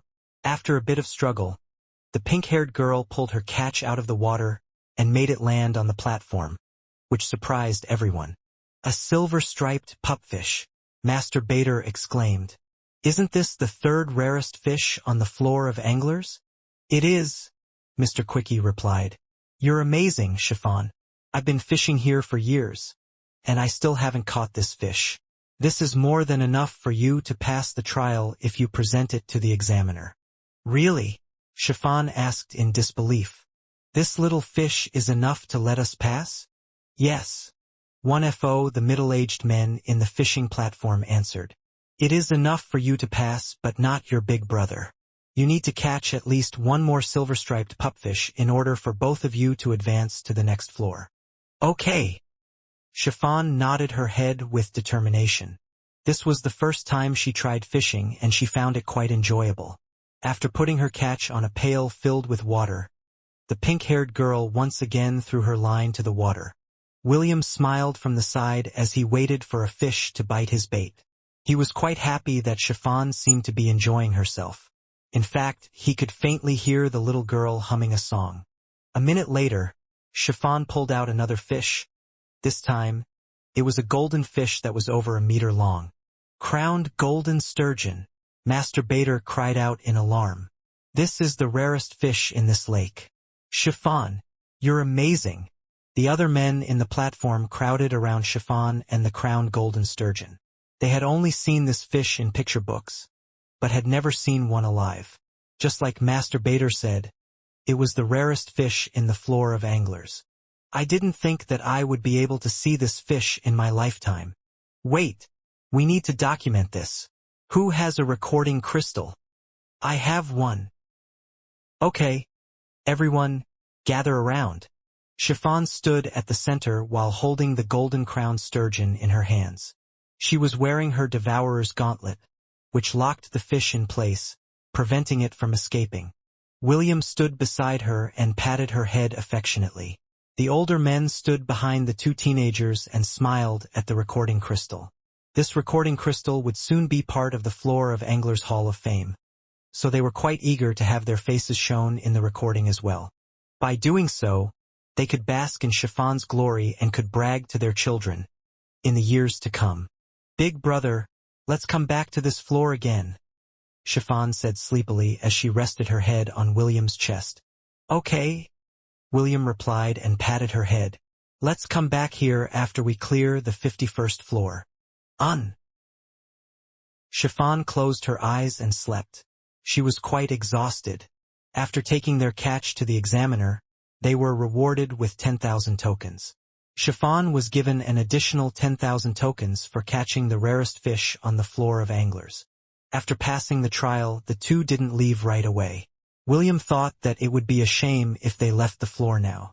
He could tell that Chiffon didn't want to go and wanted to continue fishing a little longer. William thought that it was not a bad idea to continue fishing and let Chiffon enjoy a rare day of happiness in the tower. They then returned to the fishing platform, alongside the old men that had accompanied them to the examiner. Chiffon had caught several other rare fishes, but she didn't catch another golden-crowned sturgeon. However, that was fine with her. For the first time since William had met Chiffon, the half-elf saw the makings of a smile on her adorable face. William wished that there would be more opportunities for Chiffon to have fun in the tower and watch her face glow with happiness. 2 weeks passed since the Tournament of Champions started in the capital city of the Creator Empire, Asmar. Out of the thousands that joined the event, only 31 remained. Prince Maximilian and Prince Jason were the only representatives of the Creator Empire that had lasted until this point. As for the elves and the demon race, 3 remained on each side. Kenneth was one of the 3 elves that managed to get far in the tournament. Princess Sydney, Ash, and Morgana weren't able to identify how the elf had been able to deal with his opponents. All of Kenneth's battles ended the same way, which made the 3 girls helpless. They thought that the silver-haired pretty boy wouldn't be able to survive until the end, but they had greatly underestimated Kenneth's ability. Princess Sydney and Ash had approached several times during the tournament, but they were unable to get any more information from him. William's ex-roommate was tight-lipped, and was adamant that he would only pass his message to William. No matter what happens, he mustn't win. Morgana glared at the pretty boy from within Princess Sydney's mindscape. Kenneth had said on more than one occasion that he would break William's engagement with the Princess of Frisia, which infuriated the 2 beautiful ladies. Princess Sydney nodded her head in agreement. She had promised William that she wouldn't do anything to harm the young man, so she was putting her hopes on the other contestants. After today's battle, the 17 participants will be placed in different brackets until one of them remains, Ash commented from the side. The crowd favorites are, of course, Prince Maximilian and Prince Jason. However, their opponents are not pushovers. I think both of them will have a hard time advancing to the finals. Princess Sydney once again nodded her head in agreement. All of the fighters that had reached this stage were the strongest fighters in the young generation that hailed from all over the continent. Any one of them could become the victor in the tournament, but she didn't wish for Kenneth or Prince Jason to be the last man standing. Both of them had the intention to break her engagement with William. Naturally, Princess Sydney wouldn't budge even if the Emperor of the Creator Empire really fulfilled their wish. She would rather return to the southern continent than break up with the half-elf that she had chosen as her future husband. 31 players arrived in their designated arenas. Since it was an odd number, they were asked to draw ballots because one of them would get a free pass and directly proceed to the next stage of the tournament. Kenneth took out a golden ball from the ballot box, which made Princess Sydney and Morgana clench their fist in frustration. As if feeling their stare, Kenneth looked in their direction and waved the golden ball at them with a smile on his face. What a hateful bastard! Why is he this lucky? Did he cheat? No. Princess Sydney firmly shook her head. The ballot boxes have special runes embedded in them that prevent anyone from cheating. There's no way that he can bypass this rule. Morgana clicked her tongue in annoyance and stared daggers at the elf whom she had marked as her mortal enemy. After all the players had received their ballots, the matches began. Less than an hour later, 17 contestants remained. Prince Maximilian Creator Empire, Prince Jason Creator Empire, Kenneth Exion Ashley Silver Moon Continent, Pearl McLean Silver Moon Continent, Zach Knowles Silver Moon Continent, Zanhast Valetieri Demonic Continent, Alinska Lafitte Demonic Continent, Eleazar Blackthorn Demonic Continent, Ephemera Fortuna, Gunnar Federation, Edelweiss, Luther Luna, Gunnar Federation, Quince, Frederick Maslin Zaleska Empire, Beastkin, Jared Toussaint Zaleska Empire, Beastkin, Lilith Lynn Ares Empire Amazon, Tasha Hayes, Ares Empire, Amazon, Ged Walker Tensor Empire, Alanon Mosley Rincewind Empire, Sylvanus Rahl Halley Empire, Dwarf. After the final match ended, Emperor Leonidas stood up and congratulated the contestants. It has been a while since I've seen how outstanding the young generation is, Emperor Leonidas said. His voice spread across the entire arena using a magical artifact. The final phase of the tournament is upon us, and I wish all of you the best of luck. I look forward to your future battles. The audience cheered in unison because they, too, had been impressed on how amazing the final contestants were. The next battles would be held after a day, but before that, each of the contestants were once again asked to draw ballots so that they would be placed in one of the 4 team brackets, from which only one would emerge victorious. The Elite Four would then fight in the semifinals. Even if they lost the match, they would still receive amazing rewards from the sponsors of the event. After picking their numbers, a giant projection appeared at the center of the arena, showing the names of the contestants and their respective divisions. Bracket A. Prince Maximilian, Prince Jason, Pearl McLean, Alinska Lafitte. Bracket B. Kenneth Exion Ashley, Jared Toussaint, Tasha Hayes, Zanhast Valetieri, Eleazar Blackthorn, Seed Player. Bracket C. Ephemera Fortuna, Zach Knowles, Frederick Maslin, Sylvanus Rahl. Bracket D. Lilith Lynn, Alanon Mosley, Ged Walker, Luther Luna. The Praetorians groaned when they saw that their 2 princes were in the same division. It meant that only one of them would be able to advance to the next round to fight in the semifinals. The members of the Creator royal family also felt the same when they saw the final placement of the contestants in the last elimination round. Majority of the audience was quite surprised because among those who had joined the tournament, the Elven race had only sent 4 representatives. 3 out of 4 managed to survive the competition, which proved that the Silver Moon continent was still a force to reckon with. The leader of the elves, Zach Knowles, was quite disappointed. He had heard the story of the half-elf that had fought in the War of the Southern Continent and wished to fight him in battle. Although William's name brought fear to the anti-human faction, those who idolized the human hero, Maxwell, thought highly of him. Could even be said that Zach's reason for traveling to the Creator Empire was to meet the legendary shepherd. He wanted to meet his idol, who stood against the guardians of the Silver Moon continent, and ask if he could become his sworn brother for life. Lilith Lynn, the Amazon princess, scanned the other contestants with a greedy look. She had come with the Amazon Empress to the Creator Empire to find powerful men that they could bring back to their empire. The Amazons were a race composed purely of women. Due to the blessing of their goddess, they could only give birth to girls. Because of this, they were on the constant lookout for strong men, whom they would invite respectfully or by force, to become their partners to give birth to strong individuals who would raise the prestige of their empire. For them, the Tournament of Champions was the perfect place to find strong men. They didn't care what race they were. They could be humans, elves, demons, dwarves, beastkin, or any other races. In the end, their offspring would always be human girls, so they weren't too picky with the race. All they cared about was strength. The stronger the men, the more they wanted him to become their stud. The Amazon Empress looked down from her VIP seat with a smile. She had already chosen a few individuals among the finalists. Even if they lost, she would still give them an invitation to return to the Amazon Empire with them.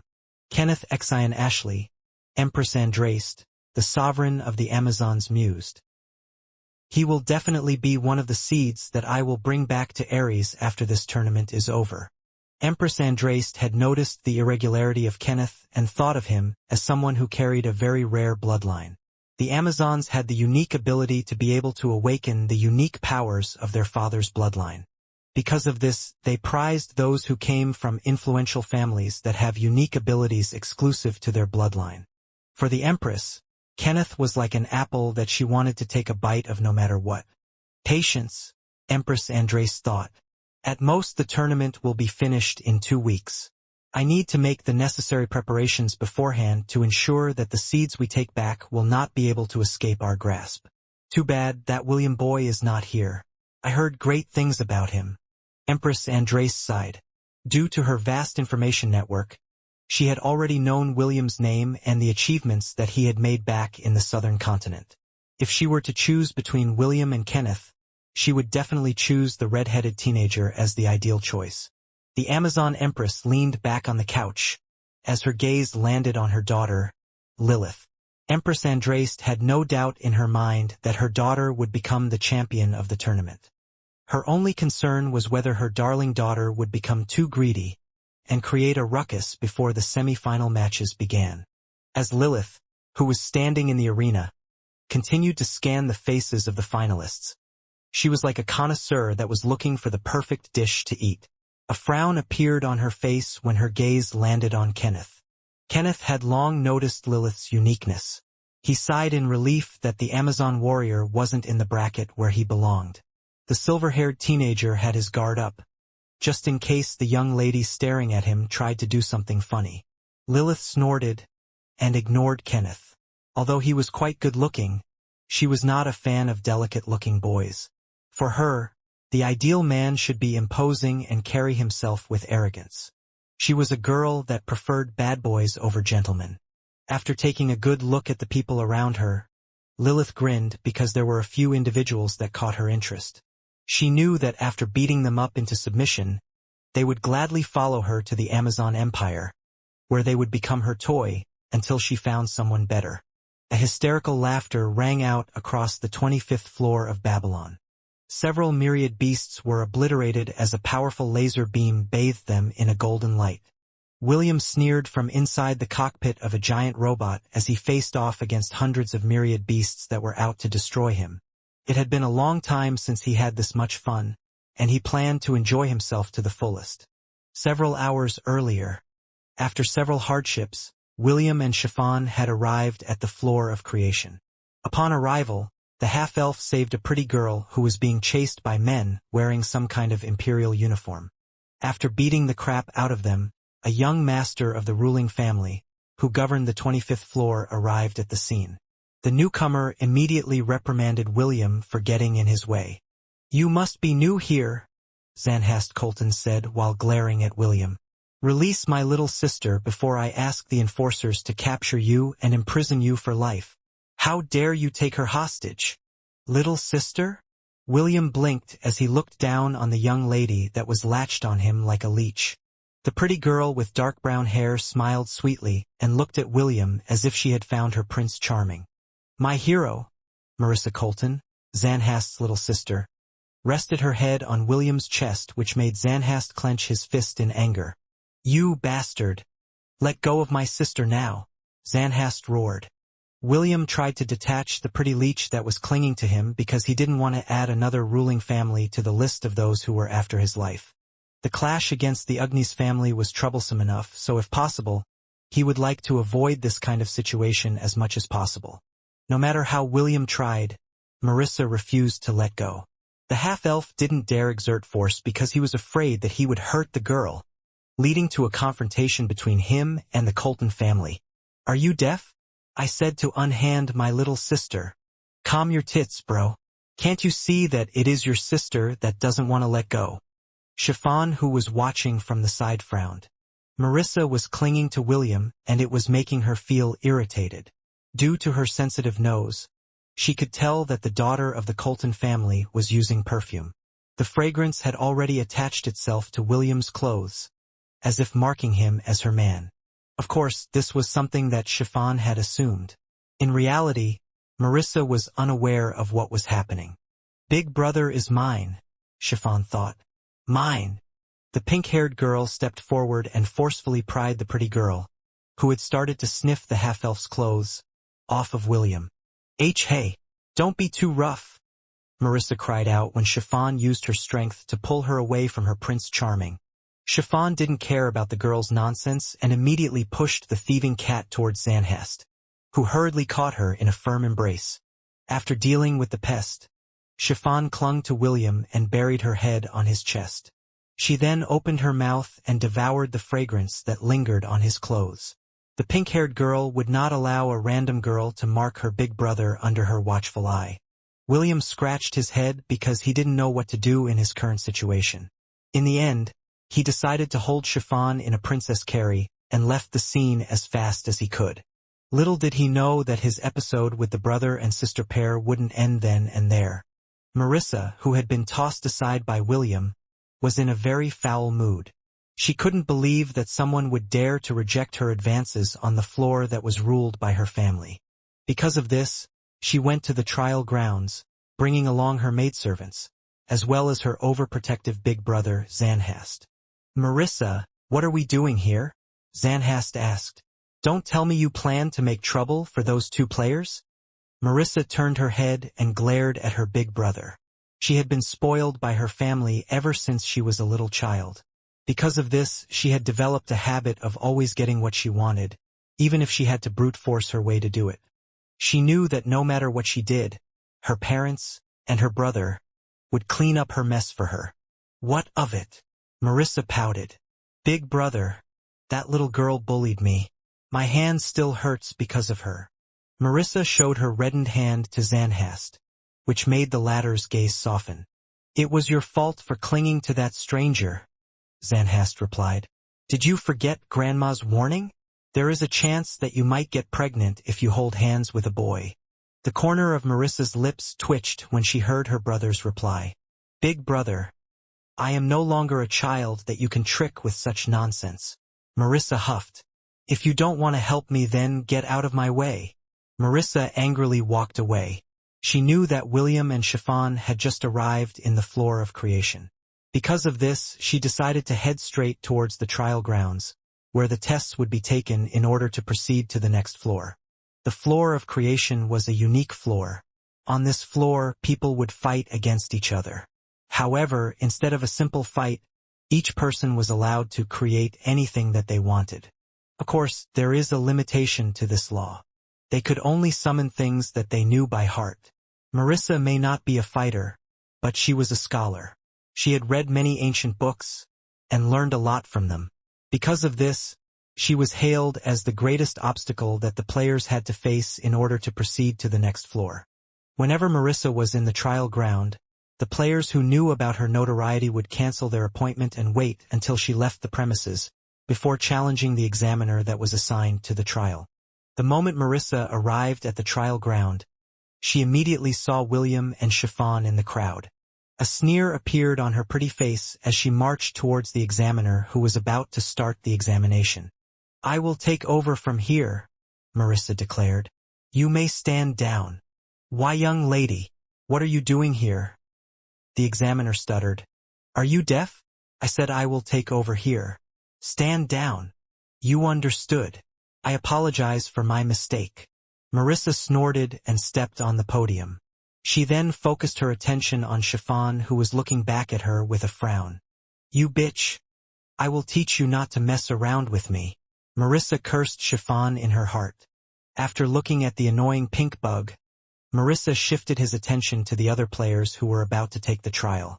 The moment their eyes met, the players hurriedly left the place in fear of facing Marissa's wrath. Only William and Chiffon remained because they didn't know how difficult it was to pass the test when Marissa took on the role as examiner. I will now explain the details of this trial, Marissa said with a smile as she looked at William. As you may already know, this floor is called the floor of creation. Inside this domain, everyone is able to create something out of thin air and use it to aid them in battle. In order to pass, you must defeat me and my big brother in combat. Don't worry, we will take it easy on you. Marissa laughed internally. Even though she said that she would take it easy, she had no intention of giving William and the hateful pink bug any handicap. She would use her full power to defeat William, with the intention of showing him how powerful she was. With a wave of her hand, Marissa activated the privilege granted to her family by the guardian of the floor. William and Chiffon found themselves in a wasteland. The environment was quite desolate and dark clouds blocked the sky. Marissa and Zanhast stood 200 meters away from their opponents. The older brother pitted William and Chiffon because they had no idea what they were about to face. Even if he didn't assist her little sister, the two players wouldn't be able to beat her even if all the players earlier assisted them in battle. Allow me to demonstrate how this floor works, Marissa said with a smirk. A few seconds later, dozens of giant beasts appeared behind her. The corner of William's lips twitched when he saw this. The system had informed him that all of the beasts that Marissa had created were all myriad beasts. Now that you have seen how this trial works, I'll give you a minute to create something that you can use to win against me, Marissa stated. She was overflowing with confidence because she had stood in this battleground countless times before. The pretty girl was even looking forward to what William could do in this hopeless situation. Let me confirm something. I can create anything, right? William asked. Yes, Marissa nodded. However, it must be something that you are knowledgeable about. You can't create something that doesn't exist. Okay, William grinned. He had bought the information of each floor from the Merchant Guild and had a vague understanding about the power of creation that the 25th floor specialized in. In fact, he was even looking forward to going to this floor because there was something that he had missed in his previous lifetime. Growing up, William had dreamed of riding a giant robot. The half-elf closed his eyes and let his imagination run wild. The air trembled, and a giant robot that looked like a Gondam appeared behind him. William held Chiffon's hand as a beam of light shot down towards them. Immediately, the half-elf found himself inside a cockpit holding a PlayStation controller in his hands. The cockpit was a two-seater and Chiffon sat snugly behind him. William's eyes glowed with excitement as he pressed the button of his controller. The Gondam started to move, which made the half-elf incredibly excited. Okay, let's do this. William grinned like a little boy who had found his favorite toy. William von Ainsworth, launching. The giant robot's rocket boosters that were located on its back roared to life. It then charged forward like a rocket that was about to go to space. Marissa and Zanhast looked at the unknown metallic creature in front of them. This was the first time they had seen such a thing, but for some reason, they felt that they would have to take this fight seriously if they wanted to win against William. Chiffon couldn't understand what was going on. 1 minute she was standing beside her big brother, the next second she was seated on a chair with a belt that held her in place. William's chuckle reached her ears as the Gondam charged fearlessly towards the dozens of myriad beasts that he was supposed to fight. A monster that looked similar to Godzilla roared at the giant robot and released a fire breath. William sneered as he moved the joysticks in his controller and evaded the monster's attack with ease. System, tell me all the weapons that we have right now and how to use them, William ordered. Understood. Right now, William was just testing the speed of the Gondam as he maneuvered in the terrain. Several magical attacks flew in his direction, but he easily dodged all of them. Seeing that their attacks weren't working, the myriad beasts decided to engage William in close combat. It was also at that moment when the system finished analyzing the giant robot that William was currently controlling. Finished analyzing Gandam's weaponry, beam sabers, plasma beam cannons, railguns, beam rifle, Vulcans, chest Gatling guns, homing missiles. Would the host like to synchronize with the Gandam for maximum performance? Yes/no. William didn't think twice and agreed with the synchronization. Right after the system successfully established the connection between William and the Gandam, the red-headed teenager felt like the entire giant robot had become his body. He knew exactly well its capabilities and the proper usage and range of its weapons. After that brief relay of information in his brain, the smile on William's face widened. I've always wanted to try this once, William thought as a seed seemed to sprout in his consciousness. It was some kind of awakening that it was hard to describe. Immediately, his concentration drastically increased and his senses encompassed the entire battlefield. The system had automatically locked on the myriad beasts that were approaching him and just waiting for William's order. Beam rifle and rail guns, open fire, William shouted as he pressed the buttons on his controller. Several laser beams erupted from the Gandam. The myriad beasts had no time to avoid and their heads exploded like watermelons. I'm not done yet. William took out the Gandam's beam sabers and attacked the remaining myriad beasts in close combat. With a slash, he cut off the head of a black-scaled saber-toothed tiger that was 5 meters tall. The saber-toothed tiger was fast, but it was not as fast as William's giant robot, which had rocket boosters attached on its back. Seeing that her monster army was decreasing at an alarming pace, Marissa hurriedly summoned more. She couldn't believe what was happening. In the past, a single myriad beast was enough to scare away the players who were unlucky enough to have her as their examiner. Now, she summoned over 30 myriad beasts in order to trample William's and Chiffon's chances of clearing the trial. However, the scene that was playing in front of her eyes was a far cry to what she had envisioned in her mind. This is not happening, Marissa stuttered. What is that thing? Zanhast was also in awe of what he was witnessing firsthand. This was the first time he was seeing such a thing and it broke his common sense. However, as the direct descendants of the Colton family, they couldn't afford to back down. Their battle was being displayed outside of the trial grounds, and everyone was able to see the battle in real time. The players that had left earlier couldn't stop their mouths from opening wide. Some of them were even paying extra close to William's Gandam, in the hope that they would be able to create it as well in order to pass their trials. Sister, focus on summoning land beasts, Zanhast ordered. I will summon aerial beasts. Marissa wasn't someone that liked being ordered, but right now, she was not in the right state to argue with her brother. She just nodded her head and summoned all the millennial and myriad beasts that their family had recorded for the past thousands of years. Soon, over 1,000 beasts appeared on the battlefield. Half of them were flying in the air, and the others were on the ground trying to get as close as possible to the fast-moving robot. Oagwe, Zod, and Eve, who were watching William's and Chiffon's journey, couldn't believe what they were seeing. The cucumber that the little turtle had already bitten fell out of its mouth due to how shocked it was. The other guardians were also looking at the Gandam with fascination. They hadn't seen anything like it even in their own worlds. Because of this, they gave the battle in the floor of creation their undivided attention. If other people were to see the powerful beasts in front of them, they would probably faint. However, William just roared in laughter. Good. More target practice. William pressed the triangle button on his controller and the homing missiles on the Gandam's back, and feet flew towards their target. Millennial beasts? Myriad beasts? So what? How could they possibly win against high-tier weapons that could even destroy space colonies? The Gandam held the 2 beam rifles in his hand and merged them together, creating the Buster Cannon, which was as strong as a battleship main cannon.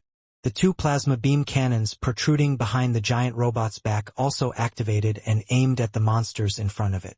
"Buster cannons, fire!"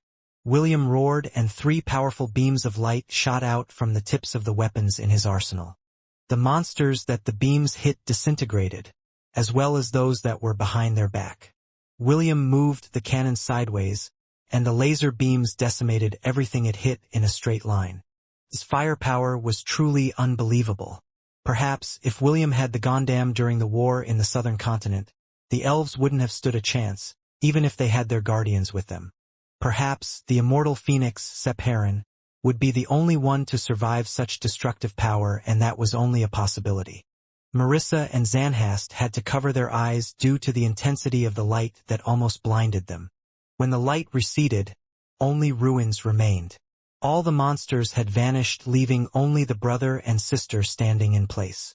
Marissa and Zanhast watched as the giant robot landed a few meters away from them. The cockpit on its chest opened up, revealing William with a big smile on his face. "Please summon more," William pleaded. "I still haven't played enough." Marissa's eyes rolled up into their sockets when she heard William's requests. Creating beasts was no easy feat because it required strong mental power. After summoning hundreds of them, the pretty girl had reached her limit, and William's carefree words gave the finishing blow. Zanhast hurriedly caught his little sister and sighed internally. He then looked up at the half-elf that was smiling down on them. The eldest son of the current patriarch of the Colton clan hadn't seen the devil race yet. However, after looking at William's delighted expression, he believed that if the rumored devil race existed, they would definitely look like the half-elf, whose devilish smile made the hairs on the back of his neck stand on end.